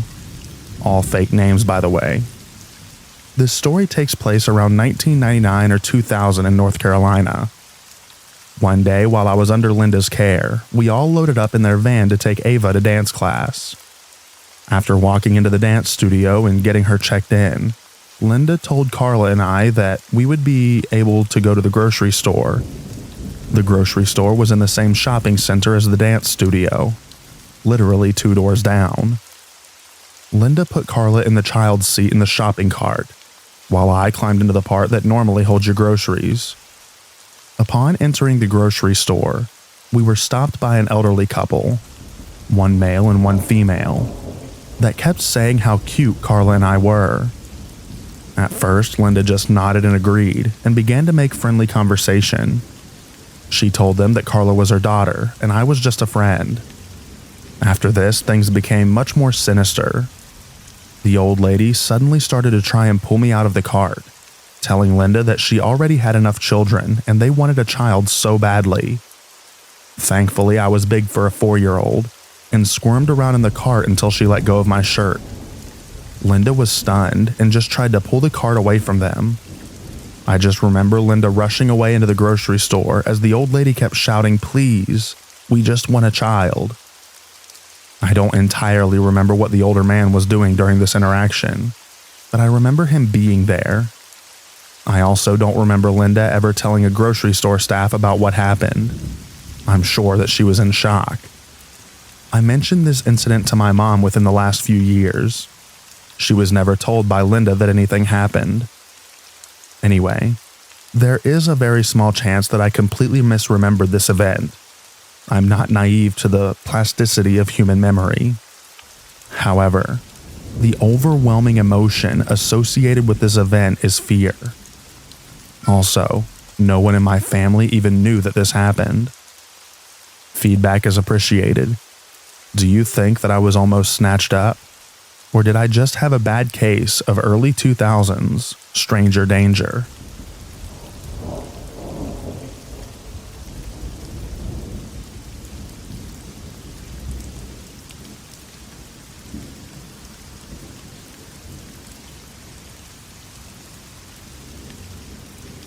What is your opinion on this matter?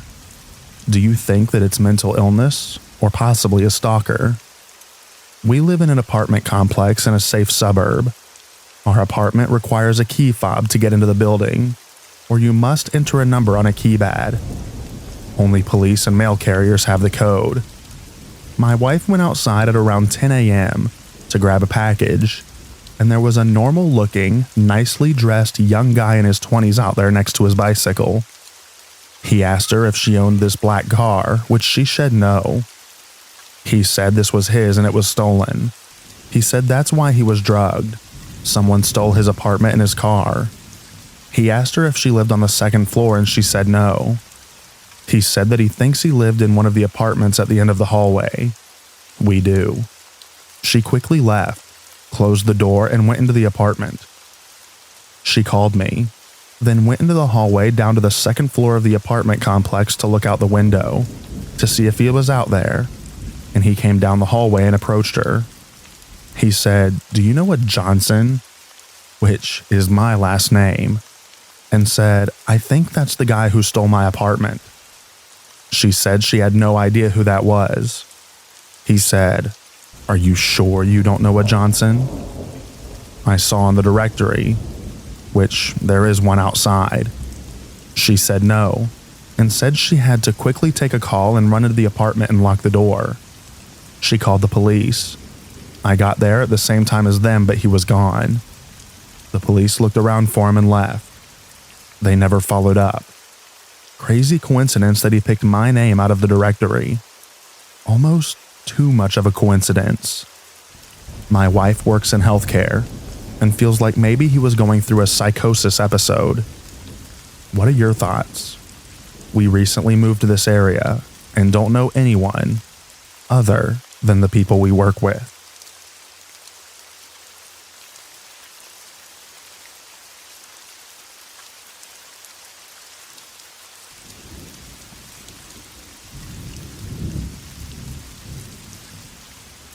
This happened a couple of months ago. I was at a friend's house one night and didn't realize how late it was, around 2 a.m. I loved sleeping in my own bed, so I decided to call an Uber home instead of staying over. My friend lives in a more rural area of town, so it took a while to get an Uber, and it was around a 40-minute drive back to my house. Upon getting into the Uber, the first comment he made was telling me how pretty I was. Immediately, red flags started going off in my head. I'm already a very anxious person, and I've always been afraid of taking Ubers alone, especially at night, so I was already on edge before the comment was made. I just replied thank you, and he started to drive me home. My friend was a boy, and I assumed the Uber saw him standing at the doorway before we left, because around 5 minutes into the drive he asked, "Was that your boyfriend?" At this point, my gut feeling tells me that something is wrong. I reply yes and say nothing further. He then proceeds to go on about how lucky my boyfriend was, and again how pretty I was. At this point, I didn't answer. Around 10 minutes into the drive, the Uber driver tells me that he knows a quicker way to get to my house, and that we're going to take a detour. I immediately start to panic inside because as an anxious Uber rider, I consistently watch the Uber app on the driver's phone and need to be following the map. Also, this detour seemed to be going deeper into the rural roads versus into the city. I then called my dad, but because it was past 3 a.m. at this point, he didn't answer the phone. I then decide to call 911. The operator answers me right away, and I act like I'm on the phone with my dad on the phone. She immediately sensed that I was unable to tell her the exact situation, but I acted like I was telling my dad that I was in an Uber and would be home soon. She then started to ask me questions about the color of the car by having me simply answer yes or no, the make of the car, my location, etc. She asked if I was in danger and I said I don't know.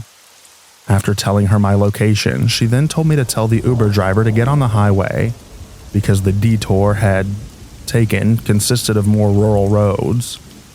Thankfully, we were only around 5 minutes from the highway and then another 10 minutes to the police station.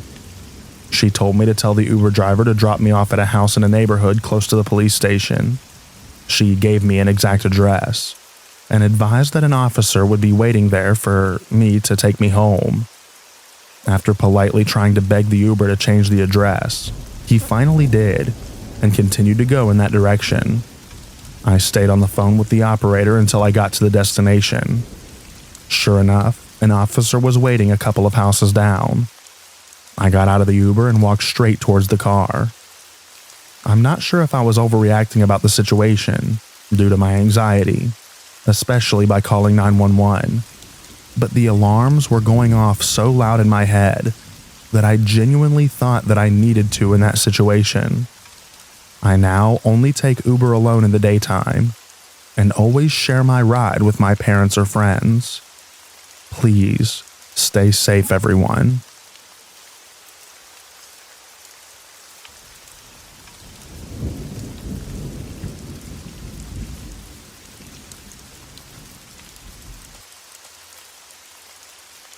I, a 27-year-old female, work remotely, and I only go into the office once a month, and I take the train. In January, when I was going back home from the office, I was walking to the entrance of the train station along with many other people. As I'm generally more alert of my surroundings, I noticed the older man walking in front of me with glasses and holding a suitcase, looking like a working professional as well. As this is a newer station, once you entered it, you have to take the escalator down either 1 or 2 floors depending on where you're going. I made a mistake by taking an escalator that goes straight down to the lowest floor, and should have taken the one that led to 1 floor lower. So I just waited to reach the platform to take another escalator up a floor.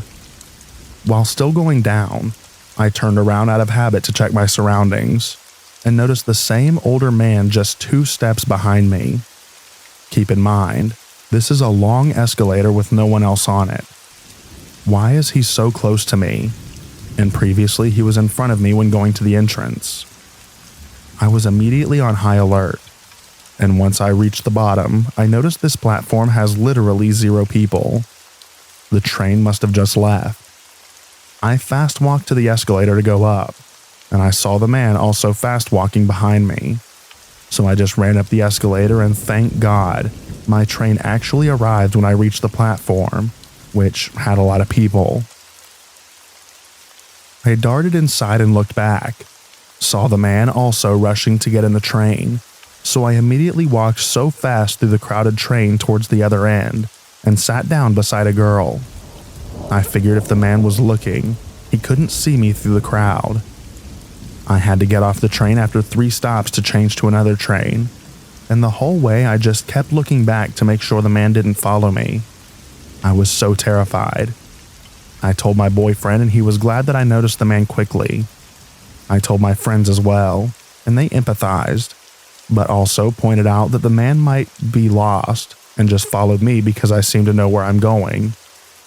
While that is possible, I just don't want to take that chance. One time I was in uni and going down the elevator with an old man to the car park to drive to school at around 7 a.m. And when that man came in, I immediately noticed that he didn't press any floor buttons. When I reached my floor and got out, I was relieved at first because he didn't follow me out. But once I was out of the elevator lobby walking by my car, I looked back and saw the man walking towards me.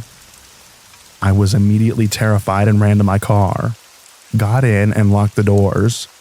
and he just stood around the lobby entrance, acting like he was just hanging out there.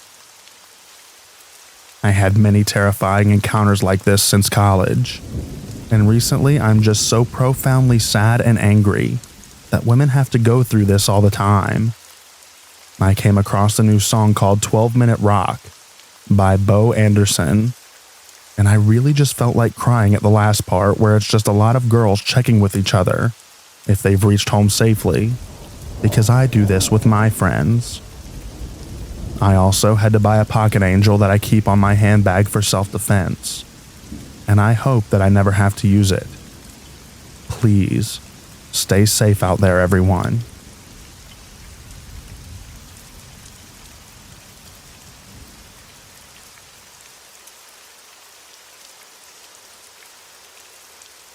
Thank you so much for listening to all of the stories in this video. I hope you enjoyed them. Get an excellent night's sleep, everyone, and I'll read to you in the next video. Bye-bye now.